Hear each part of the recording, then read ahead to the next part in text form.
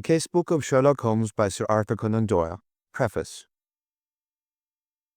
I fear that Mr. Sherlock Holmes may become like one of those popular tenors who, having outlived their time, are still tempted to make repeated farewell bows to their indulgent audiences. This must cease, and he must go the way of all flesh, material or imaginary. One likes to think that there is some fantastic limbo for the children of imagination, some strange, impossible place where the bows of Fielding may still make love to the bells of Richardson, where Scott's heroes still may strut, Dickens's delightful cockneys still raise a laugh, and Thackeray's worldlings continue to carry on their reprehensible careers. Perhaps in some humble corner of such a Valhalla, Sherlock and his Watson may for a time find a place, while some more astute sleuth, with some even less astute comrade, may fill the stage which they have vacated. His career has been a long one, though it is possible to exaggerate it. Decrepit gentlemen who approach me and declare that his adventures formed the reading of their boyhood do not meet the response from me which they seem to expect. One is not anxious to have one's personal dates handled so unkindly. As a matter of cold fact, Holmes made his debut in A Study in Scarlet and in The Sign of Four, two small booklets which appeared between 1887 and 1889. It was in 1891 that A Scandal in Bohemia, the first of the long series of short stories, appeared in the Strand magazine. The public seemed appreciative and desirous of more, so that from that date, 36 years ago, they have been produced in a broken series which now contains no fewer than 56 stories, republished in The Adventures, The Memoirs, The Return, and His Last Bow, and there remain these 12, published during the last few years, which are here produced under the title of The Casebook of Sherlock Holmes. He began his adventures in the very heart of the later Victorian era, carried it through the all-too-short reign of Edward, and has managed to hold his own little niche even in these feverish days. Thus it would be true to say that those who first read of him as young men have lived to see their own grown-up children following the same adventures in the same magazine. It is a striking example of the patience and loyalty of the British public. I had fully determined at the conclusion of the memoirs to bring Holmes to an end, as I felt that my literary energy should not be directed too much into one channel. That pale, clear-cut face and loose-limbed figure were taking up an undue share of my imagination. I did the deed, but fortunately no coroner had pronounced upon the remains, and so after a long interval it was not difficult for me to respond to the flattering demand and to explain my rash act away. I have never regretted it, for I have not in actual practice found that these lighter sketches have prevented me from exploring and finding my limitations in such varied branches of literature as history, poetry, historical novels, psychic research, and the drama. Had Holmes never existed, I could not have done more, though he may perhaps have stood a little in the way of the recognition of my more serious literary work. And so, reader, farewell, dear Sherlock Holmes. I thank you for your past constancy, and can but hope that some return has been made in the shape of that distraction from the worries of life and stimulating change of thought which can only be found in the fairy kingdom of romance. Arthur Conan Doyle. End of Section 0. Story 1. The Adventure of the Illustrious Client. "It can't hurt now," was Mr. Sherlock Holmes's comment, when for the 10th time in as many years I asked his leave to reveal the following narrative. So it was that at last I obtained permission to put on record what was in some ways the supreme moment of my friend's career. Both Holmes and I had a weakness for the Turkish bath. It was over a smoke in the pleasant lassitude of the drawing-room that I have found him less reticent and more human than anywhere else. On the upper floor of the Northumberland Avenue establishment, there is an isolated corner where two couches lie side by side, and it was on these that we lay upon September 3rd, 1902, the day when my narrative begins. I had asked him whether anything was stirring, and for answer he had shot his long, thin, nervous arm out of the sheets which enveloped him, and had drawn an envelope from the inside pocket of the coat which hung beside him. It may be some pussy, self-important fool. It may be a matter of life and death, said he, as he handed me the note. I know no more than this message tells me. It was from the Carlton Club, and dated the evening before. This is what I read. Sir James Damery presents his compliments to Mr. Sherlock Holmes, and will call upon him at 4:30 tomorrow. Sir James begs to say that the matter upon which he desires to consult Mr. Holmes is very delicate, and also very important. He trusts, therefore, that Mr. Holmes will make every effort to grant this interview, and that he will confirm it over the telephone to the Carlton Club. I need not say that I have confirmed it, Watson, said Holmes, as I returned the paper. Do you know anything of this man Damery? Only that his name is a household word in society. Well, I can tell you a little more than that. He has rather a reputation for arranging delicate matters which are to be kept out of the papers.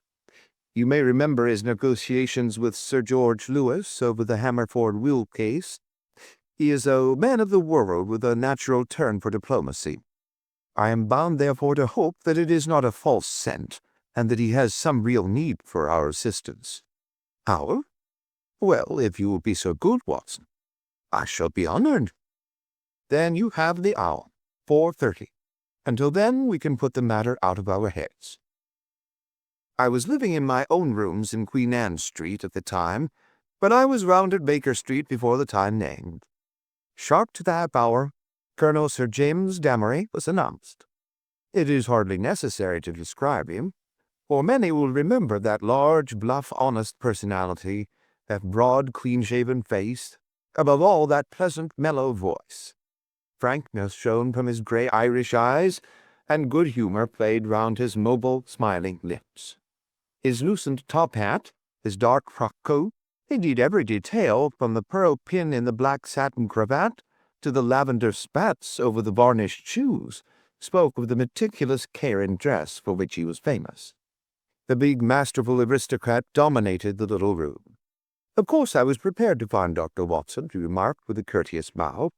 His collaboration may be very necessary, for we are dealing on this occasion, Mr. Holmes, with a man to whom violence is familiar, and who will literally stick at nothing. I should say that there is no more dangerous man in Europe. I have had several opponents to whom that flattering term has been applied, said Holmes, with a smile. Don't you smoke? Then you will excuse me if I light my pipe. If your man is more dangerous than the late Professor Moriarty, or than the living Colonel Sebastian Moran, then he is indeed worth meeting. May I ask his name? Have you ever heard of Baron Gruner? You mean the Austrian murderer? Colonel Damery threw up his kid-gloved hands with a laugh.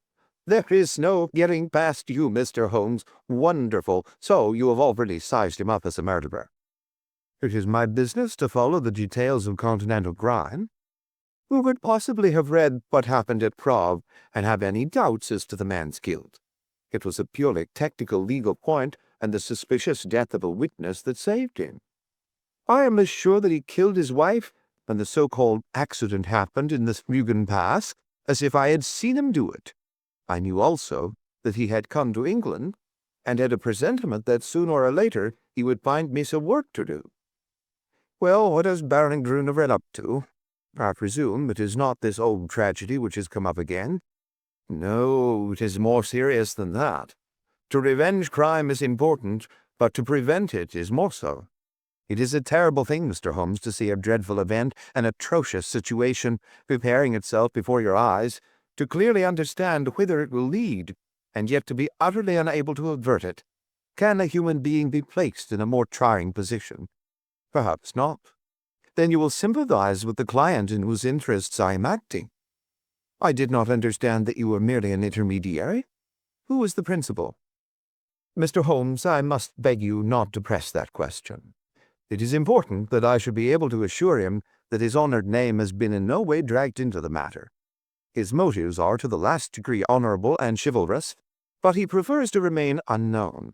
I need not say that your fees will be assured, and that you will be given a perfectly free hand. Surely the actual name of your client is immaterial? I am sorry, said Holmes. I am accustomed to have mystery at one end of my cases, but to have it at both ends is too confusing. I fear, Sir James, that I must decline to act." Our visitor was greatly disturbed. His large, sensitive face was darkened with emotion and disappointment. "You hardly realize the effect of your own action, Mr. Holmes," said he. "You place me in a most serious dilemma, for I am perfectly certain that you would be proud to take over the case if I could give you the facts, and yet a promise forbids me from revealing them all. May I at least lay all that I can before you?" "By all means, so long as it is understood that I commit myself to nothing." "That is understood. In the first place, you have no doubt heard of General de Merville?" "De Merville of Khyber fame? Yes, I have heard of him." "He has a daughter, Violet de Merville. Young, rich, beautiful, accomplished, a wonder woman in every way. It is this daughter, this lovely innocent girl, whom we are endeavoring to save from the clutches of a fiend." "Baron Gruner has some hold over her, then?" "The strongest of all holds where a woman is concerned, the hold of love. The fellow is, as you may have heard, extraordinarily handsome, with the most fascinating manner, a gentle voice, and that air of romance and mystery which means so much to a woman. He is said to have the whole sex at his mercy, and to have made ample use of the fact." "But how came such a man to meet a lady of the standing of Miss Violet de Nerville?" "It was on a Mediterranean yachting voyage. The company, those select, paid their own passages. No doubt the promoters hardly realized the Baron's true character until it was too late. The villain attached himself to the lady, and with such effect that he has completely and absolutely won her heart.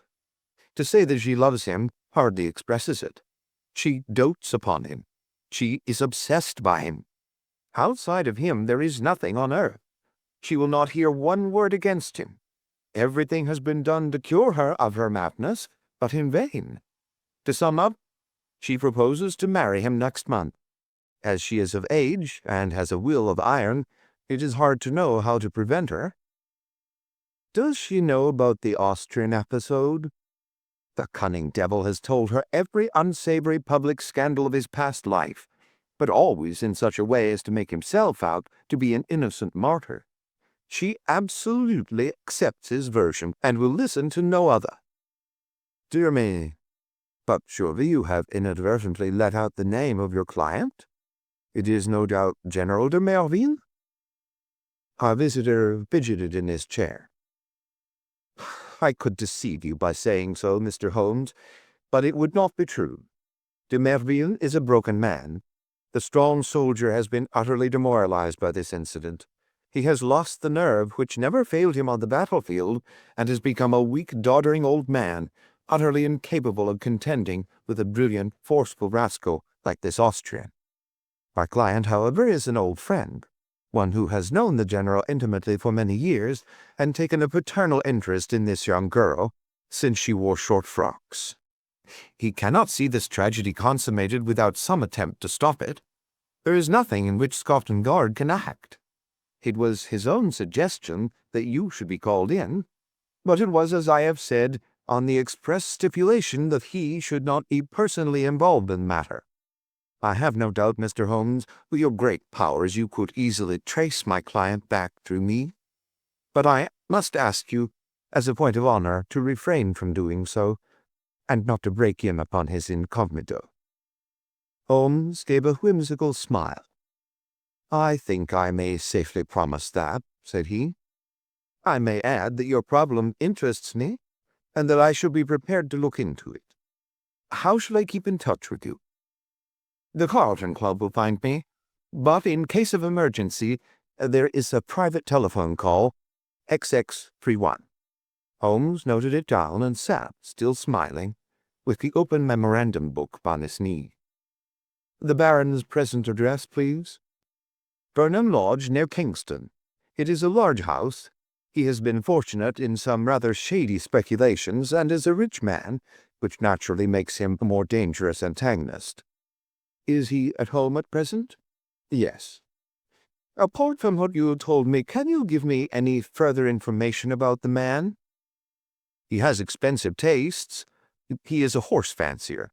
For a short time he played polo at Hurlingham, but then this Prague affair got noised about and he had to leave. He collects books and pictures. He is a man with a considerable artistic side to his nature. He is, I believe, a recognized authority upon Chinese pottery, and has written a book upon the subject." "A complex mind," said Holmes. "All great criminals have that. My old friend Charlie Peace was a violin virtuoso. Wainwright was no mean artist. I could quote many more. Well, Sir James, you will inform your client that I am turning my mind upon Baron Grumer. I can say no more. I have some sources of information of my own, and dare say we may find some means of opening matter up." When our visitor had left us, Holmes sat so long in deep thought that it seemed to me that he had forgotten my presence. At last, however, he came briskly back to earth. "Well, Watson, any views?" he asked. "I should think you had better see the young lady herself." "My dear Watson, if her poor old broken father cannot move her, how shall I, a stranger, prevail? And yet there is something in the suggestion if all else fails. But I think we must begin from a different angle. I rather fancy that Shinwell Johnson might be a help. I have not had occasion to mention Shinwell Johnson in these memoirs, because I have seldom drawn my cases from the latter phases of my friend's career. During the first years of the century, he became a valuable assistant. Johnson, I grieve to say, made his name first as a very dangerous villain, and served 2 terms at Parkhurst. Finally he repented and allied himself to Holmes, acting as his agent in the huge criminal underworld of London, and obtaining information which often proved to be of vital importance. Had Johnson been a narc of the police, he would soon have been exposed. But as he dealt with cases which never came directly into the courts, his activities were never realized by his companions. With the glamour of his 2 convictions upon him, he had the entree of every nightclub, doss-house, and gambling den in the town, and his quick observation and active brain made him an ideal agent for gaining information. It was to him that Sherlock Holmes now proposed to turn. It was not possible for me to follow the immediate steps taken by my friend, for I had some pressing professional business of my own, but I met him by appointment that evening at Simpson's, where, sitting at a small table in the front window, and looking down at the rushing stream of life in the Strand, he told me something of what had passed. "Johnson is on the prowl," said he. "He may pick up some garbage in the darker recesses of the underworld, for it is down there, amid the black roots of crime, that we must hunt for this man's secrets. But if the lady will not accept what is already known, why should any fresh discovery of yours turn her from her purpose? Who knows, Watson? Woman's heart and mind are insoluble puzzles to the male. Murder might be condoned or explained, and yet some smaller offense might rankle. Baron Gruner remarked to me—" "He remarked to you?" "Oh, to be sure. I had not told you of my plans. Well, Watson, I love to come to close grips with my man. I like to meet him eye to eye and read for myself the stuff that he is made of. When I had given Johnson his instructions, I took a cab out to Kingston and found the Baron in a most affable mood." "Did he recognize you?" "There was no difficulty about that, for I simply sent in my card. He is an excellent antagonist, cool as ice, silky-voiced and soothing as one of your fashionable consultants, and poisonous as a cobra. He has breed in him a real aristocrat of crime, with a superficial suggestion of afternoon tea and all the cruelty of the grave behind it. Yes, I am glad to have had my attention called to Baron Adalbert Gruner. You say he was affable?" "A purring cat who thinks he sees prospective mice. Some people's affability is more deadly than the violence of coarser souls." His greeting was characteristic. "I rather thought I should see you sooner or later, Mr. Holmes," said he. "You have been engaged, no doubt, by General de Merville to endeavor to stop my marriage with his daughter Violet. That is so, is it not?" I acquiesced. "My dear man," said he, "you will only ruin your own well-deserved reputation. It is not a case in which you can possibly succeed. You will have barren work, to say nothing of incurring some danger. Let me very strongly advise you to draw off at once." "It is curious," I answered, "but that was the very advice which I had intended to give you. I have a respect for your brains, Baron, and the little which I have seen of your personality has not lessened it. Let me put it to you as man to man. No one wants to rake up your past and make you unduly uncomfortable. It is over, and you are now in smooth waters. But if you persist in this marriage, you will raise up a swarm of powerful enemies who will never leave you alone until they have made England too hot to hold you. Is the game worth it? Surely you would be wiser if you left the lady alone.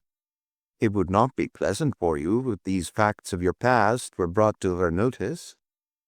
The Baron has little waxed tips of hair under his nose, like the short antennae of an insect. These quivered with amusement as he listened, and he finally broke into a gentle chuckle. "Excuse my amusement, Mr. Holmes," said he, "but it is really funny to see you trying to play a hand with no cards in it.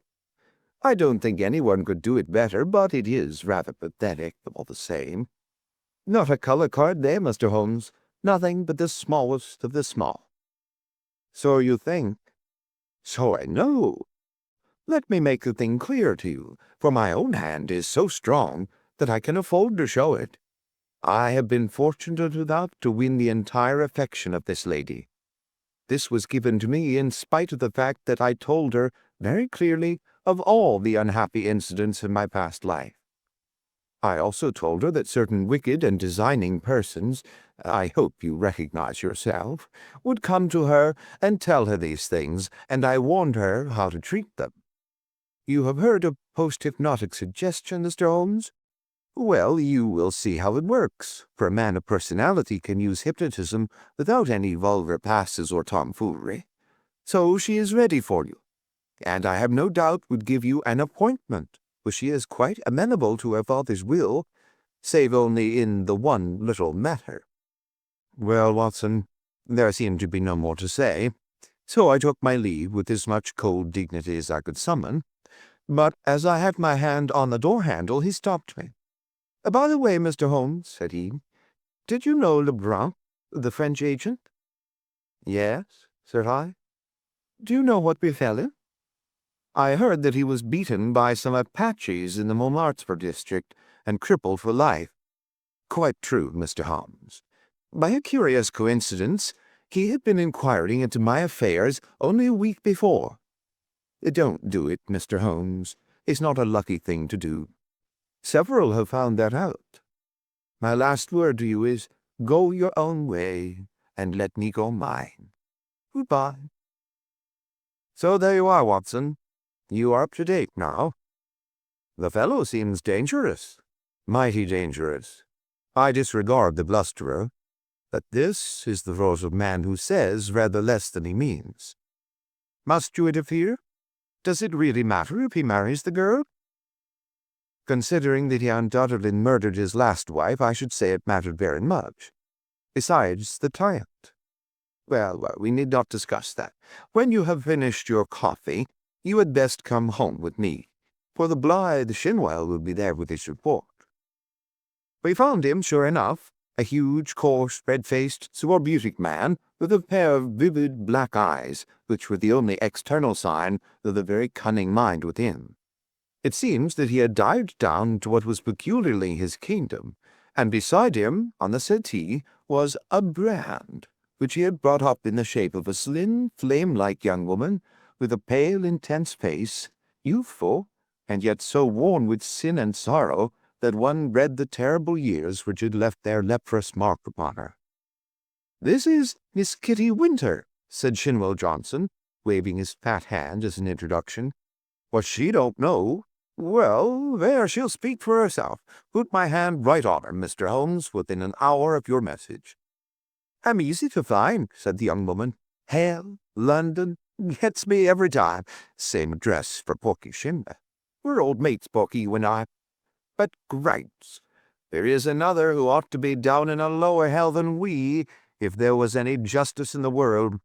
That is the man you are after, Mr. Holmes." Holmes smiled. "I gather we have your good wishes, Miss Winter." "If I can help to put him where he belongs, I'm yours to the rattle," said our visitor with fierce energy. There was an intensity of hatred in her white, set face and her blazing eyes, such as woman seldom and man never can attain. "You needn't go into my past, Mr. Holmes. That's neither here nor there. But what I am, Adelbert Gruner made me.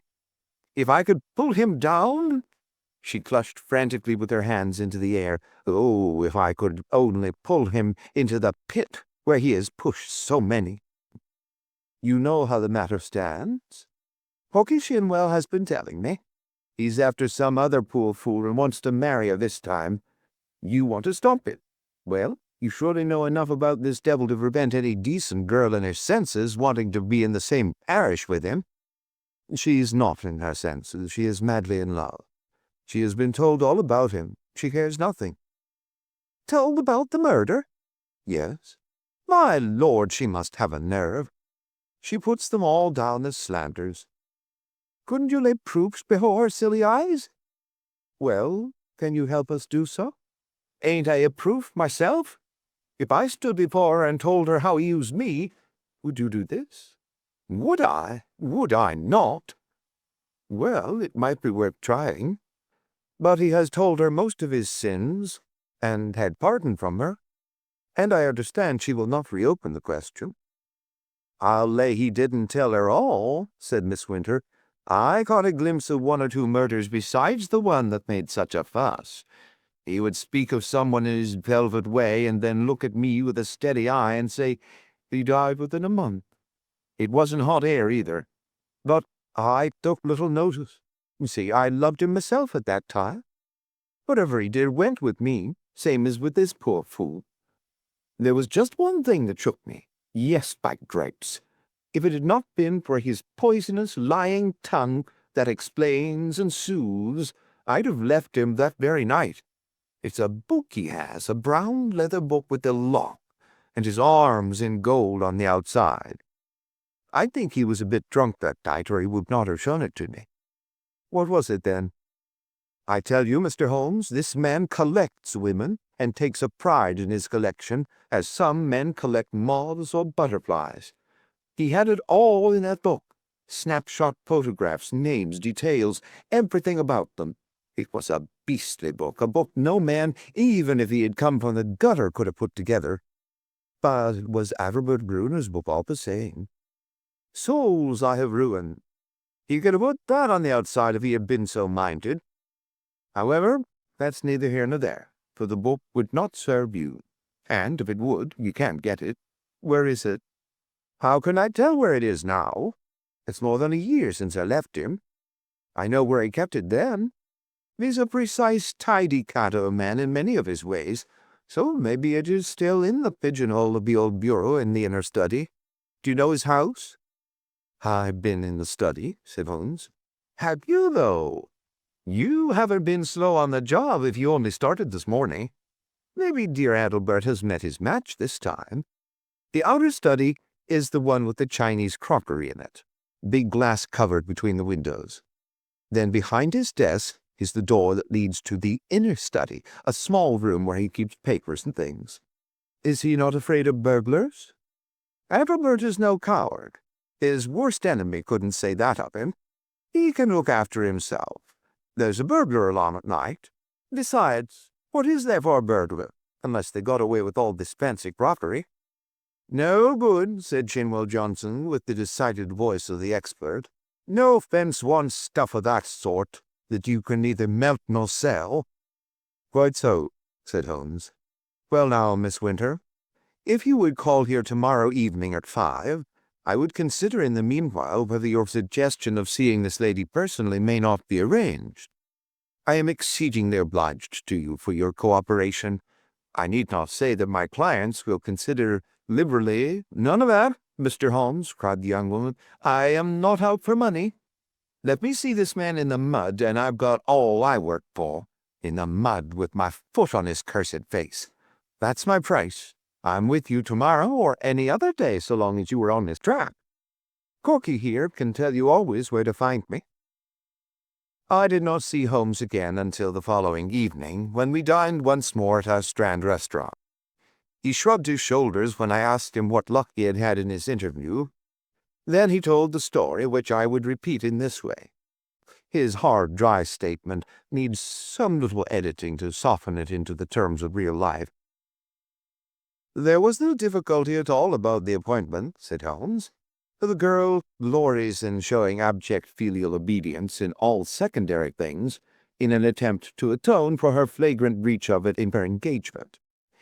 The general phoned that all was ready, and the fiery Miss W turned up according to schedule, so that at 5:30 a cab deposited us outside 104 Berkeley Square, where the old soldier resides, one of those awful grey London castles which would make a church seem frivolous.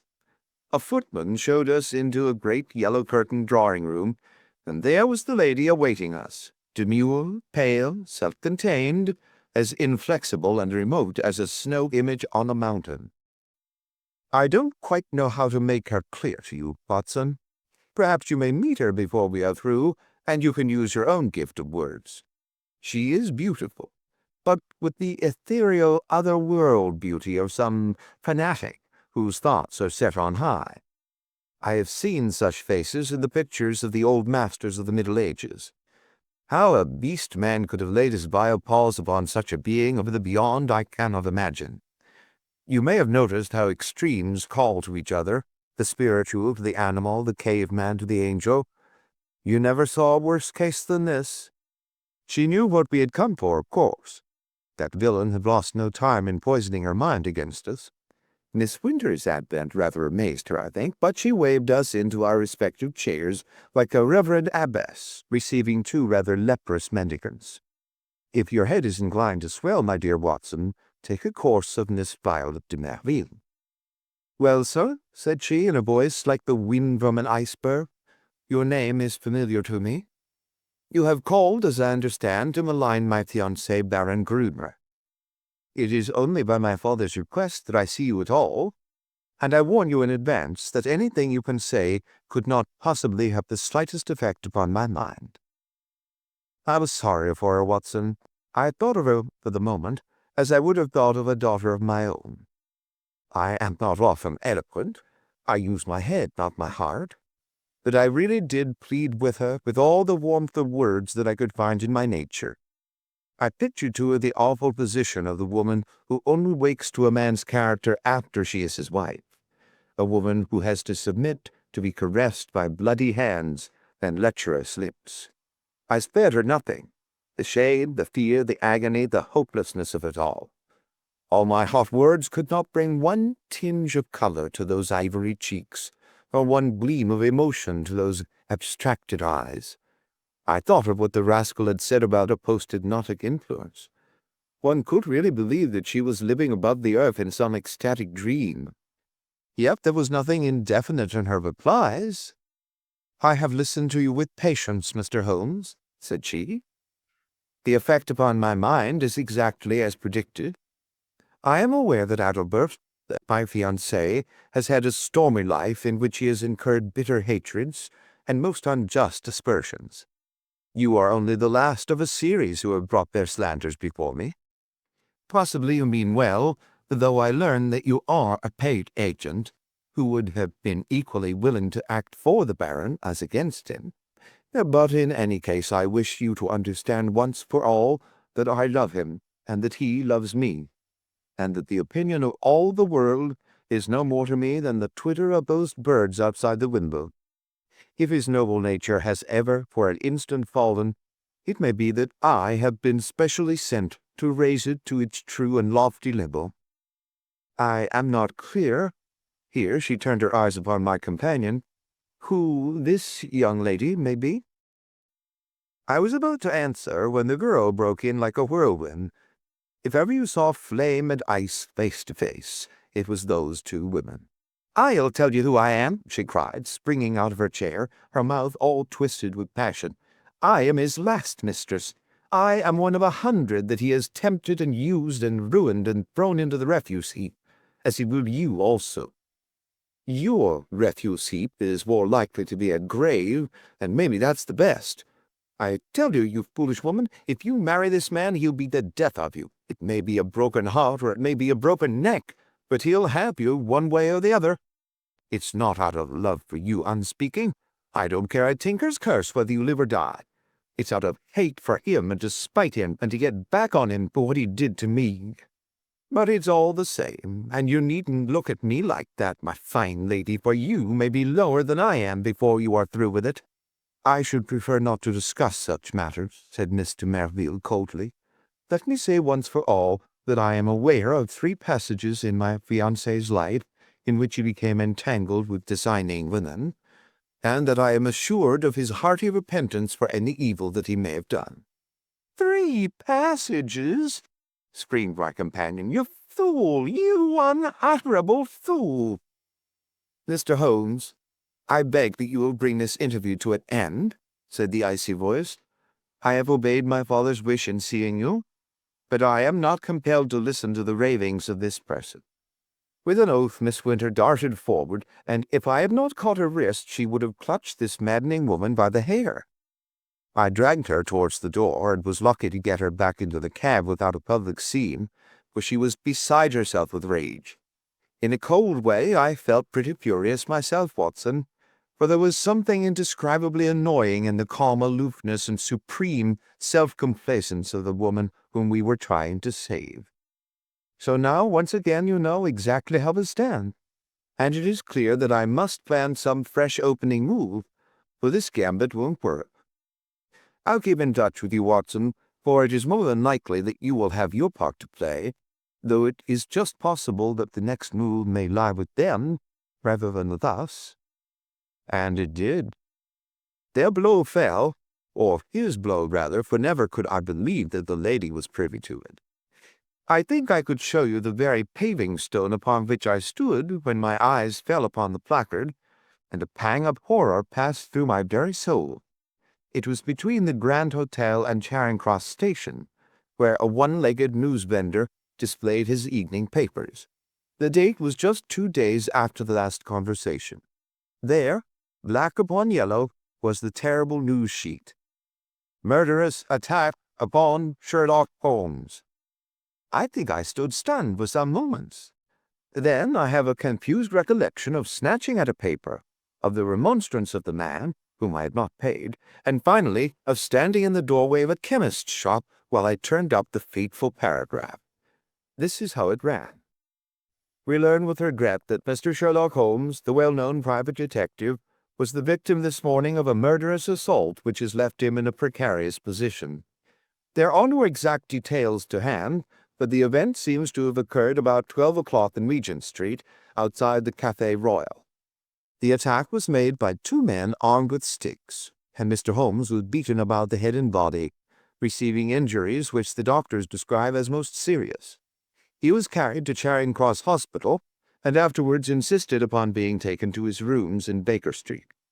The miscreants who attacked him appeared to have been respectably dressed men who escaped from the bystanders by passing through the Café Royal and out into Glasshouse Street behind it. No doubt they belonged to that criminal fraternity which has so often had occasion to bewail the activity and ingenuity of the injured man. I need not say that my eyes had hardly glanced over the paragraph before I had sprung into a hansom and was on my way to Baker Street.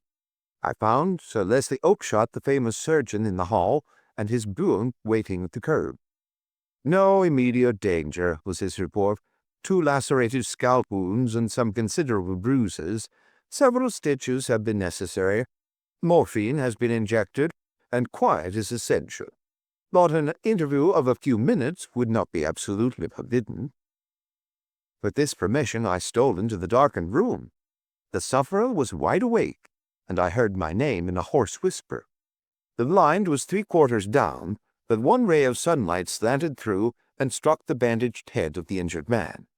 A crimson patch had soaked through the white linen compress. I sat beside him and bent my head. "All right, Watson, don't look so scared," he muttered in a very weak voice. "It's not as bad as it seems." "Thank God for that." I'm a bit of a single-stick expert, as you know. I took most of them on my guard. It was the second man that was too much for me. What can I do, Holmes? Of course it was that damn fellow who set them on.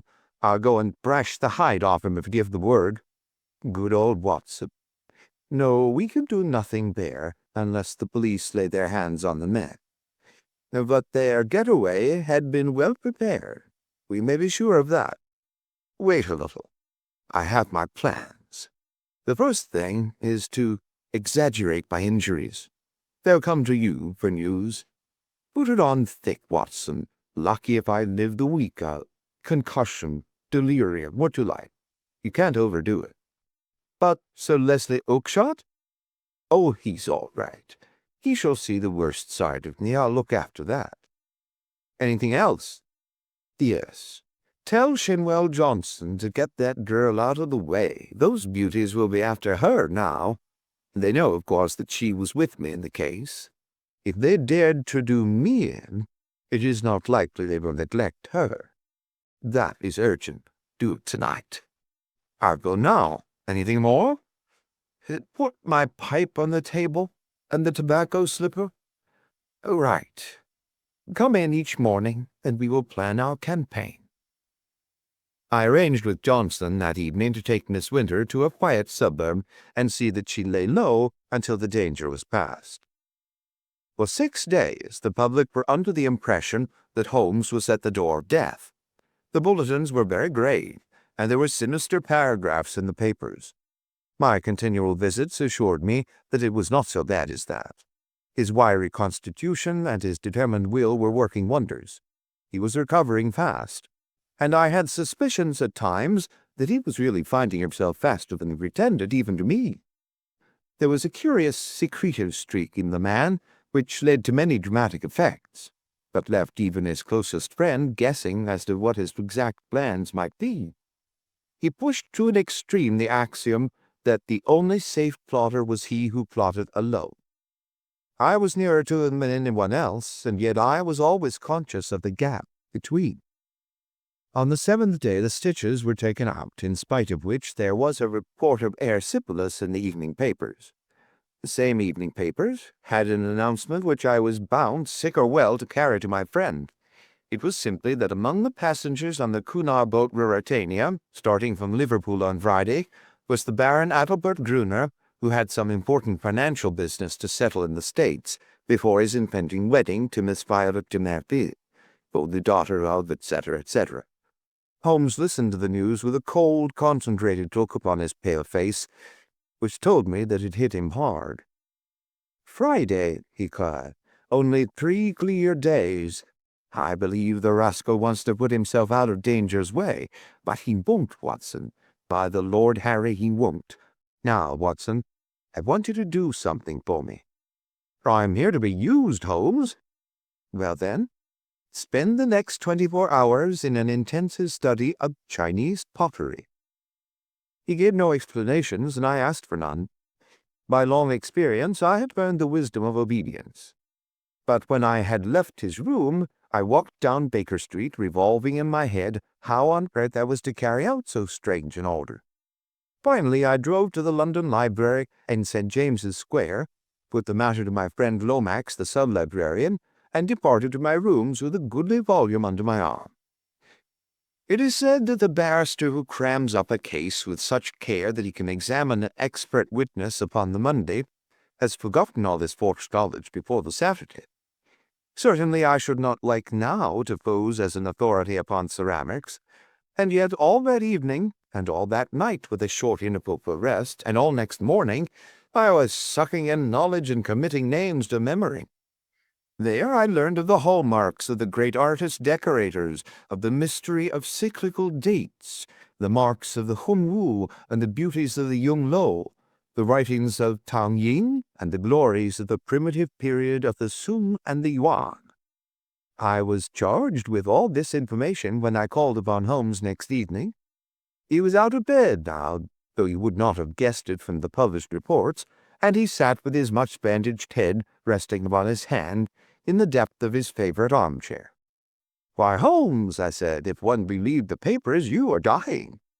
"That," said he, "is the very impression which I intended to convey. And now, Watson, have you learned your lessons?" "At least I have tried to." "Good. You could keep up an intelligent conversation on the subject?" "I believe I could." "Then hand me that little box from the mantelpiece." He opened the lid and took out a small object most carefully wrapped in some fine Eastern silk. This he unfolded and disclosed a delicate little saucer of the most beautiful deep blue color. "It needs careful handling, Watson. This is the real eggshell pottery of the Ming dynasty. No finer piece ever passed through Christie's. A complete set of this would be worth a king's ransom. In fact, it is doubtful if there is a complete set outside the Imperial Palace of Peking. The sight of this would drive a real connoisseur wild. What am I to do with it?" Holmes handed me a card upon which was printed, "Dr. Hill Barton, 369 Half Moon Street." "That is your name for the evening, Watson. You will call upon Baron Brunner. I know something of his habits, and at 8:30 he would probably be disengaged. A note will tell him in advance that you are about to call, and you will say that you are bringing him a specimen of an absolutely unique set of Ming china. You may as well be a medical man, since that is the part which you can play without duplicity. You are a collector. This set has come your way. You have heard of the Baron's interest in the subject, and you are not averse to selling at a price." "What price?" "Well asked, Watson. You would certainly fall down badly if you did not know the value of your own wares. This saucer was got for me by Sir James, and comes, I understand, from the collection of his client. You will not exaggerate if you say that it could hardly be matched in the world. I could perhaps suggest that the set should be valued by an expert." "Excellent, Watson. You scintillate today. Suggest Christie or Sotheby. Your delicacy prevents your putting a price for yourself." "But if you would see me?" "Oh, yes, he will see you. He has the collection mania in its most acute form, and especially on this subject, on which he is an acknowledged authority. Sit down, Watson, and I will dictate the letter. No answer needed. You will merely say that you are coming and why." It was an admirable document, short, courteous, and stimulating to the curiosity of the connoisseur. A district messenger was duly dispatched with it. On the same evening, with the precious saucer in my hand and the card of Dr. Hill Barton in my pocket, I set off on my own adventure. The beautiful house and grounds indicated that Baron Brunner was, as Sir James had said, a man of considerable wealth. A long winding drive, with banks of rare shrubs on either side, opened out into a great ravelled square adorned with statues. The place had been built by a South African gold king in the days of the great boom, and the long, low house, with the turrets at the corners, though an architectural nightmare, was imposing in its size and solidity. A butler who would have adorned a bench of bishops showed me in, and handed me over to a plush-clad footman who ushered me into the Baron's presence. He was standing at the open front of a great case which stood between the windows, and which contained part of his Chinese collection. He turned as I entered with a small brown vase in his hand. "Pray sit down, Doctor," said he. "I was looking over my own treasures and wondering whether I could really afford to add to them. This little Tang specimen, which dates from the 7th century, would probably interest you. I am sure you never saw finer workmanship or a richer glaze. Have you the Ming saucer with you of which you spoke?" I carefully unpacked it and handed it to him. He seated himself at his desk, pulled over the lamp, for it was growing dark, and set himself to examine it. As he did so, the yellow light beat upon his own features, and I was able to study them at my ease. He was certainly a remarkably handsome man. His European reputation for beauty was fully deserved. In figure he was not more than of middle size, but was built upon graceful and active lines. His face was swarthy, almost oriental, with large, dark, languorous eyes which might easily hold an irresistible fascination for women. His hair and moustache were raven black, the latter short, pointed, and carefully waxed. His features were regular and pleasing, save only his straight, inlet mouth. If ever I saw a murderer's mouth, it was there, a cruel, hard gash in the face, compressed, inexorable, and terrible. He was ill-advised to train his mustache away from it, for it was nature's danger signal set as a warning to his victims. His voice was engaging and his manners perfect. In age, I should have put him at a little over 30, though his record afterwards showed that he was 42. Very fine indeed, he said at last. And you say you have a set of 6 to correspond? What puzzles me is that I should not have heard of such magnificent specimens. I only know of one in England to match this, and it is certainly not likely to be in the market. Would it be indiscreet if I were to ask you, Dr. Hilvarton, how you obtained this? Does it really matter? I asked, with as careless an air as I could muster. You can see that the piece is genuine, and as to the value, I am content to take an expert's valuation. Very mysterious, said he, with a quick, suspicious flash in his dark eyes. In dealing with objects of such value, one naturally wishes to know all about the transaction. That the piece is genuine is certain. I have no doubts at all about that, but suppose, I am bound to take every possibility into account, that it should prove afterwards that you had no right to sell. I would guarantee you against any claim of that sort. That, of course, would open up the question as to what your guarantee was worth. My bankers would answer that. Quite so. And yet the whole transaction strikes me as rather unusual. You can do business or not, said I with indifference. I have given you the first offers. I understood that you were a connoisseur, and I shall have no difficulty in other quarters. Who told you I was a connoisseur? I was aware that you had written a book upon the subject. Have you read the book? No. Dear me, this becomes more and more difficult for me to understand. You are a connoisseur and collector with a very valuable piece in your collection, and yet you have never troubled to consult the one book which would have told you of the real meaning and value of what you held. How do you explain that?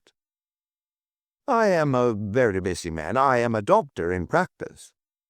That is no answer. If a man has a hobby, he follows it up, whatever his other pursuits may be.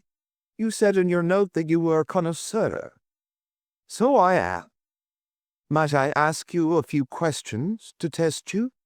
I am obliged to tell you, Doctor, if you are indeed a doctor, that the incident becomes more and more suspicious.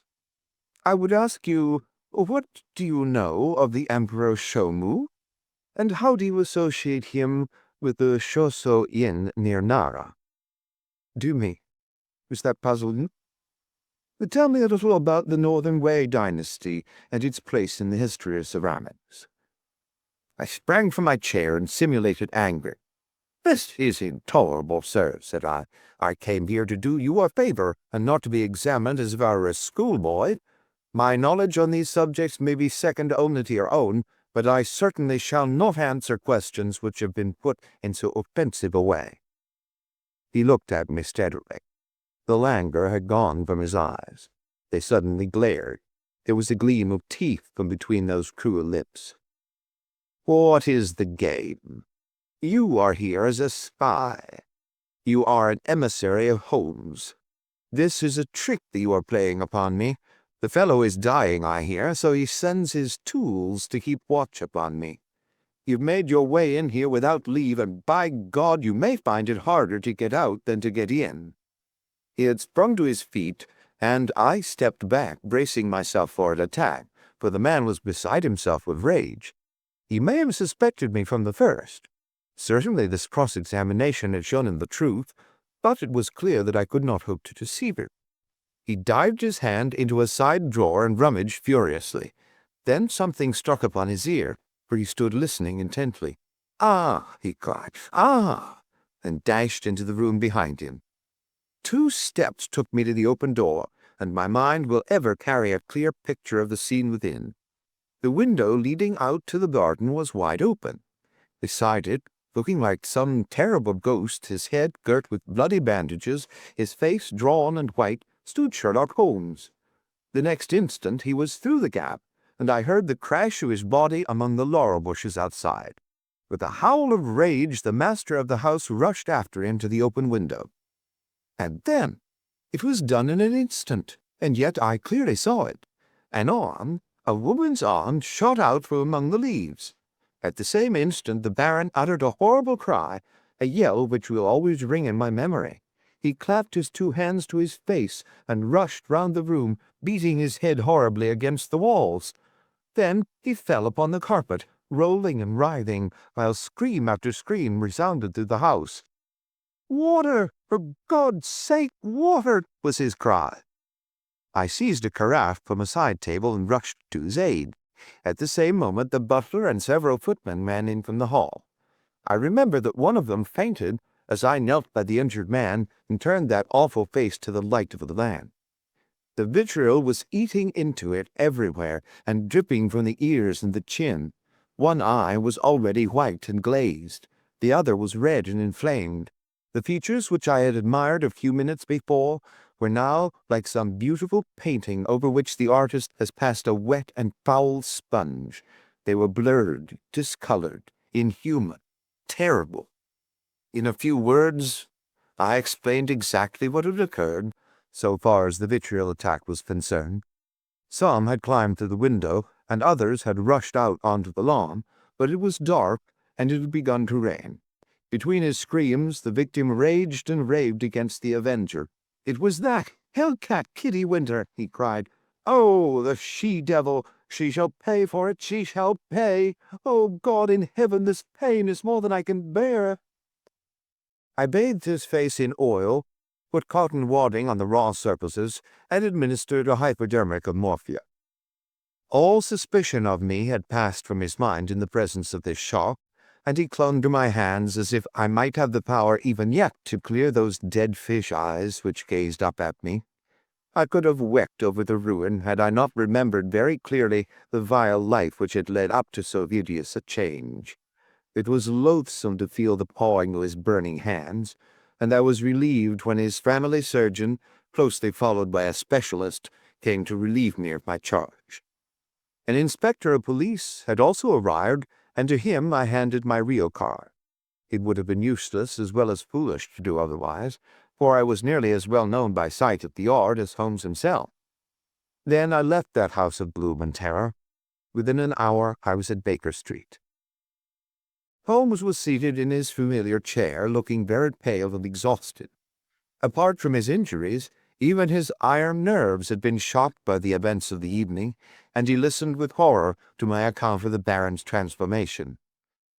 "The wages of sin, Watson, the wages of sin," said he. "Sooner or later it will always come.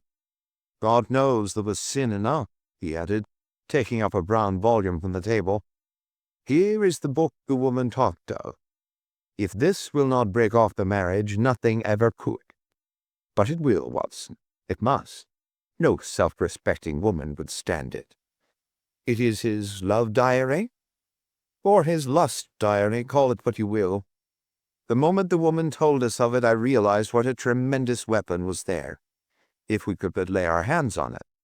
I said nothing at the time to indicate my thoughts, for this woman might have given it away, had I brooded over it. Then this assault upon me gave me the chance of letting the Baron think that no precautions need be taken against me. That was all to the good. I would have waited a little longer, but his visit to America forced my hand. He would never have left so compromising a document behind him. Therefore we had to act at once. Burglary at night is impossible. He takes precautions. But there was a chance in the evening, if I could only be sure that his attention was engaged. That was where you and your blue saucer came in.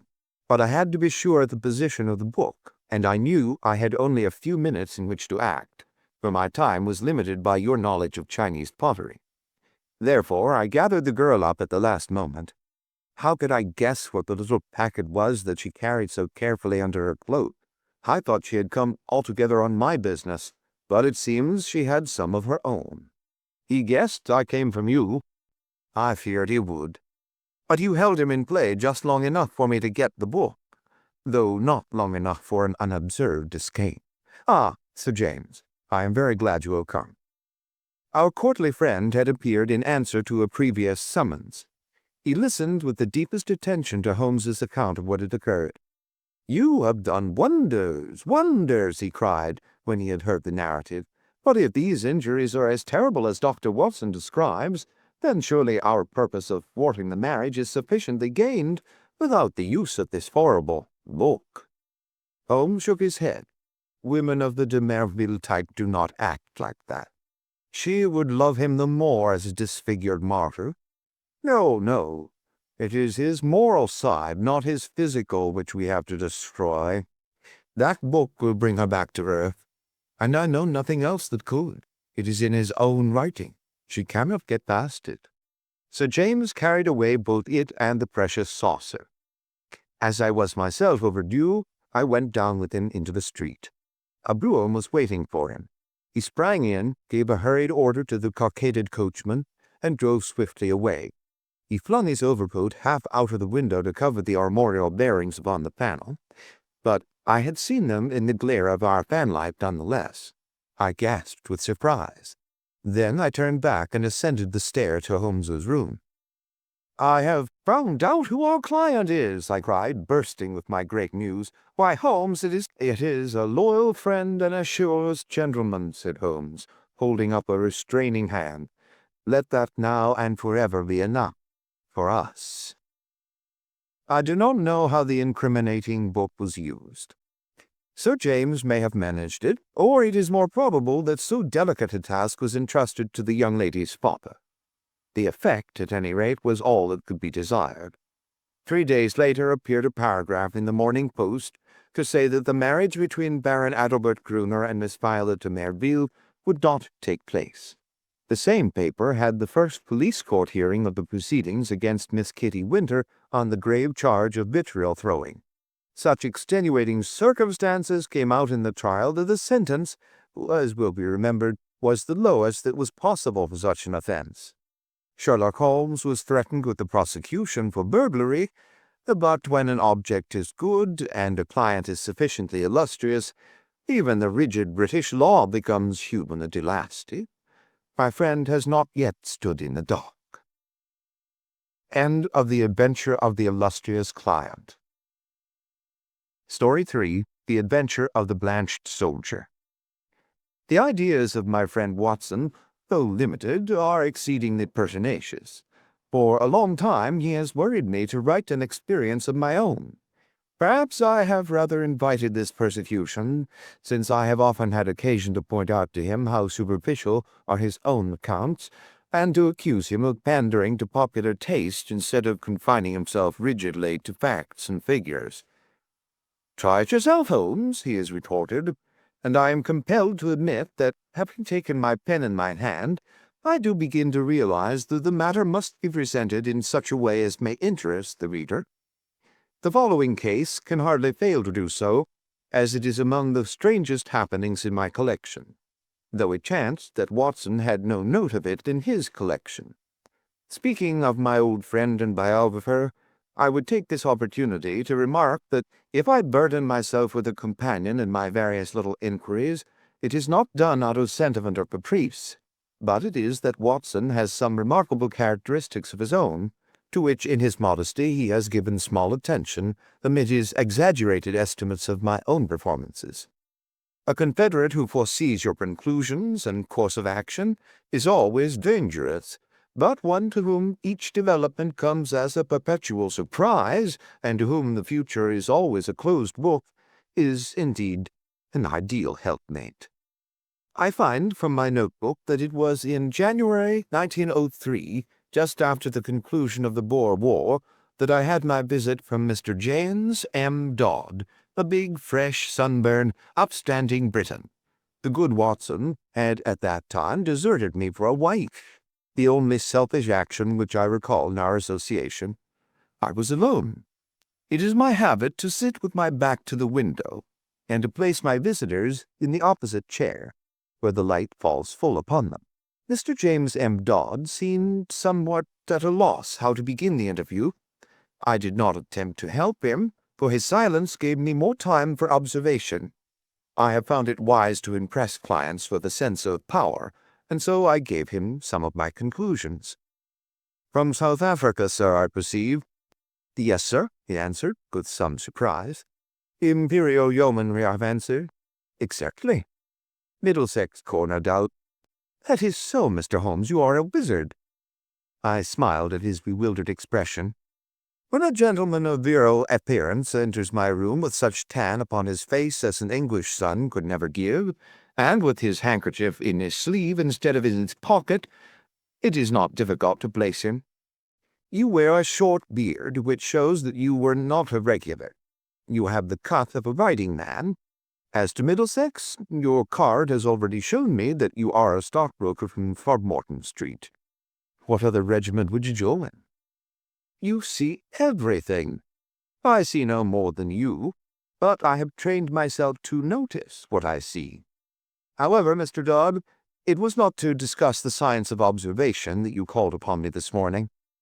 What has been happening at Duxbury Old Park?" "Mr. Holmes, my dear sir, there is no mystery. Your letter came with that heading, and as you fixed this appointment in very pressing terms, it was clear that something sudden and important had occurred." "Yes, indeed, but the letter was written in the afternoon, and a good deal has happened since then. If Colonel Emsworth had not kicked me out—" "Kicked you out?" "Well, that was what it amounted to.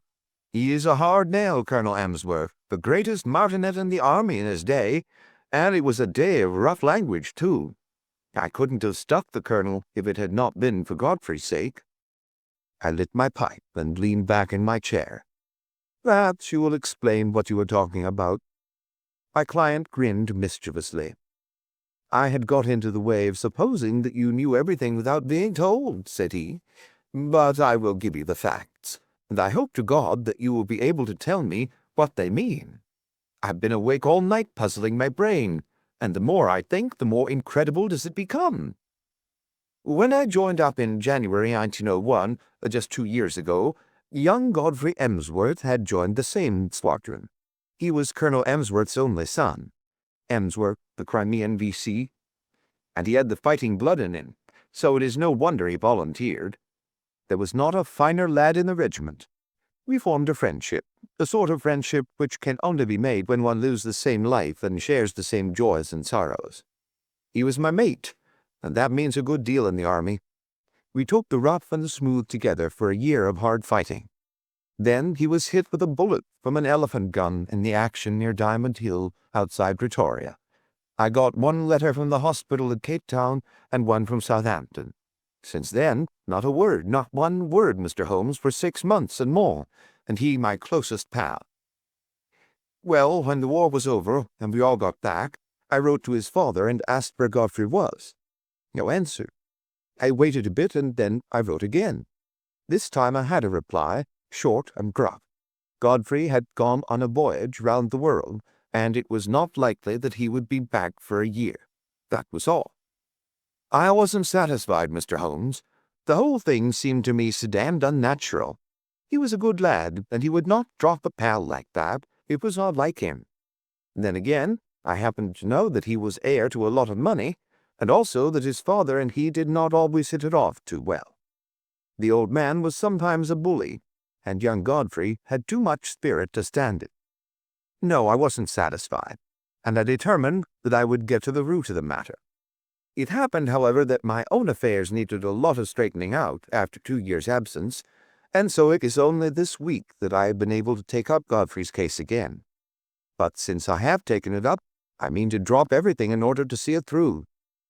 Mr. James M. Dodd appeared to be the sort of person whom it would be better to have as a friend than as an enemy. His blue eyes were stern, and his square jaw had set hard as he spoke. "Well, what have you done?" I asked. "My first move was to get down to his home, Duxbury Old Park, near Bedford, and to see for myself how the ground lay. I wrote to the mother, therefore. I had had quite enough of the curmudgeon of a father, and I made a clean frontal attack. Godfrey was my chum. I had a great deal of interest, which I might tell her, of our common experiences. I should be in the neighborhood, Would there be any objection, etc.? In reply, I had quite an amiable answer from her, and an offer to put me up for the night. That was what took me down on Monday. Tewkesbury Old Hall is inaccessible, 5 miles from anywhere. There was no trap at the station, so I had to walk, carrying my suitcase, and it was nearly dark before I arrived.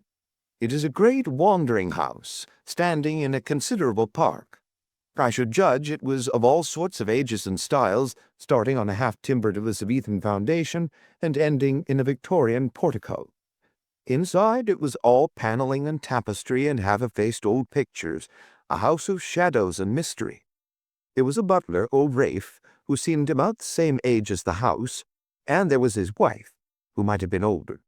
She had been Godfrey's nurse, and I had heard him speak of her as second only to his mother in his affections, so I was drawn to her in spite of her queer appearance.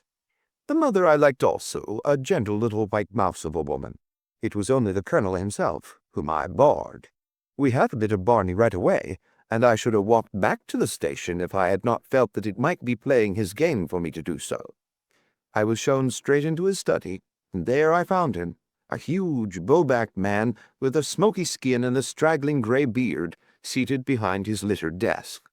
A red-veined nose jutted out like a vulture's beak, and 2 fierce grey eyes glared at me from under tufted brows.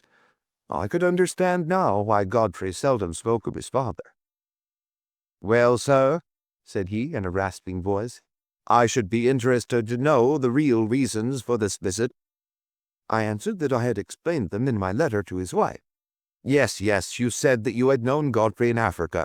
We have, of course, only your word for that." "I have his letters to me in my pocket." "Kindly let me see them." He glanced at the 2 which I handed him, and then he tossed them back. "Well, what then?" he asked. "I was fond of your son Godfrey, sir. Many ties and memories united us. Is it not natural that I should wonder at his sudden silence, and should wish to know what has become of him? I have some recollection, sir, that I already corresponded with you, and had told you what had become of him. He is gone upon a voyage round the world. His health was in a poor way after his African experiences, and both his mother and I were of opinion that complete rest and change were needed. Kindly pass that explanation on to any other friends who may be interested in the matter." "Certainly," I answered, "but perhaps you would have the goodness to let me have the name of the steamer and of the line by which he sailed, together with the date. I have no doubt that I should be able to get a letter through to him." My request seemed both to puzzle and to irritate my host. His great eyebrows came down over his eyes, and he tapped his fingers impatiently on the table. He looked up at last with the expression of one who has seen his adversary make a dangerous move at chess, and has decided how to meet it.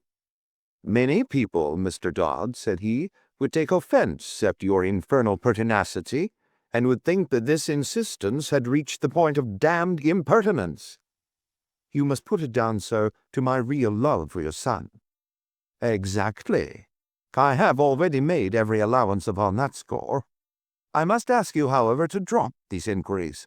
Every family has its own inner knowledge and its own motives, which cannot always be made clear to outsiders, however well-intentioned. My wife is anxious to hear something of Godfrey's past, which you are in a position to tell her, but I would ask you to let the present and the future alone. Such inquiries serve no useful purpose, sir, and place us in a delicate and difficult position." So I came to a dead end, Mr. Holmes. There was no getting past it. I could only pretend to accept the situation, and register a vow inwardly that I would never rest until my friend's fate had been cleared up. It was a dull evening. We dined quietly, the 3 of us, in a gloomy, faded old room. The lady questioned me eagerly about her son, but the old man seemed morose and depressed. I was so bored by the whole proceeding that I made an excuse as soon as I decently could and retired to my bedroom. It was a large, bare room on the ground floor, as gloomy as the rest of the house. But after a year of sleeping upon the veldt, Mr. Holmes, one is not too particular about one's quarters. I opened the curtains and looked out into the garden, remarking that it was a fine night with a bright half-moon. Then I sat down by the roaring fire, with the lamp on the table beside me, and endeavored to distract my mind with a novel.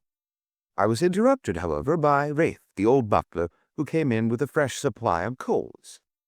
"I thought you might run short in the night time, sir. It is bitter weather, and these rooms are cold."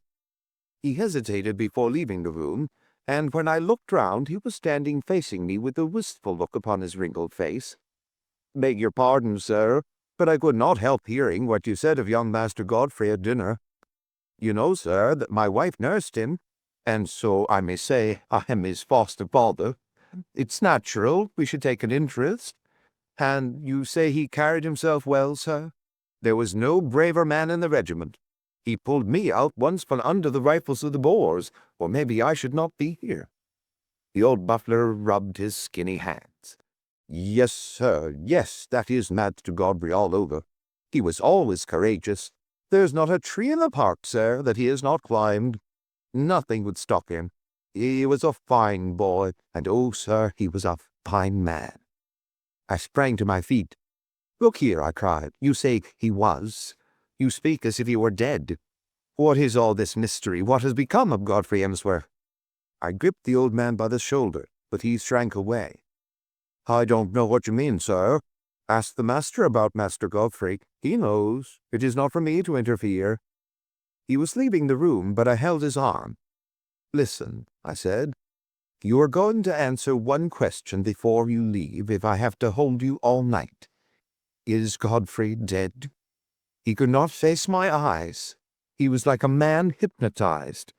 The answer was dragged from his lips. It was a terrible and unexpected one. "I wish to God he was," he cried, and tearing himself free, he dashed from the room. You will think, Mr. Holmes, that I returned to my chair in no very happy state of mind. The old man's words seemed to me to bear only one interpretation. Clearly, my poor friend had become involved in some criminal or, at the least, disreputable transaction which touched the family honor. That stern old man had sent his son away and hidden him from the world, lest some scandal should come to light. Godfrey was a reckless fellow. He was easily influenced by those around him. No doubt he had fallen into bad hands and been misled to his ruin. It was a piteous business, if it was indeed so, but even now it was my duty to hunt him out and see if I could aid him. I was anxiously pondering the matter when I looked up, and there was Godfrey Emsworth standing before me. My client had paused as one in deep emotion.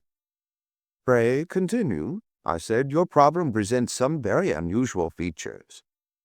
"He was outside the window, Mr. Holmes, with his face pressed against the glass. I have told you that I looked out at the night. When I did so, I left the curtains partly open. His figure was framed in this gap. The window came down to the ground, and I could see the whole length of it, but it was his face which held my gaze. He was deadly pale. Never have I seen a man so white. I reckon ghosts may look like that, but his eyes met mine, and they were the eyes of a living man. He sprang back when he saw that I was looking at him, and he vanished into the darkness. There was something shocking about the man, Mr. Holmes.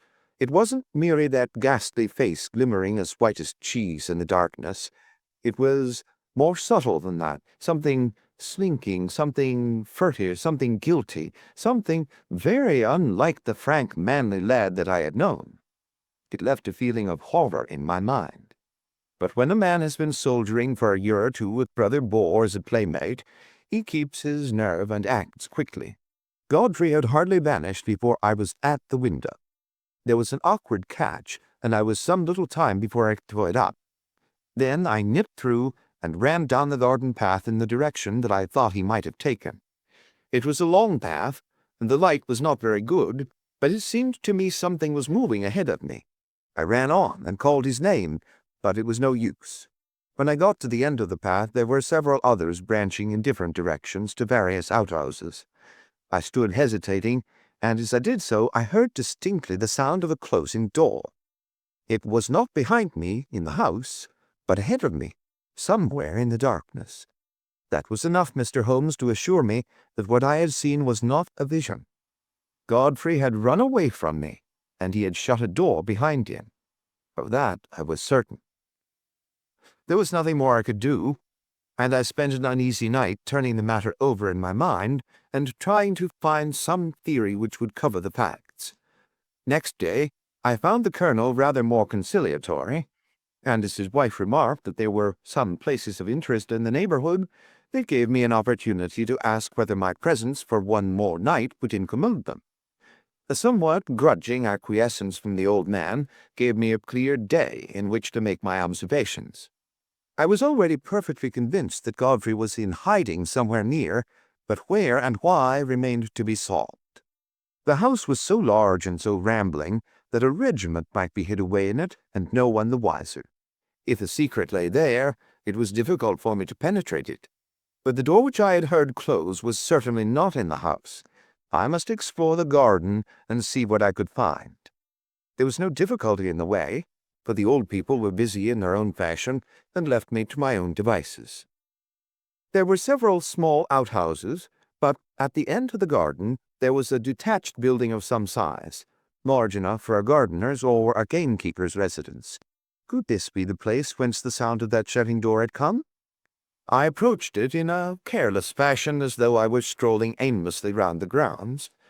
As I did so, a small, brisk, bearded man in a black coat and bowler hat, not at all the gardener type, came out of the door. To my surprise, he lopped it after him and put the key in his pocket. Then he looked at me with some surprise on his face. "Are you a visitor here?" he asked. I explained that I was, and that I was a friend of Godfrey's.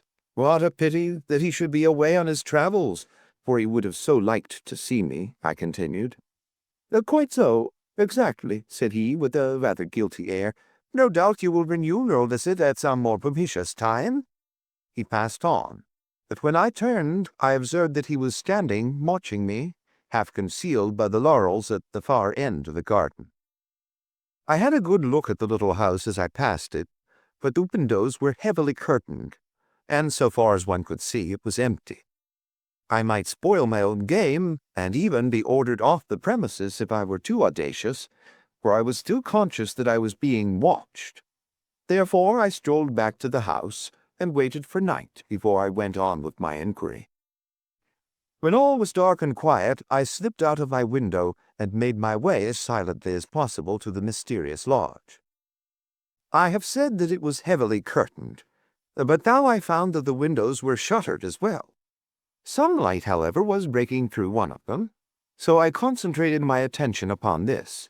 I was in luck, for the curtain had not been quite closed, and there was a crack in the shutter so that I could see the inside of the room.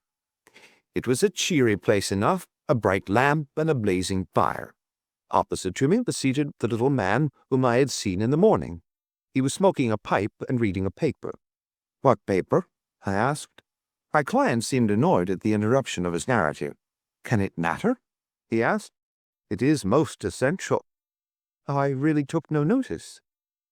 "Possibly you observed whether it was a broad-leafed paper or of that smaller type which one associates with weeklies?" "Now that you mention it, it was not large. It might have been the Spectator." However, I had little thought to spare upon such details, for a second man was seated with his back to the window, and I could swear that this second man was Godfrey. I could not see his face, but I knew the familiar slope of his shoulders.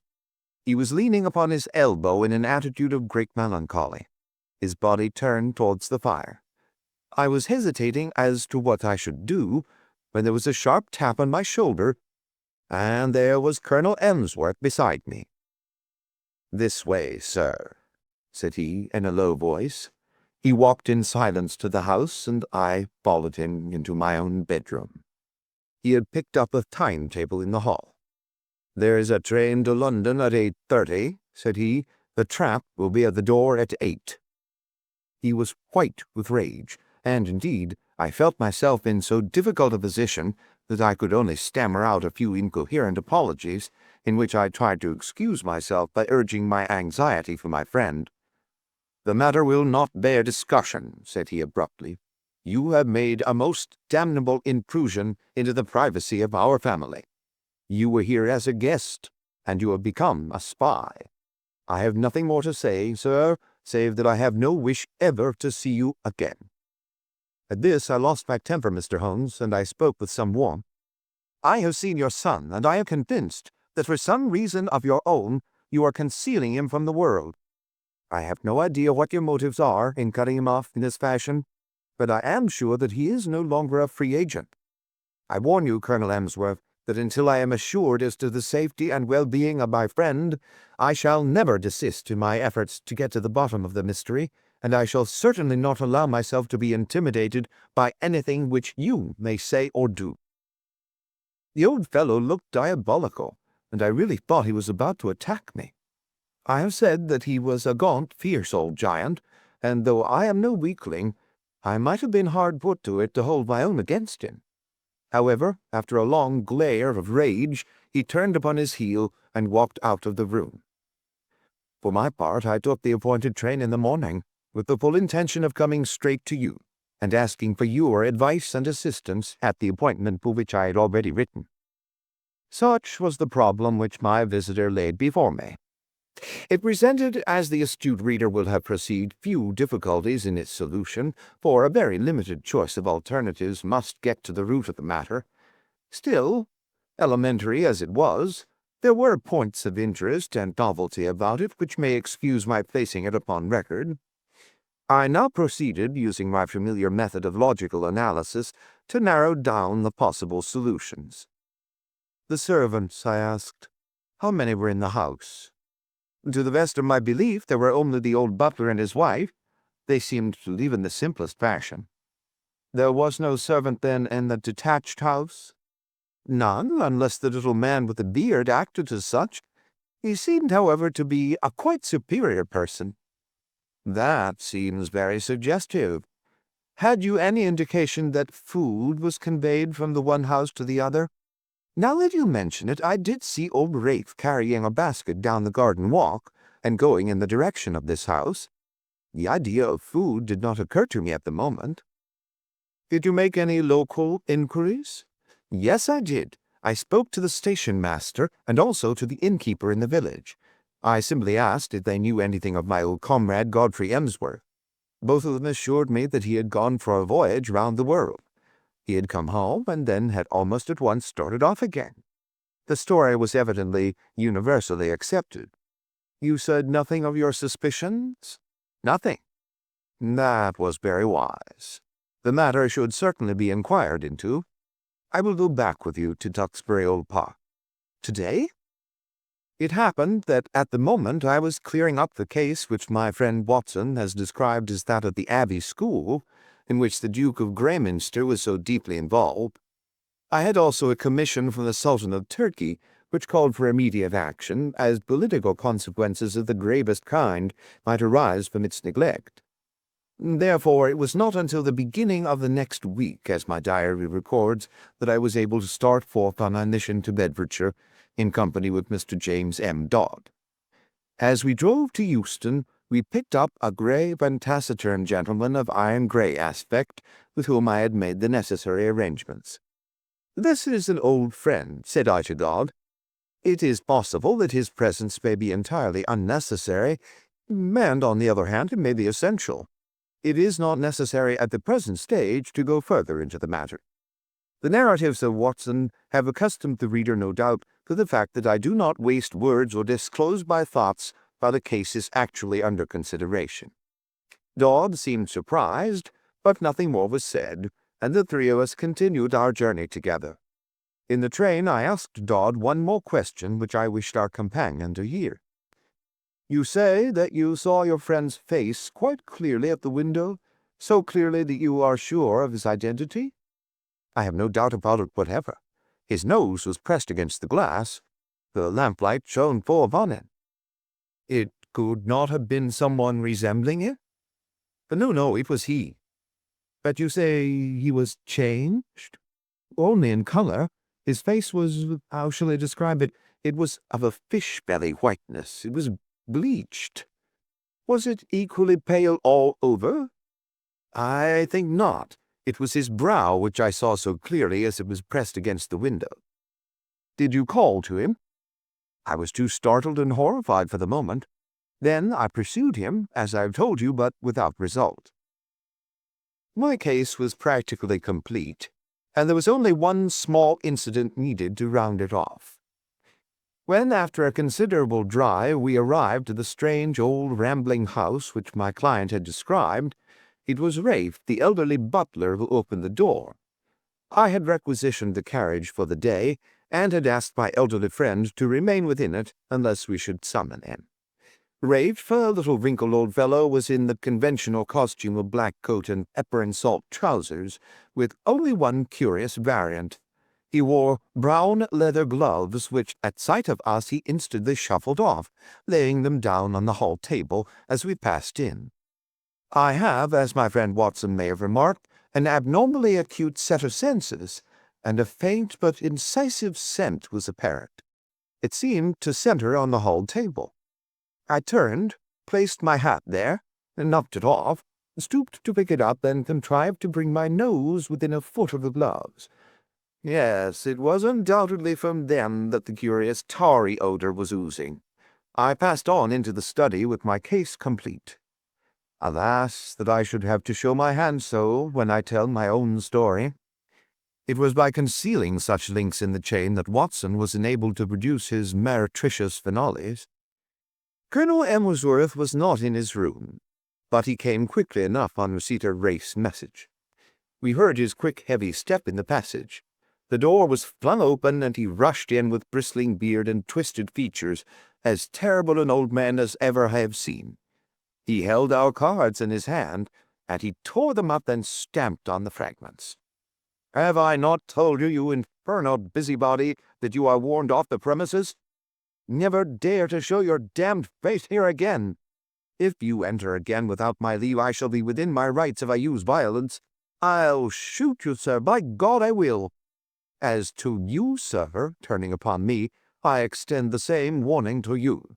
I am familiar with your ignoble profession, but you must take your reputed talents to some other field. There is no opening for them here." "I cannot leave here," said my client firmly, "until I hear from Godfrey's own lips that he is under no restraint." Our involuntary host rang the bell. "Rafe," he said, "telephone down to the county police, and ask the inspector to send up 2 constables. Tell him there are burglars in the house." "One moment," said I. "You must be aware, Mr. Dodd, that Colonel Emsworth is within his rights, and that we have no legal status within his house. On the other hand, he should recognize that your action is prompted entirely by solicitude for his son. I venture to hope that if I were allowed to have 5 minutes' conversation with Colonel Emsworth, I could certainly alter his view of the matter." "I am not so easily altered," said the old soldier. "Rafe, do what I have told you. What the devil are you waiting for? Ring off the police." "Nothing of the sort," I said, putting my back to the door. "Any police interference would bring about the very catastrophe which you dread." I took out my notebook and scribbled one word upon a loose sheet. "That," said I, as I handed it to Colonel Emsworth, "is what has brought us here." He stared at the writing with a face from which every expression save amazement had vanished. "How do you know?" he gasped, sitting down heavily in his chair. "It is my business to know things. That is my trade." He sat in deep thought, his gaunt hand tugging at his straggling beard. Then he made a gesture of resignation. "Well, if you wish to see Godfrey, you shall. It is no doing of mine, but you have forced my hand. Rafe, tell Mr. Godfrey and Mr. Kent that in 5 minutes we shall be with them." At the end of that time we passed down the garden path and found ourselves in front of the mystery house at the end. A small, bearded man stood at the door with a look of considerable astonishment on his face. "This is very sudden, Colonel Emsworth," said he. "This will disarrange all our plans." "I can't help it, Mr. Kent. Our hands have been forced. Can Mr. Godfrey see us?" "Yes, he is waiting inside." He turned and led us into a large, plainly furnished front room. A man was standing with his back to the fire, and at the sight of him my client sprang forward with outstretched hand. "Why, Godfrey, old man, this is fine." But the other waved him back. "Don't touch me, Jimmy. Keep your distance. Yes, you may well stare. I don't quite look the smart Lance Corporal Emsworth of B Squadron, do I? His appearance was certainly extraordinary. One could see that he had indeed been a handsome man with clear-cut features, sunburned by an African sun, but mottled in patches over this darker surface were curious whitish patches which had bleached his skin. "That's why I don't court visitors," said he. "I don't mind you, Jimmy, but I could have done without your friend. I suppose there is some good reason for it, but you have me at a disadvantage. I wanted to be sure that all was well with you, Godfrey. I saw you that night when you looked into my window, and I could not let the matter rest till I had cleared things up. Old Rafe told me you were there, and I couldn't help taking a peep at you. I hoped you would not have seen me, and I had to run to my burrow when I heard the window go up. What in heaven's name is the matter?" "Well, it's not a long story to tell," said he, lighting a cigarette. "You remember that morning bite at Bafflespuit, outside Pretoria, on the Eastern Railway line? You heard I was hit?" "Yes, I heard that, but I never got particulars. The three of us got separated from the others. It was very broken country, you may remember. There was Simpson, the fellow he called Baldy Simpson, and Anderson and I. We were clearing Brother Moore, but he lay low and got the three of us. The other two were killed. I got an elephant bullet through my shoulder. I stuck on to my horse, however, and he galloped several miles before I fainted and rolled off the saddle. When I came to myself, it was nightfall, and I raised myself up, feeling very weak and ill. To my surprise, there was a house close beside me, a fairly large house with a broad stoop and many windows. It was deadly cold. You remember the kind of numb cold which used to come at evening, a deadly, sickening sort of cold, very different from a crisp, healthy frost. Well, I was chilled to the bone, and my only hope seemed to lie in reaching that house. I staggered to my feet and dragged myself along, hardly conscious of what I did. I have a dim memory of slowly ascending the steps, entering a wide-opened door, passing into a large room which contained several beds, and throwing myself down with a gasp of satisfaction upon one of them. It was unmade, but that troubled me not at all. I threw the clothes over my shivering body, and in a moment I was in a deep sleep. It was morning when I wakened, and it seemed to me that, instead of coming out into a world of sanity, I had emerged into some extraordinary nightmare. The African sun flooded through the big curtainless windows, and every detail of the great bare whitewashed dormitory stood out hard and clear. In front of me was standing a small dwarf-like man with a huge bulbous head who was jabbering excitedly in Dutch, waving two horrible hands which looked to me like brown sponges. Behind him stood a group of people who seemed to be intensely amused by the situation, but a chill came over me as I looked at them. Not one of them was a normal human being. Every one was twisted or swollen or disfigured in some strange way. The laughter of these strange monstrosities was a dreadful thing to hear. It seemed that none of them could speak English, but the situation wanted clearing up, for the creature with the big head was growing furiously angry, and uttering wild beast cries, he had laid his deformed hands upon me and was dragging me out of bed, regardless of the fresh flow of blood from my wound. The little monster was as strong as a bull, and I don't know what he might have done to me had not an elderly man who was clearly in authority been attracted to the room by the hubbub. He said a few stern words in Dutch, and my persecutor shrank away. Then he turned upon me, gazing at me in the utmost amazement.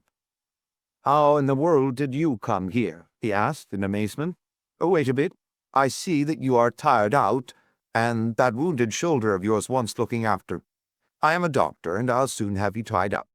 But, man alive, you are in far greater danger here than ever you were on the battlefield. You are in the leper hospital, and you have slept in a leper's bed." Need I tell you more, Jimmy? It seems that, in view of the approaching battle, all these poor creatures had been evacuated the day before. Then, as the British advanced, they had been brought back by this, their medical superintendent, who assured me that though he believed he was immune to the disease, he would nonetheless never have dared to do what I had done. He put me in a private room, treated me kindly, and within a week or so I was removed to the General Hospital at Victoria. So, there you have my tragedy. I hoped against hope, but it was not until I had reached home that the terrible signs which you see upon my face told me that I had not escaped. What was I to do? I was in this lonely house. We had 2 servants whom we could utterly trust. There was a house where I could live. Under pledge of secrecy, Mr. Kent, who was a surgeon, was prepared to stay with me. It seemed simple enough on those lines. The alternative was a dreadful one. Segregation for life among strangers, with never a hope of release. But absolute secrecy was necessary, or even in this quiet countryside there would have been an outcry, and I should have been dragged to my horrible doom. Even you, Jimmy, even you had to be kept in the dark. Why my father has relented I cannot imagine. Colonel Emsworth pointed to me. This is the gentleman who forced my hand. He unfolded the scrap of paper on which I had written the word leprosy. It seemed to me that if he knew so much as that, it was safer that he should know all. And so it was, said I. Who knows but good may come of it? I understand that only Mr. Kent has seen the patient.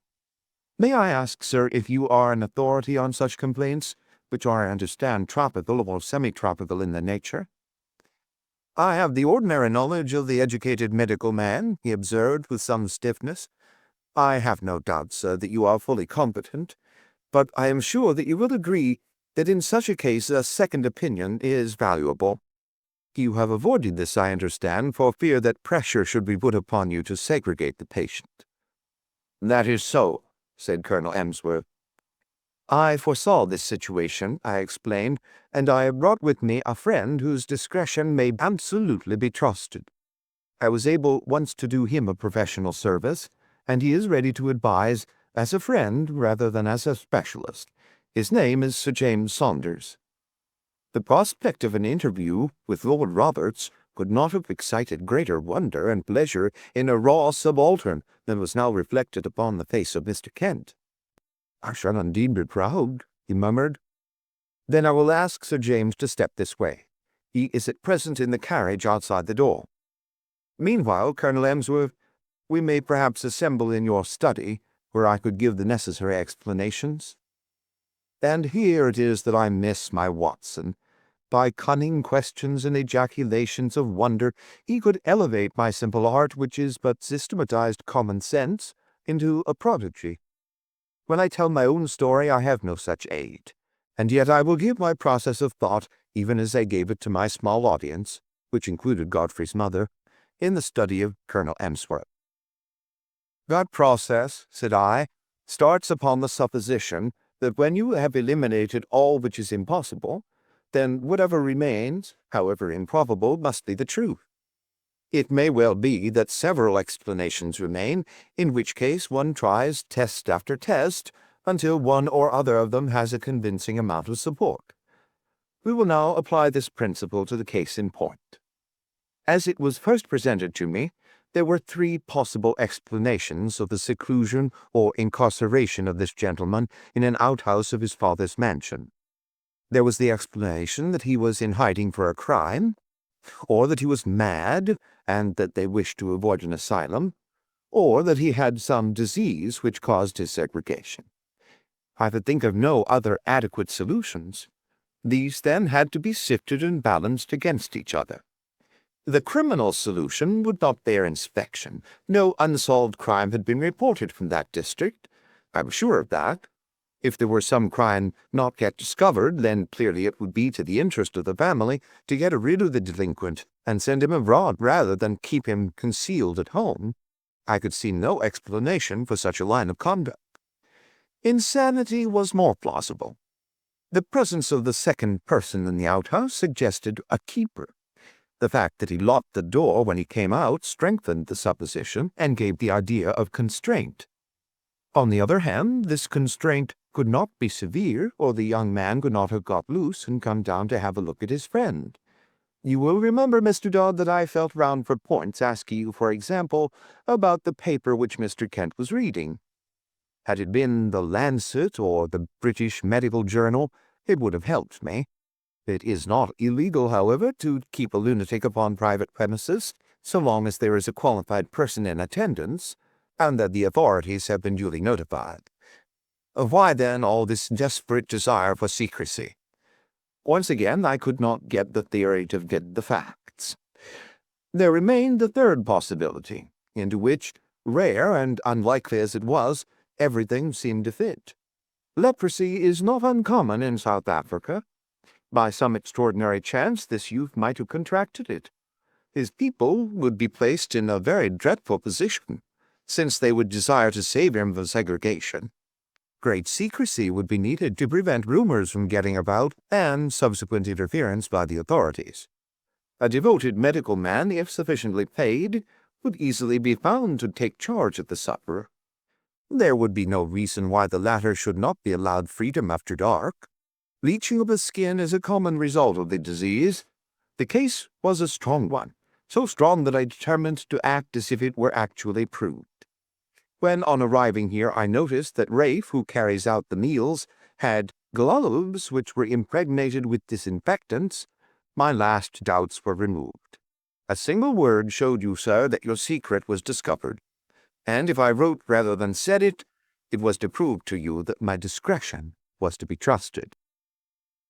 I was finishing this little analysis of the case when the door was opened and the austere figure of the great dermatologist was ushered in. But for once his sphinx-like features had relaxed, and there was a warm humanity in his eyes. He strode up to Colonel Emsworth and shook him by the hand. "It is often my lot to bring ill tidings, and seldom good," said he. "This occasion is the more welcome. It is not leprosy." "What?" "A well-marked case of pseudo-leprosy, or ichthyosis, a scale-like affection of the skin, unsightly, obstinate, but possibly curable, and certainly non-infective." "Yes, Mr. Holmes, the coincidence is a remarkable one, but is it coincidence? Are there not subtle forces at work of which we know little? Are we assured that the apprehension from which this young man has no doubt suffered terribly since his exposure to its contagion may not produce a physical effect which simulates that which it fears? At any rate, I pledge my professional reputation. But the lady has fainted. I think that Mr. Kent had better be with her until she recovers from this joyous shock."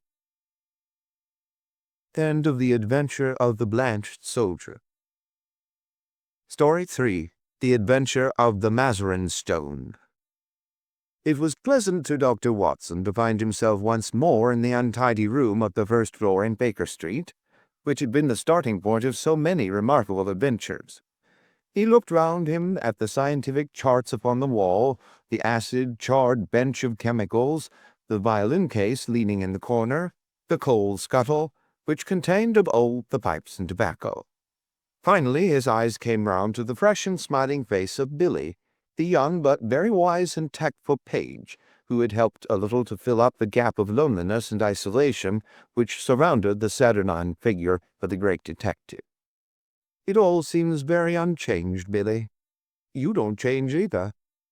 I hope the same can be said of him." Billy glanced with some solicitude at the closed door of the bedroom. "I think he's in bed and asleep," he said. It was 7 in the evening of a lovely summer's day, but Dr. Watson was sufficiently familiar with the irregularity of his old friend's hours to feel no surprise at the idea. "That means a case, I suppose?" "Yes, sir. He is very hard at it just now. I'm frightened for his health. He gets paler and thinner, and he eats nothing." "When will you be pleased to dine, Mr. Holmes?" Mrs. Hudson asked. 7:30 the day after tomorrow," said he. "You know his way when he is keen on a case." "Yes, Billy, I know." "He's following someone. Yesterday he was out as a workman looking for a job. Today he was an old woman. Fairly took me in, he did, and I ought to know his ways by now." Billy pointed with a grin to a very baggy parasol which leaned against the sofa. "That's part of the old woman's outfit," he said. "But what is it all about, Billy?" Billy sank his voice as one who discusses great secrets of state. "I don't mind telling you, sir, but it should go no farther." It's this case of the Crown Diamond." "What? The £100,000 burglary?" "Yes, sir. They must get it back, sir. Why, we had the Prime Minister and the Home Secretary both sitting on that very sofa. Mr. Holmes was very nice to them. He soon put them at their ease and promised he would do all he could. Then there is Lord Cantlemere." "Ah, yes, sir, you know what that means. He's a stiff 'un, sir, if I may say so. I can get along with the Prime Minister, and I've nothing against the Home Secretary, who seemed a civil, obliging sort of man, but I can't stand his lordship. Neither can Mr. Holmes, sir. You see, he don't believe in Mr. Holmes, and he was against employing him. He'd rather he failed. And Mr. Holmes knows it. Mr. Holmes always knows whatever there is to know. Well, we'll hope he won't fail, and that Lord Cantlemere will be confounded. But I say, Billy, what is that curtain for across the window?" "Mr. Holmes had it put up there 3 days ago. We've got something funny behind it." Billy advanced and drew away the drapery which screened the alcove of the bow window. Dr. Watson could not restrain a cry of amazement. There was a facsimile of his old friend, dressing-gown and all, the face turned 3/4 towards the window and downwards, as though reading an invisible book, while the body was sunk deep in an armchair. Billy detached the head and held it in the air. "We put it at different angles, so that it may seem more lifelike. I wouldn't dare touch it if the blind were not down, but when it's up you can see this from across the way. We used something of the sort once before." "Before my time," said Billy. He drew the window curtains apart and looked out into the street. "There are folk who watch us from over yonder. I can see a fellow now at the window. Have a look for yourself." Watson had taken a step forward when the bedroom door opened, and the long, thin form of Holmes emerged, his face pale and drawn, but his step and bearing as active as ever. With a single spring he was at the window and had drawn the blind once more. "That will do, Billy," said he. "You were in danger of your life then, my boy, and I can't do without you just yet. Well, Watson, it is good to see you in your old quarters once again. You come at a critical moment. So I gather. You can go, Billy." "That boy is a problem, Watson. How far am I justified in allowing him to be in danger?" "Danger of what, Holmes?" "A sudden death. I'm expecting something this evening." "Expecting what?" "To be murdered, Watson." No, you are joking, Holmes." "Even my limited sense of humor could evolve a better joke than that. But we may be comfortable in the meantime, may we not? Is alcohol permitted? The gasogene and cigars are in the old place. Let me see you once more in the customary armchair. You have not, I hope, learned to despise my pipe and my lamentable tobacco? It has to take the place of food these days. But why not eat? Because the faculties become refined when you starve them. Why, surely as a doctor, my dear Watson, you must admit that what your digestion gains in the way of blood supply is so much lost to the brain. I am the brain, Watson. The rest of me is mere appendix. Therefore it is the brain I must consider. But this danger, Holmes. Ah, yes. In case it should come off, it would perhaps be as well that you should burden your memory with the name and address of the murderer. You can give it to Scotland Yard with my love and a parting blessing. Silvius is the name. Count Negretto Silvius. Write it down, man. Write it down. 136 Moorside Gardens, N.W. Got it? Watson's honest face was twitching with anxiety. He knew only too well the immense risks taken by Holmes, and was well aware that what he said was more likely to be understatement than exaggeration. Watson was always the man of action, and he rose to the occasion. "Count me in, Holmes. I have nothing to do for a day or two." "Your morals don't improve, Watson. You have added fibbing to your other vices. You bear every sign of the busy medical man, who calls on him every hour. Not such important ones, but can't you have this fellow arrested?" "Yes, Watson, I could. That's what worries him so." "But why don't you?"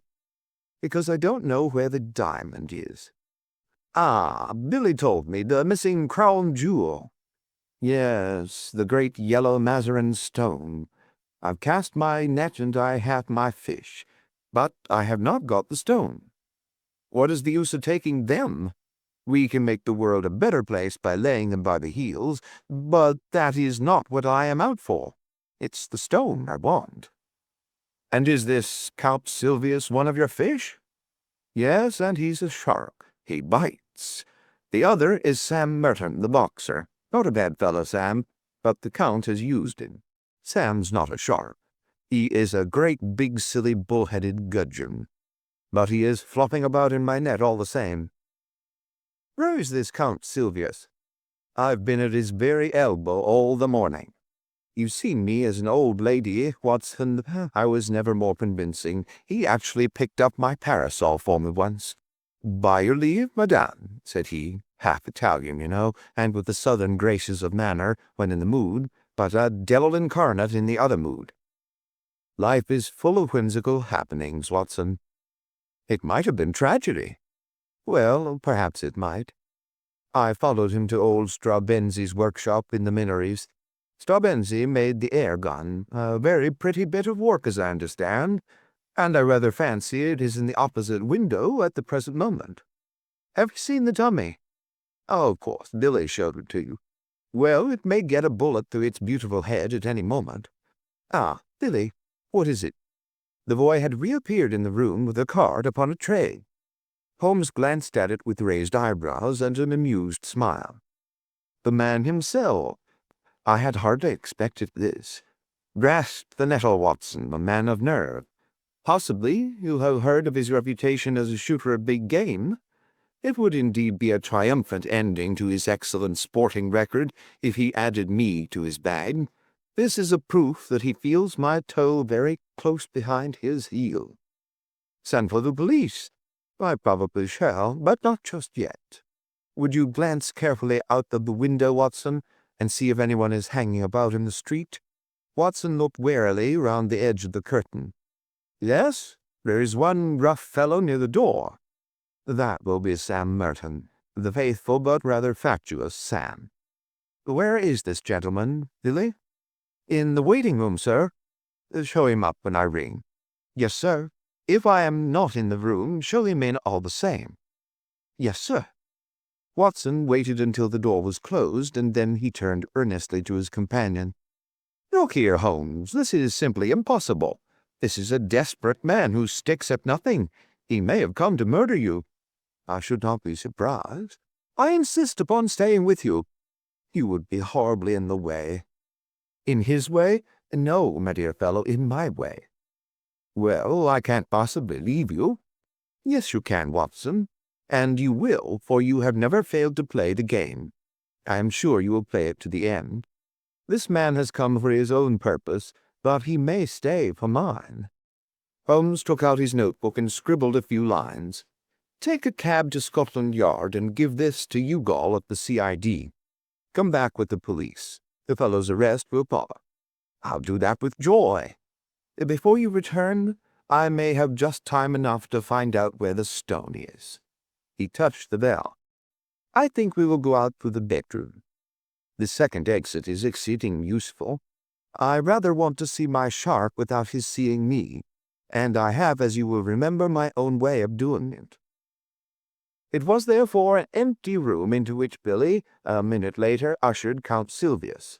The famous game-shot, sportsman, and man about town was a big swarthy fellow with a formidable dark moustache, shading a cruel thin-lipped mouth, and surmounted by a long curved nose like the beak of an eagle. He was well dressed, but his brilliant necktie, shining pin, and glittering rings were flamboyant in their effect. As the door closed behind him, he looked round him with fierce, startled eyes, like one who suspects a trap at every turn. Then he gave a violent start as he saw the impassive head and the collar of the dressing-gown which projected above the armchair in the window. At first his expression was one of pure amazement. Then the light of a horrible hope gleamed in his dark, murderous eyes. He took one more glance round to see that there were no witnesses, and then on tiptoe His thick stick half raised, he approached the silent figure. He was crouching for his final spring and blow when a cool, sardonic voice greeted him from the open bedroom door. "Don't break it, Count, don't break it." The assassin staggered back, amazement in his convulsed face. For an instant he half raised his loaded cane once more, as if he would turn his violence from the effigy to the original. But there was something in that steady grey eye and mocking smile which caused his hand to sink to his side. "It's a pretty little thing," said Holmes, advancing towards the image. "Tavernier, the French modeler, made it. He is as good at waxworks as your friend Straubenzi is at air guns." "Air guns, sir? What do you mean?" "Put your hat and stick on the side table." "Thank you. Pray take a seat." "Would you care to put your revolver out also?" "Oh, very good, if you have her to sit upon it. Your visit is really most opportune, for I wanted badly to have a few minutes' chat with you." The Count scowled with heavy, threatening eyebrows.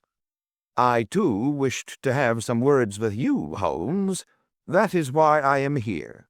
I won't deny that I intended to assault you just now." Holmes swung his leg on the edge of the table. "I rather gathered that you had some idea of the sort in your head," said he. "But why these personal attentions?" "Because you have gone out of your way to annoy me. Because you have put your creatures upon my track." "My creatures? I assure you, no." "Nonsense. I have had them followed. Two can play at that game, Holmes." "It is a small point, Count Silvius, but perhaps you would kindly give me my prefix when you address me. You can understand that with my routine of work I should find myself on familiar terms with half the rogues' gallery, and you will agree that exceptions are invidious." "Well, Mr. Holmes, then?" "Excellent. But I assure you, you are mistaken about my alleged agents." Count Silvius laughed contemptuously. "Other people can observe as well as you. Yesterday there was an old sporting man. Today it was an elderly woman. They held me in view all day." "Really, sir, you compliment me. Old Baron Dowson said the night before he was hanged that in my case what the law had gained the stage had lost. And now you give my little impersonations your kindly praise." "It was you? You yourself?" Holmes shrugged his shoulders. "You can see in the corner the parasol which you so politely handed to me in the Minories before you began to suspect. If I had known, you might never have seen this humble abode again. I was well aware of it. We all have neglected opportunities to deplore. As it happens, you did not know, so here we are." The Count's knotted brows gathered more heavily over his menacing eyes. "What you say only makes the matter worse. It was not your agents, but your play-acting, busybody's self. You admit that you have dogged me? Why?" "Come now, Count. You used to shoot lions in Algeria." "Well, but why?" "Why? The sport, the excitement, the danger, and no doubt to free the country from a pest." "Exactly. High reasons in a nutshell." The Count sprang to his feet, and his hand involuntarily moved back to his hip pocket. "Sit down, sir, sit down. There was another more practical reason. I want that yellow diamond." Count Silvius lay back in his chair with an eagle smile. "Upon my word," said he. "You knew that I was after you for that? The real reason why you are here tonight is to find out how much I know about the matter, and how far my removal is absolutely essential." "Well, I should say that from your point of view it is absolutely essential, for I know all about it, save only one thing, which you are about to tell me." "Oh, indeed, and pray what is this missing fact?" "Where the crown diamond now is." The Count looked sharply at his companion. "Oh, you want to know that, do you? How the devil should I be able to tell you where it is?" "You can, and you will." "Indeed. You can't bluff me, Count Silvius." Holmes's eyes, as he gazed at him, contracted and lightened until they were like two menacing points of steel. "You are absolute plate glass. I see to the very back of your mind." "Then, of course, you see where the diamond is."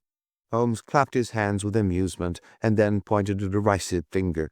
Then you do know. You have admitted it. I admit nothing. Now, Count, if you will be reasonable, we can do business. If not, you will get hurt." Count Silvius threw up his eyes to the ceiling. "And you talk about block," said he.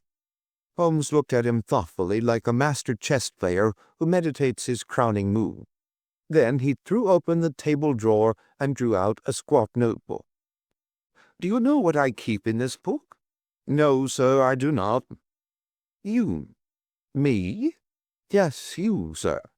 You are all here, every action of your vile and dangerous life." "Damn you, Holmes," cried the Count with blazing eyes, "there are limits to my patience." "This all here, Count. The real facts as to the death of old Mrs. Harrow, who left you the Blymer estate, which you so rapidly gambled away. You are dreaming. And the complete life history of Miss Minnie Warrender? Tut, you will make nothing of that. Plenty more here, Count. There is the robbery in the train de luxe to the Riviera on February 13th, 1892. Here is the forged check in the same year on the Crédit Lyonnais. No, you're wrong there. Then I am right on the others? Now, Count, you are a card player. When the other fellow has all the trumps, it saves time to throw down your hand. What has all this talk to do with the jewel of which you spoke? Gently, Count, restrain your eager mind. Let me get to the points in my own humdrum fashion.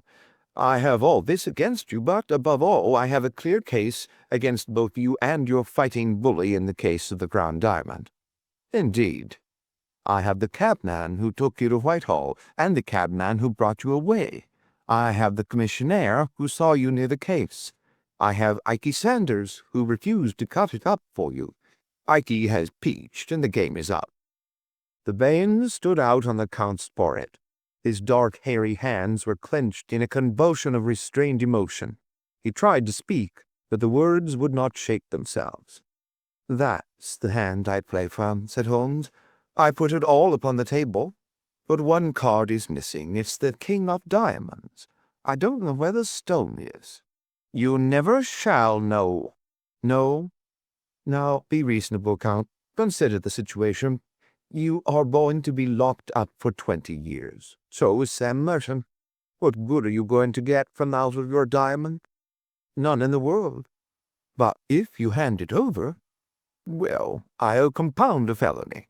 We don't want you or Sam. We want the stone. Give that up, and so far as I am concerned, you can go free so long as you behave yourself in the future. If you make another slip, well, it will be the last. But this time my commission is to get the stone, not you. But if I refuse, why then, alas, it must be you and not the stone." Billy had appeared in answer to a ring. "I think, Count, that it would be as well to have your friend Sam at this conference. After all, his interests should be represented. Lily, you will see a large and ugly gentleman outside the front door. Ask him to come up." "If he won't come, sir?" "No violence, Billy. Don't be rough with him. If you tell him that Count Silvius wants him, he will certainly come." "What are you going to do now?" asked the Count as Billy disappeared. "My friend Watson was with me just now. I told him that I had a shark and a gudgeon in my net. Now I am drawing the net, and up they come together." The Count had risen from his chair, and his hand was behind his back. Holmes held something half protruding from the pocket of his dressing gown. "You won't die in your bed, Holmes."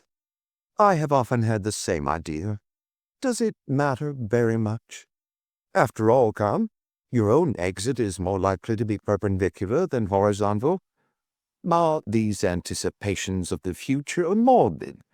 Why not give ourselves up to the unrestrained enjoyment of the present?" A sudden wild beast light sprang up in the dark, menacing eyes of the master criminal. Holmes's figure seemed to grow taller as he grew tense and ready. "It is no use your fingering your revolver, my friend," he said in a quiet voice. "You know perfectly well that you dare not use it even if I gave you time to draw it. Nasty, noisy things, revolvers, Count. Better to stick to air guns.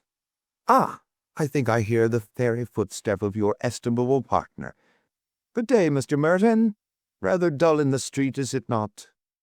The prize-fighter, a heavily built young man with a stupid, obstinate, slab-sided face, stood awkwardly at the door, looking about him with a puzzled expression. Holmes's debonair manner was a new experience, and though he vaguely felt that it was hostile, he did not know how to counter it. He turned to his more astute comrade for help. "What's the game now, Carl? What's this fellow want? What's up?" His voice was deep and raucous. The Count shrugged his shoulders, and it was Holmes who answered. "If I may put it in a nutshell, Mr. Merton, I should say it was all up."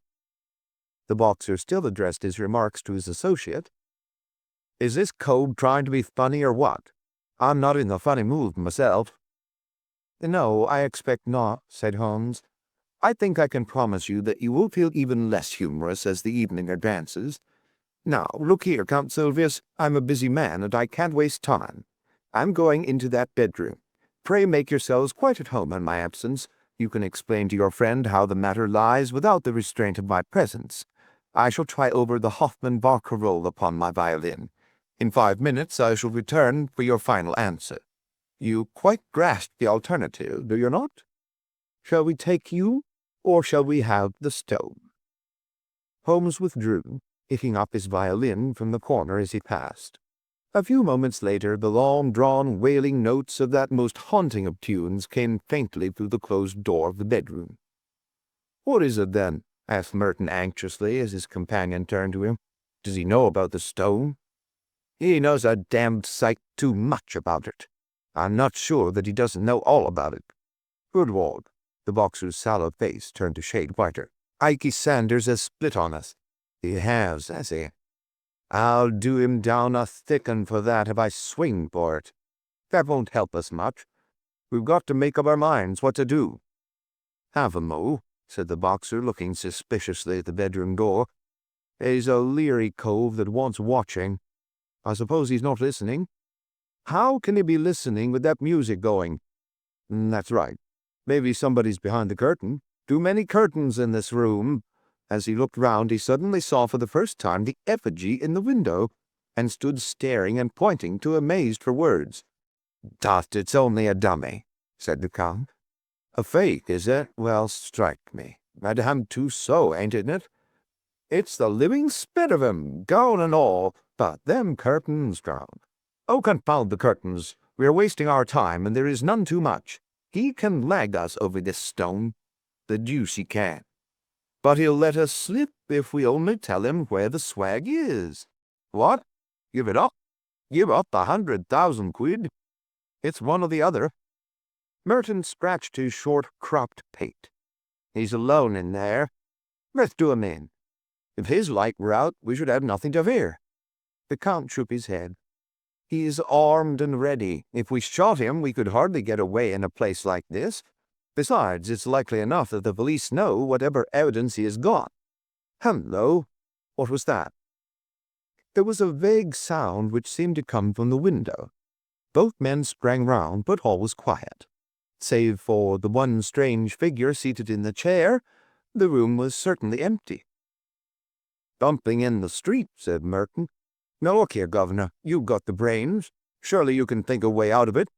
If slugging is no use, then it's up to you." "I've fooled better men than he," the Count answered. "The stone is here in my secret pocket. I take no chances leaving it about. It can be out of England tonight and cut into 4 pieces in Amsterdam before Sunday. He knows nothing of Van Sidar." "I thought Van Sidar was going next week." "He was. But now he must get off by the next boat. One or other of us must slip round with the stone to Lime Street and tell him." "But the false bowler mate ready." "Well, he must take it as it is and chance it. There's not a moment to lose."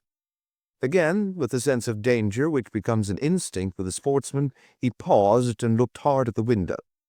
Yes, it was surely from the street that the faint sound had come. "As to Holmes," he continued, "we can fool him easily enough. You see, the damned fool won't arrest us if he can get the stone. Well, we'll promise him the stone. We'll put him on the wrong track about it, and before he finds that it is the wrong track, it will be in Holland, and we out of the country." "That sounds good to me," cried Sam Merton with a grin. You go on and tell the Dutchman to get a move on it. I'll see this sucker and fill him up with a bogus confession. I'll tell him that the stone is in Liverpool. Confound that whining music, it gets on my nerves. By the time he finds it isn't in Liverpool, it will be in quarters and we on the blue water. Come back here, out of a line with that keyhole. Here's the stone. I wonder you dare carry it. Where could I have it safer? If we could take it out of Whitehall, someone else could surely take it out of my lodgings. Let's have a look at it. Count Sylvius cast a somewhat unflattering glance at his associate, and disregarded the unwashed hand which was extended towards him. What, do you think I'm going to snatch it off you? See here, mister, I'm getting a bit tired of your ways. Well, no offense, Sam, we can't afford to quarrel. Come over to the window if you want to see the beauty properly. Now, hold it to the light here. Thank you. With a single spring, Holmes had leaped from the dummy's chair and had grasped the precious jewel. He held it now in one hand, while his other pointed a revolver at the Count's head. The two villains staggered back in utter amazement. Before they had recovered, Holmes had pressed the electric bell. No violence, gentlemen, no violence, I beg of you. Consider the furniture. It must be very clear to you that your position is an impossible one. The police are waiting below. The Count's bewilderment overmastered his rage and fear. But how the deuce, he gasped. Your surprise is very natural. You are not aware that a second door from my bedroom leads behind that curtain. I fancied that you must have heard me when I displaced the figure, but luck was on my side. It gave me a chance of listening to your racy conversation, which would have been painfully constrained had you been aware of my presence. The Count gave a gesture of resignation. We give you best, Holmes. I believe you are the devil himself. Not far from him, at any rate, Holmes answered with a polite smile. Sam Merton's slow intellect had only gradually appreciated the situation. Now, as the sound of heavy steps came from the stairs outside, he broke silence at last. They are caught, said he.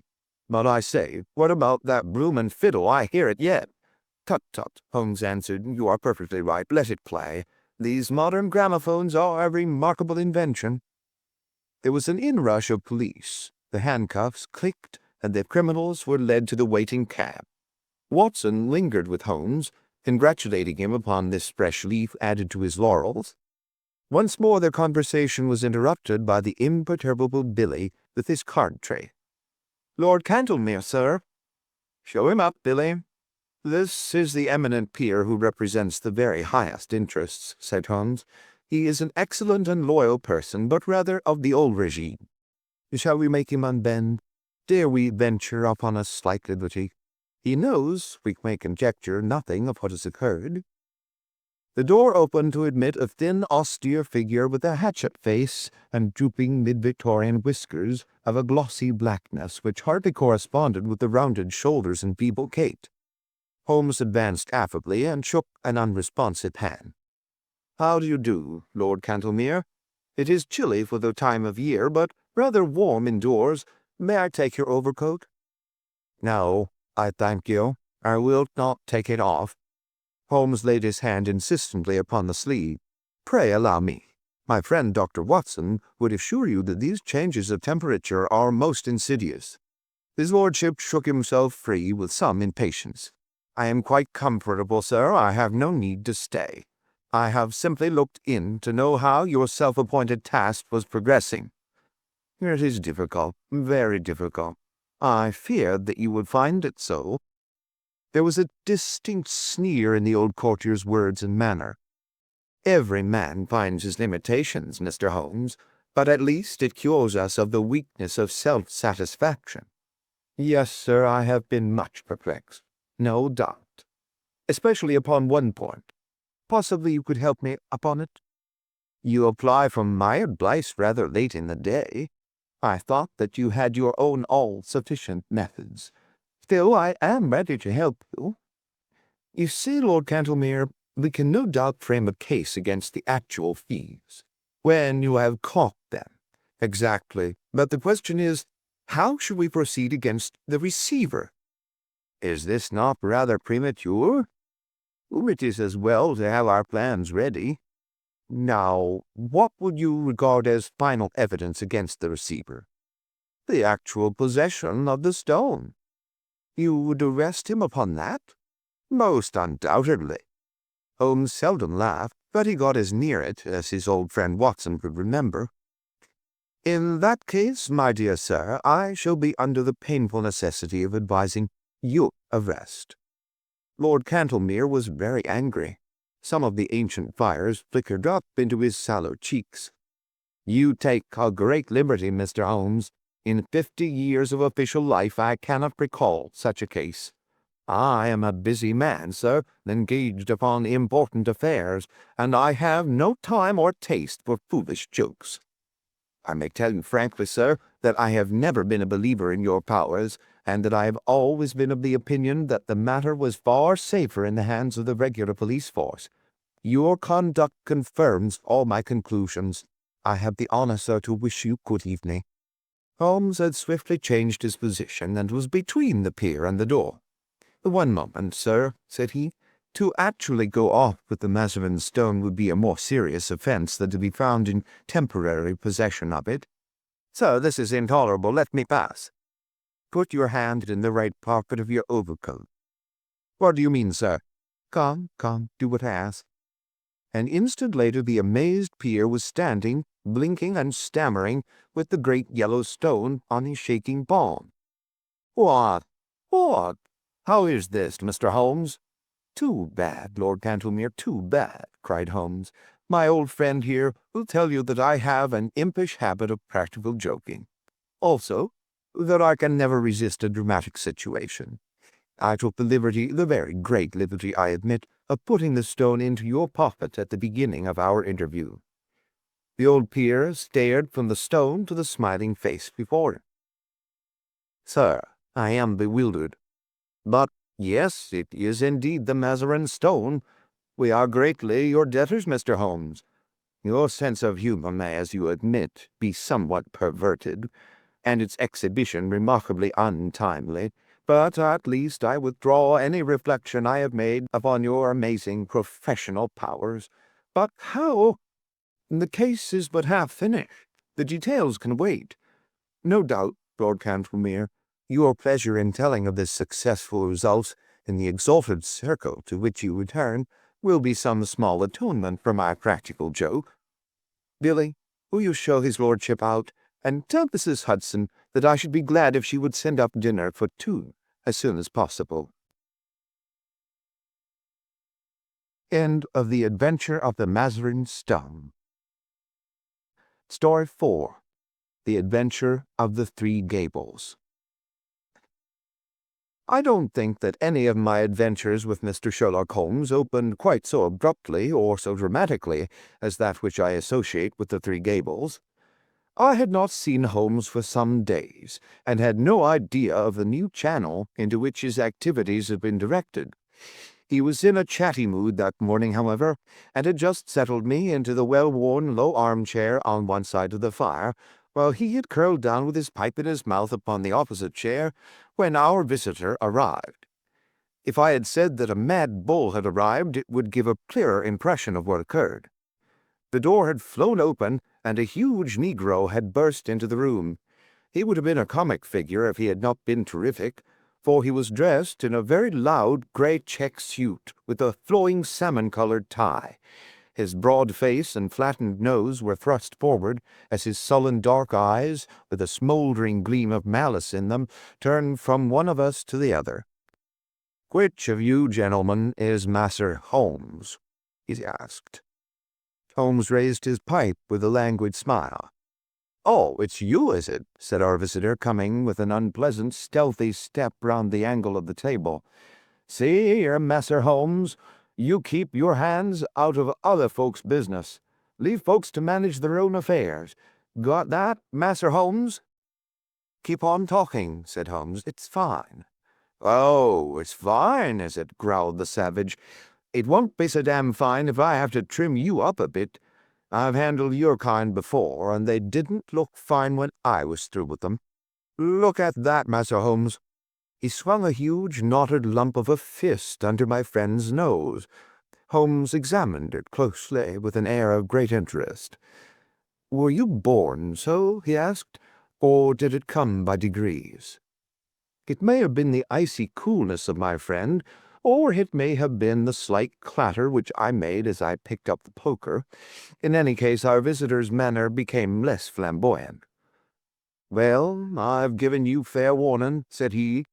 "I've a friend that's interested out Harroway, you know what I'm meaning, and he don't intend to have no buttin' in by you, got that?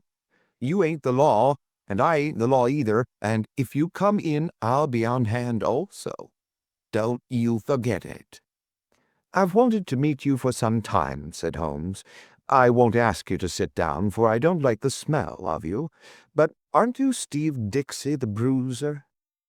"That's my name, Massa Holmes, and you'll get put through it for sure if you give me any lip." "It is certainly the last thing you need," said Holmes, staring at our visitor's hideous mouth. "But it was the killing of young Perkins outside the Holborn bar. What? You're not going?" The negro had sprung back, and his face was leaden. "I won't listen to no such talk," said he. "What have I to do with this here Perkins, Massa Holmes? I was trainin' at the bull ring in Birmingham when this boy done gone get into trouble." "Yes, you'll tell the magistrate about it, Steve," said Holmes. "I've been watching you and Barney Stockdale." "So help me the Lord, Massa Holmes." "That's enough. Get out of it. I'll pick you up when I want you." "Good morning, Massa Holmes. I hope there ain't any hard feelings about this here visit." "There will be unless you tell me who sent you." "Why, there ain't no secret about that, Massa Holmes.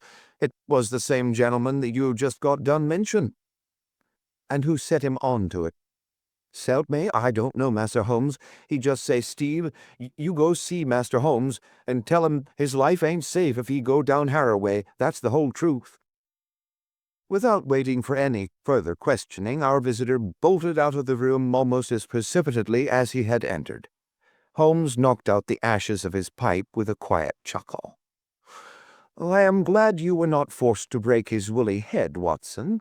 I observed your maneuvers with the poker. But he is really rather a harmless fellow, a great muscular, foolish, blustering baby, and easily cowed, as you have seen. He is one of the Spencer John gang, and has taken part in some dirty work of late, which I may clear up when I have time. His immediate principal, Barney, is a more astute person. They specialize in assaults, intimidation, and the like. What I want to know is who is at the back of them on this particular occasion. Or why would they want to intimidate you? It is this Harrow Weald case. It decides me to look into the matter. For if it is worth anyone's while to take so much trouble, there must be something in it." "But what is it?" "I was going to tell you when we had this comic interlude. Here is Mrs. Maberly's note. If you care to come with me, we will wire her and go out at once." "Dear Mr. Sherlock Holmes," I read, "I have had a succession of strange incidents occur to me in connection with this house, and I should much value your advice. You would find me at home any time tomorrow. The house is within a short walk of the Weald station. I believe that my late husband, Mortimer Maberly, was one of your early clients. Yours faithfully, Mary Maberly." The address was the Three Gables, Harrow Weald. "So that's that," said Holmes. "And now, if you can spare the time, Watson, we will get upon our way." A short railway journey and a shorter drive brought us to the house, a brick and timber villa standing in its own acre of undeveloped grassland.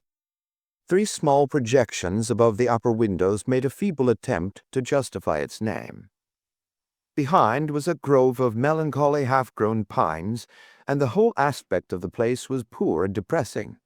Nonetheless, we found the house to be well furnished, and the lady who received us was a most engaging elderly person who bore every mark of refinement and culture. "I remember your husband well, madam," said Holmes, "though it is some years since he used my services in some trifling matter. Probably you would be more familiar with the name of my son, Douglas." Holmes looked at her with great interest. "Dear me, are you the mother of Douglas Maberly? I knew him slightly, but of course all London knew him. What a magnificent creature he was! Where is he now? Dead, Mr. Holmes? Dead. He was attaché at Rome, and he died there of pneumonia last month. I am sorry. One could not connect death with such a man. I have never known anyone so vitally alive. He lived intensely, every fibre of him. Too intensely, Mr. Holmes. That was the ruin of him. You remember him as he was, debonair and splendid. You did not see the moody, morose, brooding creature into which he developed. His heart was broken. In a single month, I seemed to see my gallant boy turn into a worn-out, cynical man. A love affair, a woman, or a fiend. Well, it was not to talk of my poor lad that I asked you to come, Mr. Holmes. Dr. Watson and I are at your service. There have been some very strange happenings.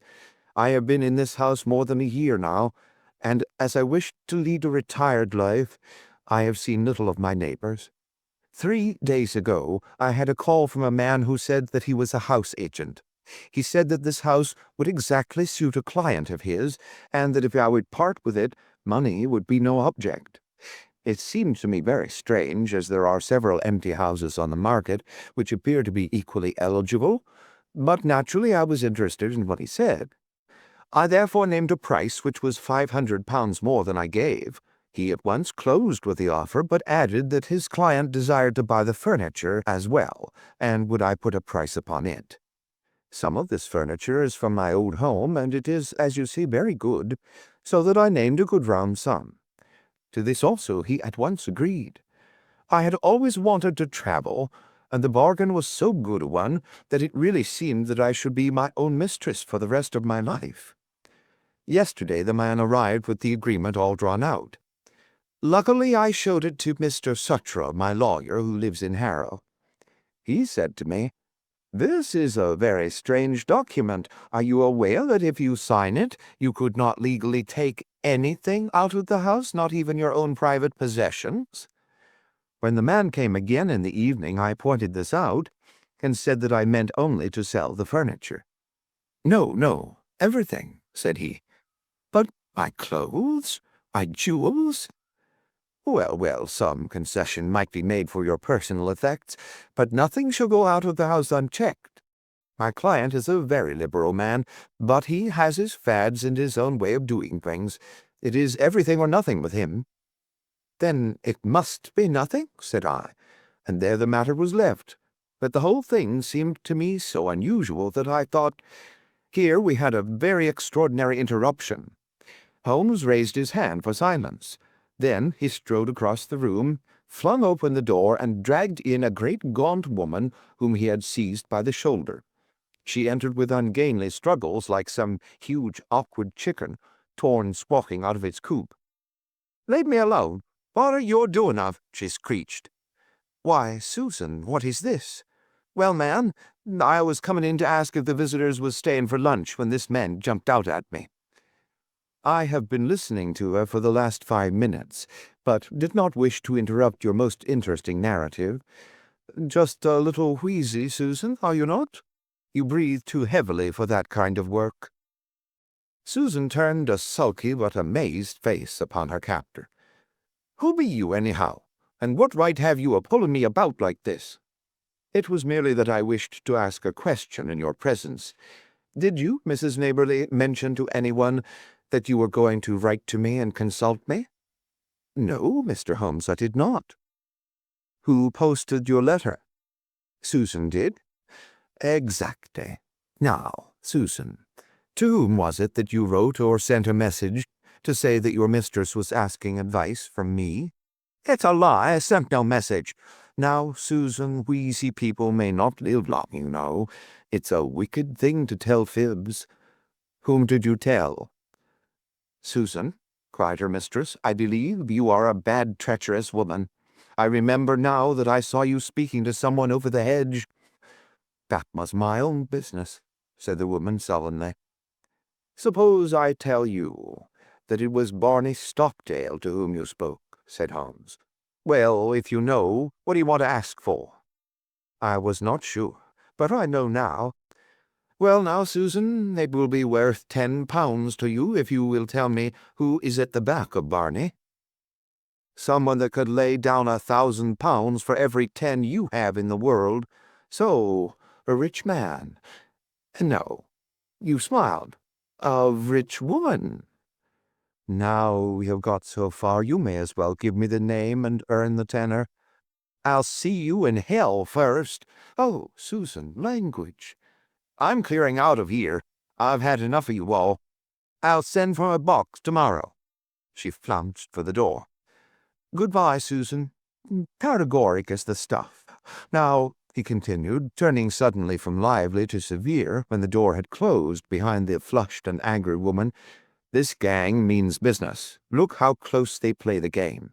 Your letter to me had the 10 p.m. postmark, and yet Susan passes the word to Barney. Barney has time to go to his employer and get instructions. He or she, I incline to the latter from Susan's grin when she thought I had blundered, forms a plan.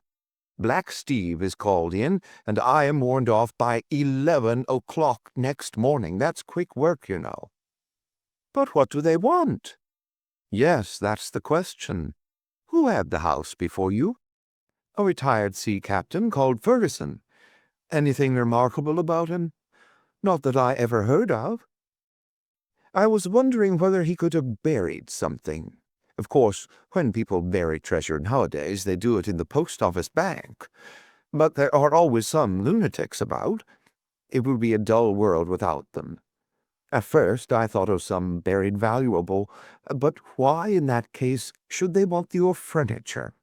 You don't happen to have a Raphael or a First Folio Shakespeare without knowing it? No, I don't think I have anything rarer than a Crown Derby tea set. That would hardly justify all this mystery. Besides, why should they not openly state what they want? If they covet your tea set, they can surely offer a price for it without buying you out lock, stock, and barrel. No, as I read it, there is something which you do not know that you have, and which you would not give up if you did know. That is how I read it, said I. Dr. Watson agrees, so that settles it. Well, Mr. Holmes, what can it be? Let us see whether by this purely mental analysis we can get it to a finer point. You have been in this house a year, nearly 2. All the better. During this long period, no one wants anything from you. Now, suddenly, within 3 or 4 days, you have urgent demands. What would you gather from that? It can only mean, said I, that the object, whatever it may be, has only just come into the house. Settled once again, said Holmes. Now, Mrs. Neighborly, has any object just arrived? No, I have bought nothing new this year. Indeed, that is very remarkable. Well, I think we had best let matters develop a little further until we have clearer data. Is that lawyer of yours a capable man? Mr. Suttrow is most capable. Have you another maid, or was the fair Susan, who has just banged your front door, alone? I have a young girl. Try and get Suttrow to spend a night or 2 in the house. You might possibly want protection. Against whom? Who knows? The matter is certainly obscure. If I can't find what they are after, I must approach the matter from the other end and try to get at the principal. Did this house agent man give any address? Simply his card and occupation, Haynes Johnson, auctioneer and valuer. I don't think we shall find him in the directory. Honest businessmen don't conceal their place of business. Well, you will let me know any fresh development. I have taken up your case, and you may rely upon it that I shall see it through. As we passed through the hall, Holmes's eyes, which missed nothing, lighted upon several trunks and cases which were piled in the corner. The labels shone out upon them. Milano, Lucerne. These are from Italy. They are poor Douglas's things. You have not unpacked them? How long have you had them? They arrived last week. But, you said, why, surely this must be the missing link. How do we know that there is not something of value there? There could not possibly be, Mr. Holmes. Poor Douglas had only his pay and a small annuity.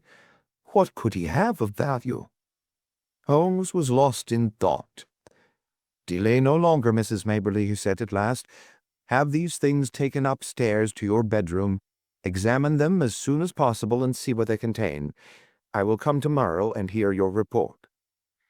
It was quite evident that the Three Gables was under very close surveillance, for as we came round the high hedge at the end of the lane, there was the Negro prize-fighter standing in the shadow.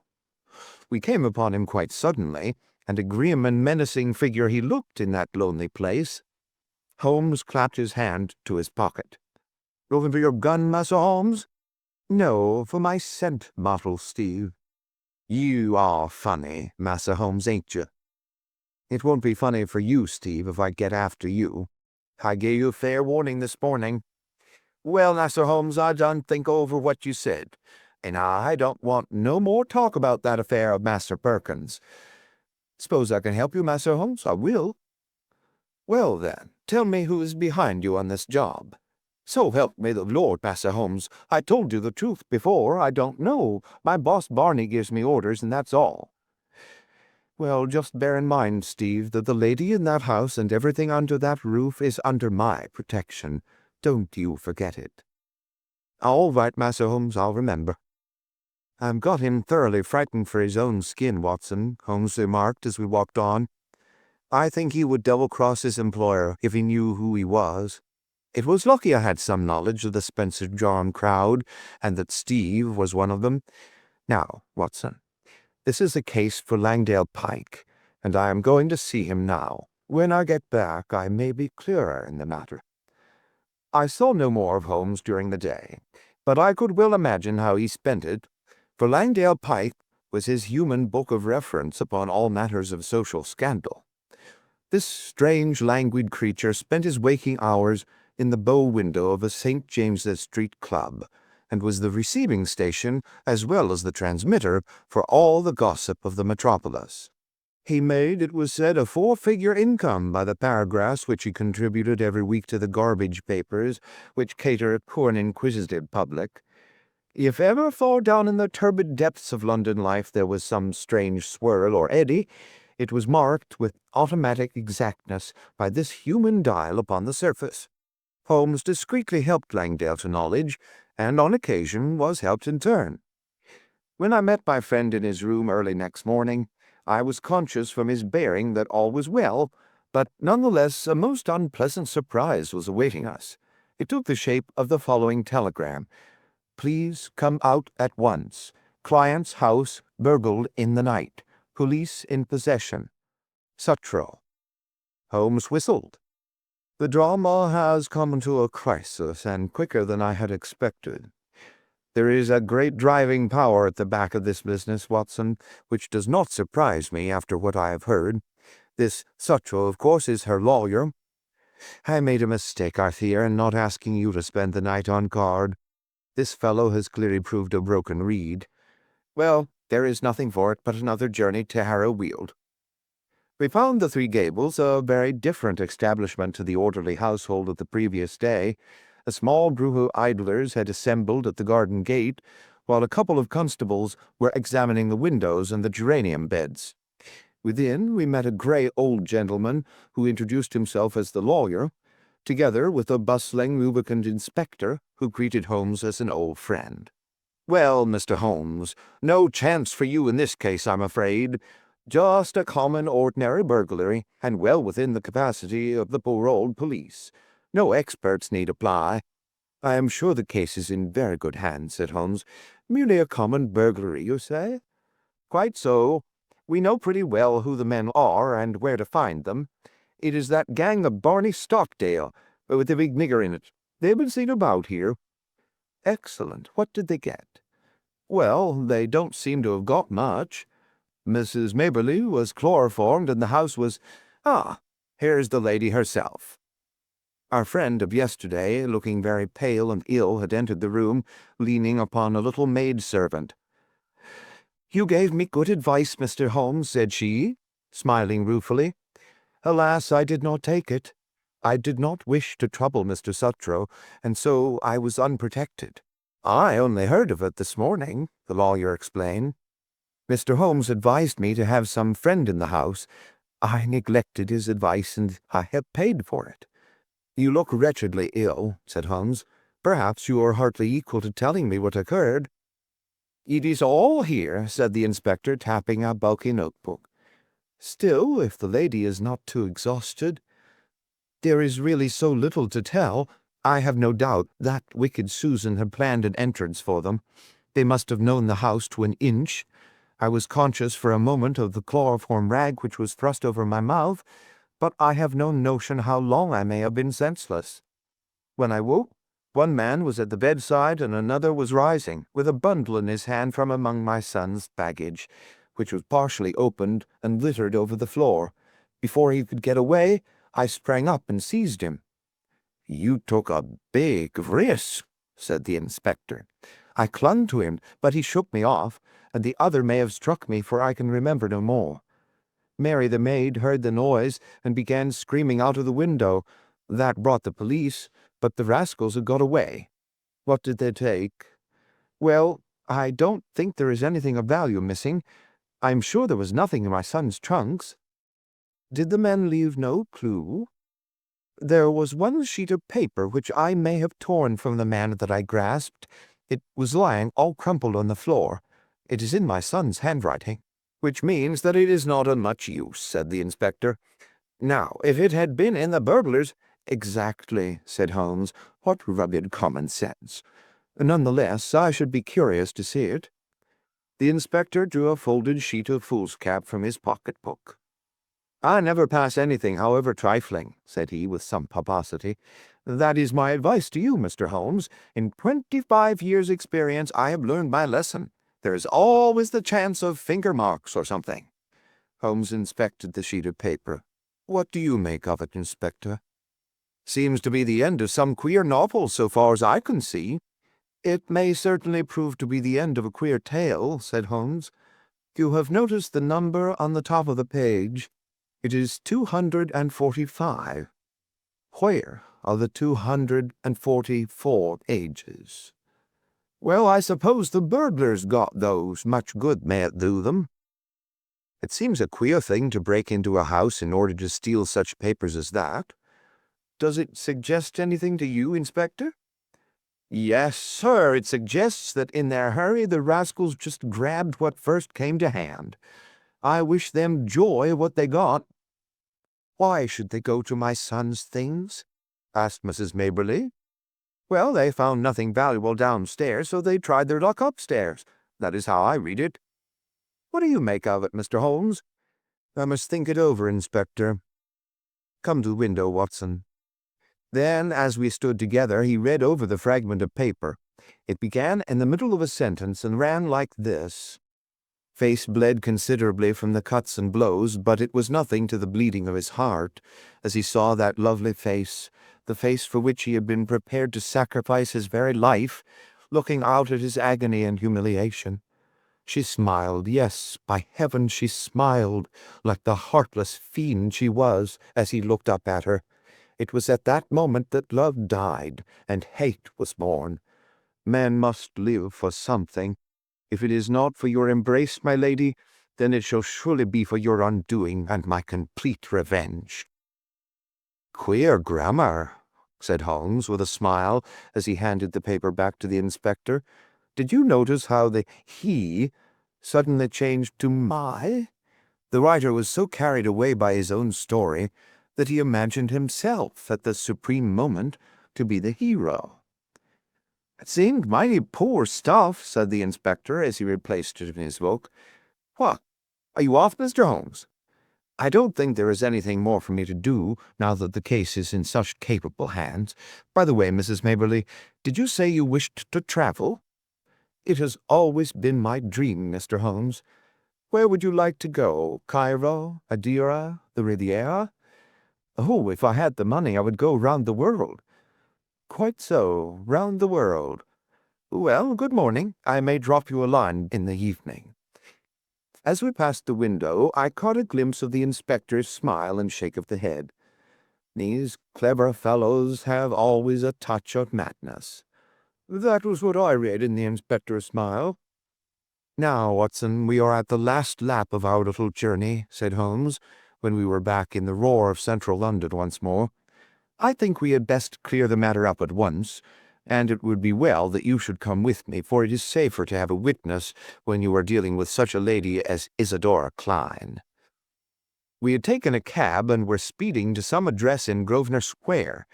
Holmes had been sunk in thought, but he roused himself suddenly. "By the way, Watson, I suppose you see it all clearly?" "No, I can't say that I do. I only gather that we are going to see the lady who is behind all this mischief." "Exactly. But does the name Isadora Klein convey nothing to you? She was, of course, the celebrated beauty. There was never a woman to touch her. She is pure Spanish, the real blood of the masterful conquistadors, and her people have been leaders in Pernambuco for generations. She married the aged German sugarcane Klein, and presently found herself the richest as well as the most lovely widow upon earth. Then there was an interval of adventure, when she pleased her own tastes. She had several lovers, and Douglas Maberly, one of the most striking men in London, was one of them. It was by all accounts more than an adventure with him. He was not a social butterfly, but a strong, proud man who gave and expected all. But she is the belle dame sans merci of fiction. When her caprice is satisfied, the matter is ended, and if the other party in the matter can't take her word for it, she knows how to bring it home to him." "Then that was his own story. Ah, you're piecing it together now. I hear that she is about to marry the young Duke of Lomond, who might almost be her son. His Grace's ma might overlook the age, but a big scandal would be a different matter, so it is imperative— Ah, here we are." It was one of the finest corner houses at the West End. A machine-like footman took up our cards and returned with word that the lady was not at home. "Then we shall wait until she is," said Holmes cheerfully. The machine broke down. "Not at home means not at home to you," said the footman. "Good," Holmes answered. "That means that we shall not have to wait. Kindly give this note to your mistress." He scribbled 3 or 4 words upon a sheet of his notebook, folded it, and handed it to the man. "What did you say, Holmes?" I asked.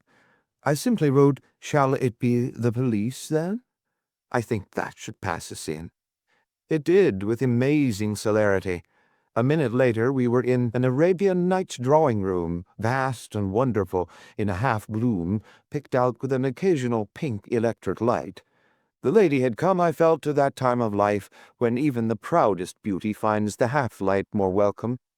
She rose from a settee as we entered, tall, queenly, a perfect figure, a lovely, mask-like face, with 2 wonderful Spanish eyes which looked murder at us both. "What is this intrusion, and this insulting message?" she asked, holding up the slip of paper. "I need not explain, madame.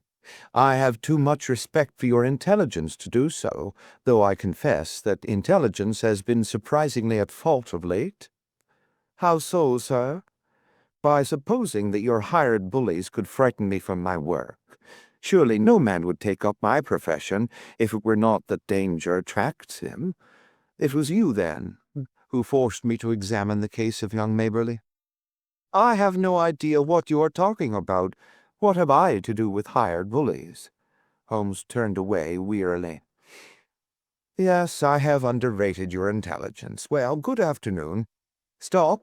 Where are you going?" "To Scotland Yard." We had not got halfway to the door before she had overtaken us and was holding his arm. She had turned in a moment from steel to velvet. "Come and sit down, gentlemen. Let us talk this matter over. I feel that I may be frank with you, Mr. Holmes. You have the feelings of a gentleman. How quick a woman's instinct is to find it out. I will treat you as a friend." "I cannot promise to reciprocate, madame. I am not the law, but I represent justice, so far as my feeble powers go.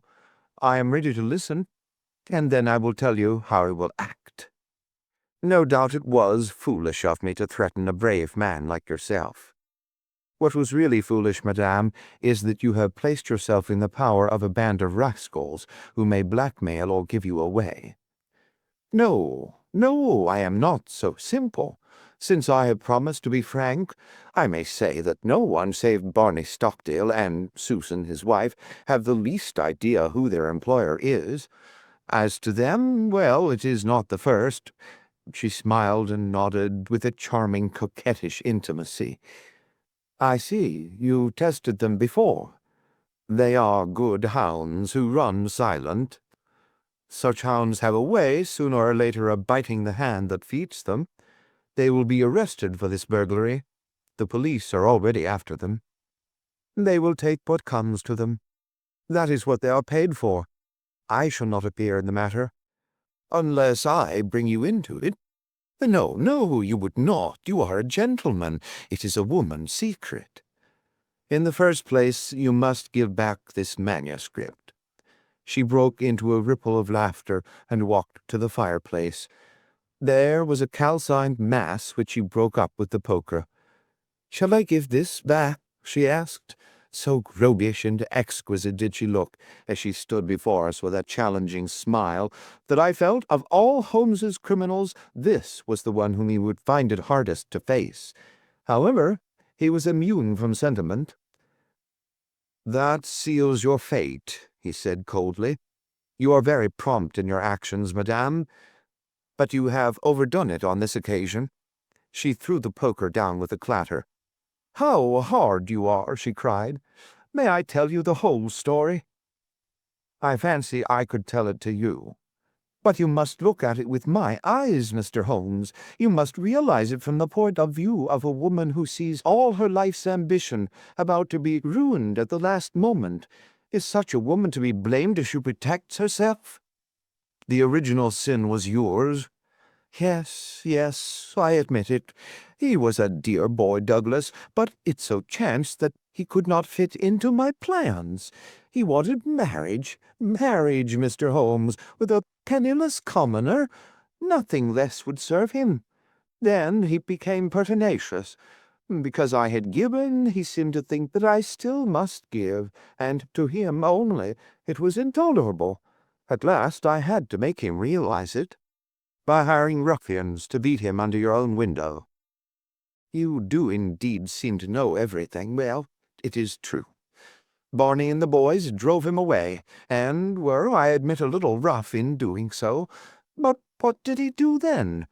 Could I have believed that a gentleman would do such an act? He wrote a book in which he described his own story. I, of course, was the wolf, he the lamb.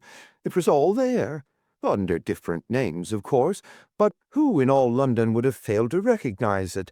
What do you say to that, Mr. Holmes?" "Well, he was within his rights." It was as if the air of Italy had got into his blood and brought with it the old cruel Italian spirit. He wrote to me and sent me a copy of his book that I might have the torture of anticipation. There were 2 copies, he said, one for me, one for his publisher. "How did you know the publishers had not reached him?" "I knew who his publisher was. It is not his only novel, you know. I found out that he had not heard from Italy. Then came Douglas's sudden death. So long as that other manuscript was in the world, there was no safety for me. Of course, it must be among his effects, and these would be returned to his mother. I set the gang at work. One of them got into the house as servant. I wanted to do the thing honestly, I really and truly did. I was ready to buy the house and everything in it. I offered any price she cared to ask. I only tried the other way when everything else had failed. Now, Mr. Holmes, granting that I was too hard on Douglas, and God knows I am sorry for it, what else could I do with my whole future at stake?" Sherlock Holmes shrugged his shoulders. "Well, well," said he, "I suppose I shall have to compound a felony as usual. How much does it cost to go round the world in first-class style?" The lady stared in amazement. "Could it be done on £5,000? "Well, I should think so, indeed." "Very good. I think you will sign me a cheque for that, and I will see that it comes to Mrs. Maberly. You owe her a little change of air." Meantime, lady," he wagged a cautionary forefinger, "have a care. Have a care. You can't play with edged tools forever without cutting those dainty hands." End of The Three Gables. Story 5. The Adventure of the Sussex Vampire. Holmes had read carefully a note which the last post had brought him. Then, with a dry chuckle which was his nearest approach to a laugh, he tossed it over to me. "For a mixture of the modern and the medieval, of the practical and the wildly fanciful, I think this is surely the limit," said he. "What do you make of it, Watson?" I read as follows. 46 Old Jewry, November 19th. Ray, the Vampires. Sir, our client, Mr. Robert Ferguson of Ferguson and Muirhead, tea brokers of Mincing Lane, has made some inquiry from us in a communication of even date concerning vampires. As our firm specializes entirely upon the assessment of machinery, the matter hardly comes within our purview, and we have therefore recommended Mr. Ferguson to call upon you and lay the matter before you. We have not forgotten your successful action in the case of Matilda Briggs. We are, sir, faithfully yours, Morrison, and Don, per E.J.C. Matilda Briggs was not the name of a young woman, Watson, said Holmes in a reminiscent voice. It was a ship, which is associated with the giant rat of Sumatra, a story for which the world is not yet prepared. But what do we know about vampires? Does it come within our purview either? Anything is better than stagnation, but really we seem to have been switched on to a Grimm's fairy tale.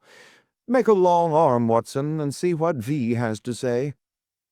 I leaned back and took down the great index volume to which he referred. Holmes balanced it on his knee, and his eyes moved slowly and lovingly over the record of old cases mixed with the accumulated information of a lifetime. "Voyage of the Glorious Scot," he read. "That was a bad business. I have some recollection that you made a record of it, Watson, though I was unable to congratulate you upon the result. Victor Lynch, the forger. Venomous lizard or Gila. Remarkable case that. Vittoria, the circus belle. Vanderbilt and the Yeggman. Vipers. Vigor, the Hammersmith wonder. Hello, good old index, you can't beat it. Listen to this, Watson. Vampirism in Hungary, and again, vampires in Transylvania." He turned over the pages with eagerness, but after a short, intent perusal, he threw down the great book with a snarl of disappointment. "Rubbish, Watson, rubbish. What have we to do with walking corpses who can only be held in their grave by stakes driven through their hearts? It's pure lunacy." "But surely," said I, "the vampire was not necessarily a dead man. A living person might have the habit. I have read, for example, of the old sucking the blood of the young in order to retain their youth." "You are right, Watson. It mentions the legend in one of these references. But are we to give serious attention to such things? This agency stands flat-footed upon the ground, and there it must be rain. The world is big enough for us. No ghosts need apply. I fear that we cannot take Mr. Robert Ferguson very seriously." "Possibly this note may be from him, and may throw some light upon what is worrying him." He took up a second letter, which had lain unnoticed upon the table, whilst he had been absorbed with the first. This he began to read with a smile of amusement upon his face, which gradually faded away into an expression of intense interest and concentration. When he had finished, he sat for some little time lost in thought, with the letter dangling from his fingers. Finally, with a start, he aroused himself from his reverie. "Cheeseman's, Lamberley. Where is Lamberley, Watson?" "It is in Sussex, south of Horsham." "Not very far, eh? And Cheeseman's?" "I know that country, Holmes. It is full of old houses which are named after the men who built them centuries ago. You get Audleys and Harveys and Cartons. The folk are forgotten, but their names live in their houses." "Precisely," said Holmes coldly. It was one of the peculiarities of his proud, self-contained nature that though he docketed any fresh information very quickly and accurately in his brain, he seldom made any acknowledgment to the giver. "I rather fancy we shall know a good deal more about Cheeseman's Lamberley before we are through. The letter is, as I had hoped, from Robert Ferguson. By the way, he claims acquaintance with you." "With me?" "You had better read it." He handed the letter across. It was headed with the address quoted. "Dear Mr. Holmes," it said, "I have been recommended to you by my lawyers, but indeed the matter is so extraordinarily delicate that it is most difficult to discuss. It concerns a friend for whom I am acting. This gentleman married some 5 years ago a Peruvian lady, the daughter of a Peruvian merchant, whom he had met in connection with the importation of nitrates.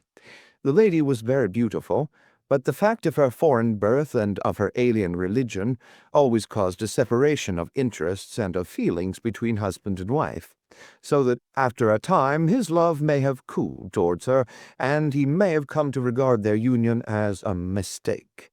He felt there were sides of her character which he could never explore or understand. This was the more painful as she was as loving a wife as a man could have, to all appearance absolutely devoted. Now for the point which I will make more plain when we meet. Indeed, this note is merely to give you a general idea of the situation and to ascertain whether you would care to interest yourself in the matter. The lady began to show some curious traits quite alien to her ordinarily sweet and gentle disposition. The gentleman had been married twice, and he had one son by the first wife. This boy was now 15, a very charming and affectionate youth, though unhappily injured through an accident in childhood. Twice the wife was caught in the act of assaulting this poor lad in the most unprovoked way. Once she struck him with a stick, and left a great weal on his arm. This was a small matter, however, compared with the conduct to her own child, a dear boy just under 1 year of age. On one occasion, about a month ago, the child had been left by its nurse for a few minutes. A loud cry from the baby as of pain called the nurse back. As she ran into the room, she saw her employer, the lady, leaning over the baby and apparently biting his neck. There was a small wound in the neck from which a stream of blood had escaped. The nurse was so horrified that she wished to call the husband, but the lady implored her not to do so, and actually gave her £5 as a price for her silence. No explanation was ever given, and for the moment the matter was passed over. It left, however, a terrible impression upon the nurse's mind, and from that time she began to watch her mistress closely, and to keep a closer guard upon the baby, whom she tenderly loved.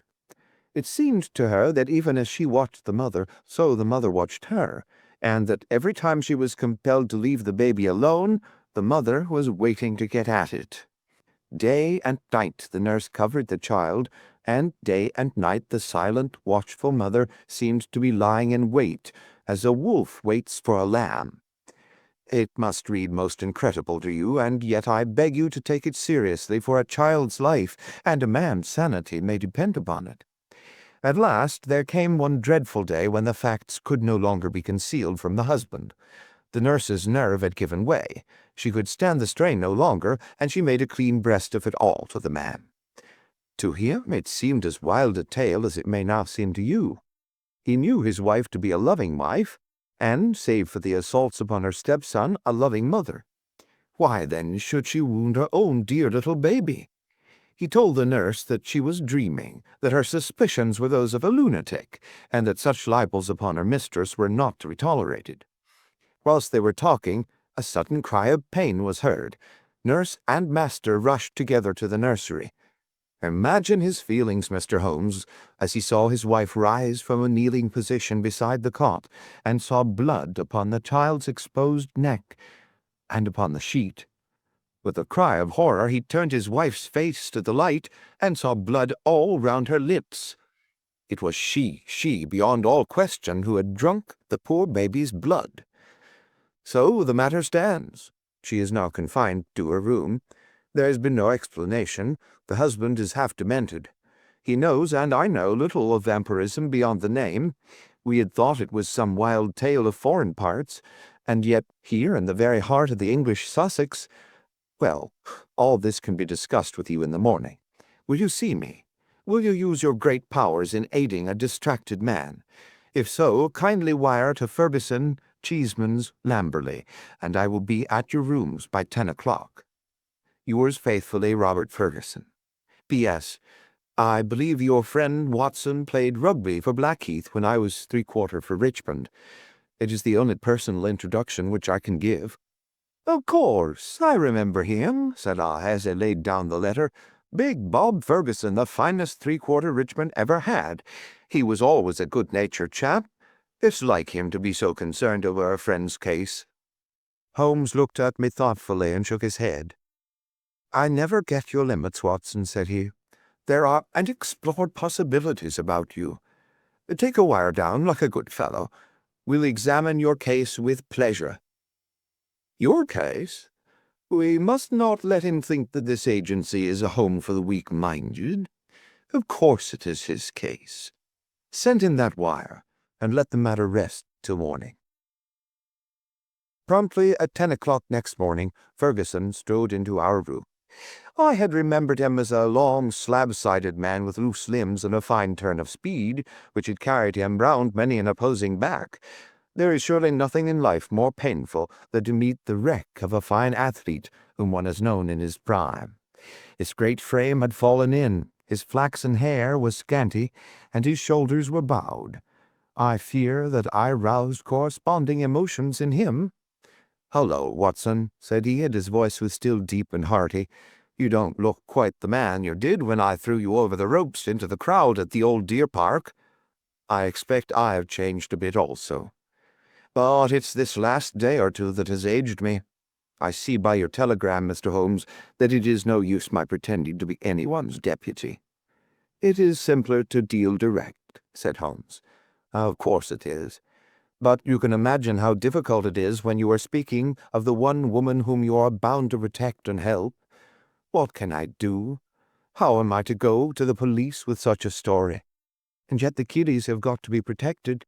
Is it madness, Mr. Holmes? Is it something in the blood? Have you any similar case in your experience? For God's sake, give me some advice, for I am at my wit's end." "Very naturally, Mr. Ferguson. Now sit here and pull yourself together, and give me a few clear answers. I can assure you that I am very far from being at my wit's end, and that I am confident we shall find some solution. First of all, tell me what steps you have taken. Is your wife still near the children?" "We had a dreadful scene. She is a most loving woman, Mr. Holmes. If ever a woman loved a man with all her heart and soul, she loves me. She was cut to the heart that I should have discovered this horrible, this incredible secret. She would not even speak. She gave no answer to my reproaches, save to gaze at me with a sort of wild, despairing look in her eyes. Then she rushed to her room and locked herself in. Since then she has refused to see me. She has a maid who was with her before her marriage, Dolores by name, a friend rather than a servant. She takes her food to her." "Then the child is in no immediate danger?" "Mrs. Mason, the nurse, has sworn that she will not leave it night or day. I can absolutely trust her. I am more uneasy about poor little Jack, for, as I told you in my note, he has twice been assaulted by her." "But never wounded?" "No, she struck him savagely. It is the more terrible as he is a poor little inoffensive cripple." Ferguson's gaunt features softened as he spoke of his boy. "You would think that the dear lad's condition would soften anyone's heart. A fall in childhood and a twisted spine, Mr. Holmes, but the dearest, most loving heart within." Holmes had picked up the letter of yesterday and was reading it over. "What other inmates are there in your house, Mr. Ferguson?" "Two servants who have not been long with us, one stable hand, Michael, who sleeps in the house. My wife, myself, my boy Jack, baby, Dolores, and Mrs. Mason, that is all." "I gather that you did not know your wife well at the time of your marriage?" "I had only known her a few weeks." "How long had this maid Dolores been with her?" "Some years." "Then your wife's character would really be better known by Dolores than by you?" "Yes, you may say so." Holmes made a note. "I fancy," said he, "that I may be of more use at Lamberley than here. It is eminently a case for personal investigation. If the lady remains in her room, our presence could not annoy or inconvenience her. Of course, we would stay at the inn." Ferguson gave a gesture of relief. "It is what I hoped, Mr. Holmes. There is an excellent train at 2 from Victoria, if you could come." "Of course we could come. There is a lull at present. I can give you my undivided energies. Watson, of course, comes with us. But there are 1 or 2 points upon which I wish to be very sure before I start. This unhappy lady, as I understand it, has appeared to assault both the children, her own baby and your little son?" "That is so." "But the attacks take different forms, do they not? She has beaten her son, once with a stick and once very savagely with her hands." "Did she give no explanation why she struck him?" "None, save that she hated him. Again and again she said so." "Well, that is not unknown among stepmothers. Posthumous jealousy, we will say. Is the lady jealous by nature?" "Yes, she is very jealous, jealous with all the strength of her fiery tropical love." "But the boy, he is 15, I understand, and probably very developed in mind, since his body has been circumscribed in action. Did he give you no explanation of these assaults?" "No, he declared there was no reason." "Were they good friends at other times?" "No, there was never any love between them." "Yet you say he is affectionate." "Never in the world could there be so devoted a son. My life is his life. He is absorbed in what I say or do." Once again Holmes made a note. For some time he sat lost in thought. "No doubt you and the boy were great comrades before this second marriage? You were thrown very close together, were you not?" "Very much so." "And the boy, having so affectionate a nature, was devoted, no doubt, to the memory of his mother?" "Most devoted." "He would certainly seem to be a most interesting lad. There is one other point about these assaults. Were the strange attacks upon the baby and the assaults upon your son at the same period?" "In the first case, it was so. It was as if some frenzy had seized her and she had vented her rage upon both. In the second case, it was only Jack who suffered. Mrs. Mason had no complaint to make about the baby." "That certainly complicates matters." "I don't quite follow you, Mr. Holmes." "Possibly not. One forms provisional theories and waits for time or fuller knowledge to explode them. A bad habit, Mr. Ferguson, but human nature is weak. I fear that your old friend here has given an exaggerated view of my scientific methods. However, I will only say, at the present stage, that your problem does not appear to me to be insoluble, and that you may expect to find us at Victoria at 2 o'clock. It was evening of a dull, foggy November day, when, having left our bags at the Chequers, Lamberley, we drove through the Sussex clay of a long winding drive, and finally reached the isolated and ancient farmhouse in which Ferguson dwelt. It was a large, straggling building, very old in the centre, very new at the wings, with towering Tudor chimneys and a lichen-spotted, high-pitched roof of Horsham slabs. The doorsteps were worn into curves, and the ancient tiles which lined the porch were marked with the rebus of a cheese and a man, after the original builder. Within, the ceilings were corrugated with heavy oaken beams, and the uneven floors sagged into sharp curves. An odor of age and decay pervaded the whole crumbling building. There was one very large central room into which Ferguson led us. Here, in a huge old-fashioned fireplace with an iron screen behind it, dated 1670, there blazed and spluttered a splendid log fire. The room, as I gazed round, was a most singular mixture of dates and of places. The half-panelled walls may well have belonged to the original yeoman farmer of the 17th century. They were ornamented, however, on the lower part by a line of well-chosen modern watercolors, while above, where yellow plaster took the place of oak, there was hung a fine collection of South American utensils and weapons, which had been brought no doubt by the Peruvian lady upstairs. Holmes rose with that quick curiosity which sprang from his eager mind, and examined them with some care. He returned with his eyes full of thought. "Hello!" he cried.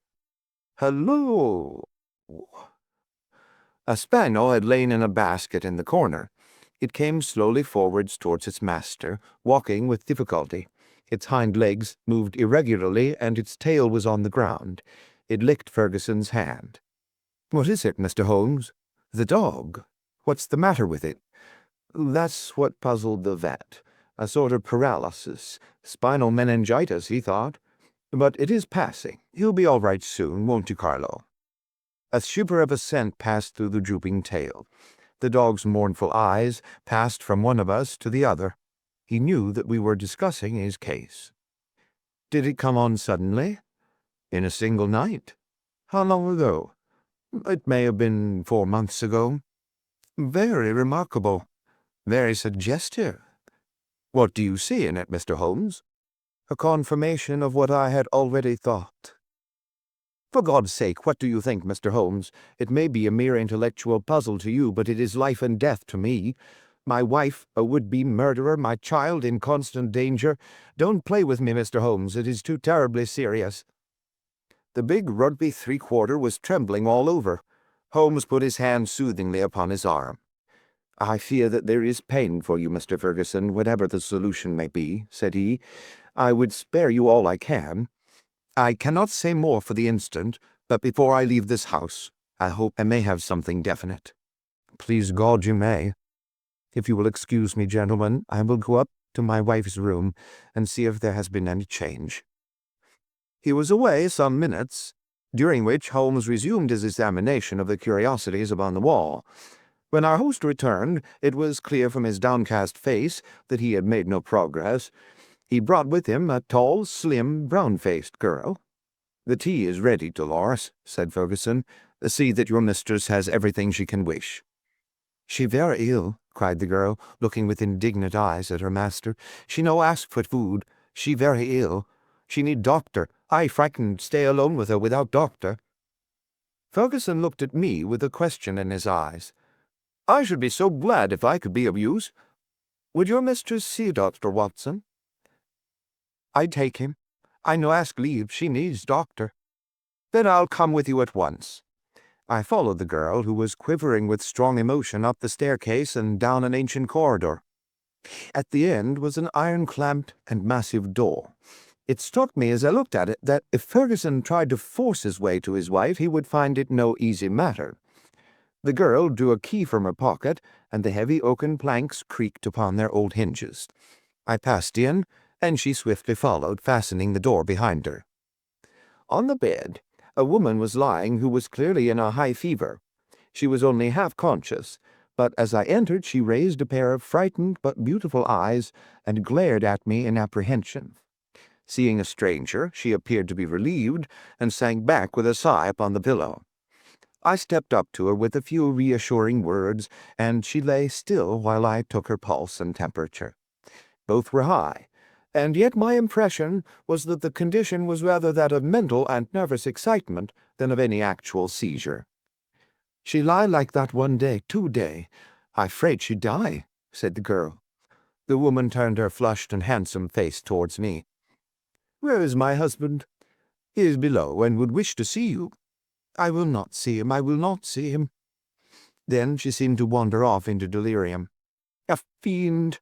A fiend! Oh, what shall I do with this devil?" "Can I help you in any way?"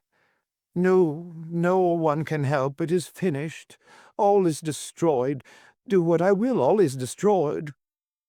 The woman must have some strange delusion. I could not see Bob Ferguson in the character of fiend or devil. "Madame," I said, "your husband loves you dearly. He is deeply grieved at this happening." Again she turned on me those glorious eyes. "He loves me, yes. But do I not love him? Do I not love him even to sacrifice myself rather than break his dear heart? That is how I love him. And yet he could think of me. He could speak of me so. He is full of grief, but he cannot understand. No, he cannot understand, but he should trust. Will you not see him? I suggested. No, no, I cannot forget those terrible words, for the look upon his face. I will not see him. Go now, you can do nothing for me. Tell him only one thing. I want my child. I have a right to my child. That is the only message I can send him. She turned her face to the wall and would say no more. I returned to the room downstairs, where Ferguson and Holmes still sat by the fire. Ferguson listened moodily to my account of the interview. "How can I send her the child?" he said. "How do I know what strange impulse might come upon her? How can I ever forget how she rose from beside it with its blood upon her lips?" He shuddered at the recollection. "The child is safe with Mrs. Mason, and there he must remain." The smart maid, the only modern thing which we had seen in the house, had brought in some tea. As she was serving it, the door opened and a youth entered the room. He was a remarkable lad, pale-faced and fair-haired, with excitable light-blue eyes which blazed into a sudden flame of emotion and joy as they rested upon his father. He rushed forward and threw his arms round his neck with the abandon of a loving girl. "Oh, Daddy," he cried, "I did not know that you were due yet. I should have been here to meet you. Oh, I am so glad to see you." Ferguson gently disengaged himself from the embrace with some little show of embarrassment. "Dear old chap," said he, patting the flaxen head with a very tender hand. "I came early because my friends, Mr. Holmes and Dr. Watson, have been persuaded to come down and spend an evening with us." "Is that Mr. Holmes, the detective?" "Yes." The youth looked at us with a very penetrating, and as it seemed to me, unfriendly gaze. "What about your other child, Mr. Ferguson?" asked Holmes. "Might we make the acquaintance of the baby?" "Ask Mrs. Mason to bring baby down," said Ferguson. The boy went off with a curious, shambling gait which told my surgical eyes that he was suffering from a weak spine. Presently he returned, and behind him came a tall, gaunt woman bearing in her arms a very beautiful child, dark-eyed, golden-haired, a wonderful mixture of the Saxon and the Latin. Ferguson was evidently devoted to it, for he took it into his arms and fondled it most tenderly. "Fancy anyone having the heart to hurt him," he muttered, as he glanced down at the small, angry red pucker upon the cherub throat. It was at this moment that I chanced to glance at Holmes, and saw a most singular intentness in his expression. His face was as set as if it had been carved out of old ivory, and his eyes, which had glanced for a moment at father and child, were now fixed with eager curiosity upon something at the other side of the room. Following his gaze, I could only guess that he was looking out through the window at the melancholy dripping garden. It is true that a shutter had half closed outside and obstructed the view, but nonetheless it was certainly at the window that Holmes was fixing his concentrated attention. Then he smiled, and his eyes came back to the baby. On its chubby neck there was this small, puckered mark. Without speaking, Holmes examined it with care. Finally he shook one of the dimpled fists which waved in front of him. "Good-bye, little man. You have made a strange start in life. Nurse, I should wish to have a word with you in private." He took her aside and spoke earnestly for a few minutes.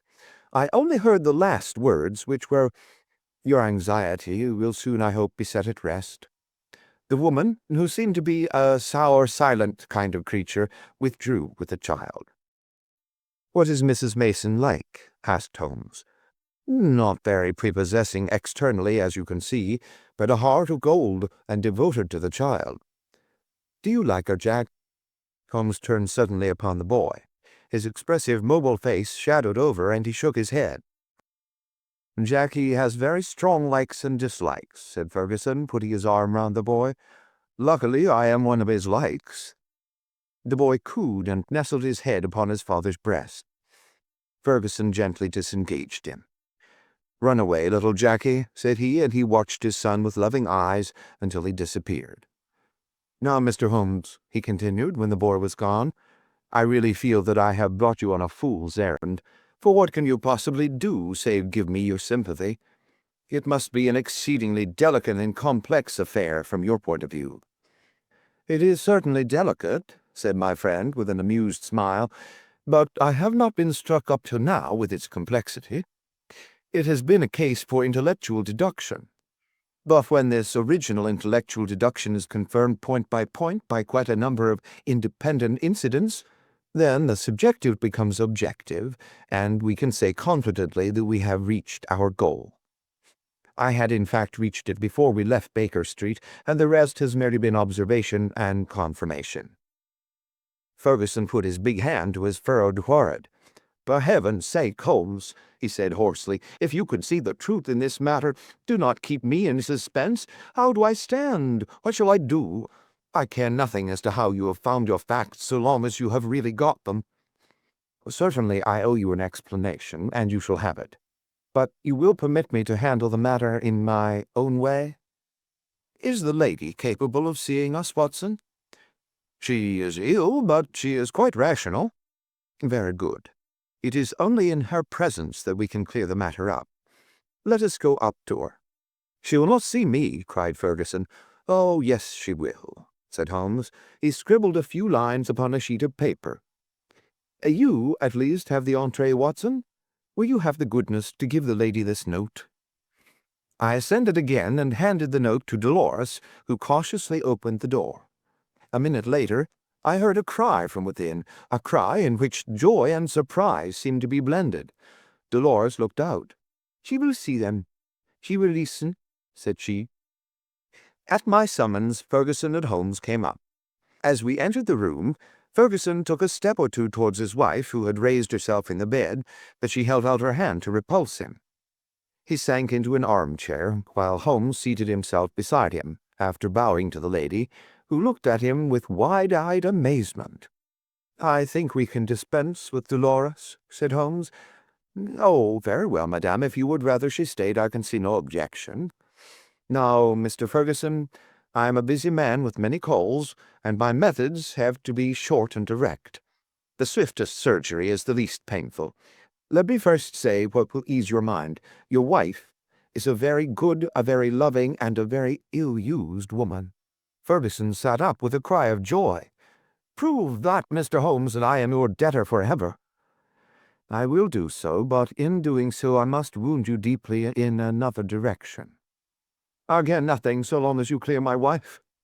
Everything on earth is insignificant compared to that." "Let me tell you, then, the train of reasoning which passed through my mind in Baker Street. The idea of a vampire was to me absurd. Such things do not happen in criminal practice in England. And yet your observation was precise.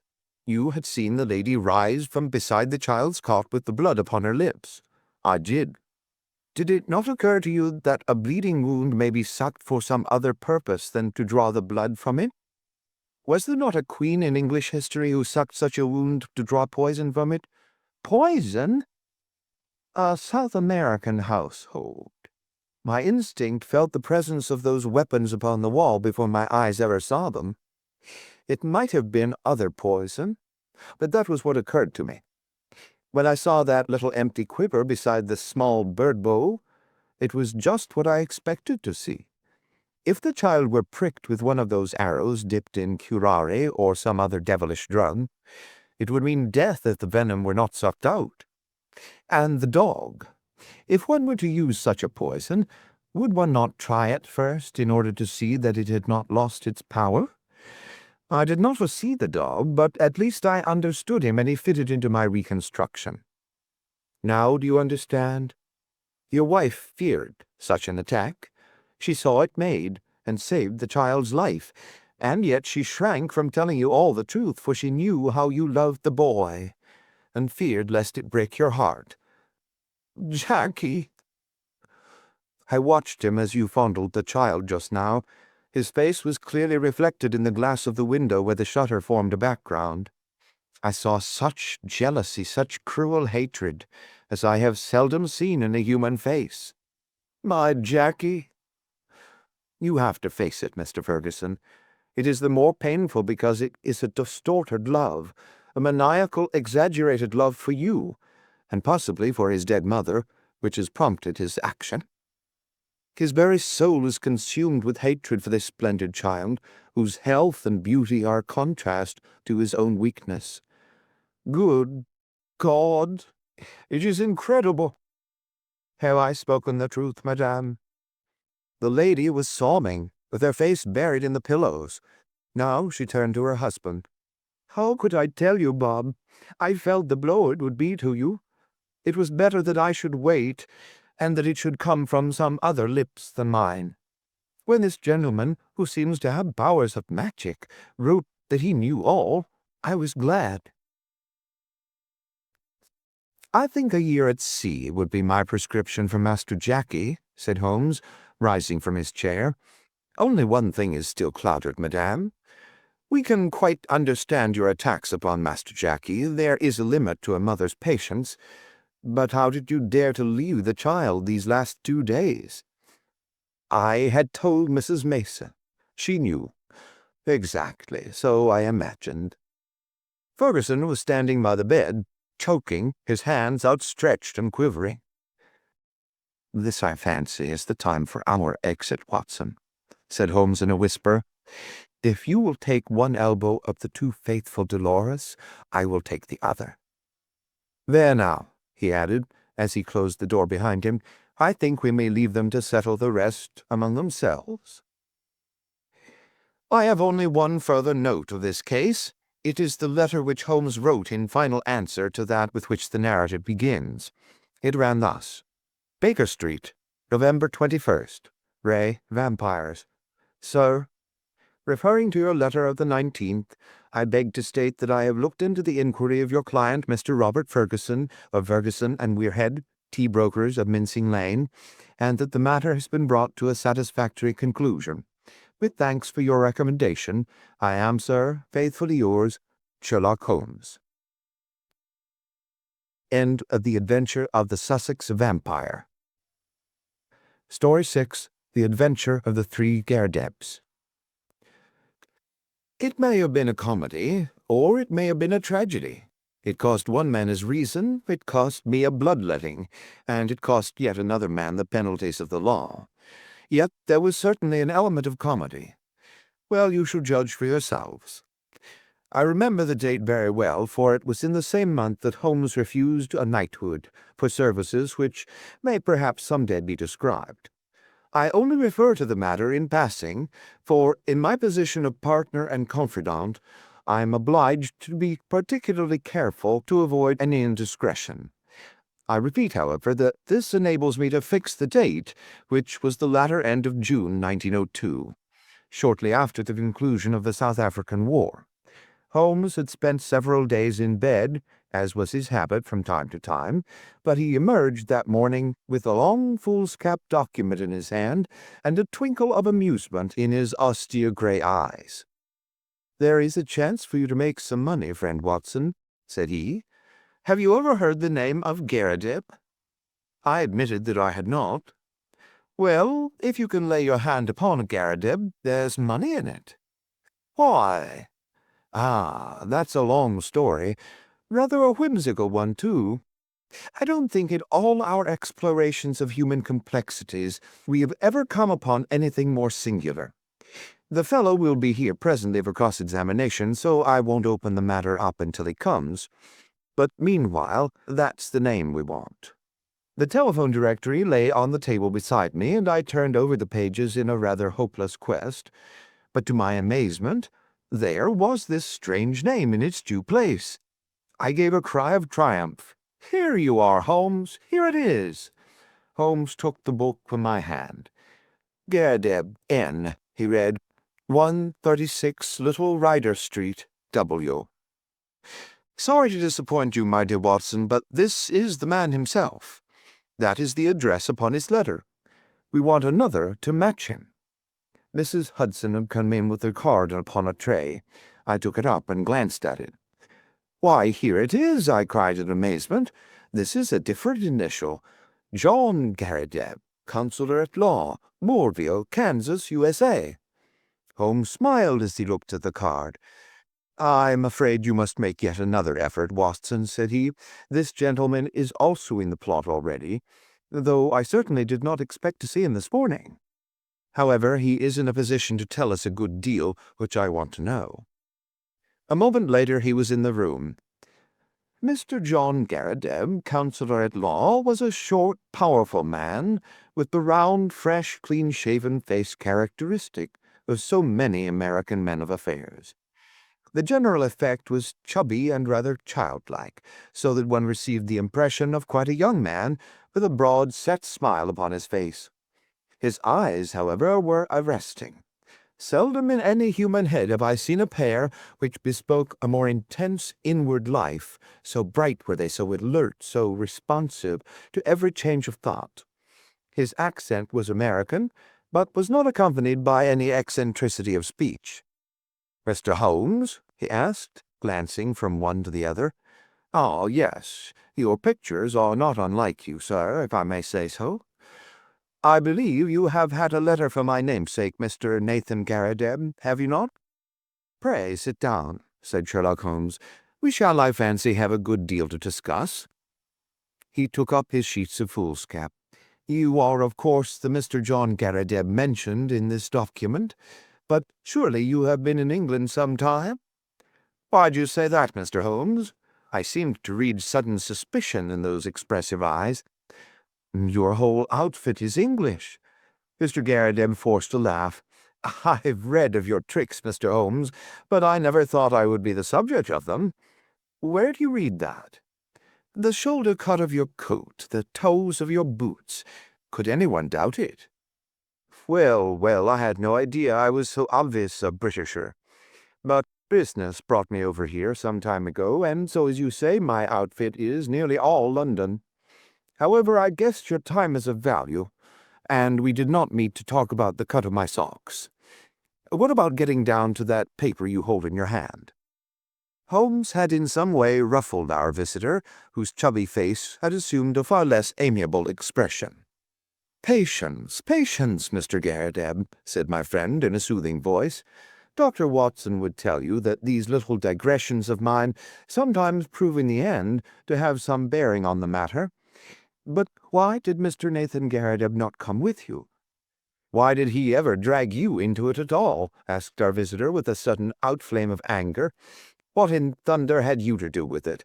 Here was a bit of professional business between two gentlemen, and one of them must needs call in a detective. I saw him this morning, and he told me this fool trick he had played me, and that's why I am here. But I feel bad about it all the same." "There was no reflection upon you, Mr. Garrideb. It was simply zeal upon his part to gain your end, an end which is, I understand, equally vital for both of you. He knew that I had means of getting information, and therefore it was very natural that he should apply to me." Our visitor's angry face gradually cleared. "Well, that puts it different," said he. "When I went to see him this morning, and he told me he had sent to a detective, I just asked for your address and came right away. I don't want police butting into a private matter. But if you are content just to help us find the man, there can be no harm in that." "Well, that is just how it stands," said Holmes. "And now, sir, since you are here, we had best have a clear account from your own lips. My friend here knows nothing of the details." Mr. Garrideb surveyed me with not too friendly a gaze. "Need he know?" he asked. "We usually work together." "Well, there's no reason it should be kept a secret. I'll give you the facts as short as I can make them. If you came from Kansas, I would not need to explain to you who Alexander Hamilton Garrideb was.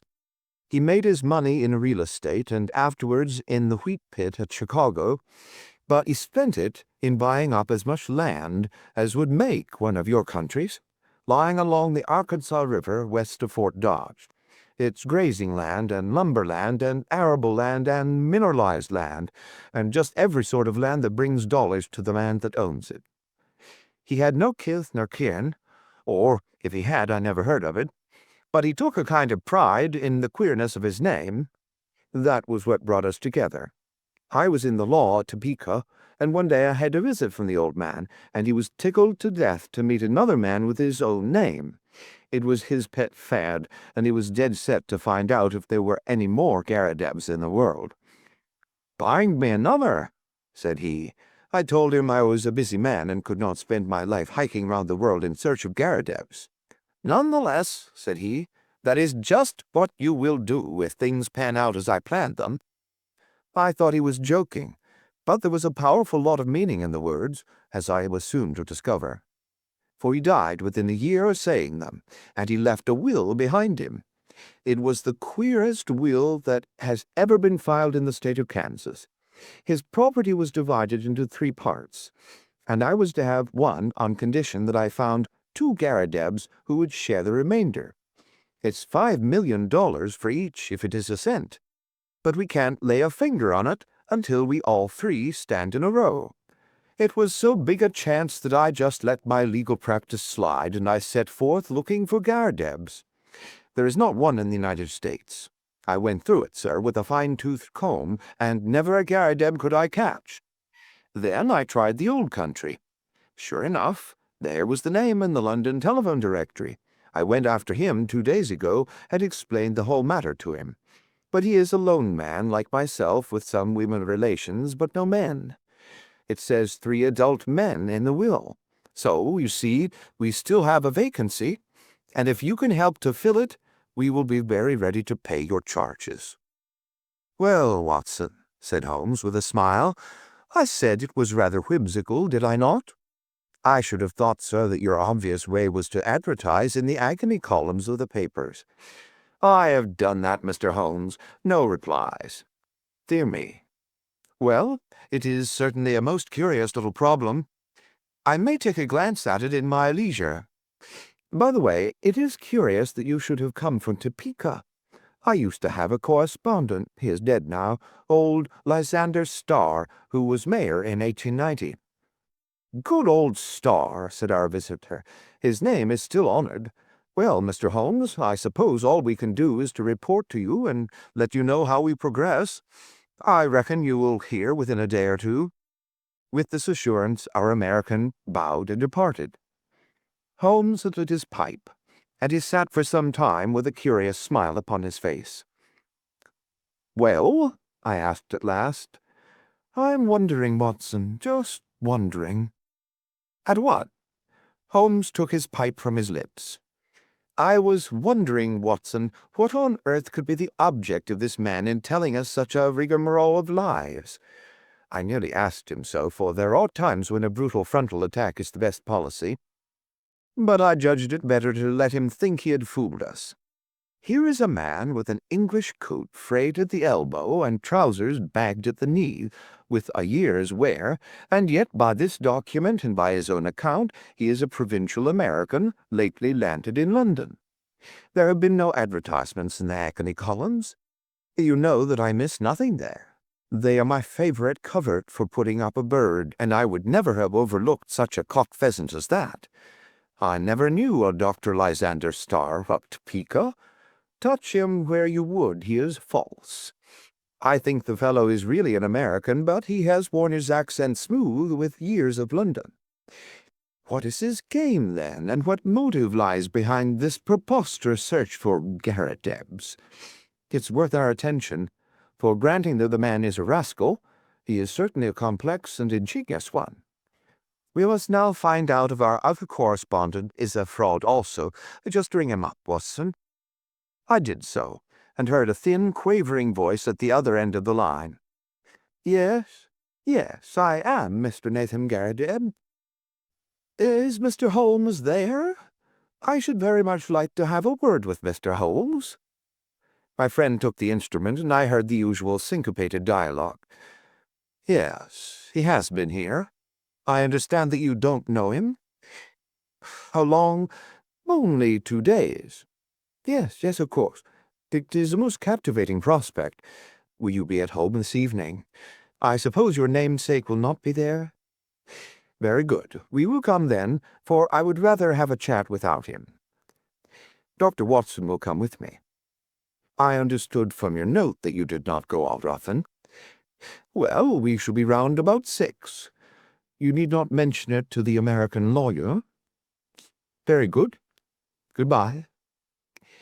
It was twilight of a lovely spring evening, and even Little Rider Street, one of the smaller offshoots from the Edgware Road, within a stone-cast of old Tyburn tree of evil memory, looked golden and wonderful in the slanting rays of the setting sun.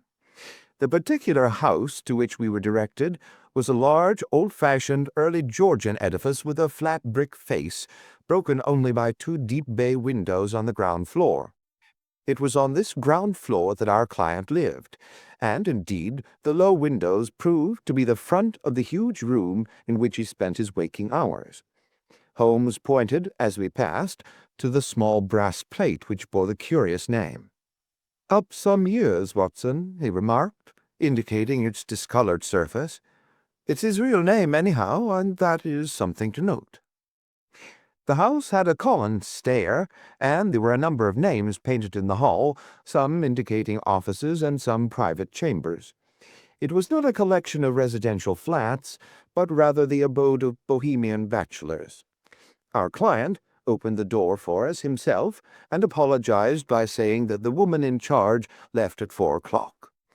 Mr. Nathan Garrideb proved to be a very tall, loose-jointed, round-backed person, gaunt and bald, some 60-odd years of age.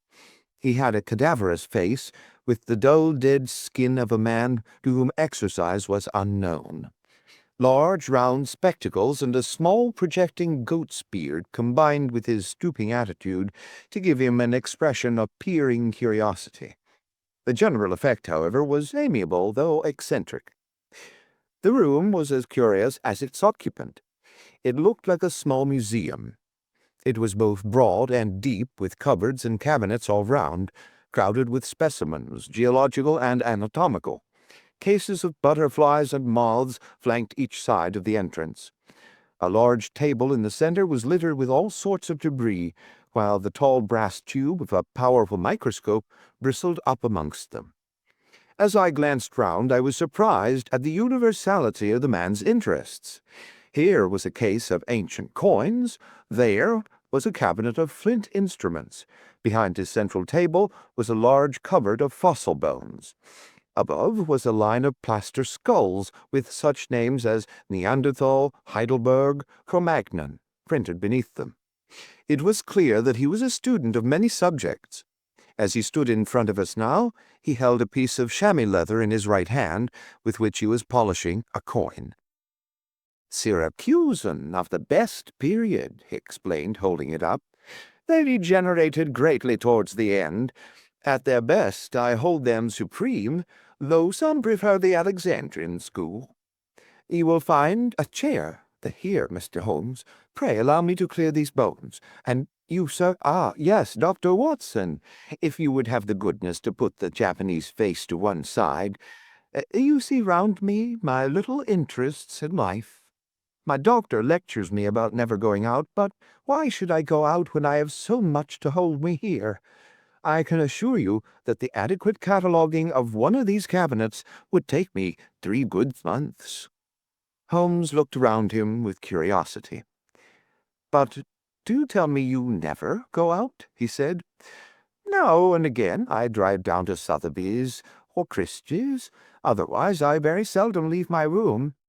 I am not too strong, and my researches are very absorbing.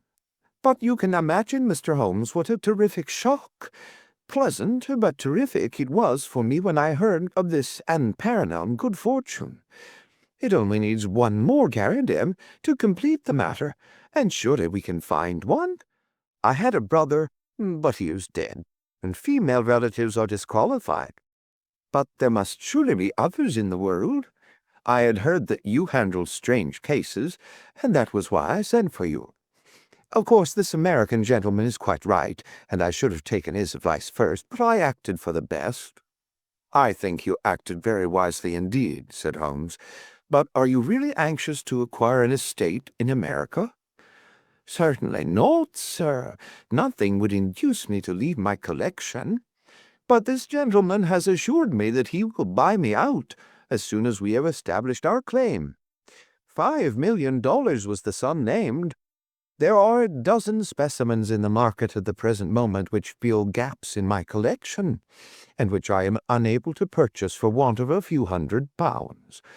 Just think what I could do with $5 million. Why, I have the nucleus of a national collection. I shall be the Hans Sloane of my age." His eyes gleamed behind his great spectacles. It was very clear that no pains would be spared by Mr. Nathan Garrideb in finding a namesake. "I merely called to make your acquaintance, and there is no reason why I should interrupt your studies," said Holmes. "I prefer to establish personal touch with those with whom I do business. There are few questions I need ask, for I have your very clear narrative in my pocket, and I filled up the blanks when this American gentleman called. I understand that up to this week you were unaware of his existence."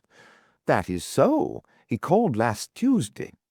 "Did he tell you of our interview today?" "Yes, he came straight back to me. He had been very angry." "Why should he be angry?" "He seemed to think it was some reflection on his honour, but he was quite cheerful again when he returned." "Did he suggest any course of action?" "No, sir, he did not." "Has he had or asked for any money from you?" "No, sir, never." "You see no possible object he has in view?" "None, except what he states." "Did you tell him of our telephone appointment?" "Yes, sir, I did." Holmes was lost in thought. I could see that he was puzzled. "Have you any articles of great value in your collection?" "No, sir, I am not a rich man. It is a good collection, but not a very valuable one." "You have no fear of burglars?" "Not the least." "How long have you been in these rooms?" "Nearly 5 years." Holmes's cross-examination was interrupted by an imperative knocking at the door. No sooner had our client unlatched it than the American lawyer burst excitedly into the room. "Here you are," he cried, waving a paper over his head. "I thought I should be in time to get you. Mr. Nathan Garrideb, my congratulations. You are a rich man, sir. Our business is happily finished, and all is well. As to you, Mr. Holmes, we can only say we are sorry if we have given you any useless trouble." He handed over the paper to our client, who stood staring at a marked advertisement. Holmes and I leaned forward and read it over his shoulder. This is how it ran: "Howard Garrideb, constructor of agricultural machinery. Binders, reapers' steam and hand plows, drills, harrows, farmers' carts, buckboards, and all other appliances. Estimates for artesian wells. Apply Grosvenor Buildings, Haston." "Glorious!" gasped our host. "That makes our third man." "I had opened up inquiries in Birmingham," said the American, "and my agent there has sent me this advertisement from a local paper. We must hustle and put the thing through. I have written to this man and told him that you will see him in his office tomorrow afternoon at 4 o'clock. You want me to see him? What do you say, Mr. Holmes? Don't you think it would be wiser? Here am I, a wandering American with a wonderful tale. Why should he believe what I tell him? But you are a Britisher with solid references, and he is bound to take notice of what you say. I would go with you if you wished, but I have a very busy day tomorrow, and I could always follow you if you are in any trouble." "Well, I have not made such a journey for years." "It is nothing, Mr. Garrideb. I have figured out your connections. You leave at 12 and should be there soon after 2. Then you can be back the same night. All you have to do is to see this man, explain the matter, and get an affidavit of his existence. By the Lord," he added hotly, "considering I've come all the way from the center of America, it is surely little enough if you go 100 miles in order to put this matter through." "Quite so," said Holmes. "I think what this gentleman says is very true." Mr. Nathan Garrideb shrugged his shoulders with a disconsolate air. "Well, if you insist, I shall go," said he. "It is certainly hard for me to refuse you anything, considering the glory of hope that you have brought into my life." "Then that is agreed," said Holmes, "and no doubt you will let me have a report as soon as you can." "I'll see to that," said the American. "Well," he added, looking at his watch, "I'll have to get on. I'll call tomorrow, Mr. Nathan, and see you off to Birmingham. Coming my way, Mr. Holmes? Well, then, goodbye, and we may have good news for you tomorrow night." I noticed that my friend's face cleared when the American left the room, and the look of thoughtful perplexity had vanished. "I wish I could look over your collection, Mr. Garrideb," said he. "In my profession, all sorts of odd knowledge comes useful, and this room of yours is a storehouse of it." Our client shone with pleasure, and his eyes gleamed from behind his big glasses. "I had always heard, sir, that you were a very intelligent man," said he. "I could take you round now if you have the time." "Unfortunately, I have not, but these specimens are so well labelled and classified that they hardly need your personal explanation. If I should be able to look in tomorrow, I presume that there would be no objection to my glancing over them." "None at all. You are most welcome. The place will, of course, be shut off, but Mrs. Saunders is in the basement up to 4 o'clock, and would let you in with their key." "Well, I happen to be clear tomorrow afternoon. If you would say a word to Mrs. Saunders, it would be quite in order. By the way, who is your house agent?" Our client was amazed at the sudden question. "Holloway and Steele, in the Edgware Road, but why?" "I am a bit of an archaeologist myself when it comes to houses," said Holmes, laughing. "I was wondering if this was Queen Anne or Georgian." "Georgian, beyond doubt." "Really? I should have thought a little earlier. However, it is easily ascertained. Well, goodbye, Mr. Garrideb, and may you have every success in your Birmingham journey." The house agent's was close by, but we found that it was closed for the day, so we made our way back to Baker Street. It was not till after dinner that Holmes reverted to the subject. "Our little problem draws to a close," said he. "No doubt you have outlined the solution in your own mind." "I can make neither head nor tail of it." "The head is surely clear enough, and the tail we should see tomorrow. Did you notice nothing curious about that advertisement?" "Oh, I saw that the word plough was misspelt." "Oh, you did notice that, did you? Come, Watson, you improve all the time." "Yes, it was bad English, but good American. The printer had set it up as received. Then the buck-bulwarks, that is American also, and artesian wells are commoner with them than with us. It was a typical American advertisement, but purporting to be from an English firm. What do you make of that?" "I can only suppose that this American lawyer put it in himself. What his object was, I fail to understand." "Well, there are alternative explanations. Anyhow, he wanted to get this good old fossil up to Birmingham. That is very clear. I might have told him that he was clearly going on a wild-goose chase, but on second thoughts, it seemed better to clear the stage by letting him go. Tomorrow, Watson? Well, tomorrow will speak for itself." Holmes was up and out early. When he returned at lunchtime, I noticed that his face was very grave. "This is a more serious matter than I had expected, Watson," said he.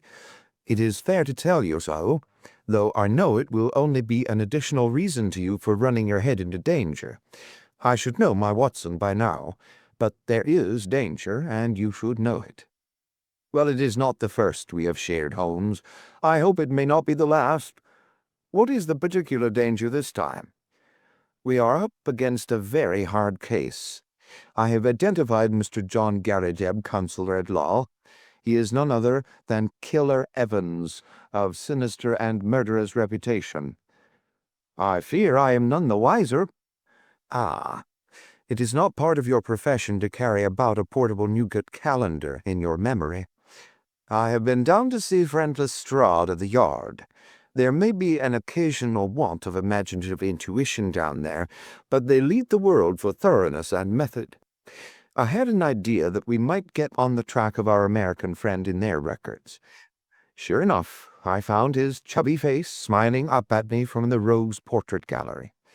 James Winter, alias Moorcraft, alias Killer Evans, was the inscription below. Holmes drew an envelope from his pocket. I scribbled down a few points from his dossier. Aged 44, native of Chicago, known to have shot 3 men in the States, escaped from penitentiary through political influence, came to London in 1893, shot a man over cards in a nightclub in the Waterloo Road in January 1895. Man died, but he was shown to have been the aggressor in the row. Dead man was identified as Roger Prescott, famous as forger and corner in Chicago.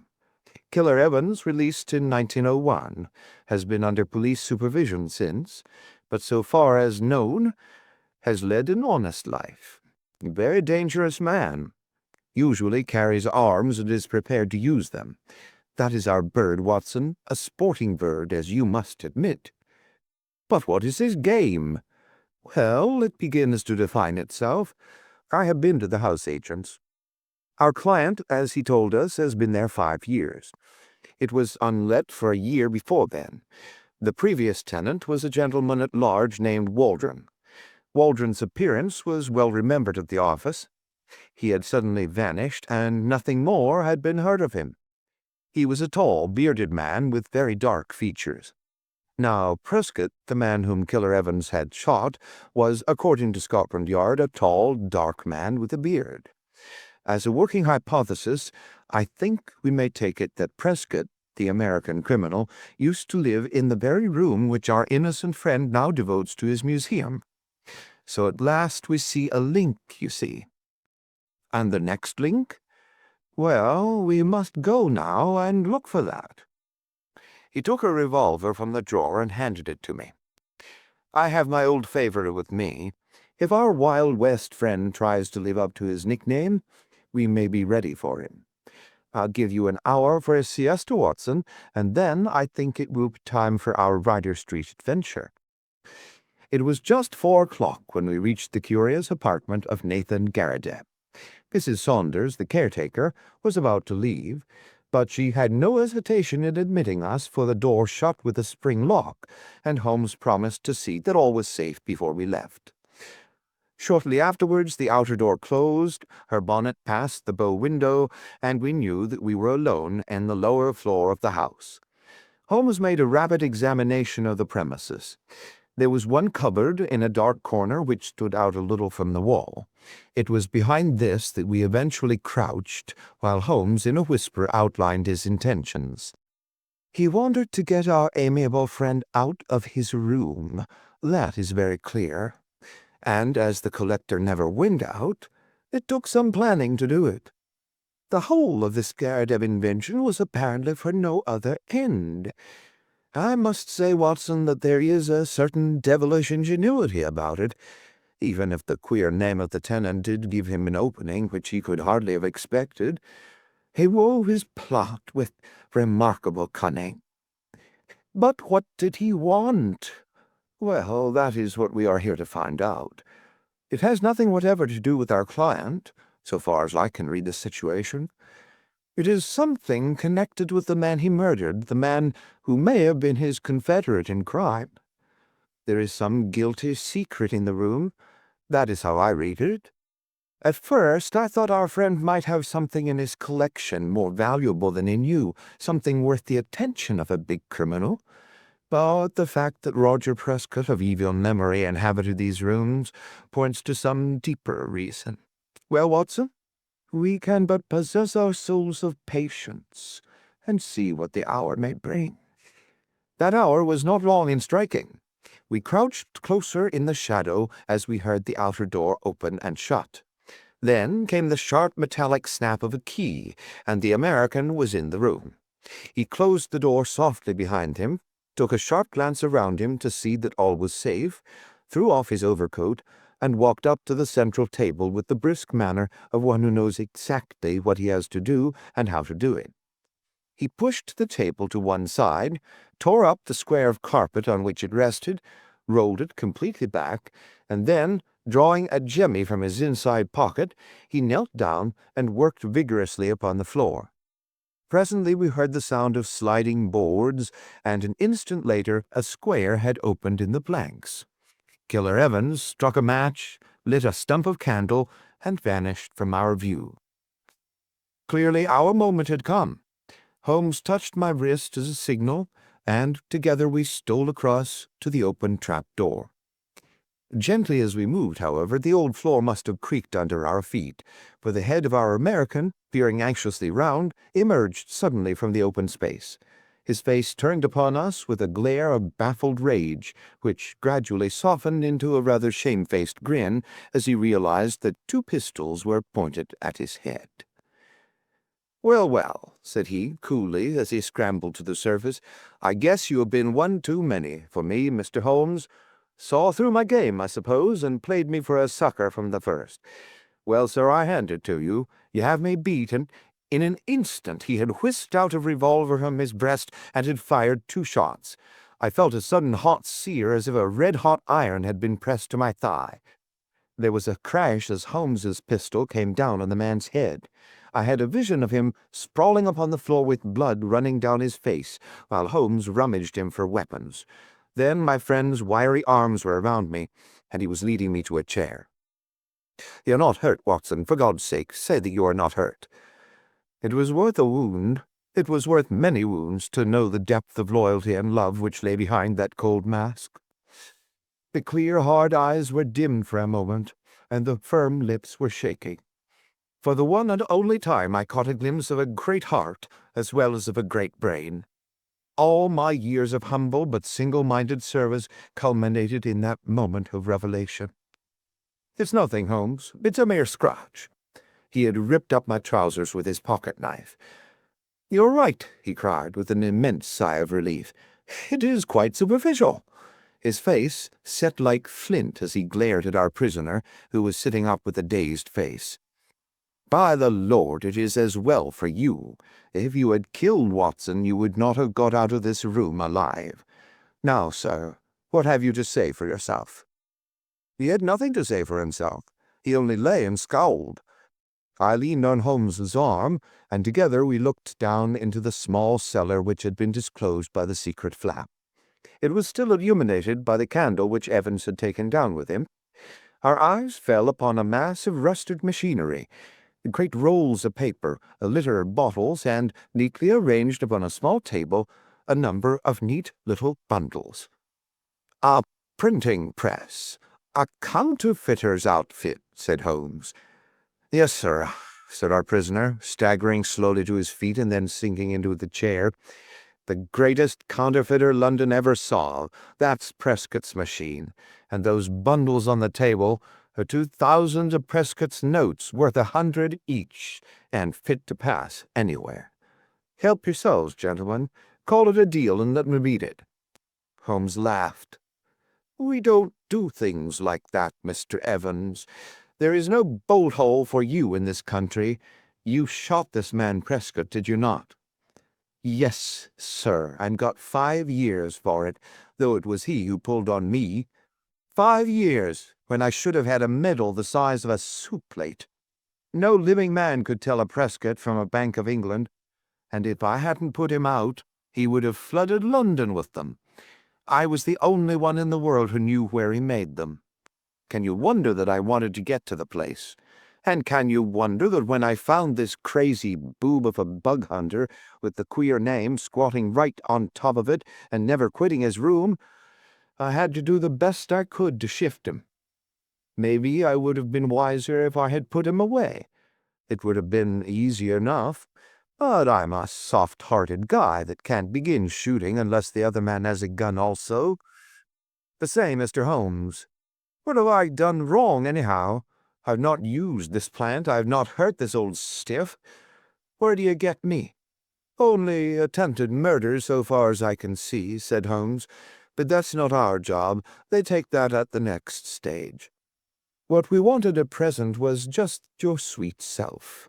Please give the Yard a call, Watson. It won't be entirely unexpected." So, those were the facts about Killer Evans and his remarkable invention of the 3 Garradips. We heard later that our poor old friend never got over the shock of his dissipated dreams. When his castle in the air fell down, it buried him beneath the ruins. He was last heard of at a nursing home in Brixton. It was a glad day at the Yard when the Prescott outfit was discovered, for though they knew that it existed, they had never been able, after the death of the man, to find out where it was. Evans had indeed done great service and caused several worthy CID men to sleep the sounder, for the counterfeiter stands in a class by himself as a public danger. They would willingly have subscribed to that soup plate medal of which the criminal had spoken, but a non-appreciative bench took a less favorable view, and the killer returned to those shades from which he had just emerged. End of the adventure of the three Garridebs. Story 7. The Problem of Thor Bridge.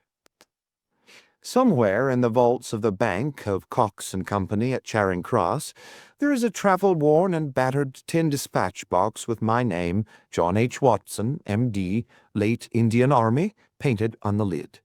It is crammed with papers, nearly all of which are records of cases to illustrate the curious problems which Mr. Sherlock Holmes had at various times to examine. Some, and not the least interesting, were complete failures, and as such will hardly bear narrating, since no final explanation is forthcoming. A problem without a solution may interest the student, but can hardly fail to annoy the casual reader. Among these unfinished tales is that of Mr. James Phillimore, who, stepping back into his own house to get his umbrella, was never more seen in this world. No less remarkable is that of the cutter Alicia, which sailed one spring morning into a small patch of mist, from where she never again emerged, nor was anything further ever heard of herself and her crew. The third case worthy of note is that of Isidora Hersano, the well-known journalist and duelist who was found stark staring mad with a matchbox in front of him, which contained a remarkable worm said to be unknown to science. Apart from these unfathomed cases, there are some which involve the secrets of private families to an extent which would mean consternation in many exalted quarters if it were thought possible that they might find their way into print. I need not say that such a breach of confidence is unthinkable, and that these records will be separated and destroyed now that my friend has time to turn his energies to the matter. There remain a considerable residue of cases of greater or less interest, which I might have edited before had I not feared to give the public a surfeit which might react upon the reputation of the man whom above all others I revere. In some I was myself concerned and can speak as an eyewitness, while in others I was either not present or played so small a part that they could only be told as by a third person. The following narrative is drawn from my own experience. It was a wild morning in October, and I observed as I was dressing how the last remaining leaves were being whirled from the solitary plane tree which graces the yard behind our house. I descended to breakfast, prepared to find my companion in depressed spirits, for, like all great artists, he was easily impressed by his surroundings. On the contrary, I found that he had nearly finished his meal, and that his mood was particularly bright and joyous, with a somewhat sinister cheerfulness which was characteristic of his lighter moments. "You have a case, Holmes?" I remarked. "The faculty of deduction is certainly contagious, Watson," he answered. "It has enabled you to probe my secret. Yes, I have a case. After a month of trivialities and stagnation, the wheels move once more. Might I share it?"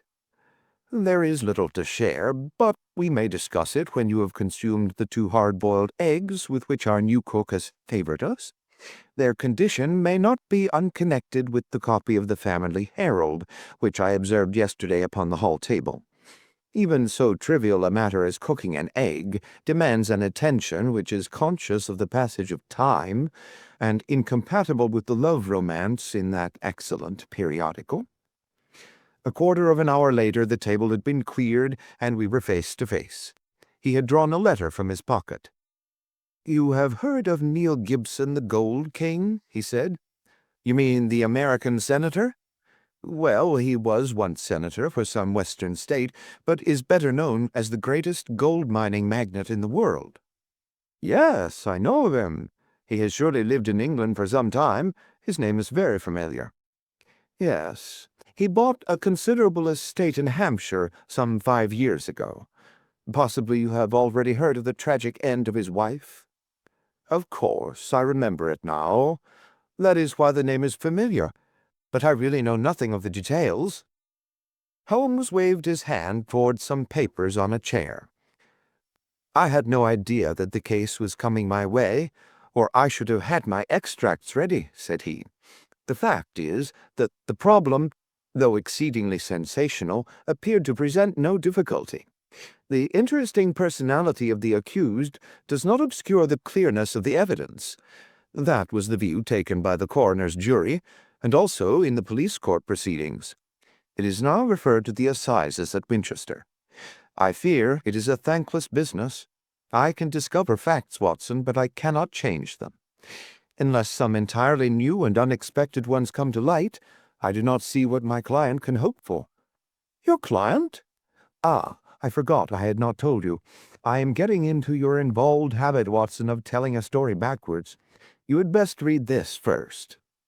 The letter which he handed to me, written in a bold, masterful hand, ran as follows. "Claridge's Hotel, October 3rd. Dear Mr. Sherlock Holmes, I can't see the best woman God ever made go to her death without doing all that is possible to save her. I can't explain things. I can't even try to explain them, but I know beyond all doubt that Miss Dunbar is innocent. You know the facts. Who doesn't? It has been the gossip of the country, and never a voice raised for her.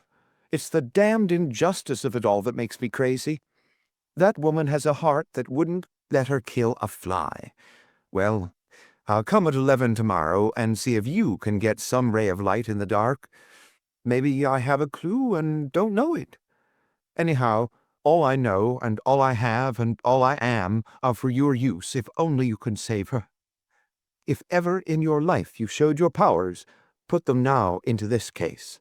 Yours faithfully, J. Neil Gibson." "There you have it," said Sherlock Holmes, knocking out the ashes of his after-breakfast pipe and slowly refilling it. "That is the gentleman I await. As to the story, you have hardly time to master all these papers, so I must give it to you in a nutshell if you are to take an intelligent interest in the proceedings. This man is the greatest financial power in the world, and a man, as I understand, of most violent and formidable character. He married a wife, the victim of this tragedy, of whom I know nothing save that she was past her prime, which was the more unfortunate as a very attractive governess superintended the education of 2 young children. These are the 3 people concerned, and the scene is a grand old manor house, the center of an historical English estate. Then, as to the tragedy. The wife was found in the grounds nearly half a mile from the house late at night, clad in her dinner dress, with a shawl over her shoulders and a revolver bullet through her brain. No weapon was found near her, and there was no local clue as to the murder. No weapon near her, Watson. Mark that. The crime seems to have been committed late in the evening, and the body was found by a gamekeeper about 11 o'clock, when it was examined by the police and by a doctor before being carried up to the house. Is this too condensed, or can you follow it clearly? It is all very clear, but why suspect the governess? Well, in the first place, there is some very direct evidence. A revolver with 1 discharged chamber and a caliber which corresponded with the bullet was found on the floor of her wardrobe. His eyes fixed, and he repeated in broken words, "On the floor of her wardrobe." Then he sank into silence, and I saw that some train of thought had been set moving which I should be foolish to interrupt. Suddenly, with a start, he emerged into brisk life once more. "Yes, Watson, it was found. Pretty damning, eh?" "So the 2 juries thought. Then the dead woman had a note upon her, making an appointment at that very place, and signed by the governess. How's that? Finally, there is the motive. Senator Gibson is an attractive person. If his wife dies, who more likely to succeed her than the young lady who had already, by all accounts, received pressing invitations from her employer? Love, fortune, power, all depending upon one middle-aged life. Ugly, Watson, very ugly." "Yes, indeed, Holmes." Nor could she prove an alibi. On the contrary, she had to admit that she was down near Thor Bridge. That was the scene of the tragedy, about that hour. She couldn't deny it, for some passing villager had seen her there. That really seems final. And yet, Watson, and yet, this bridge, a single broad span of stone with balustraded sides, carries the drive over the narrowest part of a long, deep, reed-girt sheet of water. Thor Mere it is called. In the mouth of the bridge lay the dead woman. Such are the main facts, but here, if I mistake not, is our client, considerably before his time. Billy had opened the door, but the name which he announced was an unexpected one. Mr. Marlowe Bates was a stranger to both of us. He was a thin, nervous wisp of a man with frightened eyes and a twitching, hesitating manner, a man whom my own professional eye would judge to be on the brink of an absolute nervous breakdown. "You seem agitated, Mr. Bates," said Holmes. "Pray, sit down. I fear I can only give you a short time, for I have an appointment at 11. "I know you have," our visitor gasped, shooting out short sentences like a man who is out of breath. "Mr. Gibson is coming.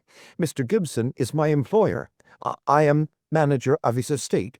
Mr. Holmes, he is a villain, an infernal villain." "Strong language, Mr. Bates. I have to be emphatic, Mr. Holmes, for the time is so limited. I would not have him find me here for the world. He is almost due now, but I was so situated that I could not come earlier. His secretary, Mr. Ferguson, only told me this morning of his appointment with you." "And you are his manager?" "I have given him notice. In a couple of weeks I shall have shaken off his accursed slavery. A hard man, Mr. Holmes, hard to all about him. Those public charities are a screen to cover his private iniquities. But his wife was his chief victim. He was brutal to her, yes, sir, brutal. How she came by her death I do not know, but I am sure that he had made her life a misery to her. She was a creature of the tropics, a Brazilian by birth, as no doubt you know." "No, it had escaped me." "Tropical by birth and tropical by nature. A child of the sun and of passion. She had loved him as such women can love, but when her own physical charms had faded, I am told that they once were great, there was nothing to hold him. We all liked her, and felt for her, and hated him for the way that he treated her. But he is plausible and cunning. That is all I have to say to you. Don't take him at his face value. There is more behind. Now I'll go. No, don't detain me. He is almost due." With a frightened look at the clock, our strange visitor literally ran to the door and disappeared. "Well, well," said Holmes, after an interval of silence, "Mr. Gibson seems to have a nice loyal household. But the warning is a useful one, and now we can only wait till the man himself appears."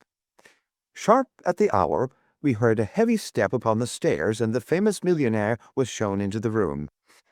As I looked upon him, I understood not only the fears and dislike of his manager, but also the execrations which so many business rivals have heaped upon his head.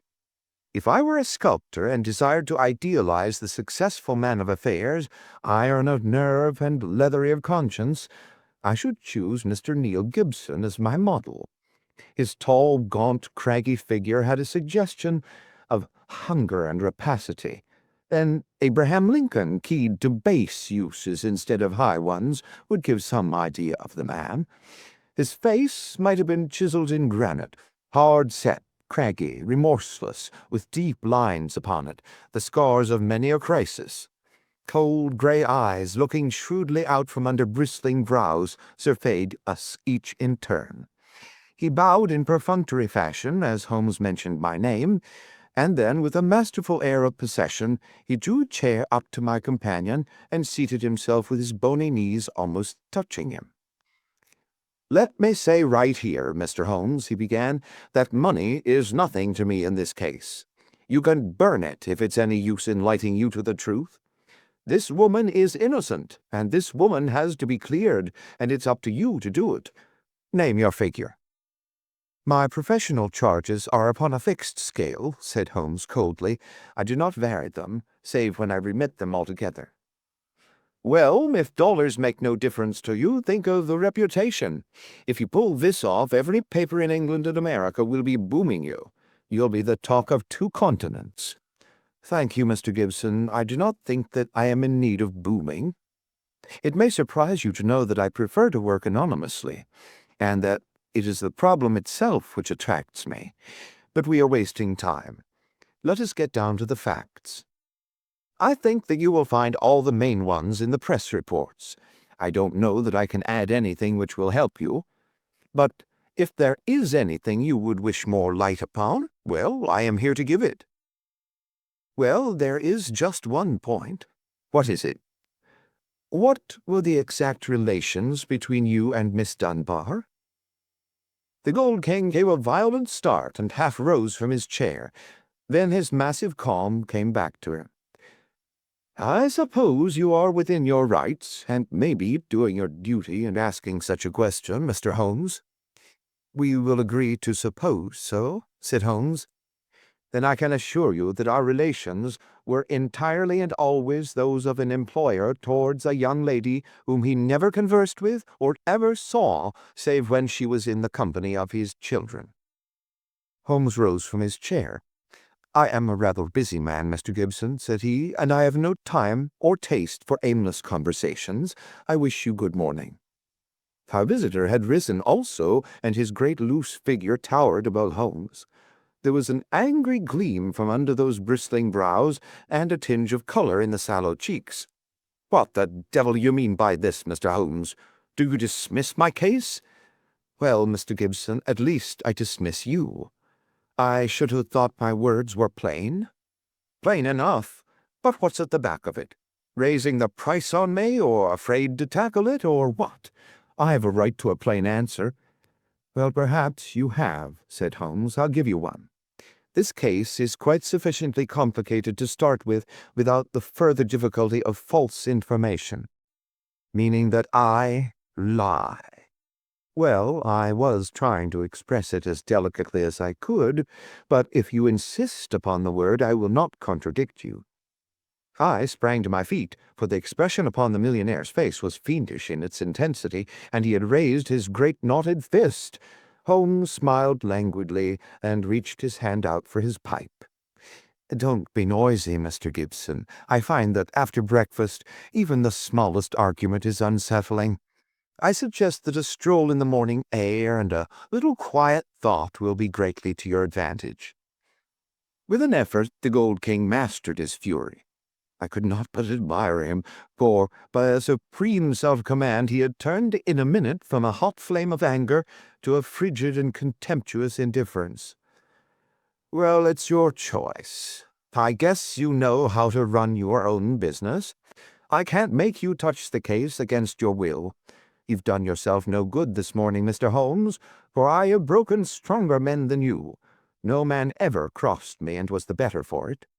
So many have said so, and yet here I am, said Holmes, smiling.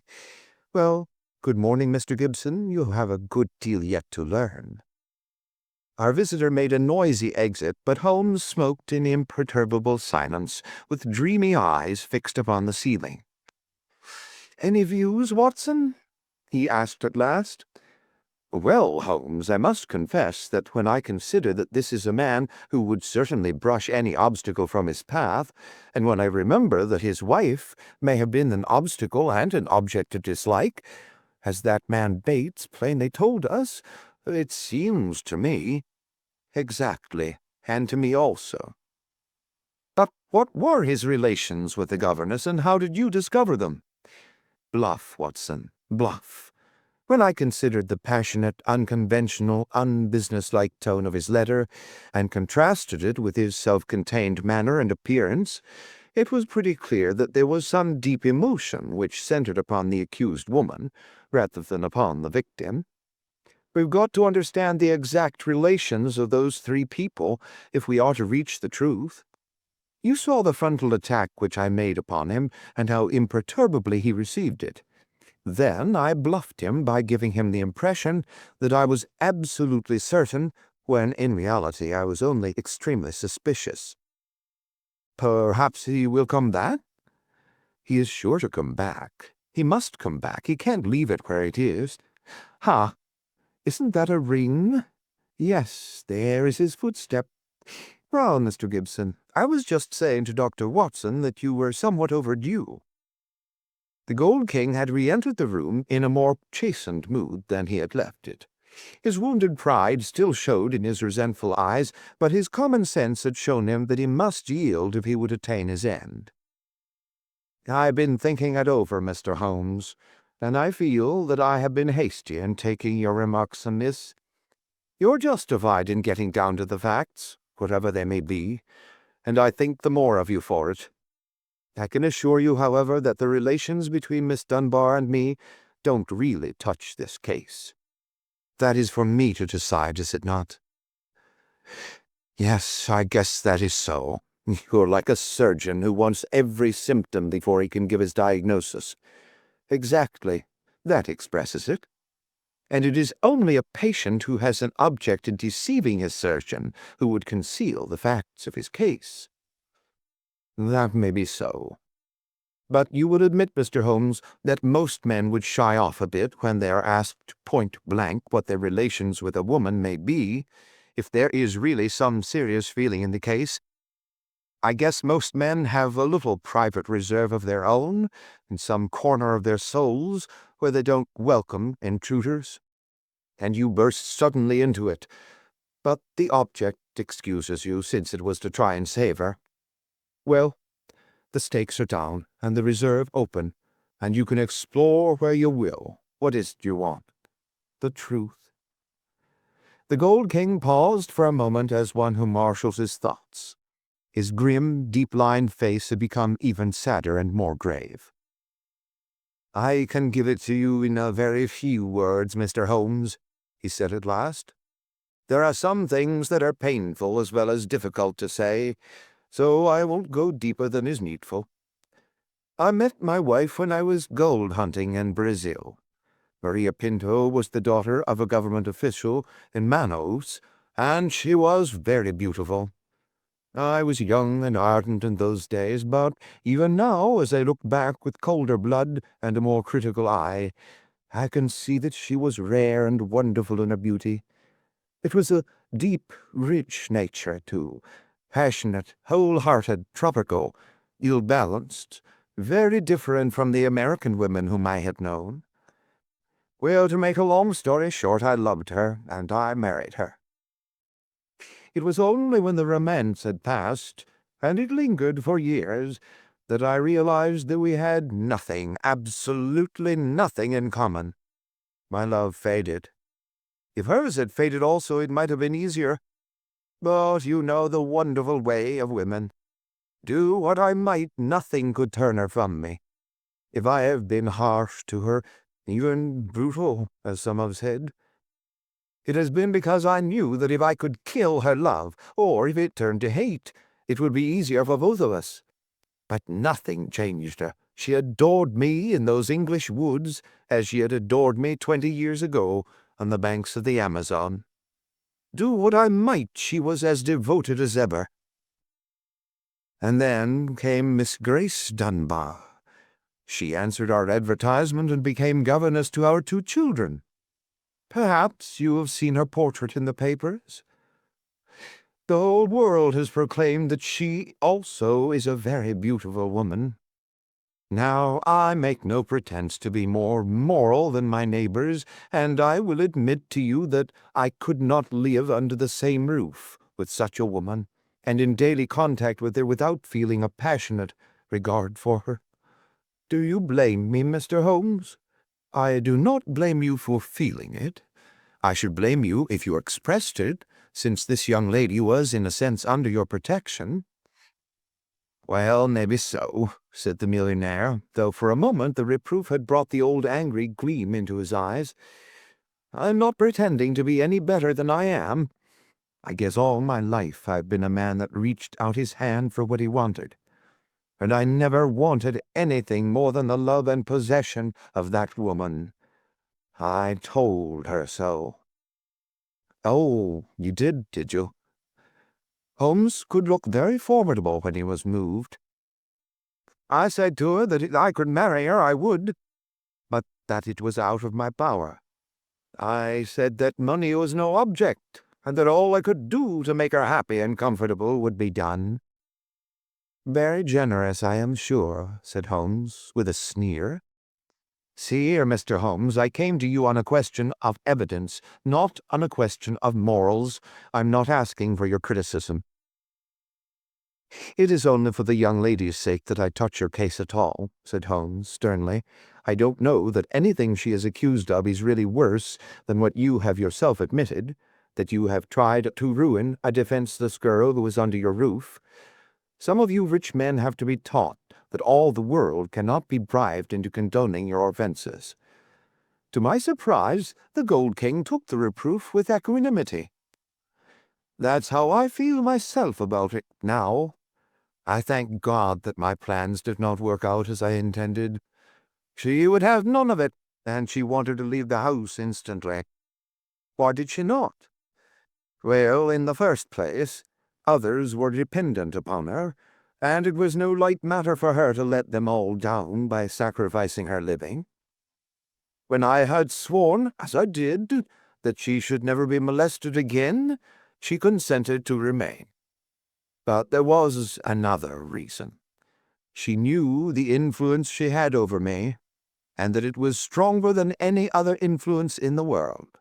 She wanted to use it for good." "How?" "Well, she knew something of my affairs. They are large, Mr. Holmes, large beyond the belief of an ordinary man. I can make or break, and it is usually break. It wasn't individuals only, it was communities, cities, even nations. Business is a hard game, and the weak go to the wall. I played the game for all it was worth. I never squealed myself, and I never cared if the other fellow squealed. But she saw it different. I guess she was right. She believed and said that a fortune for one man that was more than he needed should not be built on 10,000 ruined men who were left without the means of life. That is how she saw it. And I guess she could see past the dollars to something that was more lasting. She found that I listened to what she said, and she believed she was serving the world by influencing my actions. So she stayed, and then this came along. Can you throw any light upon that?" The Gold King paused for a minute or more, his head sunk in his hands, lost in deep thought. "It's very black against her, I can't deny that. And women lead an inward life and may do things beyond the judgment of a man. At first I was so rattled and taken aback that I was ready to think she had been led away in some extraordinary fashion that was clean against her usual nature. One explanation came into my head. I give it to you, Mr. Holmes, for what it is worth. There is no doubt that my wife was bitterly jealous. There is a soul jealousy that can be as frantic as any body jealousy. And though my wife had no cause, and I think she understood this, for the latter, she was aware that this English girl exerted an influence upon my mind and my acts that she herself never had. It was an influence for good, but that did not mend the matter. She was crazy with hatred, and the heat of the Amazon was always in her blood. She might have planned to murder Miss Dunbar, or, we will say, to threaten her with a gun and so frighten her into leaving us. Then there might have been a scuffle, and the gun gone off and shot the woman who held it." "That possibility had already occurred to me," said Holmes. "Indeed, it is the only obvious alternative to deliberate murder. But she utterly denies it."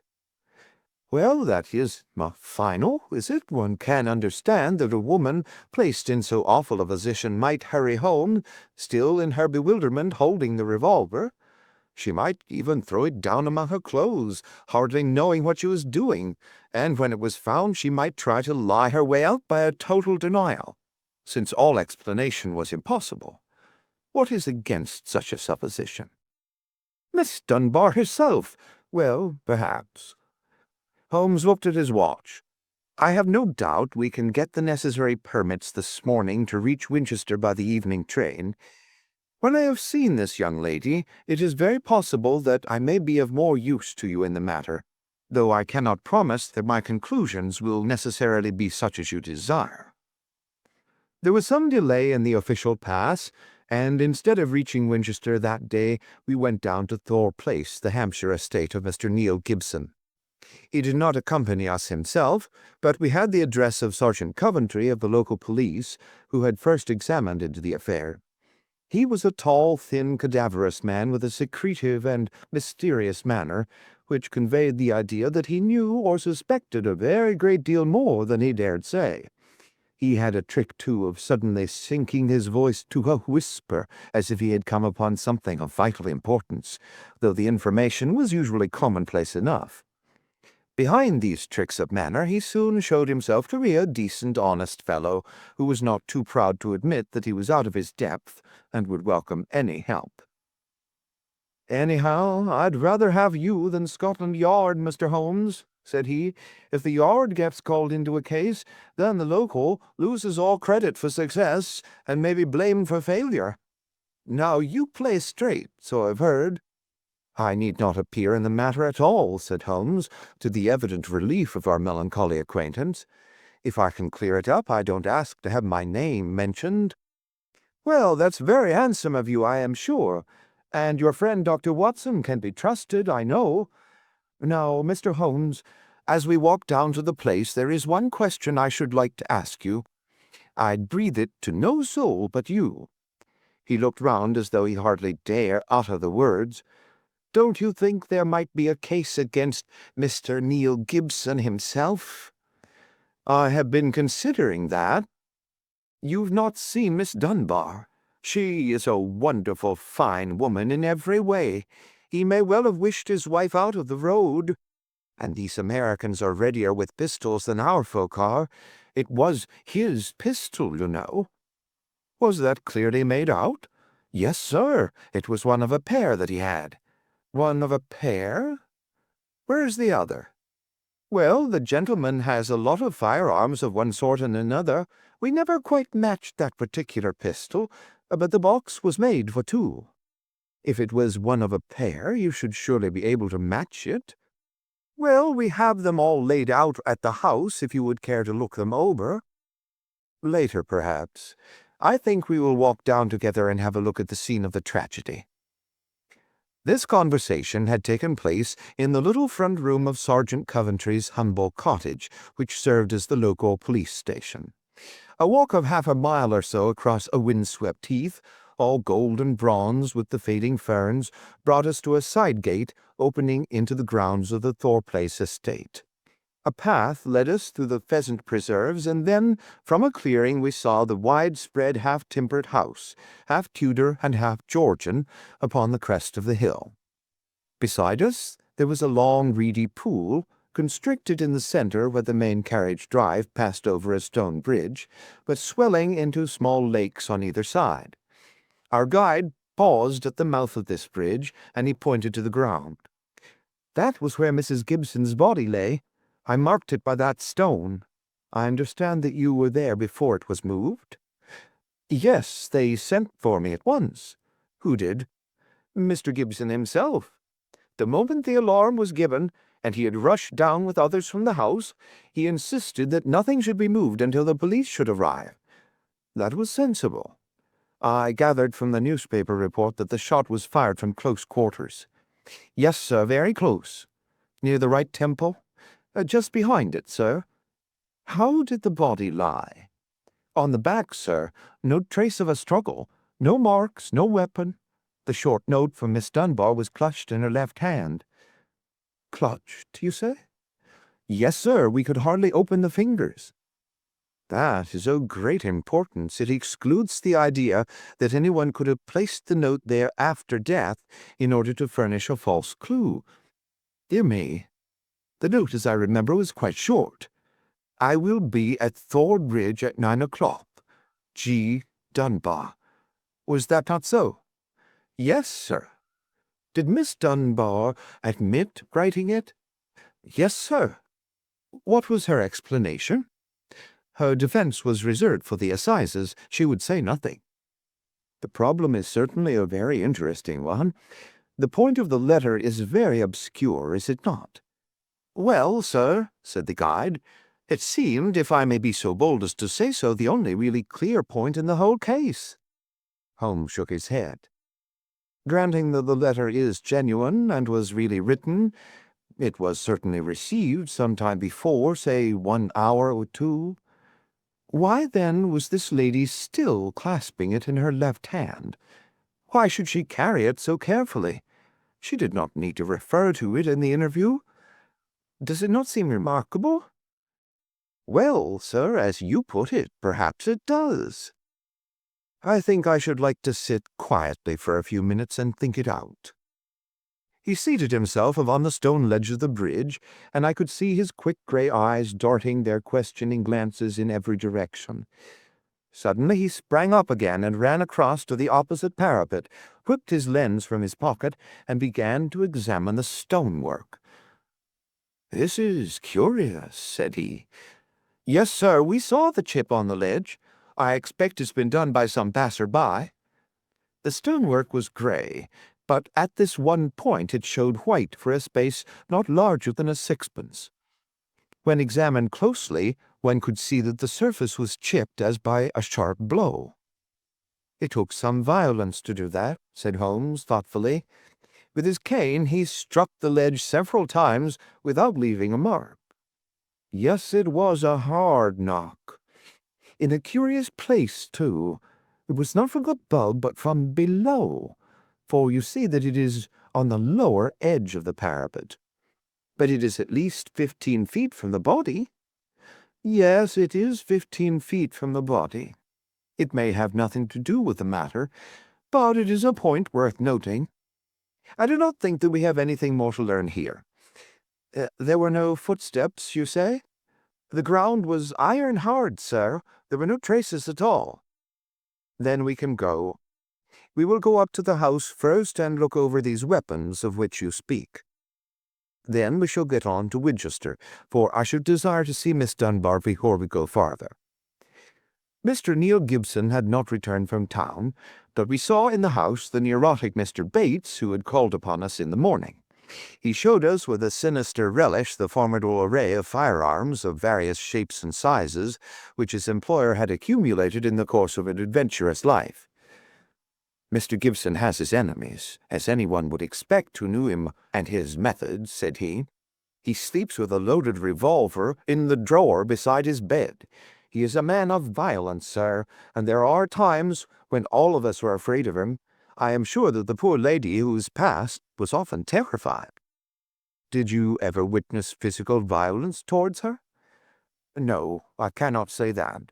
But I have heard hard words which were nearly as bad, words of cold, cutting contempt, even before the servants." "A millionaire does not seem to shine in private life," remarked Holmes as we made our way to the station. "Well, Watson, we have come on a good many facts, some of them new ones, and yet I seem some way from my conclusion. In spite of the very evident dislike which Mr. Bates has to his employer, I gather from him that when the alarm came he was undoubtedly in his library. Dinner was over at 8:30, and all was normal up till then. It is true that the alarm was somewhat late in the evening, but the tragedy certainly occurred about the hour named in the note. There is no evidence at all that Mr. Gibson had been out of doors since his return from town at 5 o'clock. On the other hand, Miss Dunbar, as I understand it, admits that she had made an appointment to meet Mrs. Gibson at the bridge. Beyond this she would say nothing, as her lawyer had advised her to reserve her defense. We have several very vital questions to ask that young lady, and my mind will not be easy until we have seen her. I must confess that the case would seem to me to be very black against her, if it were not for one thing." "And what is that, Holmes?" "The finding of the pistol in her wardrobe." "Dear me, Holmes," I cried, "that seemed to me the most damning incident of all." "Not so, Watson. It had struck me even at my first perfunctory reading as very strange, and now that I am in closer touch with the case, it is my only firm ground for hope. We must look for consistency." Where there is a want of it, we must suspect deception." "I hardly follow you." "Well now, Watson, suppose for a moment that we visualize you in the character of a woman who, in a cold, premeditated fashion, is about to get rid of a rival. You have planned it. A note has been written. The victim has come. You have your weapon. The crime is done. It has been workmanlike and complete. Do you tell me that after carrying out so crafty a crime, you would now ruin your reputation as a criminal by forgetting to fling your weapon into those adjacent reed beds which would forever cover it, but you must needs carry it carefully home and put it in your own wardrobe, the very first place that would be searched? Your best friends would hardly call you a schemer, Watson, and yet I could not picture you doing anything so crude as that." "In the excitement of the moment, no, Watson, I will not admit that it is possible. Where a crime is coolly premeditated, then the means of covering it are coolly premeditated also. I hope, therefore, that we are in the presence of a serious misconception." "But there is so much to explain." "Well, we shall set about explaining it. When once your point of view is changed, the very thing which was so damning becomes a clue to the truth. For example, there is this revolver. Miss Dunbar disclaims all knowledge of it. On our new theory, she is speaking truth when she says so. Therefore, it was placed in her wardrobe. Who placed it there? Someone who wished to incriminate her. Was not that person the actual criminal? You see how we come at once upon a most fruitful line of inquiry." We were compelled to spend the night at Winchester, as the formalities had not yet been completed, but next morning, in the company of Mr. Joyce Cummings, the rising barrister who was entrusted with the defense, we were allowed to see the young lady in her cell. I had expected from all that we had heard to see a beautiful woman, but I can never forget the effect which Miss Dunbar produced upon me. It was no wonder that even the masterful millionaire had found in her something more powerful than himself, something which could control and guide him. One felt, too, as one looked at that strong, clear-cut, and yet sensitive face, that even should she be capable of some impetuous deed, none the less there was an innate nobility of character which would make her influence always for the good. She was a brunette, tall, with a noble figure and commanding presence, but her dark eyes had in them the appealing, helpless expression of the hunted creature who feels the nets around it, but can see no way out from the toils. Now, as she realized the presence and the help of my famous friend, there came a touch of color in her wan cheeks, and a light of hope began to glimmer in the glance which she turned upon us. "Perhaps Mr. Neil Gibson has told you something of what occurred between us?" she asked, in a low, agitated voice. "Yes," Holmes answered. "You need not pain yourself by entering into that part of the story. After seeing you, I am prepared to accept Mr. Gibson's statement, both as to the influence which you had over him and as to the innocence of your relations with him. But why was the whole situation not put out in court? It seemed to me incredible that such a charge could be sustained. I thought that if we waited, the whole thing must clear itself up, without our being compelled to enter into painful details of the inner life of the family. But I understand that far from clearing, it has become even more serious." "My dear young lady," cried Holmes earnestly, "I beg you to have no illusions upon the point. Mr. Cummings here would assure you that all the cards are at present against us, and that we must do everything that is possible if we are to win clear. It would be a cruel deception to pretend that you are not in very great danger. Give me all the help you can, then, to get at the truth. I will conceal nothing. Tell us, then, of your true relations with Mr. Gibson's wife." "She hated me, Mr. Holmes. She hated me with all the fervor of her tropical nature. She was a woman who would do nothing by halves, and the measure of her love for her husband was the measure also of her hatred for me. It is probable that she misunderstood our relations. I would not wish to wrong her, but she loved so vividly in a physical sense that she could hardly understand the mental and even spiritual tie which held her husband to me, or imagine that it was only my desire to influence his power to good ends which kept me under his roof. I can see now that I was wrong. Nothing could justify me in remaining where I was a cause of unhappiness, and yet it is certain that the unhappiness would have remained, even if I had left the house.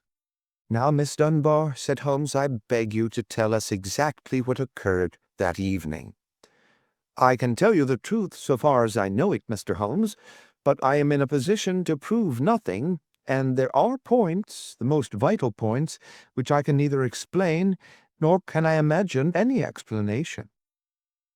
If you will find the facts, perhaps others may find the explanation. With regard, then, to my presence at Thorbridge that night, I received a note from Mrs. Gibson in the morning. It lay on the table in the schoolroom, and it may have been left there by her own hand. It implored me to see her there after dinner, said she had something important to say to me, and asked me to leave an answer on the sundial in the garden, as she desired no one to be in our confidence. I saw no reason for such secrecy, but I did as she asked, accepting the appointment. She asked me to destroy her note, and I burned it in the schoolroom grate. She was very much afraid of her husband, who treated her with a harshness for which I frequently reproached him, and I could only imagine that she acted in this way because she did not wish him to know of our interview. Yet she kept your reply very carefully? Yes, I was surprised to hear that she had it in her hand when she died. Well, what happened then? I went down as I had promised. When I reached the bridge, she was waiting for me. Never did I realize till that moment how this poor creature hated me. She was like a madwoman. Indeed, I think she was a madwoman, subtly mad with the deep power of deception which insane people may have. How else could she have met me with unconcern every day, and yet had so raging a hatred of me in her heart? I will not say what she said. She poured her whole wild fury out in burning and horrible words. I did not even answer. I could not. It was dreadful to see her. I put my hands to my ears and rushed away. When I left her, she was standing, still shrieking out her curses at me, in the mouth of the bridge. Where she was afterwards found? Within a few yards from the spot. And yet, presuming that she met her death shortly after you left her, you heard no shot? No, I heard nothing. But indeed, Mr. Holmes, I was so agitated and horrified by this terrible outbreak that I rushed to get back to the peace of my own room, and I was incapable of noticing anything which happened. You say that you returned to your room. Did you leave it again before next morning? Yes, when the alarm came and the poor creature had met her death, I ran out with the others. Did you see Mr. Gibson? Yes, he had just returned from the bridge when I saw him. He had sent for the doctor and the police. Did he seem to you much perturbed? Mr. Gibson is a very strong, self-contained man. I do not think that he would ever show his emotions on the surface, but I, who knew him so well, could see that he was deeply concerned. Then we come to the all-important point. This pistol that was found in your room. Had you ever seen it before? Never, I swear it. When was it found? Next morning, when the police made their search. Among your clothes? Yes, on the floor of my wardrobe under my dresses.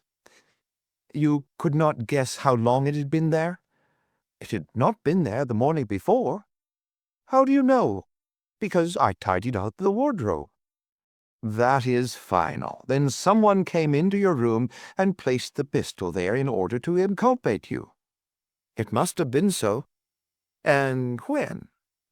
It could only have been at meal-time, or else at the hours when I would be in the schoolroom with the children. As you were when you got the note? Yes, from that time onwards for the whole morning. Thank you, Miss Dunbar. Is there any other point which could help me in the investigation? I can think of none. There was some sign of violence on the stonework of the bridge, a perfectly fresh chip just opposite the body. Could you suggest any possible explanation of that? Surely it must be a mere coincidence. Curious, Miss Dunbar, very curious. Why should it appear at the very time of the tragedy, and why at that very place? But what could have caused it? Only great violence could have such an effect. Holmes did not answer. His pale, eager face had suddenly assumed that tense, far-away expression which I had learned to associate with the supreme manifestations of his genius. So evident was the crisis in his mind that none of us dared to speak, and we sat, barrister, prisoner, and myself, watching him in a concentrated and absorbed silence. Suddenly, he sprang from his chair, vibrating with nervous energy and the pressing need for action. "Come, Watson, come," he cried. "What is it, Mr. Holmes?" "Never mind, my dear lady, you will hear from me, Mr. Cummings. With the help of the God of Justice, I will give you a case which will make England ring. You will get news by tomorrow, Miss Dunbar, and meanwhile take my assurance that the clouds are lifting, and that I have every hope that the light of truth is breaking through." It was not a long journey from Winchester to Thorpe Place, but it was long to me in my impatience, while for Holmes it was evident that it seemed endless. For in his nervous restlessness he could not sit still, but paced the carriage or drummed with his long sensitive fingers upon the cushions beside him. Suddenly, however, as we neared our destination, he seated himself opposite to me. We had a first-class carriage to ourselves, and laying a hand upon each of my knees, he looked into my eyes with the peculiarly mischievous gaze which was characteristic of his more imp-like moods. "Watson," said he, "I have some recollection that you go armed upon these excursions of ours." It was as well for him that I did so, for he took little care for his own safety when his mind was once absorbed by a problem, so that more than once my revolver had been a good friend in need. I reminded him of the fact. Yes, I am a little absent-minded in such matters, but have you your revolver on you?" I produced it from my hip pocket, a short, handy, but very serviceable little weapon. He undid the catch, shook out the cartridges, and examined it with care. "It's heavy, remarkably heavy," said he. "Yes, it is a solid bit of work." He mused over it for a minute. "Do you know, Watson," said he, "I believe your revolver is going to have a very intimate connection with the mystery which we are investigating." "Ah, dear Holmes, you are joking." "No, Watson, I am very serious. There is a test before us. If the test comes off, all will be clear, and the test will depend upon the conduct of this little weapon. One cartridge out. Now we will replace the other 5 and put on the safety catch. So. That increases the weight and makes it a better reproduction." I had no glimmer of what was in his mind, nor did he enlighten me, but sat lost in thought until we pulled up in the little Hampshire station. We secured a ramshackle trap, and in a quarter of an hour were at the house of our confidential friend the sergeant. "A clue, Mr. Holmes? What is it?" "It all depends upon the behavior of Dr. Watson's revolver," said my friend. "Here it is. Now, officer, can you give me 10 yards of string?" The village shop provided a ball of stout twine. "I think that this is all we will need," said Holmes. "Now, if you please, we will get off on what I hope is the last stage of our journey." The sun was setting and turning the rolling Hampshire moor into a wonderful autumnal panorama. The sergeant, with many critical and incredulous glances which showed his deep doubts of the sanity of my companion, lurched along beside us. As we approached the scene of the crime, I could see that my friend, under all his habitual coolness, was in truth deeply agitated. "Yes," he said in answer to my remark, "you have seen me miss my mark before, Watson. I have an instinct for such things, and yet it has sometimes played me false. It seemed a certainty when first it flashed across my mind in the cell at Winchester, but one drawback of an active mind is that one can always conceive alternative explanations which would make our scent a false one. And yet, well, Watson, we can but try." As he walked, he had firmly tied one end of the string to the handle of the revolver. We had now reached the scene of the tragedy. With great care, he marked out under the guidance of the policeman the exact spot where the body had been stretched. He then hunted among the heather and ferns until he found a considerable stone. This he secured to the other end of his line of string, and he hung it over the parapet of the bridge so that it swung clear above the water. He then stood on the fatal spot some distance from the edge of the bridge, with my revolver in his hand, the string being taut between the weapon and the heavy stone on the farther side. "Now for it," he cried. At the words, he raised the pistol to his head and then let go his grip. In an instant it had been whisked away by the weight of the stone, had struck with a sharp crack against the parapet, and had vanished over the side into the water. It had hardly gone before Holmes was kneeling beside the stonework, and a joyous cry showed that he had found what he expected. "Was there ever a more exact demonstration?" he cried. "See, Watson, your revolver has solved the problem." As he spoke, he pointed to a second chip of the exact size and shape of the first, which had appeared on the underside of the stone balustrade. "We'll stay at the inn tonight," he continued, as he rose and faced the astonished sergeant. "You will, of course, get a grappling hook, and you will easily restore my friend's revolver. You will also find beside it the revolver, string, and weight with which this vindictive woman attempted to disguise her own crime and to fasten a charge of murder upon an innocent victim. You can let Mr. Gibson know that I will see him in the morning, when steps can be taken for Miss Dunbar's vindication." Late that evening, as we sat together smoking our pipes in the village inn, Holmes gave me a brief review of what had passed. "I fear, Watson," said he, "that you will not improve any reputation which I may have acquired by adding the case of the Thorbridge mystery to your annals. I have been sluggish in mind, and wanting in that mixture of imagination and reality which is the basis of my art. I confess that the chip in the stonework was a sufficient clue to suggest the true solution, and that I blame myself for not having attained it sooner. It must be admitted that the workings of this unhappy woman's mind were deep and subtle, so that it was no very simple matter to unravel her plot. I do not think that in our adventures we have ever come across a stranger example of what perverted love can bring about. Whether Miss Dunbar was her rival in a physical or in a merely mental sense seems to have been equally unforgivable in her eyes. No doubt she blamed this innocent lady for all those harsh dealings and unkind words with which her husband tried to repel her to demonstrative affection. Her first resolution was to end her own life. Her second was to do it in such a way as to involve her victim in a fate which was worse far than any sudden death could be. We can follow the various steps quite clearly, and they show a remarkable subtlety of mind.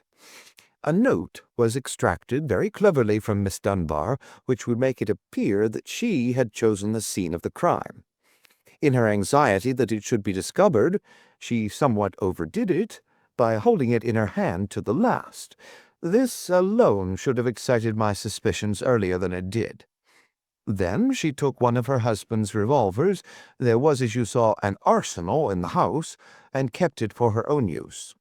A similar one she concealed that morning in Miss Dunbar's wardrobe after discharging one barrel, which she could easily do in the woods without attracting attention. She then went down to the bridge, where she had contrived this exceedingly ingenious method for getting rid of her weapon. When Miss Dunbar appeared, she used her last breath in pouring out her hatred, and then, when she was out of hearing, carried out her terrible purpose. Every link is now in its place, and the chain is complete. The papers may ask why the mere was not dragged in the first instance, but it is easy to be wise after the event, and in any case the expanse of a reed-filled lake is no easy matter to drag unless you have a clear perception of what you are looking for and where. Well, Watson, we have helped a remarkable woman, and also a formidable man.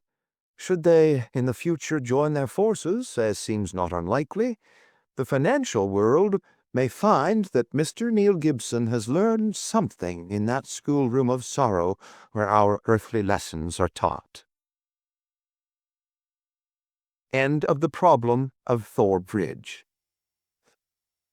Story 8. The Adventure of the Creeping Man. Mr. Sherlock Holmes was always of opinion that I should publish the singular facts connected with Professor Presbury, if only to dispel once for all the ugly rumors which some 20 years ago agitated the university and were echoed in the learned societies of London. There were, however, certain obstacles in the way, and the true history of this curious case remained entombed in the tin box which contains so many records of my friend's adventures. Now we have at last obtained permission to ventilate the facts which formed one of the very last cases handled by Holmes before his retirement from practice. Even now a certain reticence and discretion have to be observed in laying the matter before the public. It was one Sunday evening, early in September of the year 1903, that I received one of Holmes's laconic messages. "Come at once if convenient. If inconvenient, come all the same.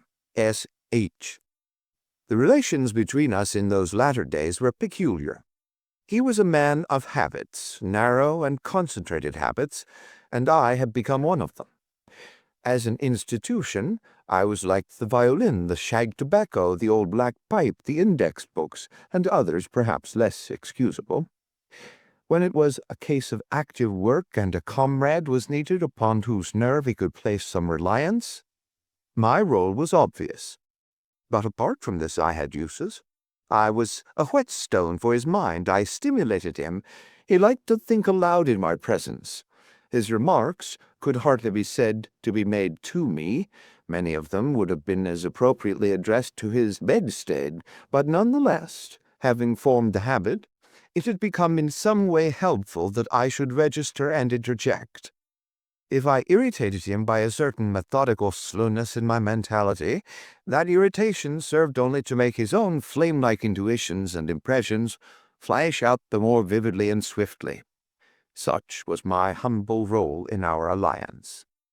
When I arrived at Baker Street, I found him huddled up in his armchair, with updrawn knees, his pipe in his mouth, and his brow furrowed with thought.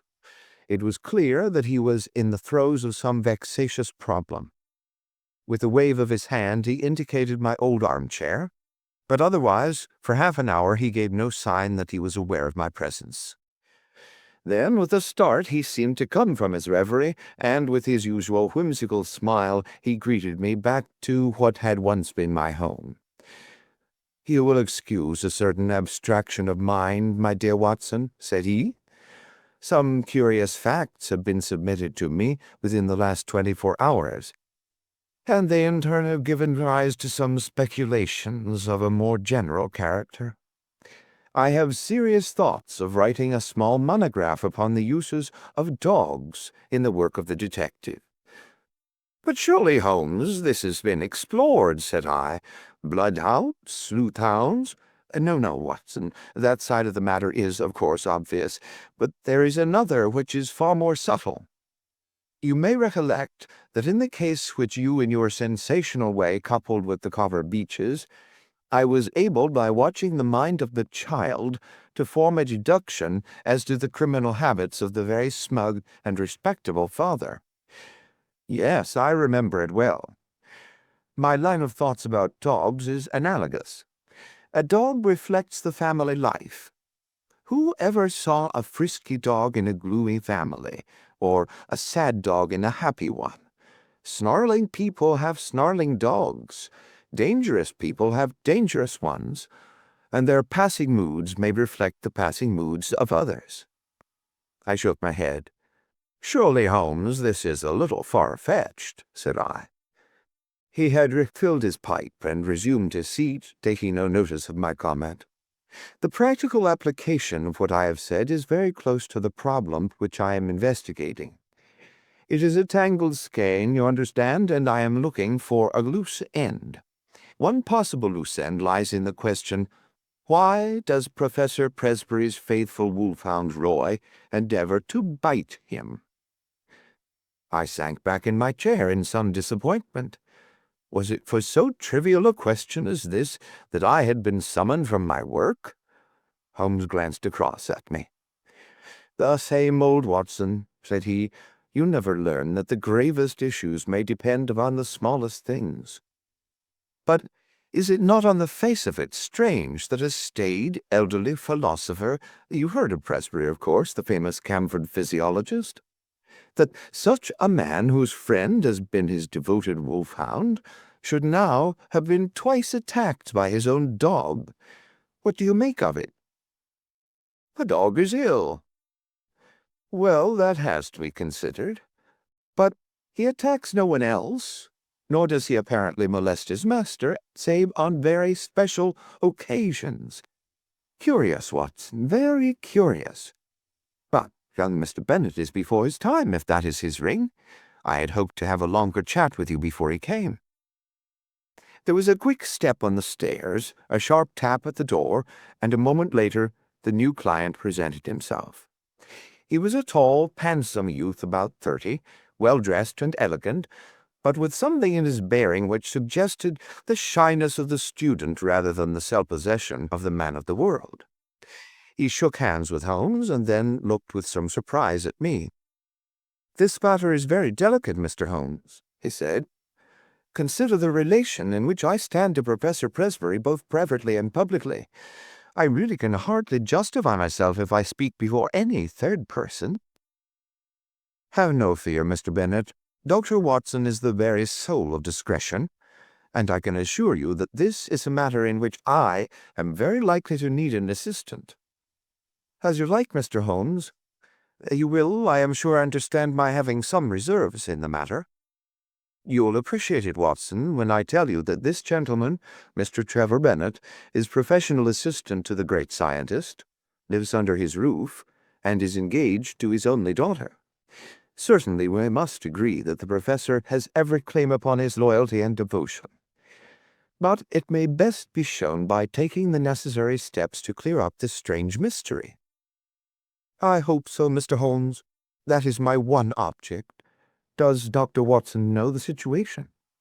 "I have not had time to explain it." "Then perhaps I had better go over the ground again before explaining some fresh developments." "I will do so myself," said Holmes, "in order to show that I have the events in their due order. The Professor, Watson, is a man of European reputation. His life has been academic. There has never been a breath of scandal.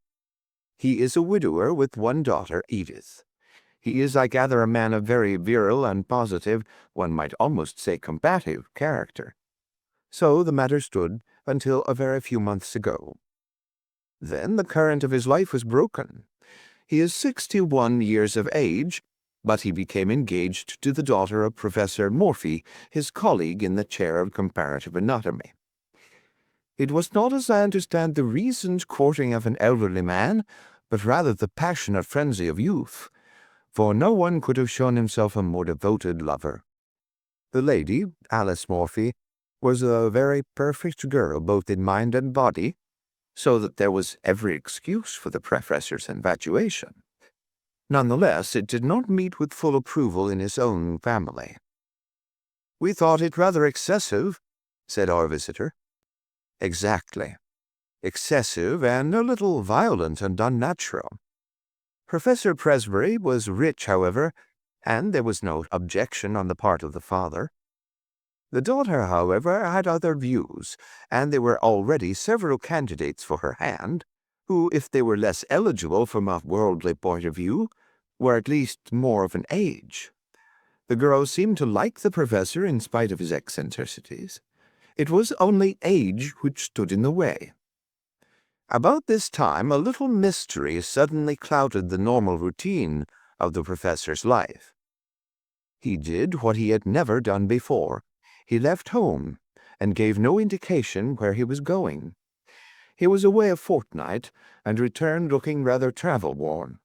He made no allusion to where he had been, although he was usually the frankest of men. It chanced, however, that our client here, Mr. Bennet, received a letter from a fellow student in Prague, who said that he was glad to have seen Professor Presbury there, although he had not been able to talk to him. Only in this way did his own household learn where he had been. Now comes the point. From that time onwards, a curious change came over the professor. He became furtive and sly. Those around him had always the feeling that he was not the man that they had known, but that he was under some shadow which had darkened his higher qualities. His intellect was not affected. His lectures were as brilliant as ever, but always there was something new, something sinister and unexpected. His daughter, who was devoted to him, tried again and again to resume the old relations and to penetrate this mask which her father seemed to have put on. You, sir, as I understand, did the same, but all was in vain. And now, Mr. Bennet, tell in your own words the incident of the letters.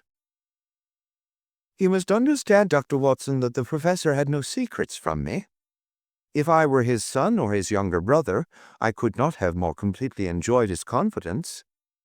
As his secretary, I handled every paper which came to him, and I opened and subdivided his letters. Shortly after his return, all this was changed. He told me that certain letters might come to him from London, which would be marked by a cross under the stamp.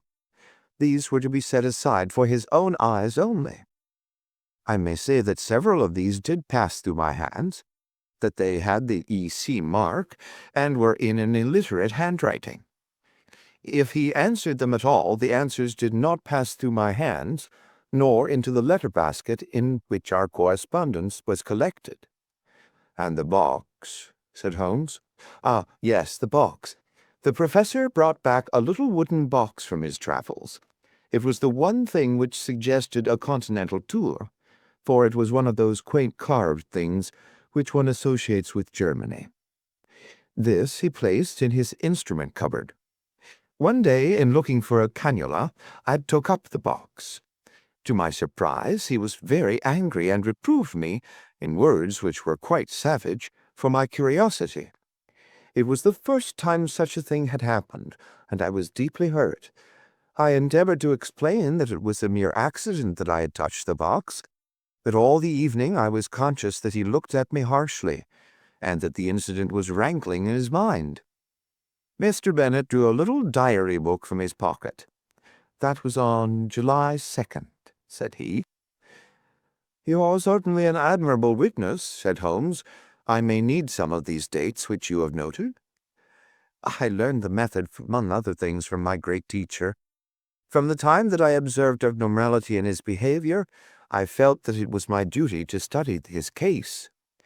Thus I have it here that it was on that very day, July 2nd, that Roy attacked the professor as he came from his study into the hall. Again, on July 11th, there was a scene of the same sort, and then I have a note of yet another upon July 20th. After that, we had to banish Roy to the stables. He was a dear, affectionate animal, but I fear I weary you. Mr. Bennet spoke in a tone of reproach, for it was very clear that Holmes was not listening. His face was rigid, and his eyes gazed abstractedly at the ceiling. With an effort he recovered himself. "Singular, most singular," he murmured. "These details were new to me, Mr. Bennet. I think we have now fairly gone over the old ground, have we not? But you spoke of some fresh developments." The pleasant open face of our visitor clouded over, shadowed by some grim remembrance. "What I speak of occurred the night before last," said he. "I was lying awake about 2 in the morning, when I was aware of a dull, muffled sound coming from the passage. I opened my door and peeped out. I should explain that the professor sleeps at the end of the passage." "The date being?" asked Holmes. Our visitor was clearly annoyed at so irrelevant an interruption. "I have said so that it was the night before last, that is, September 4th. Holmes nodded and smiled. "Pray continue," said he. "He sleeps at the end of the passage, and would have to pass my door in order to reach the staircase. It was a really terrifying experience, Mr. Holmes. I think that I am as strong-nerved as my neighbors, but I was shaken by what I saw. The passage was dark, save that one window halfway along it threw a patch of light. I could see that something was coming along the passage, something dark and crouching. Then suddenly it emerged into the light, and I saw that it was he. He was crawling, Mr. Holmes, crawling. He was not quite on his hands and knees. I should rather say on his hands and feet, with his face sunk between his hands. Yet he seemed to move with ease. I was so paralyzed by the sight that it was not until he had reached my door that I was able to step forward and ask if I could assist him. His answer was extraordinary. He sprang up, spat out some atrocious word at me, and hurried on past me and down the staircase. I waited for about an hour, but he did not come back. It must have been daylight before he regained his room. "Well, Watson, what make you of that?" asked Holmes, with the air of the pathologist who presents a rare specimen. "Lumbago, possibly. I have known a severe attack make a man walk in just such a way, and nothing would be more trying to the temper." "Good, Watson. You always keep us flat-footed on the ground. But we can hardly accept lumbago, since he was able to stand erect in a moment." "He was never better in health," said Bennet. "In fact, he is stronger than I have known him for years. But there are the facts, Mr. Holmes. It is not a case in which we can consult the police, and yet we are utterly at our wits' end as to what to do. And we feel in some strange way that we are drifting towards disaster. Edith, Miss Presbury, feels as I do, that we cannot wait passively any longer. It is certainly a very curious and suggestive case. What do you think, Watson?" "Speaking as a medical man," said I, "it appears to be a case for an alienist. The old gentleman's cerebral processes were disturbed by the love affair. He made a journey abroad in the hope of breaking himself of the passion. His letters and the box may be connected with some other private transaction, a loan, perhaps, or share certificates which are in the box." "And the wolfhound no doubt disapproved of the financial bargain?" No, Watson, there is more in it than this. Now, I can only suggest—" What Sherlock Holmes was about to suggest will never be known, for at this moment the door opened and a young lady was shown into the room. As she appeared, Mr. Bennet sprang up with a cry, and ran forward with his hands out to meet those which she had herself outstretched. "Edith, dear, nothing the matter, I hope?" "I felt I must follow you." "Oh, Jack, I have been so dreadfully frightened. It is awful to be there alone. Mr. Holmes, this is the young lady I spoke of. This is my fiancée." "We were gradually coming to that conclusion, were we not, Watson?" Holmes answered, with a smile. "I take it, Miss Presbury, that there is some fresh development in the case, and that you thought we should know?" Our new visitor, a bright, handsome girl, of the conventional English type, smiled back at Holmes as she seated herself beside Mr. Bennet. "When I found Mr. Bennet had left his hotel, I thought I should probably find him here. Of course, he had told me that he would consult you. But, oh, Mr. Holmes, can you do nothing for my poor father?" "I have hopes, Miss Presbury, but the case is still obscure. Perhaps what you have to say may throw some fresh light upon it." "It was last night, Mr. Holmes. He had been very strange all day. I am sure that there are times when he has no recollection of what he does. He lives as in a strange dream. Yesterday was such a day. It was not my father with whom I lived. His outward shell was there, but it was not really he." "Tell me what happened." "I was awakened in the night by the dog barking most furiously. Poor Roy, he is chained now near the stable. I may say that I always sleep with my door locked, for, as Mr. Bennet will tell you, we all have a feeling of impending danger. My room is on the second floor. It happened that the blind was up in my window, and there was bright moonlight outside. As I lay with my eyes fixed upon the square of light, listening to the frenzied barkings of the dog, I was amazed to see my father's face looking in at me. Mr. Holmes, I nearly died of surprise and horror. There it was, pressed against the window-pane, and one hand seemed to be raised as if to push up the window. If that window had opened, I think I should have gone mad. It was no delusion, Mr. Holmes. Don't deceive yourself by thinking so. I dare say it was 20 seconds or so that I lay paralyzed and washed the face. Then it vanished. But I could not spring out of bed and look out after it. I lay cold and shivering till morning. At breakfast he was sharp and fierce in manner, and made no allusion to the adventure of the night. Neither did I, but I gave an excuse for coming to town, and here I am." Holmes looked thoroughly surprised at Miss Presbury's narrative. "My dear young lady, you say that your room is on the 2nd floor. Is there a long ladder in the garden?" "No, Mr. Holmes, that is the amazing part of it. There is no possible way of reaching the window, and yet he was there." "The date being September 5th, said Holmes. "That certainly complicates matters." It was the young lady's turn to look surprised. "This is the second time that you have alluded to the date, Mr. Holmes," said Bennet. "Is it possible that it has any bearing upon the case?" "It is possible, very possible, and yet I have not my full material at present." "Possibly you are thinking of the connection between insanity and phases of the moon?"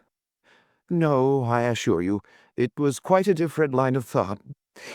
Possibly you can leave your notebook with me, and I will check the dates. Now I think, Watson, that our line of action is perfectly clear. This young lady has informed us, and I have the greatest confidence in her intuition, that her father remembers little or nothing which occurs upon certain dates. We will therefore call upon him as if he had given us an appointment upon such a date. He will put it down to his own lack of memory. Thus we will open our campaign, by having a good close view of him." "That is excellent," said Mr. Bennet. "I warn you, however, that the professor is irascible and violent at times." Holmes smiled. "There are reasons why we should come at once, very cogent reasons if my theories hold good. Tomorrow Mr. Bennet will certainly see us in Camford. There is, if I remember right, an inn called the Checkers, where the port used to be above mediocrity, and the linen was above reproach. I think, Watson, that our lot for the next few days might lie in less pleasant places." Monday morning found us on our way to the famous university town, an easy effort on the part of Holmes, who had no routes to pull up, but one which involved frantic planning and hurrying on my part, as my practice was by this time not inconsiderable. Holmes made no allusion to the case until after we had deposited our suitcases at the ancient hostel of which he had spoken. "I think, Watson, that we can catch the professor just before lunch. He lectures at 11, and should have an interval at home." "What possible excuse have we for calling?" Holmes glanced at his notebook. "There was a period of excitement upon August 26th. We will assume that he is a little hazy as to what he does at such times. If we insist that we are there by appointment, I think he will hardly venture to contradict us. Have you the effrontery necessary to put it through?" "We can but try." "Excellent, Watson. Compound of the busy bee and excelsior. We can but try, the motto of the firm. A friendly native will surely guide us." Such a one on the back of a smart hansom swept us past a row of ancient colleges, and finally, turning into a tree-lined drive, pulled up at the door of a charming house, girt round with lawns and covered with purple wisteria. Professor Presbury was certainly surrounded with every sign, not only of comfort but of luxury. Even as we pulled up, a grizzled head appeared at the front window, and we were aware of a pair of keen eyes from under shaggy brows which surveyed us through large horn glasses. A moment later we were actually in his sanctum, and the mysterious scientist, whose vagaries had brought us from London, was standing before us. There was certainly no sign of eccentricity, either in his manner or appearance, for he was a portly, large-featured man, grave, tall, and frock-coated with the dignity of bearing which a lecturer needs. His eyes were his most remarkable feature, keen, observant, and clever to the verge of cunning. He looked at our cards. "Pray sit down, gentlemen. What can I do for you?" Mr. Holmes smiled amiably. "It was the question which I was about to put to you, Professor." "To me, sir?"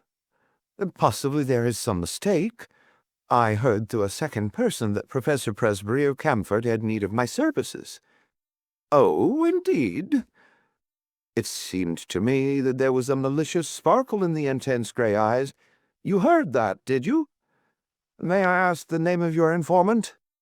I'm sorry, Professor, but the matter was rather confidential.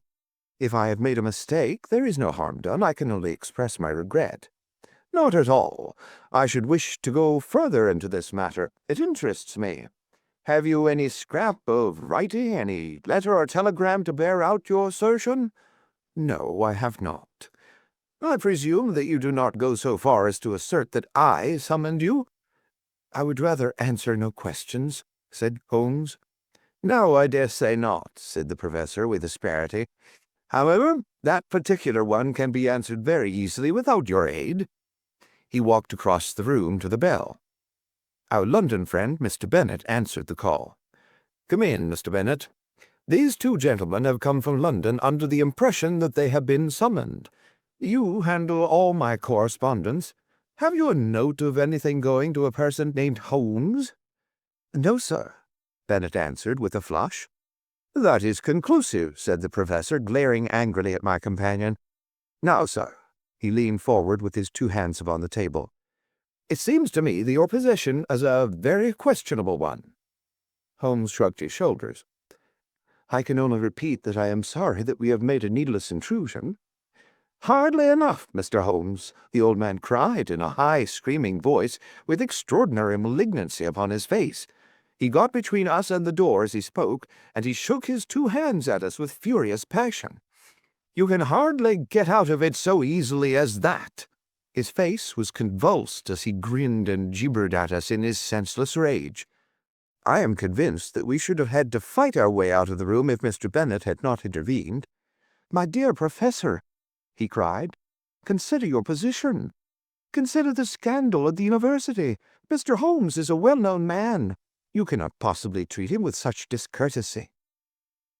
Sulkily, our host, if I may call him so, cleared the path to the door. We were glad to find ourselves outside the house and in the quiet of the tree-lined drive. Holmes seemed greatly amused by the episode. Our learned friend's nerves are somewhat out of order, said he. Perhaps our intrusion was a little crude, and yet we have gained that personal contact which I desired. But dear maid, Watson, he is surely at our heels. The villain still pursues us. There were the sounds of running feet behind, but it was to my relief not the formidable professor but his assistant, who appeared round the curve of the drive. He came panting up to us. I am sorry, Mr. Holmes. I wish to apologize. My dear sir, there is no need. It is all in the way of professional experience. I have never seen him in a more dangerous mood, but he grows more sinister.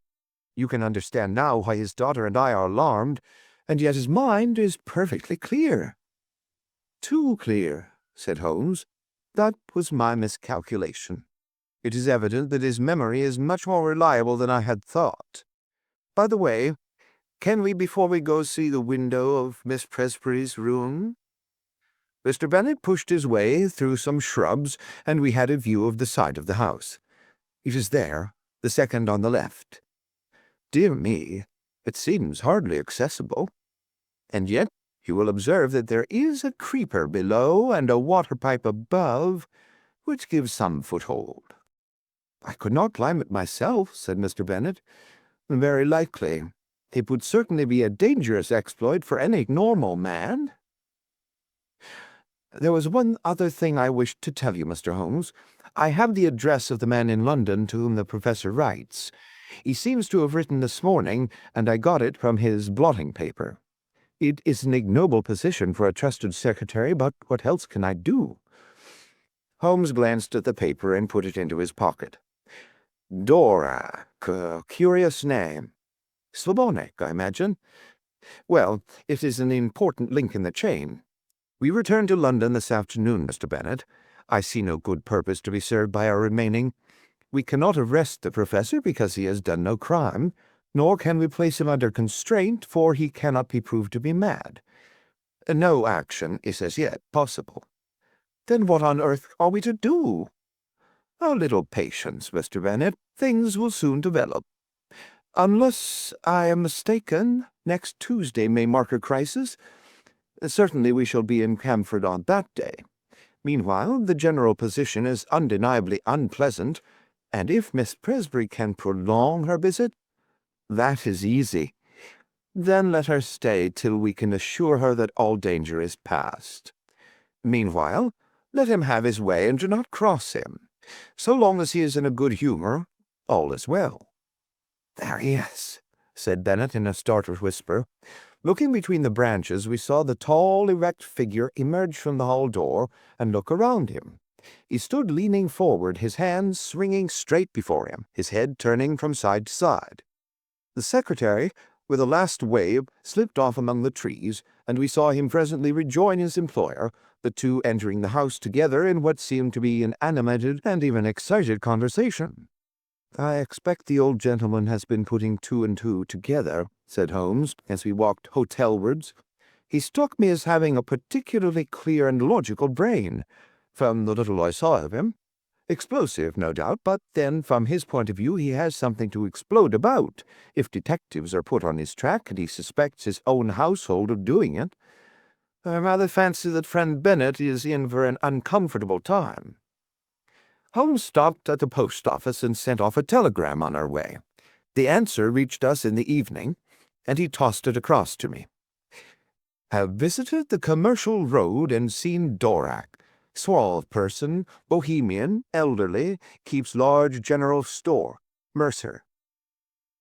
"Mercer is since your time," said Holmes. "He is my general utility man who looks up routine business." It was important to know something of the man with whom our professor was so secretly corresponding. His nationality connects him with the Prague visit. "Thank goodness that something connects with something," said I. "At present we seem to be faced with a long series of inexplicable incidents with no bearing upon each other. For example, what possible connection can there be between an angry wolfhound and a visit to Bohemia, or either of them with a man crawling down a passage at night? As to your dates, that is the biggest mystification of all." Holmes smiled and rubbed his hands. "We were, I may say, seated in the old sitting-room of an ancient hotel with a bottle of the famous vintage of which Holmes had spoken, on the table between us. Well now, let us take the dates first," said he, his fingertips together and his manner as if he were addressing our class. "This excellent young man's diary shows that there was trouble upon July 2nd. And from then onwards it seems to have been at 9-day intervals, with, so far as I remember, only one exception. Thus the last outbreak upon Friday was on September 3rd, which also falls into the series, as did August 26th, which preceded it. The thing is beyond coincidence." I was forced to agree. "Let us then form the provisional theory that every 9 days the professor takes some strong drug, which has a passing but highly poisonous effect. His naturally violent nature is intensified by it. He learned to take this drug while he was in Prague, and is now supplied with it by a Bohemian intermediary in London. This all hangs together, Watson. But the dog, the face at the window, the creepy man in the passage. Well, we have made a beginning. I should not expect any fresh developments until next Tuesday. In the meantime, we can only keep in touch with friend Bennet and enjoy the amenities of this charming town." In the morning, Mr. Bennet slipped round to bring us the latest report. As Holmes had imagined, times had not been easy with him. Without exactly accusing him of being responsible for our presence, the professor had been very rough and rude in his speech, and evidently felt some strong grievance. This morning he was quite himself again, however, and had delivered his usual brilliant lecture to a crowded class. "Apart from his queer fits," said Bennet, "he has actually more energy and vitality than I can ever remember, nor was his brain ever clearer. But it's not he. It's never the man whom we have known." "I don't think you have anything to fear now for a week at least," Holmes answered. "I am a busy man, and Dr. Watson has his patients to attend to. Let us agree that we meet here at this hour next Tuesday, and I shall be surprised if before we leave you again we are not able to explain, even if we cannot perhaps put an end to, your troubles. Meanwhile, keep us posted in what occurs." I saw nothing of my friend for the next few days, but on the following Monday evening I had a short note asking me to meet him next day at the train. From what he told me as we travelled up to Camford, all was well. The peace of the professor's house had been unruffled, and his own conduct perfectly normal. This also was the report which was given to us by Mr. Bennet himself when he called upon us that evening at our old quarters in the Chequers. He heard from his London correspondent today. There was a letter, and there was a small packet, each with the cross under the stamp which warned me not to touch them. There's been nothing else." "That may prove quite enough," said Holmes grimly. "Now, Mr. Bennet, we shall, I think, come to some conclusion tonight. If my deductions are correct, we should have an opportunity of bringing matters to a head. In order to do so, it is necessary to hold the professor under observation. I would suggest, therefore, that you remain awake and on the lookout. Should you hear him pass your door, do not interrupt him, but follow him as discreetly as you can. Dr. Watson and I will not be far off. By the way, where's the key of that little box of which you spoke?" "Upon his watch chain. I fancy our researches must lie in that direction. At the worst, the lock should not be very formidable. Have you any other able-bodied man on the premises?" "There is the coachman, MacPhail." "Where does he sleep?" "Oh, at the stables." "We might possibly want him. Well, we can do no more until we see how things develop. Goodbye, but I expect that we shall see you before morning." It was nearly midnight before we took our station among some bushes immediately opposite the hall door of the professor.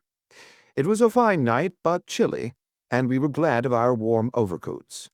There was a breeze, and clouds were scudding across the sky, obscuring from time to time the half-moon. It would have been a dismal vigil were it not for the expectation and excitement which carried us along, and the assurance of my comrade that we had probably reached the end of the strange sequence of events which had engaged our attention. "If the cycle of 9 days holds good, then we shall have the professor at his worst tonight," said Holmes. "The fact that these strange symptoms began after his visit to Prague, that he is in secret correspondence with a Bohemian dealer in London, who presumably represents someone in Prague, and that he received a packet from him this very day, all point in one direction. What he takes and why he takes it are still beyond our ken, but that it emanates in some way from Prague is clear enough.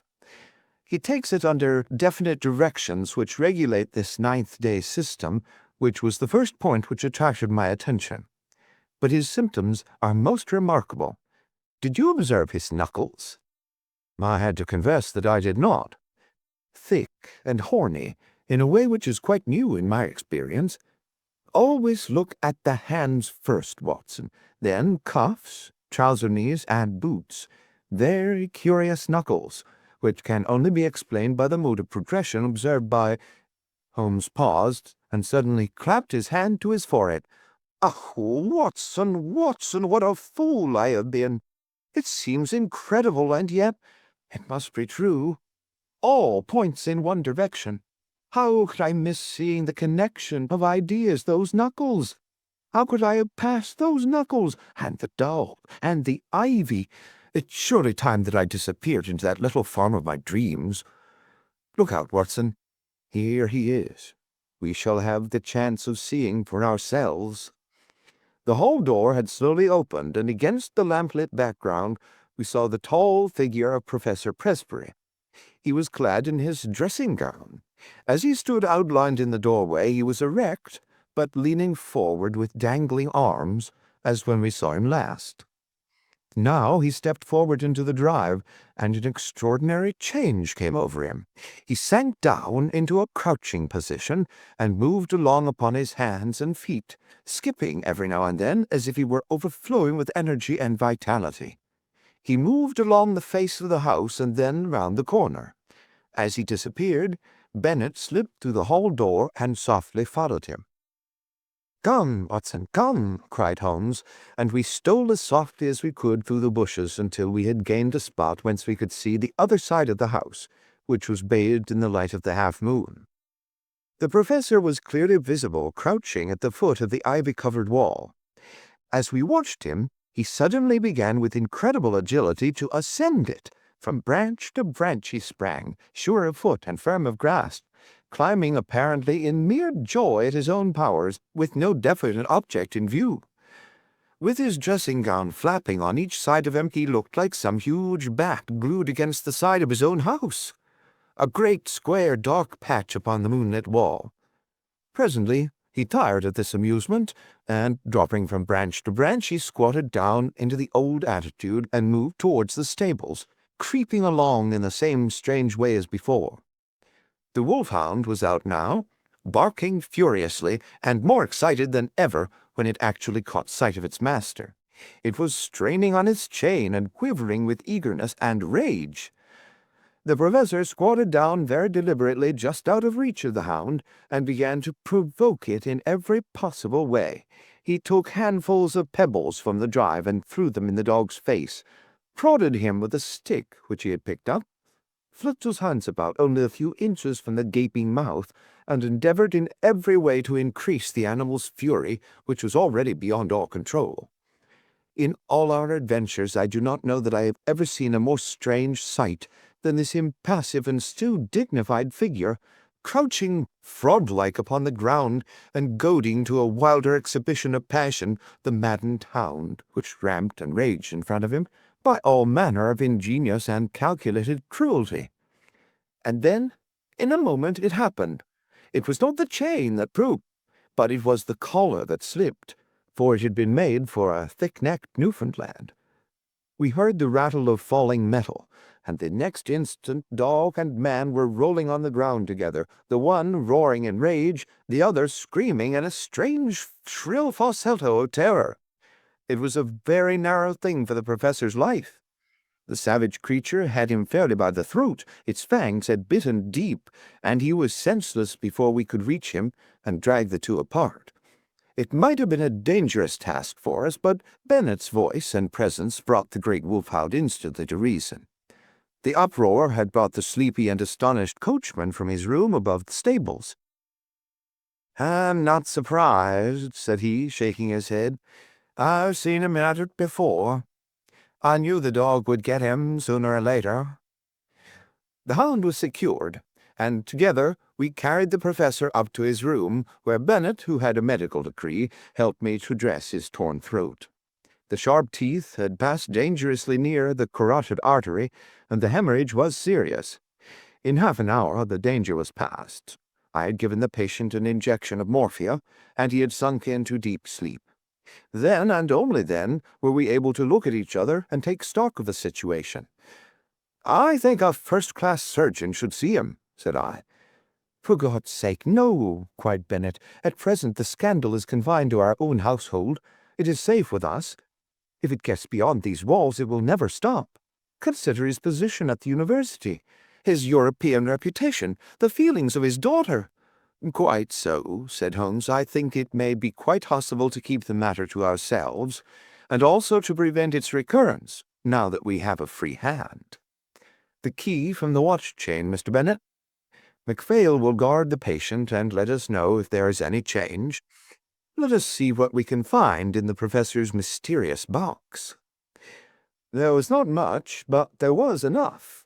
An empty vial, another nearly full, a hypodermic syringe, several letters in a crabbed foreign hand. The marks on the envelopes showed that they were those which had disturbed the routine of the secretary, and each was dated from the Commercial Road and signed A. Dorak. They were mere invoices to say that a fresh bottle was being sent to Professor Presbury, or receipts to acknowledge the money. There was one other envelope, however, in a more educated hand and bearing the Austrian stamp with the postmark of Prague. "Here we have our material," cried Holmes, as he tore out the enclosure. "Honored colleague," it ran, "since your esteemed visit, I have thought much of your case, and though in your circumstances there are some special reasons for the treatment, I would none the less enjoin caution, as my results have shown that it is not without danger of a kind. It is possible that the serum of anthropoid would have been better. I have, as I explained to you, used black-faced langur because the specimen was accessible. Langur is, of course, a crawler and climber, while anthropoid walks erect and is in all ways nearer. I beg you to take every possible precaution that there be no premature revelation of the process. I have one other client in England, and Dorak is my agent for both. Weekly reports will oblige. Yours with high esteem, H. Lowenstein. Lowenstein. The name brought back to me the memory of some snippet from a newspaper which spoke of an obscure scientist who was striving in some unknown way for the secret of rejuvenescence and the elixir of life. Lowenstein, a prog. Lowenstein, with the wondrous strength-giving serum, tabooed by the profession because he refused to reveal its source. In a few words I said what I remembered. Bennett had taken a manual of zoology from the shelves. Langur, he read, the great black-faced monkey of the Himalayan slopes, biggest and most human of climbing monkeys. Many details are added.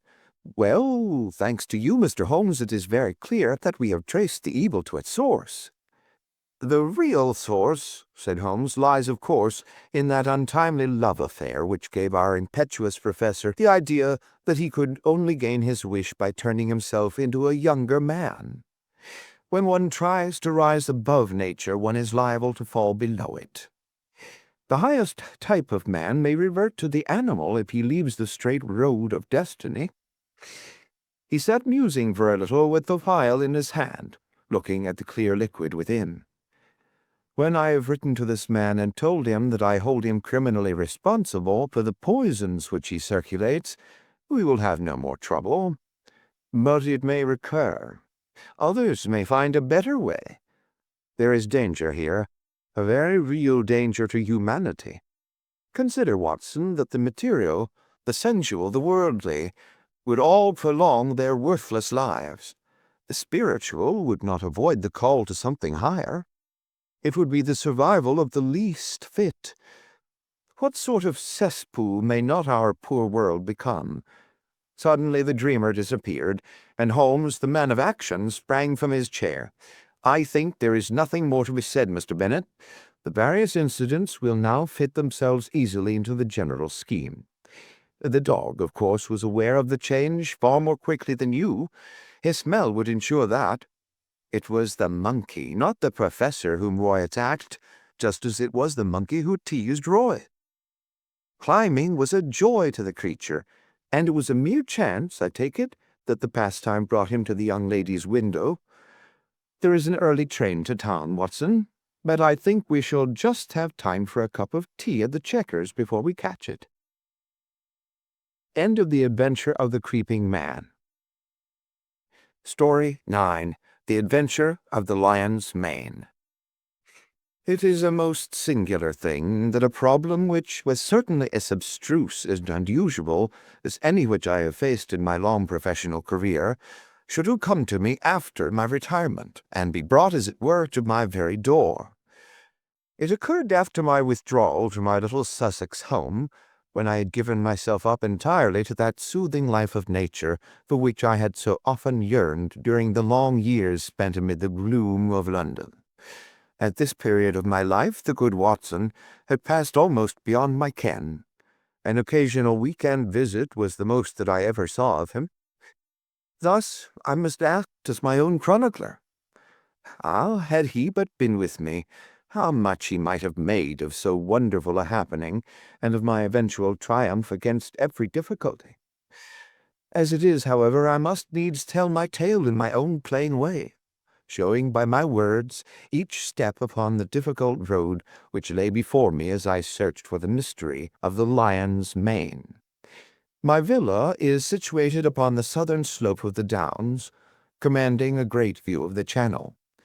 At this point the coastline is entirely of chalk cliffs, which can only be descended by a single, long, tortuous path, which is steep and slippery. At the bottom of the path lie 100 yards of pebbles and shingle, even when the tide is at full. Here and there, however, There are curves and hollows which make splendid swimming pools, filled afresh with each flow. This admirable beach extends for some miles in each direction, save only at one point, where the little cove and village of Fulworth break the line. My house is lonely.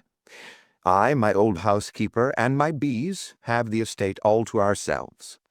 Half a mile off, however, is Harold Stackhurst's well-known coaching establishment, the Gables, quite a large place which contains some score of young fellows preparing for various professions, with a staff of several masters.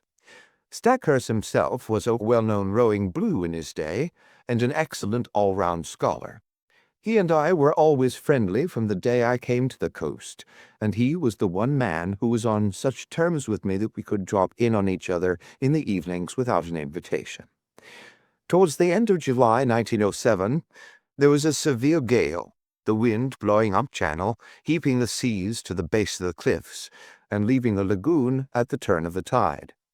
On the morning of which I speak, the wind had abated, and all nature was newly washed and fresh. It was impossible to work upon so delightful a day, and I strolled out before breakfast to enjoy the exquisite air. I walked along the cliff path which led to the steep descent to the beach. As I walked, I heard a shout behind me, and there was Harold Stackhurst, waving his hand in cheery greeting. "What a morning, Mr. Holmes! I thought I should see you out." "Going for a swim, I see." "At your old tricks again," he laughed, patting his bulging pocket. "Yes, Macpherson started early, and I expect I may find him there." Fitzroy Macpherson was the science master, a fine, upstanding young fellow whose life had been crippled by heart trouble following rheumatic fever. He was a natural athlete, however, and excelled in every game which did not throw too great a strain upon him. Summer and winter he went for his swim, and as I am a swimmer myself, I have often joined him. At this moment we saw the man himself. His head showed above the edge of the cliff where the path ends. Then his whole figure appeared at the top, staggering like a drunken man. The next instant he threw up his hands, and with a terrible cry fell upon his face. Stackhurst and I rushed forward, it may have been 50 yards, and turned him on his back. He was obviously dying. Those glazed, sunken eyes and dreadful livid cheeks could mean nothing else. One glimmer of life came into his face for an instant, and he uttered 2 or 3 words with an eager air of warning. They were slurred and indistinct, but to my ear the last of them, which burst in a shriek from his lips, were, "The lion's mane!" It was utterly irrelevant and unintelligible, and yet I could twist the sound into no other sense. Then he half raised himself from the ground, threw his arms in through the air, and fell forward on his side. He was dead. My companion was paralyzed by the sudden horror of it, and I, as may well be imagined, had every sense on the alert. And I had need, for it was speedily evident that we were in the presence of an extraordinary case. The man was dressed only in his Burberry overcoat, his trousers, and an unlaced pair of canvas shoes. As he fell over, his Burberry, which had been simply thrown round his shoulders, slipped off, exposing his trunk. We stared at it in amazement. His back was covered with dark red lines, as though he had been terribly flogged by a thin wire scourge. The instrument with which this punishment had been inflicted was clearly flexible, for the long, angry wheels curved round his shoulders and ribs. There was blood dripping down his chin, for he had bitten through his lower lip in the paroxysm of his agony. His drawn, distorted face told how terrible that agony had been. I was kneeling and Stackhurst standing by the body when a shadow fell across us, and we found that Ian Murdoch was by our side. Murdoch was the mathematical coach at the establishment, a tall, dark, thin man, so taciturn and aloof that none can be said to have been his friend. He seemed to live in some high, abstract region of surds and conic sections, with little to connect him with ordinary life. He was looked upon as an oddity by the students, and would have been their butt, but there was some strange, outlandish blood in the man which showed itself not only in his coal-black eyes and swarthy face, but also in occasional outbreaks of temper, which could only be described as ferocious. On one occasion, being plagued by a little dog belonging to Macpherson, he had caught the creature up and hurled it to the plate-glass window, an action for which Stackhurst would certainly have given him his dismissal had he not been a very valuable teacher. Such was the strange, complex man who now appeared beside us. He seemed to be honestly shocked at the sight before him, and though the incident of the dog may show that there was no great sympathy between the dead man and himself. "Poor fellow! Poor fellow! What can I do? How can I help?" "Were you with him? Can you tell us what has happened?" No, I was late this morning. I was not on the beach at all. I have come straight from the Gables. What can I do?" "You can hurry to the police station at Fulworth. Report the matter at once." Without a word he made off at top speed, and I proceeded to take the matter in hand, while Stackhurst, dazed at this tragedy, remained by the body. My first task, naturally, was to note who was on the beach. From the top of the path I could see the whole sweep of it, and it was absolutely deserted save that 2 or 3 dark figures could be seen far away, moving towards the village of Fulworth. Having satisfied myself upon this point, I walked slowly down the path. There was clay or soft marl mixed with the chalk, and every here and there I saw the same footstep, both ascending and descending. No one else had gone down to the beach by this track that morning. At one place I observed the print of an open hand, with the fingers towards the incline. This could only mean that poor Macpherson had fallen as he ascended. There were rounded depressions, too, which suggested that he had come down upon his knees more than once. At the bottom of the path was a considerable lagoon left by the retreating tide. At the sight of it, Macpherson had undressed, for there lay his towel on a rock. It was folded and dry, so that it would seem that after all he had never entered the water. Once or twice, as I hunted round amid the hard shingle, I came on little patches of sand where the print of his canvas shoe and also of his naked foot could be seen. The latter fact proved that he had made ready to bathe, though the towel indicated that he had not actually done so. And here was the problem clearly defined, as strange a one as has ever confronted me. The man had not been on the beach more than a quarter of an hour at the most. Stackhurst had followed him from the Gables, so there could be no doubt about that. He had gone to bathe and had stripped, as the naked footsteps showed. Then he had suddenly huddled on his clothes again. They were all disheveled and unfastened, and he had returned without bathing, or at any rate without drying himself.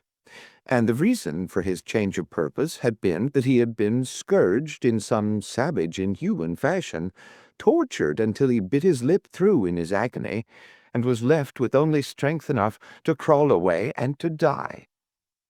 Who had done this barbarous deed? There were, it is true, small grottos and caves in the base of the cliffs, but the low sun shone directly into them, and there was no place for concealment. Then again, there were those distant figures on the beach. They seemed too far away to have been connected with the crime, and the broad lagoon in which Macpherson had intended to bathe lay between him and them, lapping up to the rocks. On the sea, 2 or 3 fishing boats were at no great distance. Their occupants might be examined at our leisure. There were several roads for inquiry, but none which led to any very obvious goal.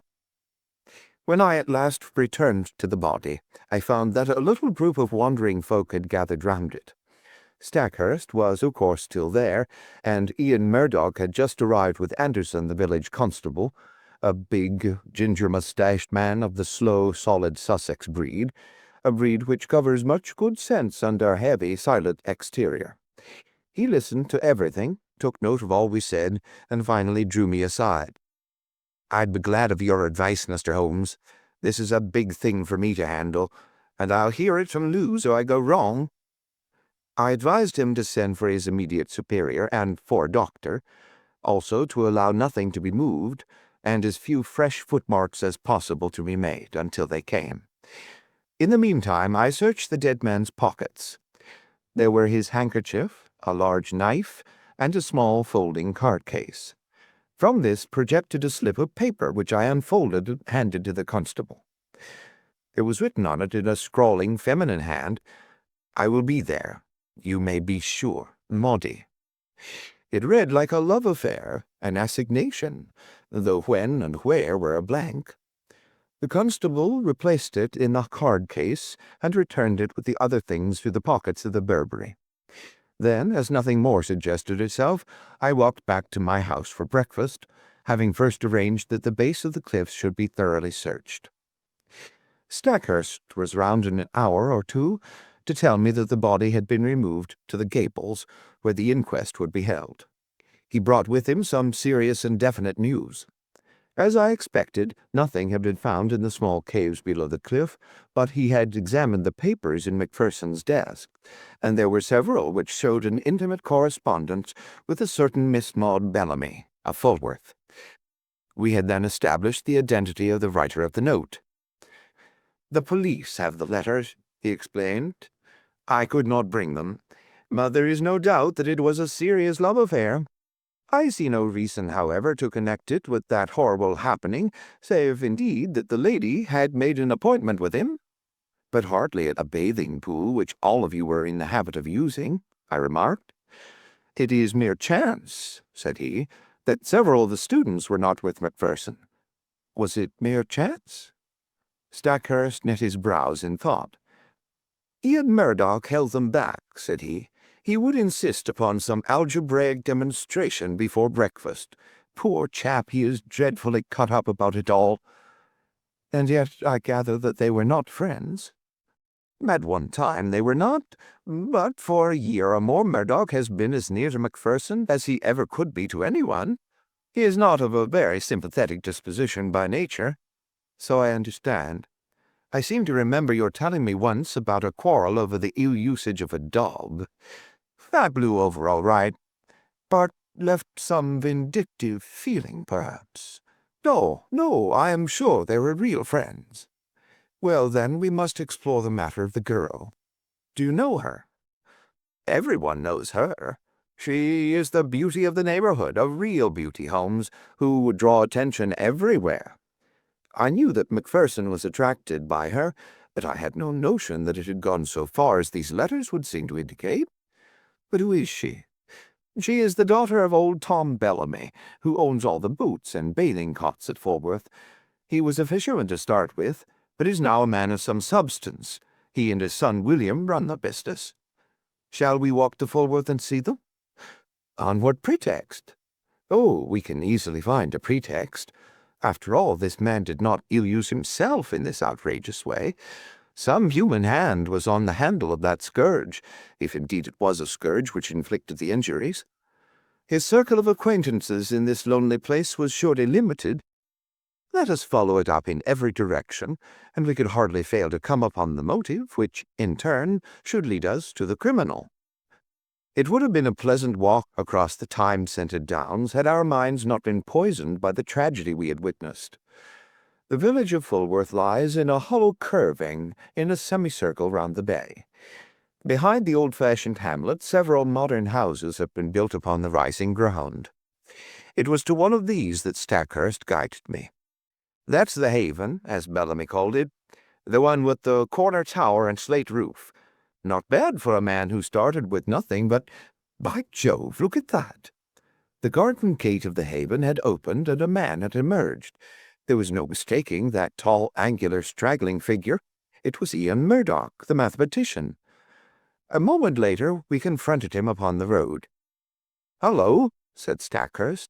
The man nodded, gave us a sideways glance from his curious dark eyes, and would have passed us, but his principal pulled him up. "What were you doing there?" he asked. Murdoch's face flushed with anger. "I am your subordinate, sir, under your roof. I am not aware that I owe you any account of my private actions."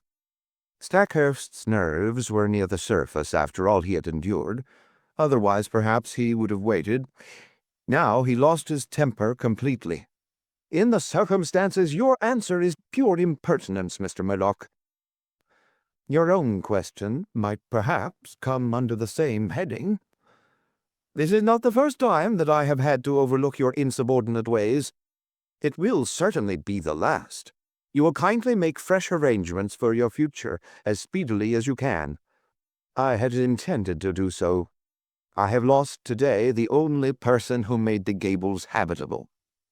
He strode off upon his way, while Stackhurst, with angry eyes, stood glaring after him. "Is he not an impossible, intolerable man?" he cried. The one thing that impressed itself forcibly upon my mind was that Mr. Ian Murdoch was taking the first chance to open a path of escape from the scene of the crime. Suspicion, vague and nebulous, was now beginning to take outline in my mind. Perhaps the visit to the Bellamys might throw some further light upon the matter. Stackhurst pulled himself together, and we went forward to the house. Mr. Bellamy proved to be a middle-aged man with a flaming red beard. He seemed to be in a very angry mood, and his face was soon as florid as his hair. "No, sir, I do not desire any particulars. My son here," indicating a powerful young man with a heavy, sullen face in the corner of the sitting-room, "is of one mind with me that Mr. Macpherson's attentions to Maud were insulting. Yes, sir, the word marriage was never mentioned. And yet there were letters and meetings, and a great deal more of which neither of us could approve. She has no mother, and we are her only guardians. We are determined—" But the words were taken from his mouth by the appearance of the lady herself. There was no gainsaying that she would have graced any assembly in the world. Who could have imagined that so rare a flower would grow from such a root and in such an atmosphere? Women have seldom been an attraction to me, for my brain has always governed my heart, but I could not look upon her perfect, clear-cut face, with all the soft freshness of the downlands in her delicate coloring, without realizing that no young man would cross her path unscathed. Such was the girl who had pushed open the door, and stood now wide-eyed and intense in front of Harold Stackhurst. "I know already that Fitzroy is dead," she said. "Do not be afraid to tell me the particulars." "This other gentleman of yours let us know the news," explained the father. "There is no reason why my sister should be brought into the matter," growled the younger man. The sister turned a sharp, fierce look upon him. "This is my business, William. Kindly leave me to manage it in my own way. By all accounts, there has been a crime committed. If I can help to show who did it, it is the least I can do for him who is gone." She listened to a short account from my companion, with a composed concentration which showed me that she possessed strong character as well as great beauty. Maud Bellamy will always remain in my memory as a most complete and remarkable woman. It seems that she already knew me by sight, for she turned to me at the end. "Bring them to justice, Mr. Holmes. You have my sympathy and my help, whoever they may be." It seemed to me that she glanced defiantly at her father and brother as she spoke. "Thank you," said I. "I value a woman's instinct in such matters. You used the word 'they.' You think that more than one was concerned?" I knew Mr. Macpherson well enough to be aware that he was a brave and a strong man. No single person could ever have inflicted such an outrage upon him. "Might I have one word with you alone?" "I tell you, Maud, not to mix yourself up in the matter," cried her father angrily. She looked at me helplessly. "What can I do?" "The whole world will know the facts presently, so there can be no harm if I discuss them here," said I. "I should have preferred privacy, but if your father will not allow it, he must share the deliberations." Then I spoke of the note which had been found in the dead man's pocket. "It is sure to be produced at the inquest. May I ask you to throw any light upon it that you can?" "I see no reason for mystery," she answered. "We were engaged to be married, and we only kept it secret because Fitzroy's uncle, who is very old and said to be dying, might have disinherited him if he had married against his wish. There was no other reason." "You could have told us," growled Mr. Bellamy. "So I would, father, if you had ever shown sympathy." "I object to my girl picking up with men outside her own station." "It was your prejudice against him which prevented us from telling you. As to this appointment," she fumbled in her dress and produced a crumpled note. "It was in answer to this." "Dearest," ran the message, The old place on the beach just after sunset on Tuesday. It is the only time I can get away. FM. Tuesday was today, and I had meant to meet him tonight. I turned over the paper. This never came by post. How did you get it? I would rather not answer that question. It has really nothing to do with the matter which you are investigating, but anything which bears upon that I will most freely answer. She was as good as her word, but there was nothing which was helpful to our investigation. She had no reason to think that her fiancé had any hidden enemy, but she admitted that she had several warm admirers. May I ask if Mr. Ian Murdoch was one of them? She blushed and seemed confused. There was a time when I thought he was, but that was all changed when he understood the relations between Fitzroy and myself. Again, the shadow round this strange man seemed to me to be taking more definite shape. His record must be examined. His rooms must be privately searched. Stackhurst was a willing collaborator, for in his mind also suspicions were forming. We returned from our visit to the Haven with the hope that one free end of this tangled skein was already in our hands. A week passed. The inquest had thrown no light upon the matter, and had been adjourned for further evidence. Stackhurst had made discreet inquiry about his subordinate, and there had been a superficial search of his room, but without result.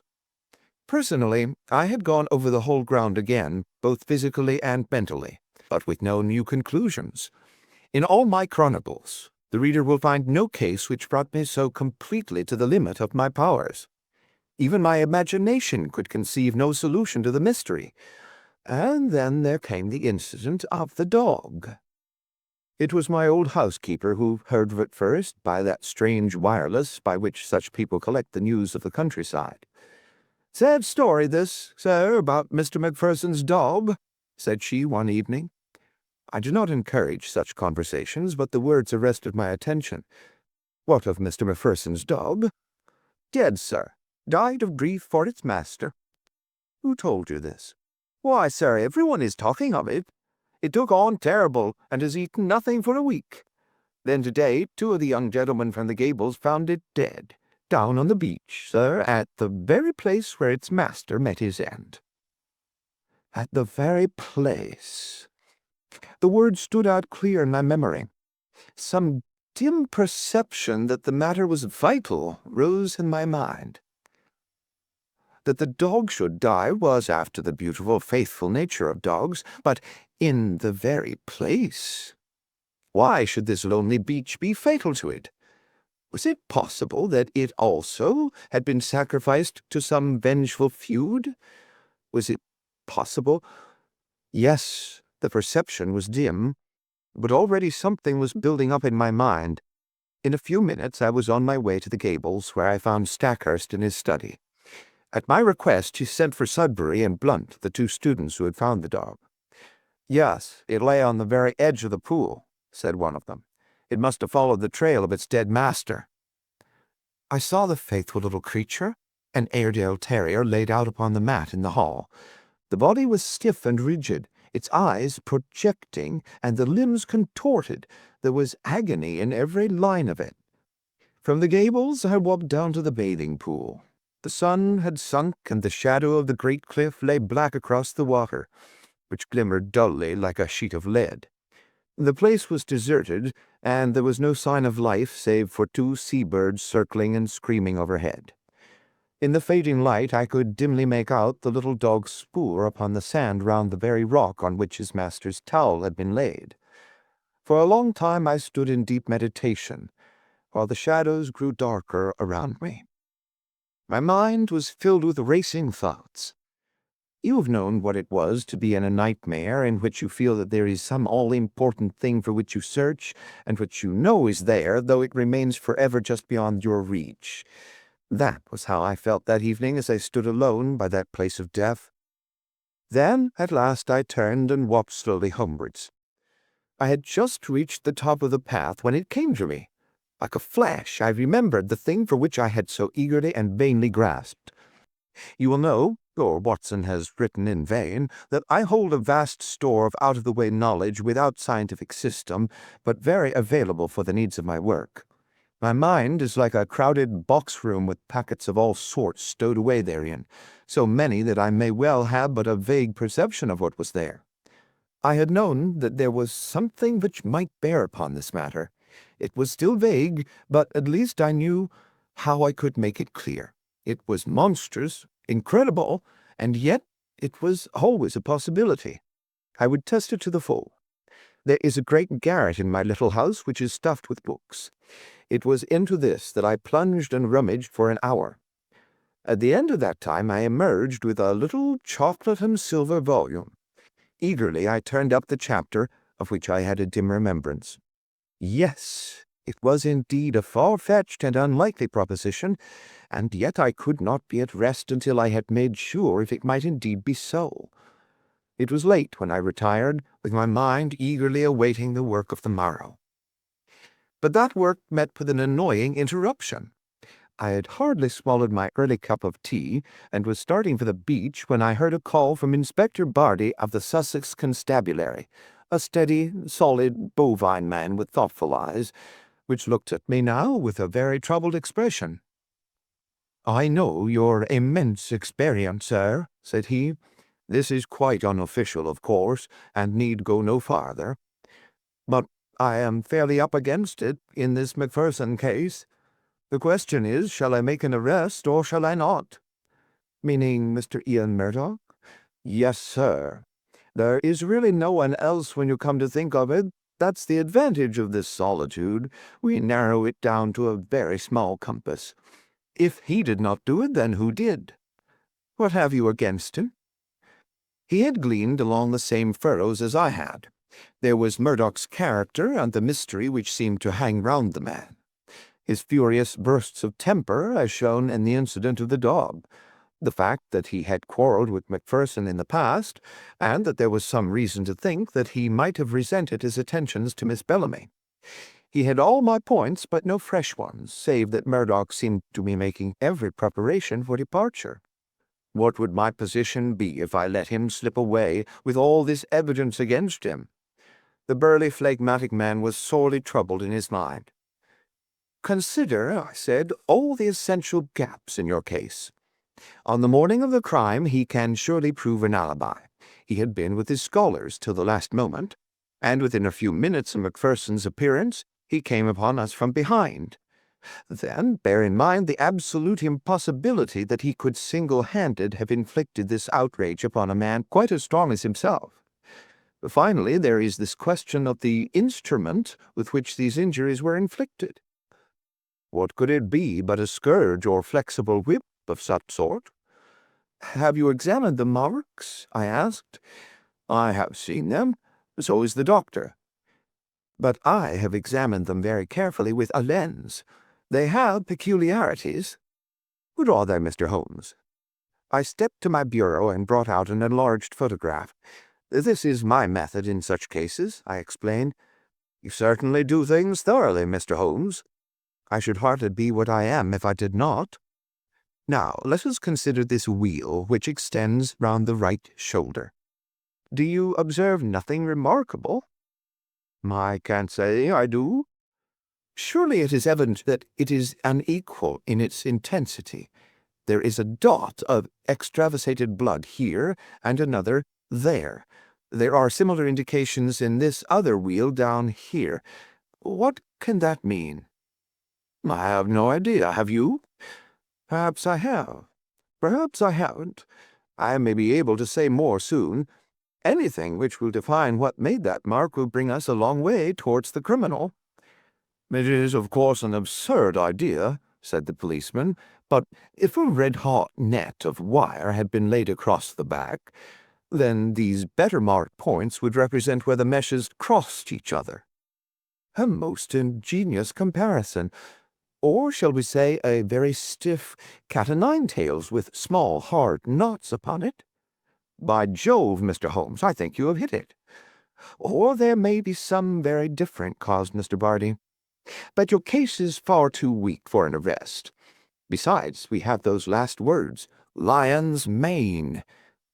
"I have wondered whether Ian—" "Yes, I have considered that. If the second word had borne any resemblance to Murdoch, but it did not. He gave it almost in a shriek. I am sure that it was Maine.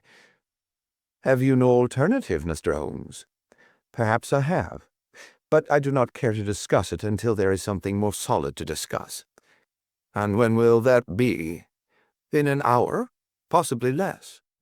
The inspector rubbed his chin and looked at me with dubious eyes.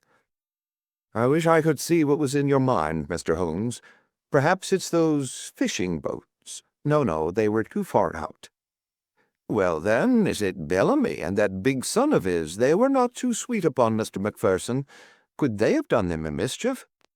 No, you won't draw me until I'm ready, said I with a smile. Now, Inspector, we each have our own work to do. Perhaps if you were to meet me here at midday? So far we had got when there came the tremendous interruption which was the beginning of the end. My outer door was flung open, there were blundering footsteps in the passage, and Ian Murdoch staggered into the room, pallid, dishevelled, his clothes in wild disorder, clawing with his bony hands at the furniture to hold himself erect. "Brandy, brandy," he gasped and fell groaning upon the sofa. He was not alone. Behind him came Stackhurst, hatless and panting, almost as distrait as his companion. Yes, brandy," he cried. "The man is at his last gasp. It was all I could do to bring him here. He fainted twice upon the way." Half a tumbler of the raw spirit brought about a wondrous change. He pushed himself up on one arm and swung his coat from off his shoulders. "For God's sake, oil, opium, morphia," he cried. "Anything to ease this infernal agony." The inspector and I cried out at the sight. There, criss-crossed upon the man's naked shoulder, was the same strange reticulated pattern of red, inflamed lines which had been the death-mark of Fitzroy Macpherson. The pain was evidently terrible and was more than local, for the sufferer's breathing would stop for a time, his face would turn black, and then with loud gasps he would clap his hand to his heart, while his brow dropped beads of sweat. At any moment he might die. More and more brandy was poured down his throat, each fresh dose bringing him back to life. Pads of cotton wool soaked in salad oil seemed to take the agony from the strange wounds. At last his head fell heavily upon the cushion. Exhausted nature had taken refuge in its last storehouse of vitality. It was half asleep and half a faint, but at least it was eased from pain. To question him had been impossible, but the moment we were assured of his condition, Stackhurst turned upon me.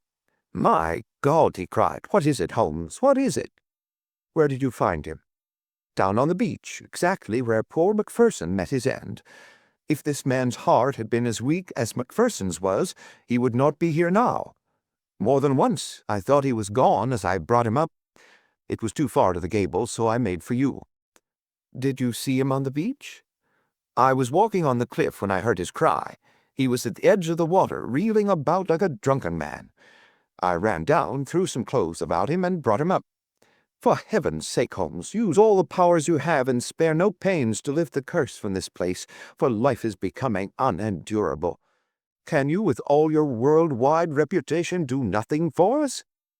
"I think I can, Stackhurst. Come with me now. And you, Inspector, come along. We will see if we cannot deliver this murderer into your hands." Leaving the unconscious man in the charge of my housekeeper, we all three went down to the deadly lagoon. On the shingle there was piled a little heap of towels and clothes left by the stricken man. Slowly I walked round the edge of the water, my comrades in Indian file behind me. Most of the pool was quite shallow, but under the cliff, where the beach was hollowed out, it was 4 or 5 feet deep. It was to this part that a swimmer would naturally go, for it formed a beautiful pellucid green pool as clear as crystal. A line of rocks lay above it, at the base of the cliff, and along this I led the way, peering eagerly into the depths beneath me. I had reached the deepest and stillest pool when my eyes caught that for which they were searching, and I burst into a shout of triumph. "Cyania!" I cried.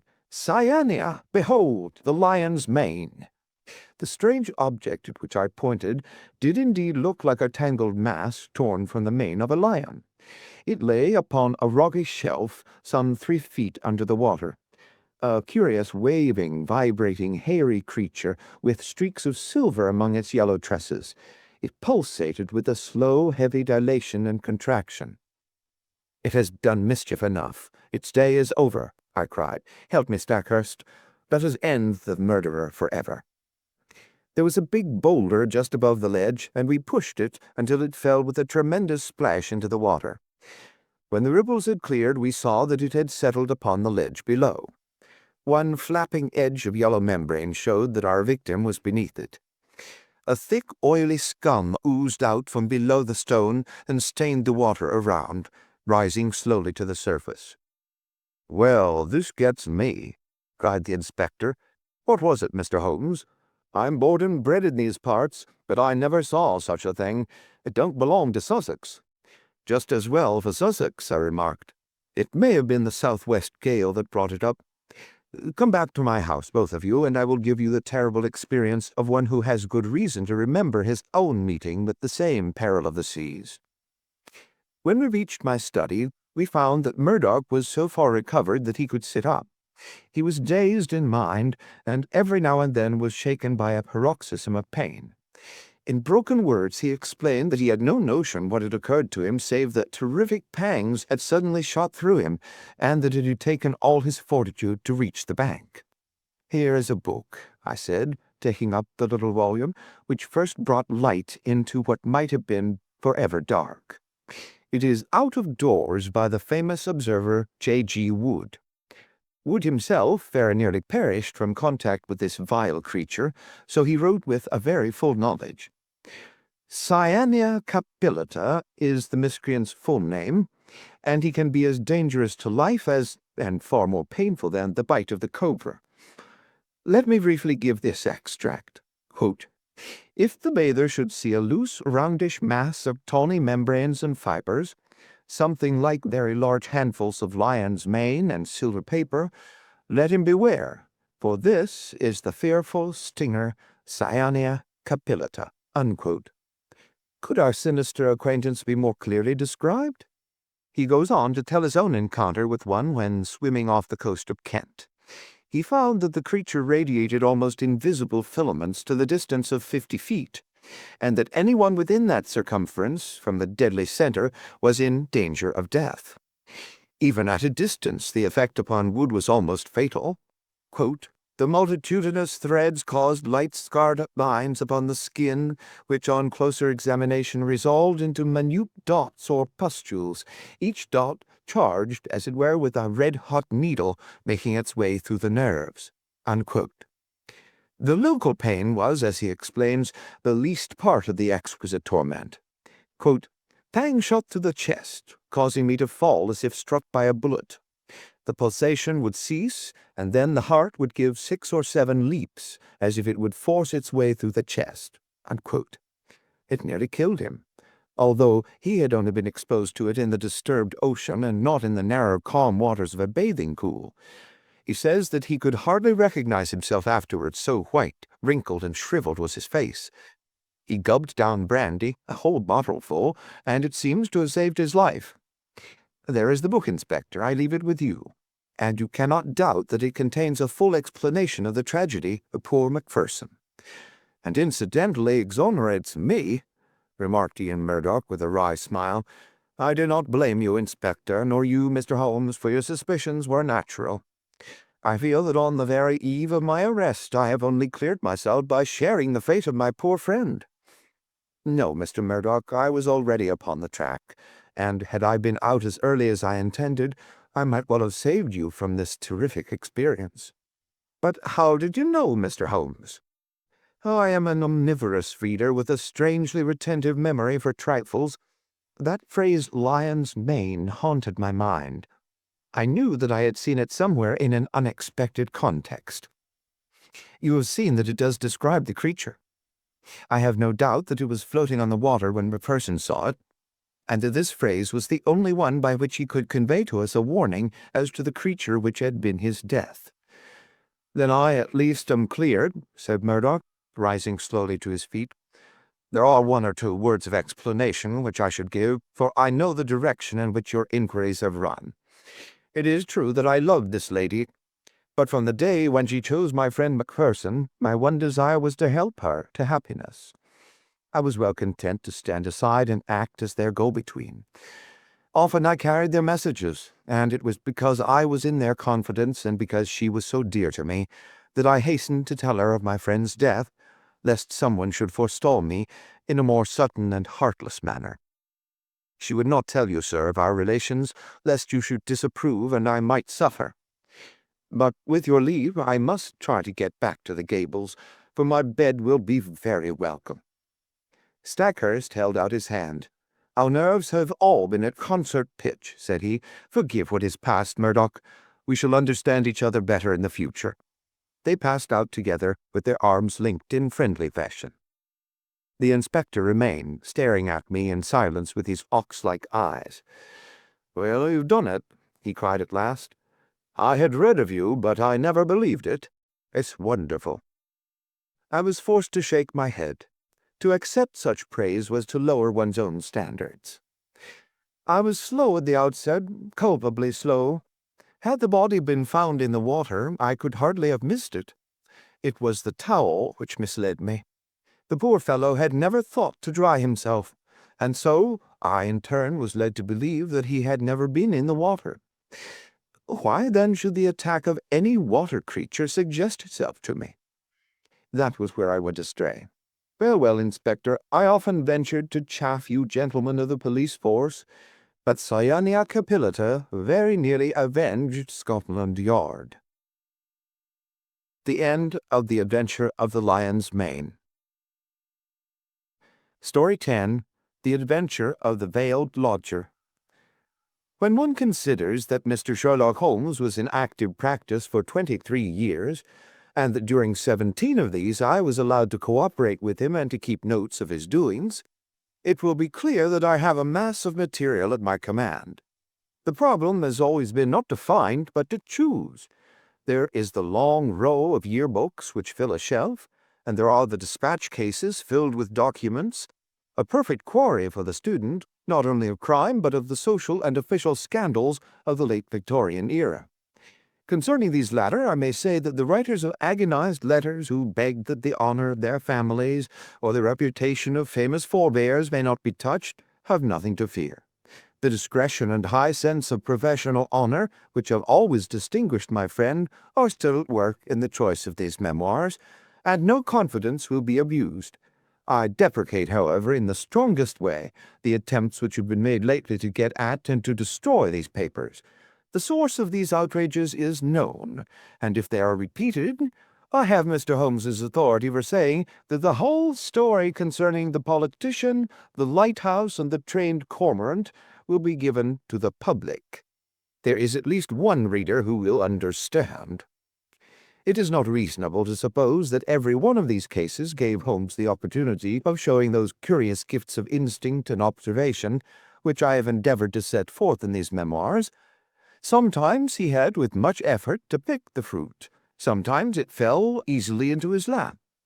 But the most terrible human tragedies were often involved in these cases which brought him the fewest personal opportunities, and it is one of these which I now desire to record. In telling it, I have made a slight change of name and place, but otherwise the facts are as stated. One forenoon, it was late in 1896, I received a hurried note from Holmes asking for my attendance. When I arrived, I found him seated in a smoke-laden atmosphere with an elderly, motherly woman of the buxom landlady type in the corresponding chair in front of him. "This is Mrs. Marilow of South Brixton," said my friend, with a wave of the hand. "Mrs. Marilow does not object to tobacco, Watson, if you wish to indulge your filthy habits. Mrs. Marilow has an interesting story to tell, which may well lead to further developments in which your presence may be useful. Anything I can do, you will understand, Mrs. Marilow, that if I come to Mrs. Ronder, I shall prefer to have a witness. You will make her understand that before we arrive." "Lord bless you, Mr. Holmes," said our visitor. She is that anxious to see you that she might bring the whole parish at your heels." "Then we shall come early in the afternoon. Let us see that we have our facts correct before we start. If we go over them, it will help Dr. Watson to understand the situation. You say that Mrs. Ronder has been your lodger for 7 years, and that you have only once seen her face." "And I wish to God I had not," said Mrs. Marilow. It was, I understand, terribly mutilated. "Well, Mr. Holmes, you would hardly say it was a face at all. That's how it looked. Our milkman got a glimpse of her once peeping out of the upper window, and he dropped his tin and the milk all over the front garden. That is the kind of face it is. When I saw her, I happened on her unawares. She covered up quick, and then she said, 'Now, Mrs. Marilow, you know at last why it is that I never raised my veil.'" "Do you know anything about her history?" "Nothing at all." "Did she give references when she came?" "No, sir, but she gave hard cash, and plenty of it. A quarter's rent, right down on the table in advance, and no arguing about terms. In these times, a poor woman like me can't afford to turn down a chance like that." "Did she give any reason for choosing your house?" "Mine stands well back from the road and is more private than most. Then again, I only take the one, and I have no family of my own. I reckon she had tried others and found that mine suited her best. It's privacy she is after, and she is ready to pay for it." "You say that she never showed her face from first to last, save on the one accidental occasion. Well, it is a very remarkable story. Most remarkable. And I don't wonder that you want it examined." "I don't, Mr. Holmes. I am quite satisfied so long as I get my rent. You could not have a quieter lodger, or one who gives less trouble." "Then what has brought matters to a head?" "Her health, Mr. Holmes. She seems to be wasting away, and there's something terrible on her mind. 'Murder!' she cries, 'murder!' And once I heard her, 'You cruel beast, you monster!' she cried. It was in the night, and it fair rang through the house, and sent the shivers through me. So I went to her in the morning. 'Mrs. Ronder,' I says, 'if you have anything that is troubling your soul, there's the clergy,' I says, 'and there's the police. Between them, you should get some help.' 'For God's sake, not the police,' says she, 'and the clergy can't change what is past. And yet,' she says, 'it would ease my mind if someone knew the truth before I died.' 'Well,' says I, 'if you won't have the regulars, there is this detective man what we read about, begging your pardon, Mr. Holmes, and she fair jumped at it. 'That's the man,' says she. 'I wonder I never thought of it before. Bring him here, Mrs. Marilow, and if he won't come, tell him I am the wife of Ronder's Wild Beast Show. Say that, and give him the name Abbas Parva. Here it is, as she wrote it, Abbas Parva. That will bring him, if he's the man I think he is.'" "And it will, too," remarked Holmes. "Very good, Mrs. Marilow. I should like to have a little chat with Dr. Watson. That will carry us till lunch-time. About 3 o'clock you may expect to see us at your house in Brixton." Our visitor had no sooner waddled out of the room, no other verb can describe Mrs. Marilow's method of progression, than Sherlock Holmes threw himself with fierce energy upon the pile of commonplace books in the corner. For a few minutes there was a constant swish of the leaves, and then with a grunt of satisfaction he came upon what he sought. So excited was he that he did not rise, but sat upon the floor like some strange Buddha, with crossed legs, the huge books all round him, and one open upon his knees. "The case worried me at the time, Watson. Here are my marginal notes to prove it. I confess that I could make nothing of it, and yet I was convinced that the coroner was wrong. Have you no recollection of the Abbas Parva tragedy?" "None, Holmes." "And yet you were with me then?" "But certainly my own impression was very superficial, for there was nothing to go by, and none of the parties had engaged my services. Perhaps you would care to read the papers?" "Could you not give me the points?" "That is very easily done. It will probably come back to your memory as I talk. Ronder, of course, was a household word. He was the rival of Wombwell and of Sanger, one of the greatest showmen of his day. There is evidence, however, that he took to drink, and that both he and his show were on the downgrade at the time of the great tragedy. The caravan had halted for the night at Parva, which is a small village in Berkshire, when this horror occurred. They were on their way to Wimbledon, travelling by road, and they were simply camping and not exhibiting, as the place is so small a one that it would not have paid them to open. They had among their exhibits a very fine North African lion. Sahara King was its name, and it was the habit both of Ronder and his wife to give exhibitions inside its cage. Here you see is the photograph of the performance, by which you will perceive that Ronder was a huge porcine person, and that his wife was a very magnificent woman. It was deposed at the inquest that there had been some signs that the lion was dangerous, but as usual familiarity begat contempt, and no notice was taken of the fact. It was usual for either Ronder or his wife to feed the lion at night. Sometimes one went, sometimes both, but they never allowed anyone else to do it, for they believed that so long as they were the food carriers, he would regard them as benefactors, and would never molest them. On this particular night, 7 years ago, they both went, and a very terrible happening followed, the details of which have never been made clear. It seems that the whole camp was roused near midnight by the roars of the animal and the screams of the woman. The different grooms and employés rushed from their tents, carrying lanterns, and by their light an awful sight was revealed. Ronder lay, with the back of his head crushed in and deep claw marks across his scalp, some 10 yards from the cage, which was open. Close to the door of the cage lay Mrs. Ronder, upon her back, with the creature squatting and snarling above her. It had torn her face in such a fashion that it was never thought that she could live. Several of the circus men, headed by Leonardo, the strong man, and Griggs, the clown, drove the creature off with poles, upon which it sprang back into the cage and was at once locked in. How it had got loose was a mystery. It was conjectured that the pair intended to enter the cage, but that when the door was loosed, the creature bounded out upon them. There was no other point of interest in the evidence, save that the woman, in a delirium of agony, kept screaming, "Coward! Coward!" as she was carried back to the van in which they lived. It was 6 months before she was fit to give evidence, but the inquest was duly held, with the obvious verdict of death by misadventure. "What alternative could be conceived?" said I. "You may well say so. And yet there were 1 or 2 points which worried young Edmonds of the Berkshire Constabulary. A smart lad, that. He was sent later to Allahabad. That was how I came into the matter, for he dropped in and smoked a pipe or two over it." "A thin, yellow-haired man?" "Exactly. I was sure you would pick up the trail presently." "But what worried him?"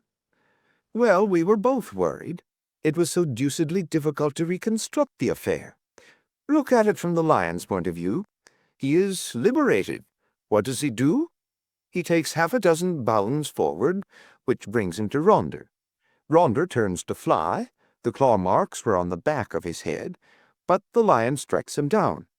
Then, instead of bounding on and escaping, he returns to the woman, who was close to the cage, and he knocks her over and chews her face up. Then again, those cries of hers would seem to imply that her husband had in some way failed her. What could the poor devil have done to help her? You see the difficulty?" "Quite. And then there was another thing. It comes back to me now as I think it over.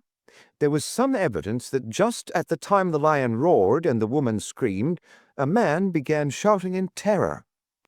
This man Ronder, no doubt. Well, if his skull was smashed in, you would hardly expect to hear from him again. There were at least 2 witnesses who spoke of the cries of a man being mingled with those of a woman. I should think the whole camp was crying out by then. As to the other points, I think I could suggest a solution." "I should be glad to consider it." "The 2 were together, 10 yards from the cage, when the lion got loose. The man turned and was struck down. The woman conceived the idea of getting into the cage and shutting the door. It was her only refuge. She made for it, and just as she reached it, the beast bounded after her and knocked her over. She was angry with her husband for having encouraged the beast's rage by turning. If they had faced it, they might have cowed it. Hence her cries of coward." "Brilliant, Watson. Only one flaw in your diamond." "What is the flaw, Holmes?" If they were both 10 paces from the cage, how came the beast to get loose? Is it possible that they had some enemy who loosed it? And why should it attack them savagely when it was in the habit of playing with them and doing tricks with them inside the cage? Possibly the same enemy had done something to enrage it. Holmes looked thoughtful and remained in silence for some moments. Well, Watson, there is this to be said for your theory. Ronder was a man of many enemies. Edmonds told me that in his cups he was horrible. A huge bully of a man, he cursed and slashed at everyone who came in his way. I expect those cries about a monster, of which our visitor has spoken, were nocturnal reminiscences of the dear departed. However, our speculations are futile until we have all the facts. There is a cold partridge on the sideboard, Watson, and a bottle of Montrachet. Let us renew our energies before we make a fresh call upon them. When our hansom deposited us at the house of Mrs. Marilow, we found that plump lady blocking up the open door of her humble but retired abode. It was very clear that her chief preoccupation was lest she should lose a valuable lodger, and she implored us before showing us up to say and do nothing which could lead to so undesirable an end. Then, having reassured her, we followed her up the straight, badly carpeted staircase, and were shown into the room of the mysterious lodger. It was a close, musty, ill-ventilated place, as might be expected, since its inmates seldom left it. From keeping beasts in a cage, the woman seemed, by some retribution of fate, to have become herself a beast in a cage. She sat now in a broken armchair in the shadowy corner of the room. Long years of inaction had coarsened the lines of her figure, but at some period it must have been beautiful, and was still full and voluptuous. A thick dark veil covered her face, but it was cut off close at her upper lip, and disclosed a perfectly shaped mouth and a delicately rounded chin. I could well conceive that she had indeed been a very remarkable woman. Her voice, too, was well modulated and pleasing. "My name is not unfamiliar to you, Mr. Holmes," said she. "I thought that it would bring you." "That is so, madam, though I do not know how you are aware that I was interested in your case." "I learned it when I had recovered my health, and was examined by Mr. Edmonds, the county detective. I fear I lied to him. Perhaps it would have been wiser had I told the truth." "It is usually wiser to tell the truth. But why did you lie to him?" "Because the fate of someone else depended upon it. I know that he was a very worthless being, and yet I would not have his destruction upon my conscience. We have been so close. So close. But has this impediment been removed?" "Yes, sir. The person I allude to is dead." "Then why should you not now tell the police anything you know?" "Because there is another person to be considered. That other person is myself. I could not stand the scandal and publicity which would come from a police examination. I have not long to live, but I wish to die undisturbed, and yet I wanted to find one man of judgment to whom I could tell my terrible story, so that when I am gone all might be understood." "You compliment me, madam. At the same time, I am a responsible person. I do not promise you that when you have spoken I may not myself think it my duty to refer the case to the police." "I think not, Mr. Holmes. I know your character and methods too well, for I have followed your work for some years. Reading is the only pleasure which fate has left me, and I miss little which passes in the world. But in any case I will take my chance of the use which you may make of my tragedy. It will ease my mind to tell it. My friend and I would be glad to hear it." The woman rose and took from a drawer the photograph of a man. He was clearly a professional acrobat, a man of magnificent physique, taken with his huge arms folded across his swollen chest and a smile breaking from under his heavy mustache, the self-satisfied smile of a man of many conquests. "This is Leonardo," she said. "Leonardo, the strong man who gave evidence?" "The same. And this is my husband." It was a dreadful face, a human pig, or rather a human wild boar, for it was formidable in its bestiality. One could imagine that vile mouth clamping and foaming in its rage, and one could conceive those small vicious eyes darting pure malignancy as they looked forth upon the world. Ruffian, bully, beast, it was all written on that heavy jowled face. Those two pictures will help you gentlemen to understand the story. I was a poor circus girl, brought up on the sawdust and doing springs through the hoop before I was 10. When I became a woman, this man loved me, if such lust as his can be called love, and in an evil moment I became his wife. From that day I was in hell, and he the devil who tormented me. There was no one in the show who did not know of his treatment. He deserted me for others. He tied me down and lashed me with his riding whip when I complained. They all pitied me, and they all loathed him. But what could they do? They feared him, one and all, for he was terrible at all times, and murderous when he was drunk. Again and again he was had for assault and for cruelty to the beasts, but he had plenty of money, and the fines were nothing to him. The best men all left us, and the show began to go downhill. It was only Leonardo and I who kept it up, with little Jimmy Griggs the clown. Poor devil, he had not much to be funny about, but he did what he could to hold things together. Then Leonardo came more and more into my life. You see what he was like. I know now the poor spirit that was hidden in that splendid body, but compared to my husband he seemed like the angel Gabriel. He pitied me and helped me, till at last our intimacy turned to love. Deep, deep, passionate love, such love as I had dreamed of but never hoped to feel. My husband suspected it, but I think that he was a coward as well as a bully, and that Leonardo was the one man that he was afraid of. He took revenge in his own way by torturing me more than ever. One night my cries brought Leonardo to the door of our van. We were near tragedy that night, and soon my lover and I understood that it could not be avoided. My husband was not fit to live. We planned that he should die. Leonardo had a clever, scheming brain.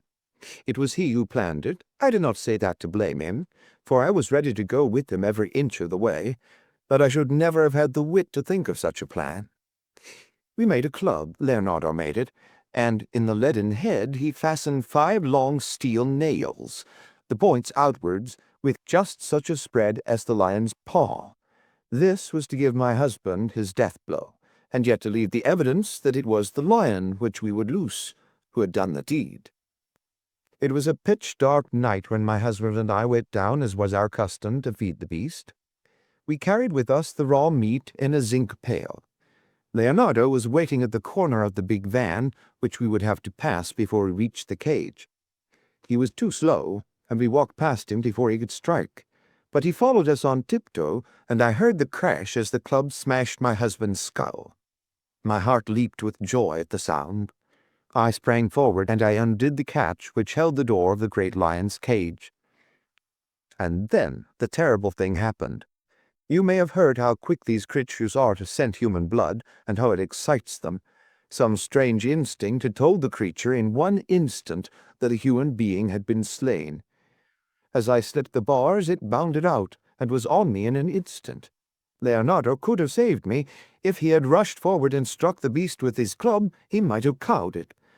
But the man lost his nerve. I heard him shout in his terror, and then I saw him turn and fly. At the same instant the teeth of the lion met in my face. Its hot, filthy breath had already poisoned me, and I was hardly conscious of pain.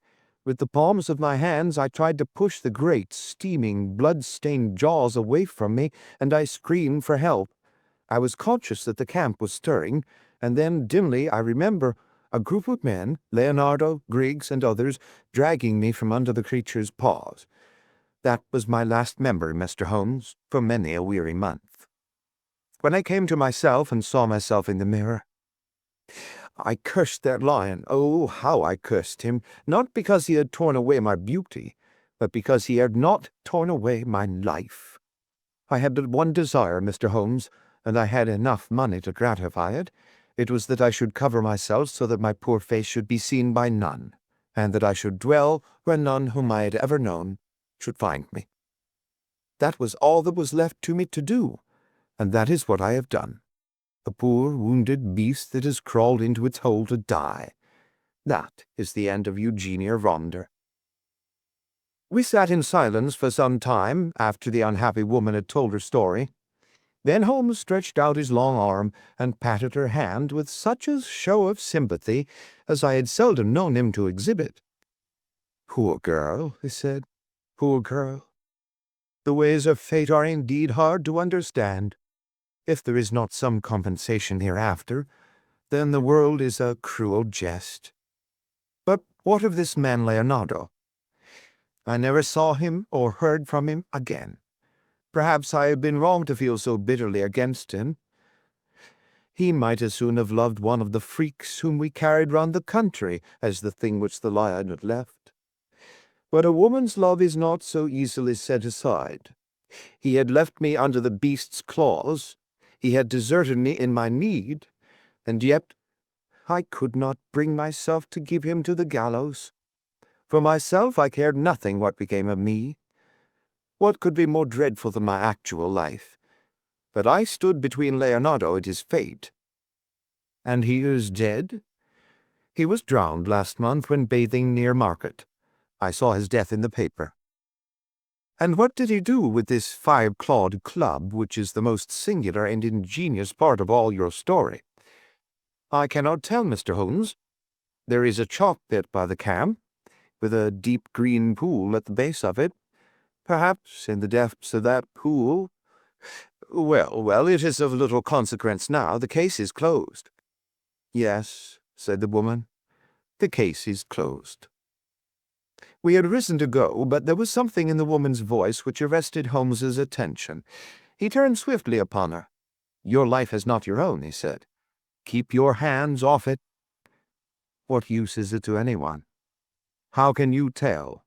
The example of patient suffering is in itself the most precious of all lessons to an impatient world." The woman's answer was a terrible one. She raised her veil and stepped forward into the light.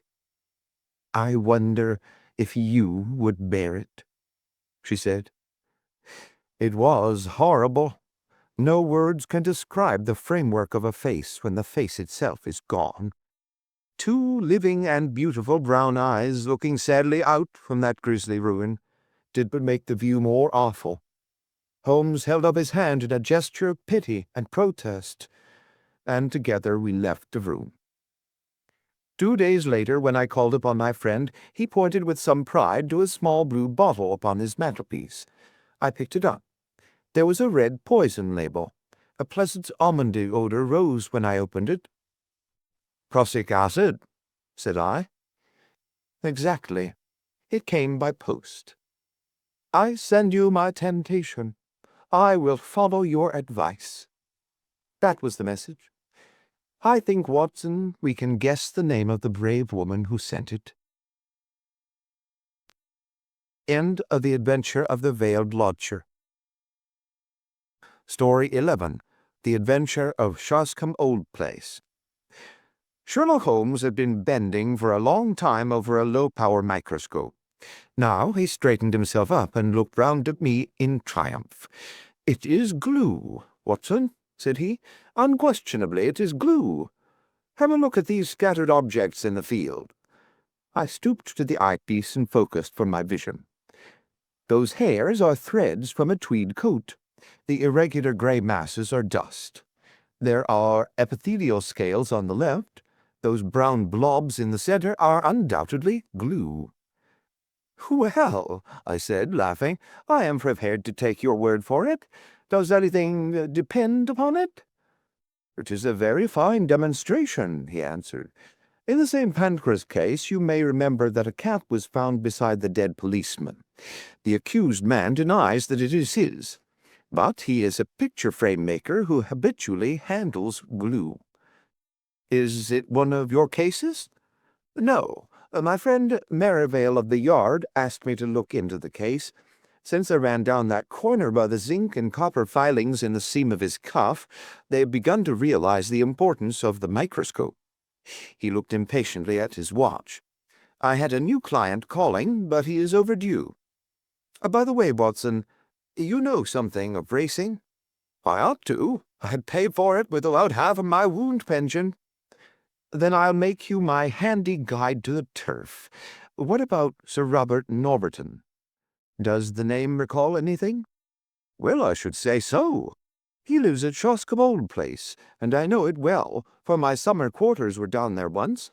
Norberton nearly came within your province once. How was that? It was when he horsewhipped Sam Brewer, the well-known Curzon Street moneylender, on Newmarket Heath. He nearly killed the man. Ah, he sounds interesting. Does he often indulge in that way? Well, he has the name of being a dangerous man. He is about the most daredevil rider in England, second in the Grand National a few years back. He is one of those men who have overshot their true generation. He should have been a buck in the days of the Regency, a boxer, an athlete, a plunger on the turf, a lover of fair ladies, and by all account, so far down Queer Street that he may never find his way back again. Capital, Watson, a thumbnail sketch. I seem to know the man. Now, can you give me some idea of Shoscombe Old Place? Only that it is in the centre of Shoscombe Park, and that the famous Shoscombe stud and training quarters are to be found there. And the head trainer, said Holmes, is John Mason. You need not look surprised at my knowledge, Watson, for this is a letter from him which I am unfolding. But let us have some more about Shoscombe. I seem to have struck a rich vein. There are the Shoscombe Spaniels, said I. You hear of them at every dog show. The most exclusive breed in England. They are the special pride of the lady of Shoscombe Old Place. Sir Robert Norberton's wife, I presume? Sir Robert has never married. Just as well, I think, considering his prospects. He lives with his widowed sister, Lady Beatrice Falder. You mean that she lives with him? No, the place belonged to her late husband, Sir James. Norberton has no claim on it at all. It is only a life interest and reverts to her husband's brother. Meantime, she draws the rents every year. And brother Robert, I suppose, spends the said rents? That is about the size of it. He is a devil of a fellow, and must lead her a most uneasy life. Yet I have heard that she is devoted to him. But what is amiss at Shoscombe? Ah, that is just what I want to know. And here, I expect, is the man who can tell us. The door had opened, and the page had shown in a tall, clean-shaven man with the firm, austere expression which is only seen upon those who have to control horses or boys. Mr. John Mason had many of both under his sway, and he looked equal to the task. He bowed with cold self-possession, and seated himself upon the chair to which Holmes had waved him. You had my note, Mr. Holmes? Yes, but it explained nothing. It was too delicate a thing for me to put the details on paper, and too complicated. It was only face-to-face I could do it. Well, we are at your disposal. First of all, Mr. Holmes, I think that my employer, Sir Robert, has gone mad.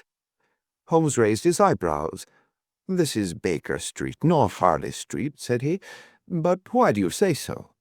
Well, sir, when a man does one queer thing, or two queer things, there may be a meaning to it, but when everything he does is queer, then you begin to wonder. I believe Shoscombe Prince and the Derby have turned his brain. That is a colt you are running? The best in England, Mr. Holmes. I should know if anyone does. Now, I'll be plain with you, for I know you are a gentleman of honour, and that it won't go beyond the room. Sir Robert has got to win this Derby. He's up to the neck, and it's his last chance. Everything he could raise or borrow is on the horse, and at fine odds, too. You can get 40s now, but it was nearer the 100 when he began to back him. But how is that if the horse is so good? The public don't know how good he is. Sir Robert has been too clever for the touts. He has the prince's half-brother out for spins. You can't tell 'em apart. But there are 2 lengths in a furlong between them when it comes to a gallop. He thinks of nothing but the horse and the race. His whole life is on it. He is holding off the Jews till then. If the prince fails him, he is done. It seems a rather desperate gamble. But where does the madness come in? Well, first of all, you only have to look at him. I don't believe he sleeps at night. He is down to the stables at all hours. His eyes are wild. It has all been too much for his nerves. Then there is his conduct to Lady Beatrice. Ah, what is that? They have always been the best of friends. They had the same tastes, the two of them, and she loved the horses as much as he did. Every day at the same hour she would drive down to see them. And above all, she loved the prince. He would prick up his ears when he heard the wheels on the gravel, and he would trot out each morning to the carriage to get his lump of sugar. But that's all over now. Why? Well, she seems to have lost all interest in the horses.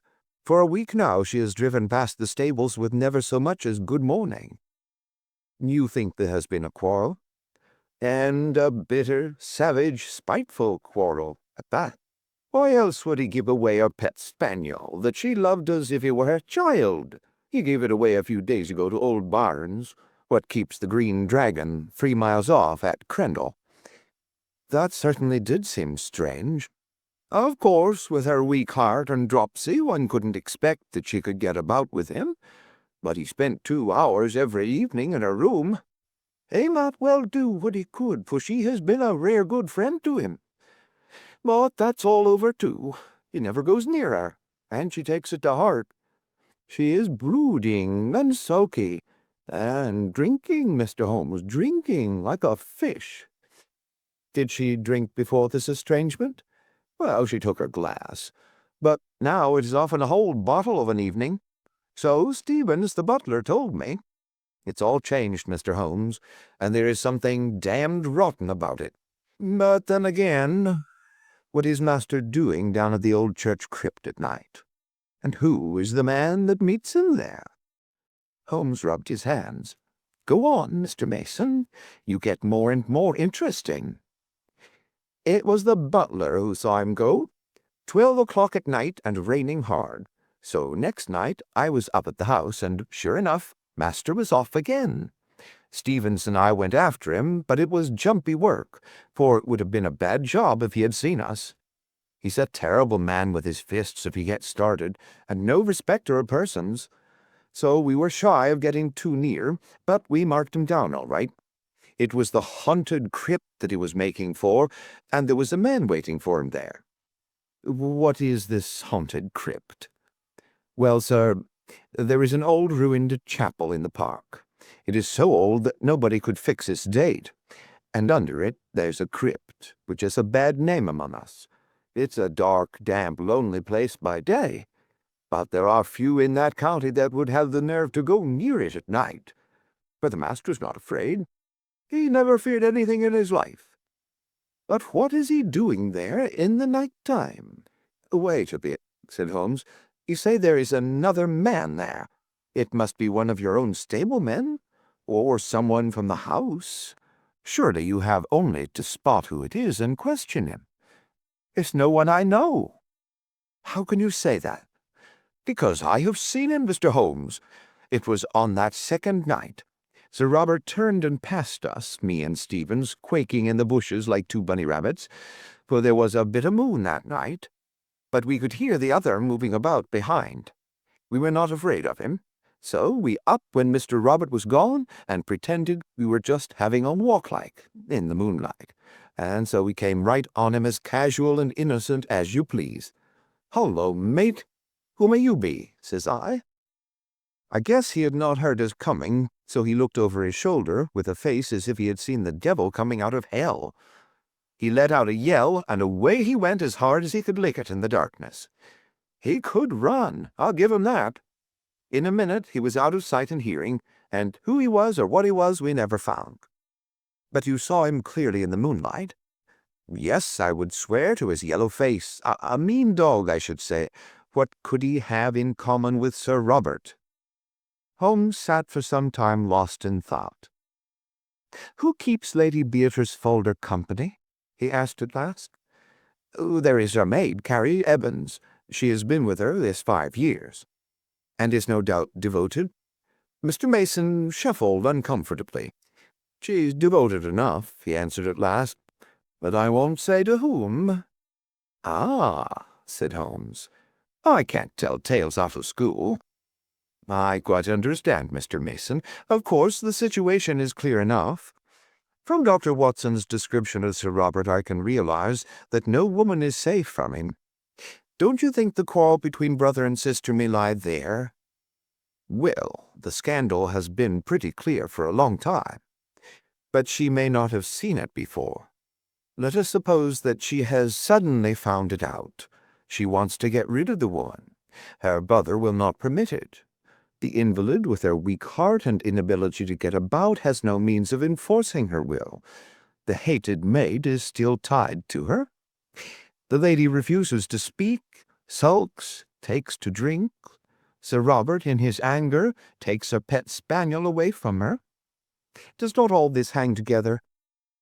Well, it might do, so far as it goes. Exactly, as far as it goes. How would all that bear upon the visits by night to the old crypt? We can't fit that into our plot. No, sir, and there is something more that I can't fit in. Why should Sir Robert want to dig up a dead body? Holmes sat up abruptly. We only found it out yesterday, after I had written to you. Yesterday Sir Robert had gone to London, so Stevens and I went down to the crypt. It was all in order, sir, except that in one corner was a bit of a human body. You informed the police, I suppose? Our visitor smiled grimly. Well, sir, I think it would hardly interest them. It was just the head and a few bones of a mummy. It may have been 1,000 years old, but it wasn't there before. That I'll swear, and so will Stevens. It had been stowed away in a corner and covered over with a board, but that corner had always been empty before. What did you do with it? Well, we just left it there. That was wise. You say Sir Robert was away yesterday. Has he returned? We expect him back today. When did Sir Robert give away his sister's dog? It was just a week ago today. The creature was howling outside the old well-house, and Sir Robert was in one of his tantrums that morning. He caught it up, and I thought he would have killed it. Then he gave it to Sandy Bain, the jockey, and told him to take the dog to old Barnes at the Green Dragon, for he never wished to see it again. Holmes sat for some time in silent thought. He had lit the oldest and foulest of his pipes.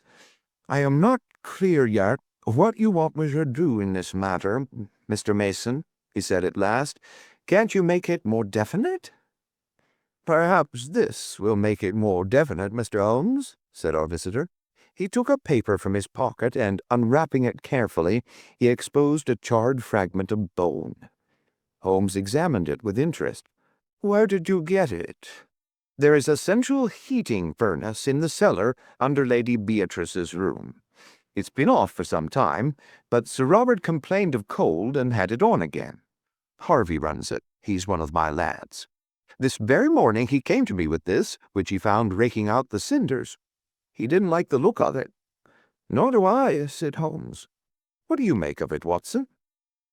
It was burned to a black cinder, but there could be no question as to its anatomical significance. It's the upper condyle of a human femur, said I. Exactly. Holmes had become very serious. When does this lad tend to the furnace? He makes it up every evening and then leaves it. Then anyone could visit it during the night? Yes, sir. Can you enter it from outside?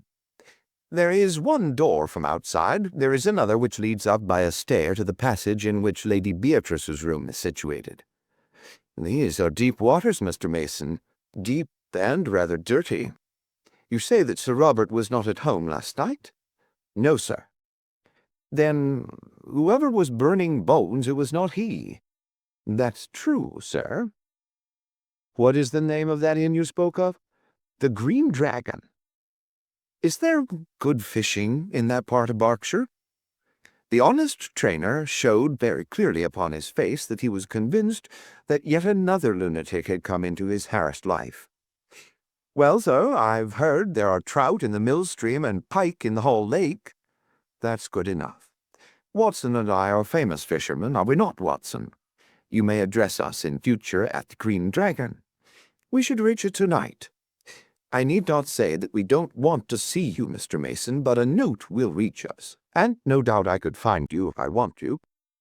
When we have gone a little farther into the matter, I will let you have a considered opinion.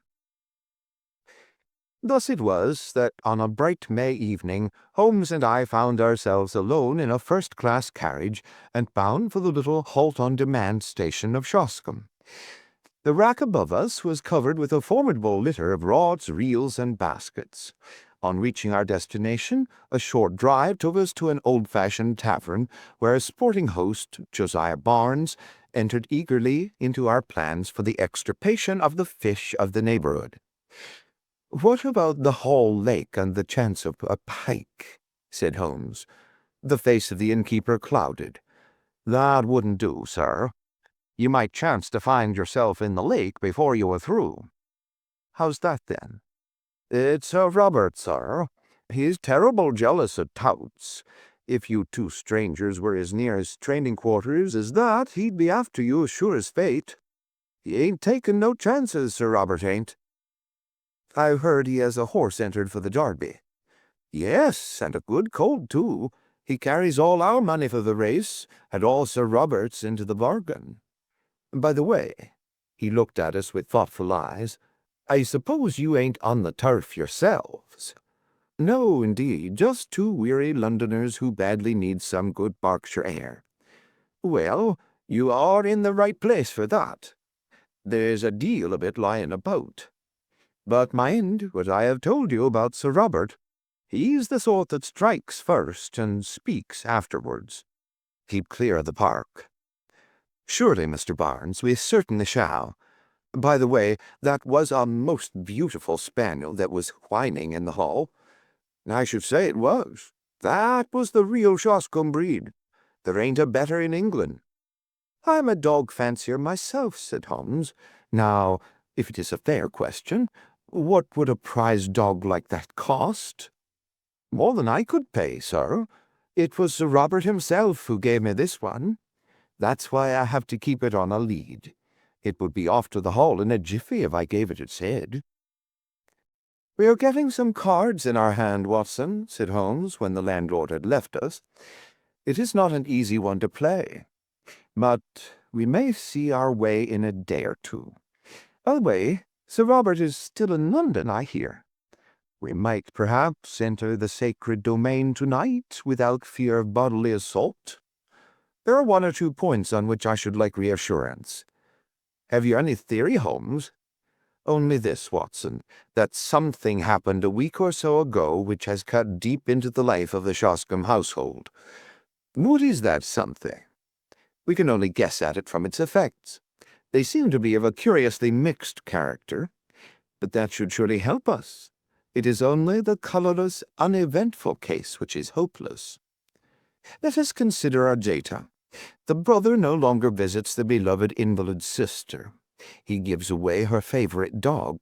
Her dog, Watson. Does that suggest nothing to you?" "Nothing but the brother's spite." "Well, it might be so. Or, well, there is an alternative. Now, to continue our review of the situation from the time that the quarrel, if there is a quarrel, began. The lady keeps to her room, alters her habits, is not seen save when she drives out with her maid, refuses to stop at the stables to greet her favorite horse, and apparently takes to drink. That covers the case, does it not?" "Save for the business in the crypt." "That is another line of thought. There are two, and I beg you will not tangle them. Line A, which concerns Lady Beatrice, has a vaguely sinister flavor, has it not?" "I can make nothing of it." "Well, now, let us take up line B, which concerns Sir Robert. He is mad keen upon winning the Derby. He is in the hands of the Jews, and may at any moment be sold up and his racing stables seized by his creditors. He is a daring and desperate man. He derives his income from his sister. His sister's maid is his willing tool. So far we seem to be on fairly safe ground, do we not?" "But the crypt!" "Ah, yes, the crypt. Let us suppose, Watson, it is merely a scandalous supposition, a hypothesis put forward for argument's sake, that Sir Robert has done away with his sister." "My dear Holmes, it is out of the question." "Very possibly, Watson. Sir Robert is a man of an honorable stock. But you do occasionally find a carrion crow among the eagles." Let us for a moment argue upon this supposition. He could not fly the country until he had realized his fortune, and that fortune could only be realized by bringing off this coup with Shoscombe Prince. Therefore, he has still to stand his ground. To do this, he would have to dispose of the body of his victim, and he would also have to find a substitute who would impersonate her. With the maid as his confidant, that would not be impossible. The woman's body might be conveyed to the crypt, which is a place so seldom visited, and it might be secretly destroyed at night in the furnace, leaving behind it such evidence as we have already seen. What say you to that, Watson? Well, it is all possible if you grant the original monster supposition. I think that there is a small experiment which we may try tomorrow, Watson, in order to throw some light on the matter. Meanwhile, if we mean to keep up our characters, I suggest that we have our host in for a glass of his own wine, and hold some high converse upon eels and dace, which seems to be the straight road to his affections. We may chance to come upon some useful local gossip in the process.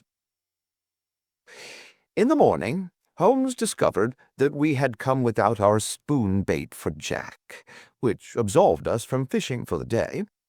About 11 o'clock we started for a walk, and he obtained leave to take the black spaniel with us. "This is the place," said he, as we came to two high-parked gates with heraldic griffins towering above them. "About midday, Mr. Barnes informs me the old lady takes a drive, and the carriage must slow down while the gates are opened. When it comes through, and before it gathers speed, I want you, Watson, to stop the coachman with some question. Never mind me. I shall stand behind this holly bush and see what I can see." It was not a long vigil. Within a quarter of an hour we saw the big open yellow barouche coming down the long avenue, with two splendid high-stepping grey carriage horses in the shafts. Holmes crouched behind his bush with the dog. I stood unconcernedly swinging a cane in the roadway. A keeper ran out, and the gates swung open. The carriages slowed to a walk, and I was able to get a good look at the occupants.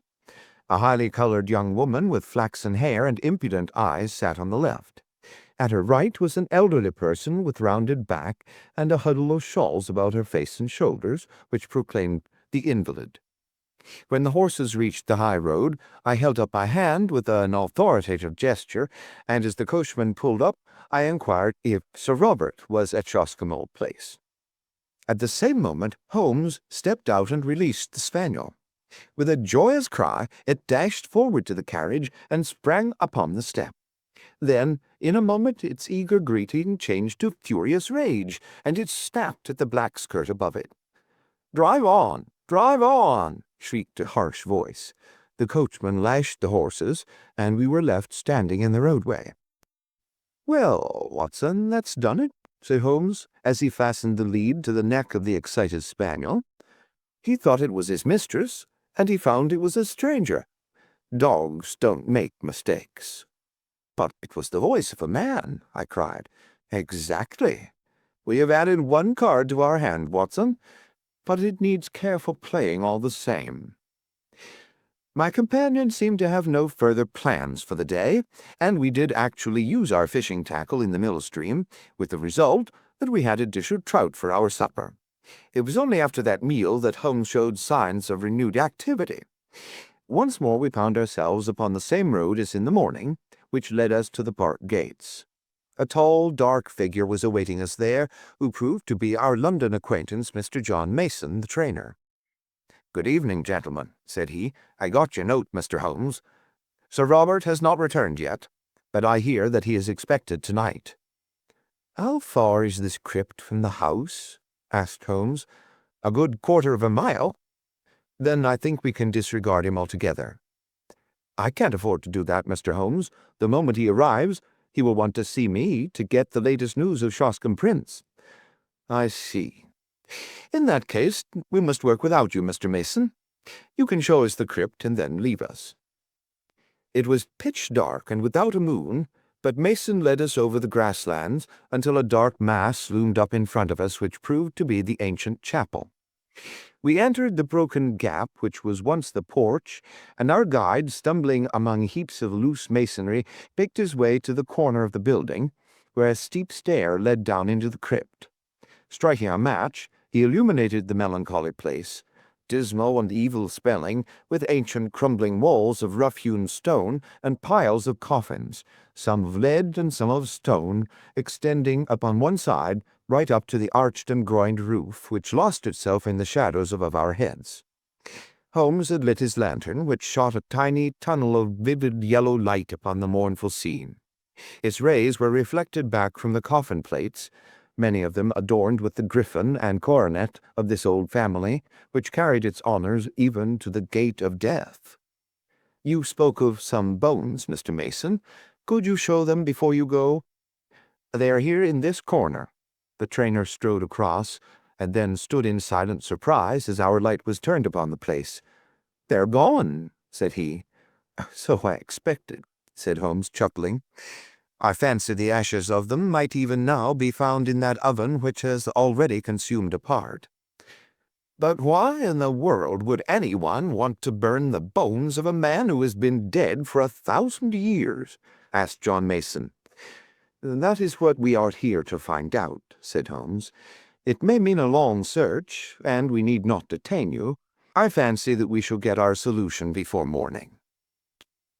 When John Mason had left us, Holmes set to work making a very careful examination of the graves, ranging from a very ancient one which appeared to be Saxon in the center, through a long line of Norman Hugos and Odos, until we reached the Sir William and Sir Dennis Falder of the 18th century. It was an hour or more before Holmes came to a leaden coffin standing on end before the entrance to the vault. I heard his little cry of satisfaction, and was aware from his hurried but purposeful movements that he had reached a goal. With his lens he was eagerly examining the edges of the heavy lid. Then he drew from his pocket a short jemmy, a box-opener, which he thrust into a chink, levering back the whole front, which seemed to be secured by only a couple of clamps. There was a rending, tearing sound as it gave way, but it had hardly hinged back and partly revealed the contents before we had an unforeseen interruption. Someone was walking in the chapel above. It was the firm, rapid step of one who came with a definite purpose and knew well the ground upon which he walked. A light streamed down the stairs, and an instant later the man who bore it was framed in the Gothic archway. He was a terrible figure, huge in stature and fierce in manner. A large stable lantern, which he held in front of him, shone upwards upon a strong, heavily mustached face and angry eyes, which glared round him into every recess of the vault, finally fixing themselves with a deadly stare upon my companion and myself. "Who the devil are you?" he thundered, "and what are you doing upon my property?" Then, as Holmes returned no answer, he took a couple of steps forward and raised a heavy stick which he carried. "Do you hear me?" he cried. "Who are you? What are you doing here?" His cudgel quivered in the air.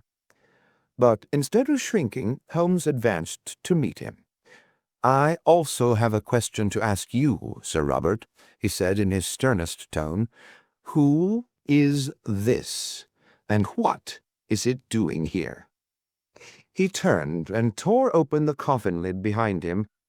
In the glare of the lantern I saw a body swathed in a sheet from head to foot, with dreadful witch-like features, all nose and chin, projecting at one end, the dim glazed eyes staring from a discolored and crumbling face.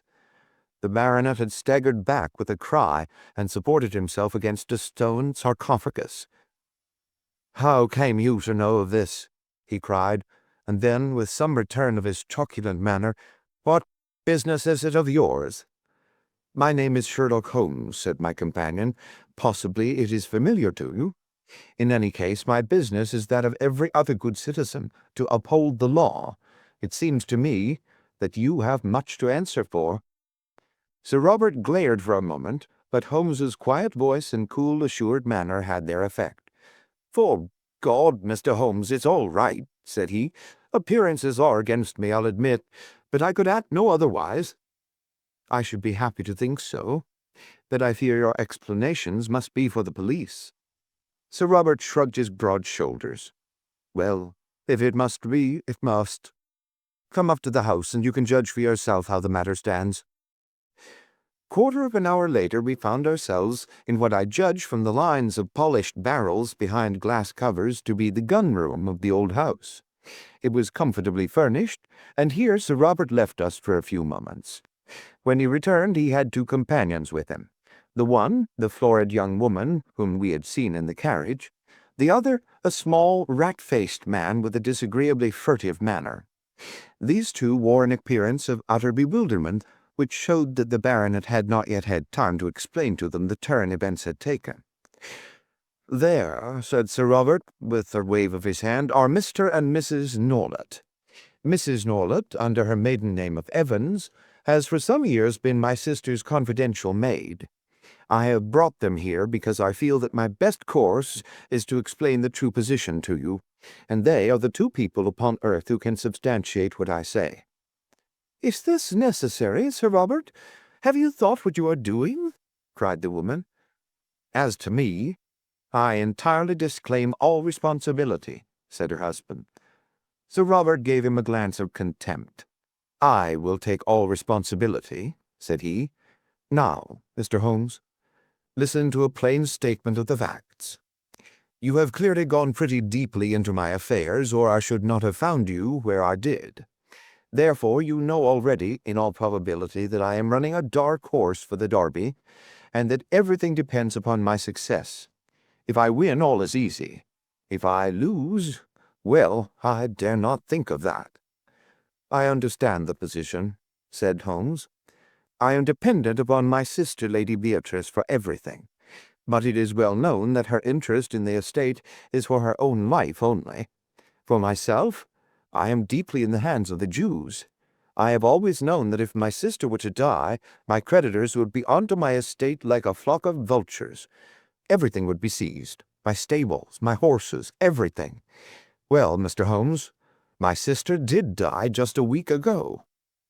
"And you told no one?" "What could I do? Absolute ruin faced me. If I could stave things off for 3 weeks, all would be well. Her maid's husband, this man here, is an actor.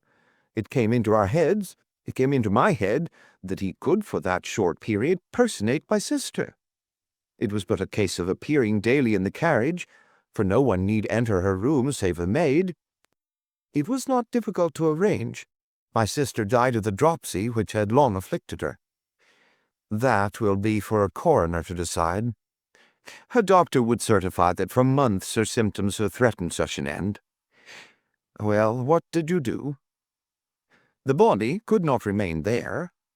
On the first night, Norlett and I carried it out to the old well-house, which is now never used. We were followed, however, by her pet spaniel, which yapped continually at the door, so I felt some safer place was needed. I got rid of the spaniel, and we carried the body to the crypt of the church. There was no indignity or irreverence, Mr. Holmes. I do not feel that I have wronged the dead." "Your conduct seems to me inexcusable, Sir Robert." The baronet shook his head impatiently. "It is easy to preach," said he.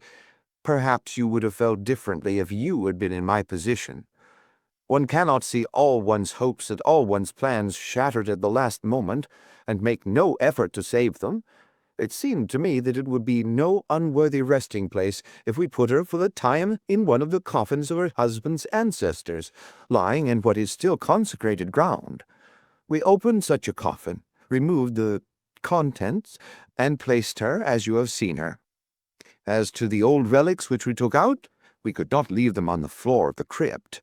Norlett and I removed them, and he descended at night and burned them in the central furnace. There is my story, Mr. Holmes, though how you forced my hand so that I have to tell it is more than I can say." Holmes sat for some time lost in thought. "There is one flaw in your narrative, Sir Robert," he said at last. "Your bets on the race, and therefore your hopes for the future, would hold good even if your creditors seized your estate. The horse would be part of the estate. What do they care for my bets? As likely as not, they would not run him at all. My chief creditor is unhappily my most bitter enemy, a rascally fellow, Sam Brewer, whom I was once compelled to horsewhip on Newmarket Heath. Do you suppose that he would try to save me?" "Well, Sir Robert," said Holmes, rising, "this matter must of course be referred to the police. It was my duty to bring the facts to light, and there I must leave it. As to the morality or decency of your conduct, it is not for me to express an opinion. It is nearly midnight, Watson, and I think we may make our way back to our humble abode. It is generally known, now, that this singular episode ended upon a happier note than Sir Robert's actions deserved. Shoscombe Prince did win the Derby, the sporting owner did net £80,000 in bets, and the creditors did hold their hand until the race was over, when they were paid in full, and enough was left to re-establish Sir Robert in a fair position in life. Both police and coroner took a lenient view of the transaction, and beyond a mild censure for the delay in registering the lady's decease, the lucky owner got away scatheless from this strange incident in a career which has now outlived its shadows and promises to end in an honored old age. End of the adventure of Shoscombe Old Place. Story 12. The Adventure of the Retired Colour Man. Sherlock Holmes was in a melancholy and philosophic mood that morning. His alert practical nature was subject to such reactions. "Did you see him?" he asked. "You mean the old fellow who has just gone out?" "Precisely." "Yes, I met him at the door." "What did you think of him?" "A pathetic, futile, broken creature." "Exactly, Watson. Pathetic and futile." "But is not all life pathetic and futile?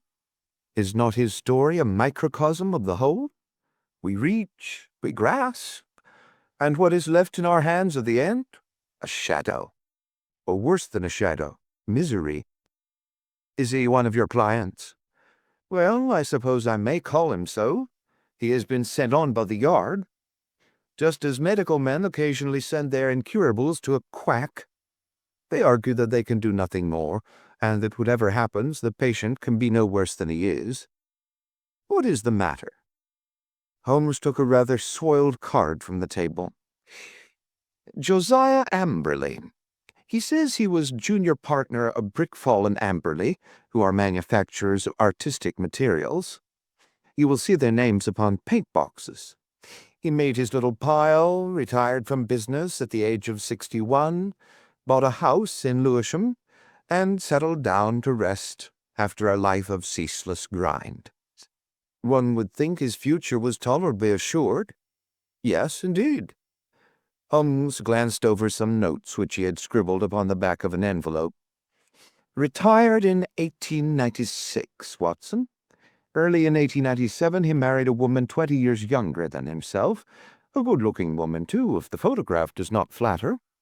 A competence, a wife, leisure. It seemed a straight road which lay before him. And yet within 2 years he is, as you have seen, as broken and miserable a creature as crawls beneath the sun. But what has happened? The old story, Watson, a treacherous friend and a fickle wife. It would appear that Amberley has one hobby in life, and it is chess. Not far from him at Lewisham there lives a young doctor who is also a chess player. I have noted his name as Dr. Ray Ernest. Ernest was frequently in the house, and an intimacy between him and Mrs. Amberley was a natural sequence, for you must admit that our unfortunate client has few outward graces, whatever his inner virtues may be. The couple went off together last week, destination untraced. What is more, the faithless spouse carried off the old man's D-box as her personal luggage, with a good part of his life savings within. Can we find the lady? Can we save the money? A commonplace problem so far as it has developed, and yet a vital one for Josiah Amberley. What will you do about it? Well, the immediate question, my dear Watson, happens to be, what will you do, if you will be good enough to understudy me? You know that I am preoccupied with this case of the two Coptic patriarchs, which should come to a head today. I really have not time to go out to Lewisham, and yet evidence taken on the spot has a special value. The old fellow was quite insistent that I should go, but I explained my difficulty. He is prepared to meet a representative.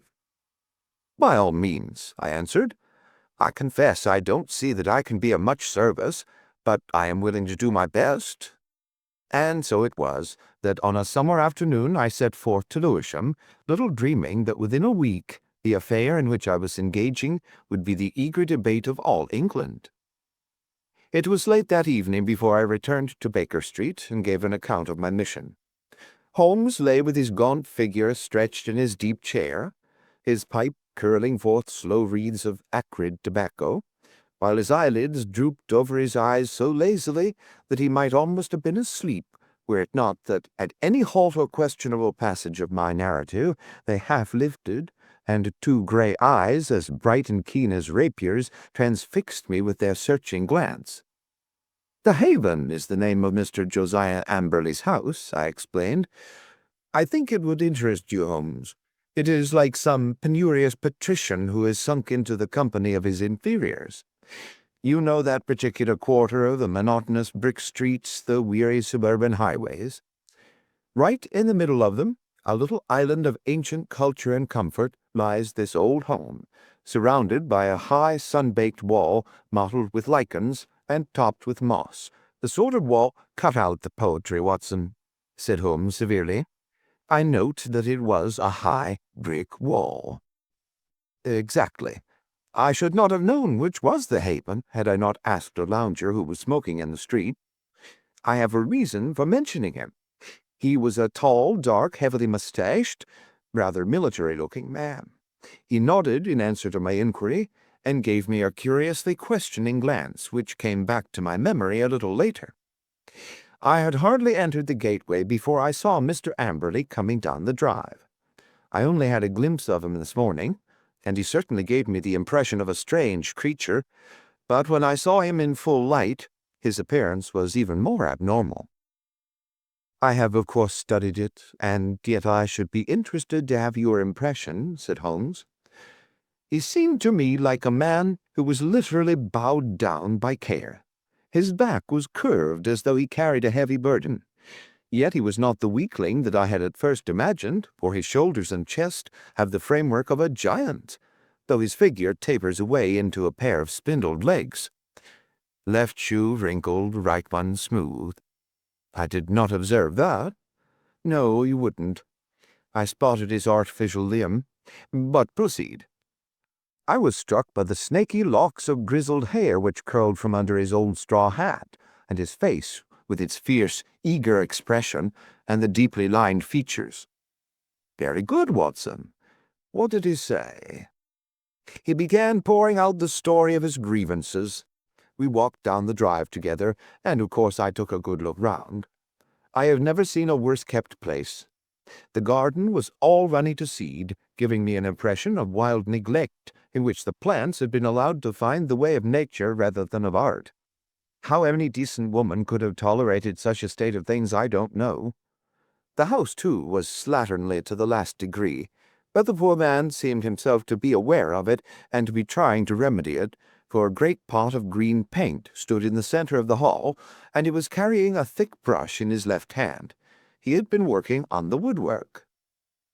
He took me into his dingy sanctum, and we had a long chat. Of course, he was disappointed that you had not come yourself. "I hardly expected," he said, "that so humble an individual as myself, especially after my heavy financial loss, could obtain the complete attention of so famous a man as Mr. Sherlock Holmes." I assured him that the financial question did not arise. "No, of course it is art for art's sake with him," said he. "But even on the artistic side of crime, he might have found something here to study. And human nature, Dr. Watson, the black ingratitude of it all. When did I ever refuse one of her requests? Was ever a woman so pampered? And that young man, he might have been my own son. He had the run of my house. And yet See how they have treated me. Oh, Dr. Watson, it is a dreadful, dreadful world. That was the burden of his song for an hour or more. He had, it seems, no suspicion of an intrigue. They lived alone, save for a woman who comes in by the day and leaves every evening at 6. On that particular evening, old Amberley, wishing to give his wife a treat, had taken 2 upper-circle seats at the Haymarket Theatre. At the last moment she had complained of a headache and had refused to go. He had gone alone. There seemed to be no doubt about the fact, for he produced the unused ticket which he had taken for his wife. "That is remarkable, most remarkable," said Holmes, whose interest in the case seemed to be rising. "Pray continue, Watson. I find your narrative most arresting. Did you personally examine this ticket? You did not, perchance, take the number?" "It so happens that I did," I answered with some pride. "It chanced to be my old school number 31, and so it stuck in my head." "Excellent, Watson. His seat, then, was either 30 or 32. "Quite so," I answered with some mystification, "and on B row." "That is most satisfactory. What else did he tell you?" "He showed me his strong room, as he called it. It is really a strong room, like a bank, with iron door and shutter, burglar-proof, as he claimed. However, the woman seems to have had a duplicate key, and between them they had carried off some £7,000 worth of cash and securities." "Securities? How could they dispose of those?" "He said that he had given the police a list and that he hoped they would be unsaleable. He had got back from the theatre about midnight and found the place plundered, the door and window open and the fugitives gone. There was no letter or message, nor has he heard a word since. He at once gave the alarm to the police." Holmes brooded for some minutes. "You say he was painting. What was he painting?" "Well, he was painting the passage, but he had already painted the door and woodwork of this room I spoke of. Does it not strike you as a strange occupation in the circumstances?" "One must do something to ease an aching heart." That was his own explanation. "That was eccentric, no doubt, but he is clearly an eccentric man.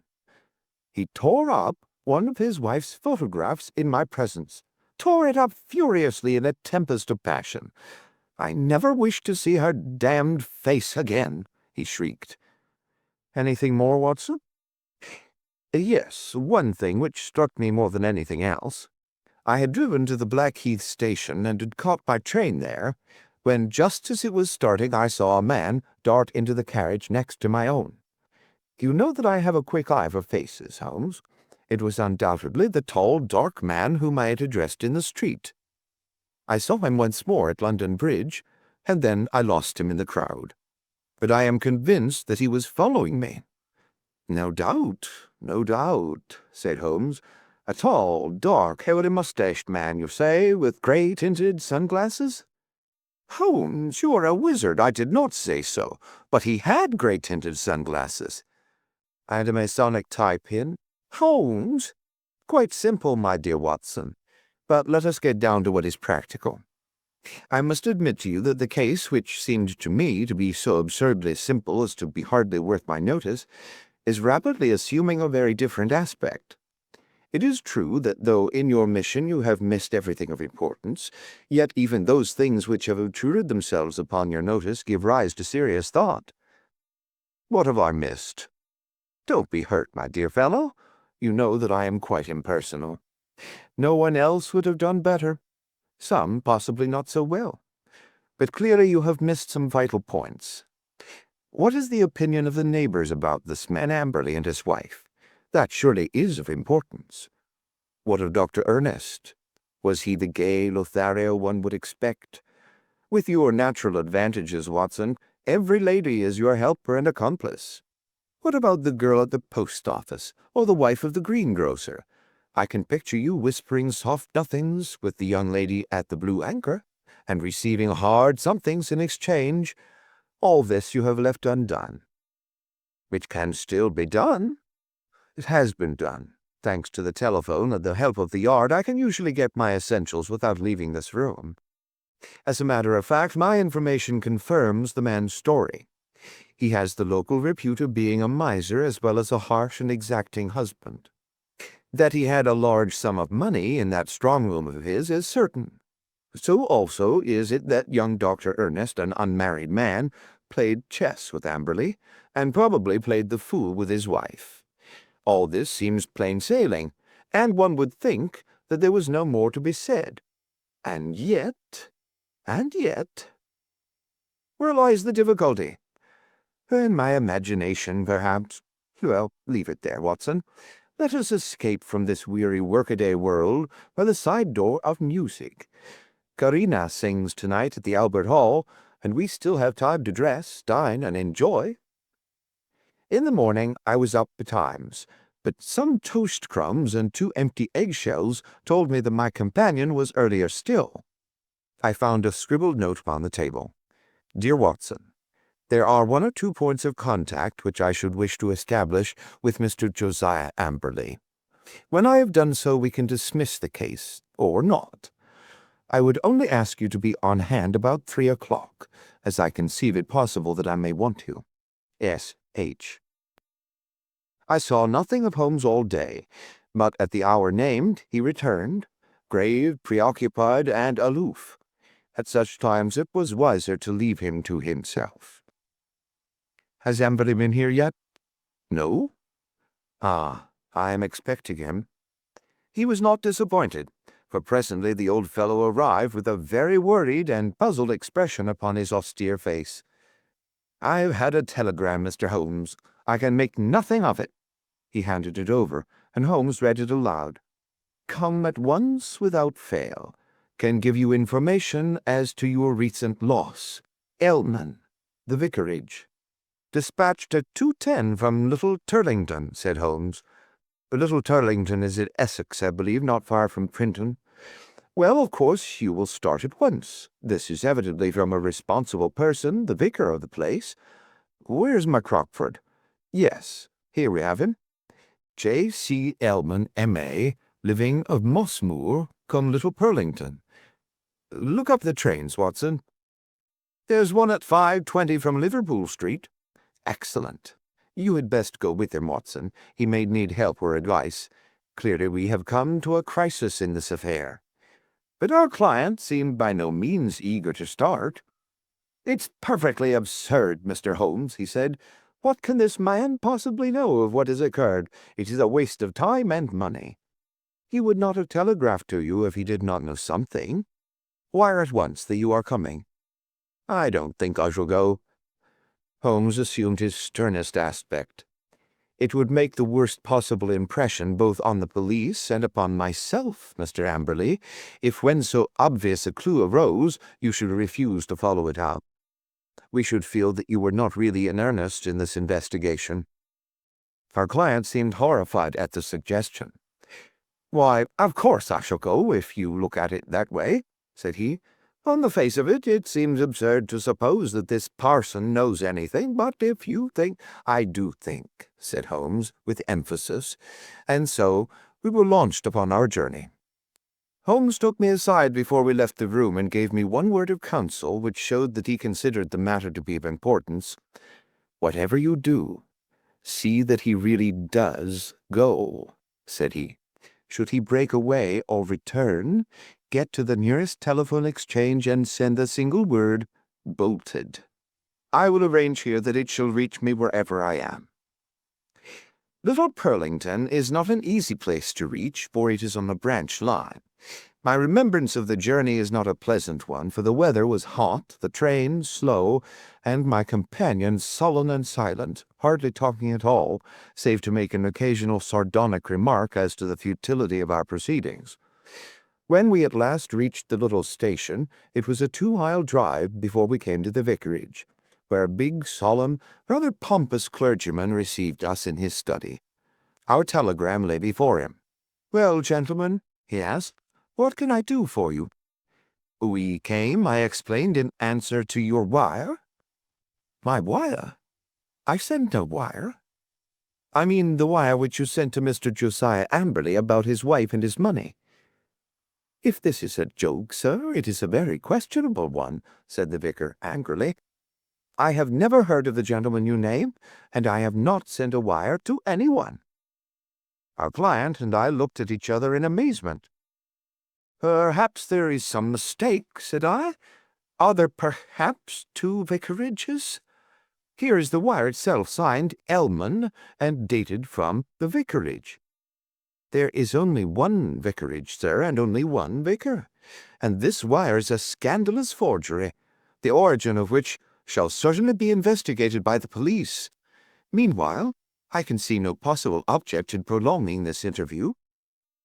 So Mr. Amberley and I found ourselves on the roadside in what seemed to me to be the most primitive village in England. We made for the telegraph office, but it was already closed. There was a telephone, however, in the little railway arms, and by it I got in touch with Holmes, who shared in our amazement at the result of our journey. "Most singular," said the distant voice. "Most remarkable. I much fear, my dear Watson, that there is no return train tonight.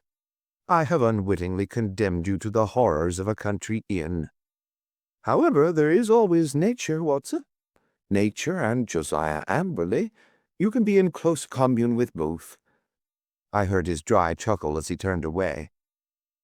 It was soon apparent to me that my companion's reputation as a miser was not undeserved. He had grumbled at the expense of the journey, had insisted upon traveling third class, and was now clamorous in his objections to the hotel bill. Next morning, when we did at last arrive in London, it was hard to say which of us was in the worst humor. "You had best take Baker Street as we pass," said I. "Mr. Holmes may have some fresh instructions." "If they are not worth more than the last ones, they are not of much use," said Amberley, with a malevolent scowl. Nonetheless, he kept me company. I had already warned Holmes by telegram of the hour of our arrival, but we found a message waiting that he was in Lewisham, and would expect us there. That was a surprise, but an even greater one was to find that he was not alone in the sitting-room of our client. A stern-looking, impassive man sat beside him, a dark man with grey-tinted glasses and a large Masonic pin projecting from his tie. "This is my friend Mr. Barker," said Holmes. "He has been interesting himself also in your business, Mr. Josiah Amberley, though we have been working independently. But we both have the same question to ask you." Mr. Amberley sat down heavily. He sensed impending danger. I read it in his straining eyes and his twitching features. "What is the question, Mr. Holmes?" "Only this. What did you do with the bodies?" The man sprang to his feet with a hoarse scream. He clawed into the air with his bony hands. His mouth was open, and for the instant he looked like some horrible bird of prey. In a flash, we got a glimpse of the real Josiah Amberley, a misshapen demon with a soul as distorted as his body. As he fell back into his chair, he clapped his hand to his lips as if to stifle a cough. Holmes sprang at his throat like a tiger and twisted his face towards the ground. A white pellet fell from between his gasping lips. "No shortcuts, Josiah Amberley. Things must be done decently and in order. What about it, Barker?" "I have a cab at the door," said our taciturn companion. "It is only a few hundred yards to the station. We will go together. You can stay here, Watson. I shall be back within half an hour." The old colourman had the strength of a lion in that great trunk of his, but he was helpless in the hands of the two experienced manhandlers. Wriggling and twisting, he was dragged to the waiting cab, and I was left to my solitary vigil in the ill-omened house.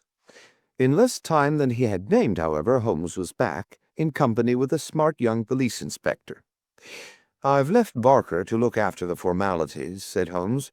"You have not met Barker, Watson. He is my hated rival upon the Surrey shore. When you said a tall, dark man, it was not difficult for me to complete the picture. He has several good cases to his credit, has he not, Inspector?" "He has certainly interfered several times," the inspector answered with reserve. "His methods are irregular, no doubt, like my own. The irregulars are useful sometimes, you know. You, for example, with your compulsory warning about whatever he said being used against him, could never have bluffed this rascal into what is virtually a confession." Perhaps not, but we get there all the same, Mr. Holmes. Don't imagine that we had not formed our own views of this case, and that we would not have laid our hands on our man. You will excuse us for feeling sore when you jump in with methods which we cannot use, and so rob us of the credit. There shall be no such robbery, Mackinnon. I assure you that I efface myself from now onwards. And as to Barker, he has done nothing save what I told him." The inspector seemed considerably relieved. "That is very handsome of you, Mr. Holmes. Praise or blame can matter little to you, but it is very different to us when the newspapers begin to ask questions." "Quite so, but they are pretty sure to ask questions anyhow, so it would be as well to have answers. What will you say, for example, when the intelligent and enterprising reporter asks you what the exact points were which aroused your suspicion, and finally gave you a certain conviction as to the real facts?" The inspector looked puzzled. "We don't seem to have got any real facts yet, Mr. Holmes. You say that the prisoner, in the presence of 3 witnesses, practically confessed, by trying to commit suicide, that he had murdered his wife and her lover. What other facts have you? Have you arranged for a search?" "There are 3 constables on their way." "Then you will soon get the clearest fact of all. The bodies cannot be far away. Try the cellars and the garden. It should not take long to dig up the likely places. This house is older than the water pipes. There must be a disused well somewhere. Try your luck there." "But how did you know of it, and how was it done?" "I'll show you first how it was done, and then I will give the explanation which is due to you, and even more to my long-suffering friend here, who has been invaluable throughout. But first, I would give you an insight into this man's mentality. It is a very unusual one, so much so that I think his destination is more likely to be Broadmoor than the scaffold. He has, to a high degree, the sort of mind which one associates with the medieval Italian nature rather than with the modern Briton.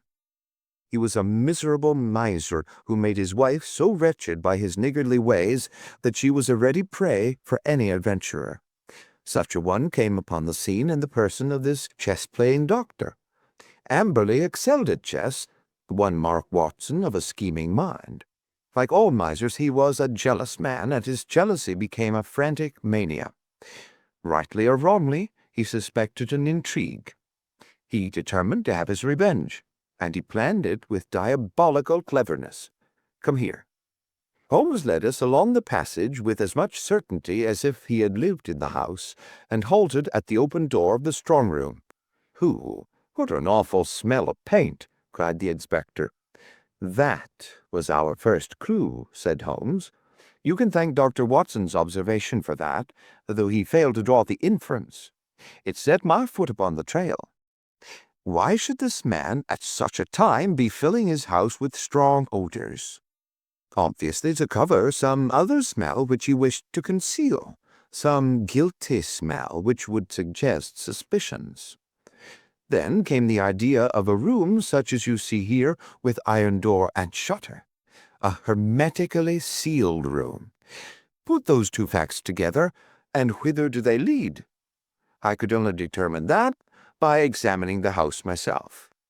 I was already certain that the case was serious, for I had examined the box-office chart at the Haymarket Theatre, another of Dr. Watson's bull's-eyes, and ascertained that neither B30 nor 32 of the upper circle had been occupied that night. Therefore, Amberley had not been to the theatre, and his alibi fell to the ground. He made a bad slip when he allowed my astute friend to notice the number of the seat taken for his wife. The question now arose how I might be able to examine the house. I sent an agent to the most impossible village I could think of, and summoned my man to it at such an hour that he could not possibly get back. To prevent any miscarriage, Dr. Watson accompanied him. The good vicar's name I took, of course, out of my Crockford. Do I make it all clear to you?" "It is masterly," said the inspector in an awed voice. There being no fear of interruption, I proceeded to burgle the house. Burglary has always been an alternative profession, had I cared to adopt it, and I have little doubt that I should have come to the front. Observe what I found. You see the gas pipe along the skirting here. Very good. It rises in the angle of the wall, and there is a tap here in the corner. The pipe runs out into the strong room, as you can see, and ends in that plaster rose in the center of the ceiling, where it is concealed by the ornamentation. That end is wide open. At any moment, by turning the outside tap, the room could be flooded with gas. With door and shutter closed, and the tap full on, I would not give 2 minutes of conscious sensation to anyone shut up in that little chamber. By what devilish device he decoyed them there, I do not know, but once inside the door they were at his mercy. The inspector examined the pipe with interest. "One of our officers mentioned the smell of gas," said he, "but of course the window and door were open then, and the paint, or some of it, was already about." He had begun the work of painting the day before, according to his story. But what next, Mr. Holmes? Well, then came an incident which was rather unexpected to myself. I was slipping through the pantry window in the early dawn when I felt a hand inside my collar, and a voice said, "Now, you rascal, what are you doing in there?" When I could twist my head round, I looked into the tinted spectacles of my friend and rival, Mr. Barker. It was a curious foregathering, and set us both smiling. It seems that he had been engaged by Dr. Ray Ernest's family to make some investigations, and had come to the same conclusion as to foul play. He had watched the house for some days, and had spotted Dr. Watson as one of the obviously suspicious characters who had called there. He could hardly arrest Watson, but when he saw a man actually climbing out of the pantry window, there came a limit to his restraint. Of course, I told him how matters stood, and we continued the case together. Why him? Why not us? Because it was in my mind to put that little test which answered so admirably. I fear you would not have gone so far. The inspector smiled. Well, maybe not. I understand that I have your word, Mr. Holmes, that you step right out of the case now, and that you turn all your results over to us. Certainly. That is always my custom. Well, in the name of the force, I thank you. It seems a clear case, as you put it, and there can't be much difficulty over the bodies. I'll show you a grim little bit of evidence, said Holmes, and I am sure Amberley himself never observed it. You'll get results, Inspector, by always putting yourself in the other fellow's place and thinking what you would do yourself. It takes some imagination, but it pays. Now, we will suppose that you were shut up in this little room, had not 2 minutes to live, but wanted to get even with the fiend who was probably mocking at you from the other side of the door. What would you do? Write a message. Exactly. You would like to tell people how you died. No use writing on paper. That would be seen. If you wrote on the wall, some eye might rest upon it. Now, look here. Just above the skirting is scribbled, with a purple indelible pencil, That's all. What do you make of that? Well, it's only a foot above the ground. The poor devil was on the floor and dying when he wrote it. He lost his senses before I could finish. He was writing, "We were murdered." That's how I read it. If you find an indelible pencil on the body, we'll look out for it, you may be sure. But those securities. Clearly there was no robbery at all, and yet he did possess those bonds. We verified that. You may be sure he has hidden them in a safe place. When the whole elopement had passed into history, he would suddenly discover them, and announce that the guilty couple had relented and sent back the plunder, or had dropped it on the way. You certainly seem to have met every difficulty, said the inspector. Of course, he was bound to call us in, but why he should have gone to you I can't understand. Pure swank, Holmes answered. He felt so clever and so sure of himself that he imagined no one could touch him. He could say to any suspicious neighbor, "Look at the steps I have taken. I have consulted not only the police, but even Sherlock Holmes." The inspector laughed. "We must forgive your even, Mr. Holmes," said he. "It's as workmanlike a job as I can remember." A couple of days later, my friend tossed across to me a copy of the bi-weekly North Surrey Observer. Under a series of flaming headlines which began "The Haven Horror" and ended with "Brilliant Police Investigation," there was a packed column of print which gave the first consecutive account of the affair. The concluding paragraph is typical of the whole. It ran thus: "The remarkable acumen by which Inspector Mackinnon has deduced from the smell of paint that some other smell, that of gas, for example, might be concealed. The bold deduction that the strong room might also be the death chamber, and the subsequent inquiry which led to the discovery of the bodies in a disused well, cleverly concealed by a dog kennel, should live in the history of crime as a standing example of the intelligence of our professional detectives." "Well, well, Mackinnon is a good fellow," said Holmes, with a tolerant smile. "You can file it in our archives, Watson. Some day the true story may be told." End of The Adventure of the Retired Colourman. End of the Casebook of Sherlock Holmes by Sir Arthur Conan Doyle.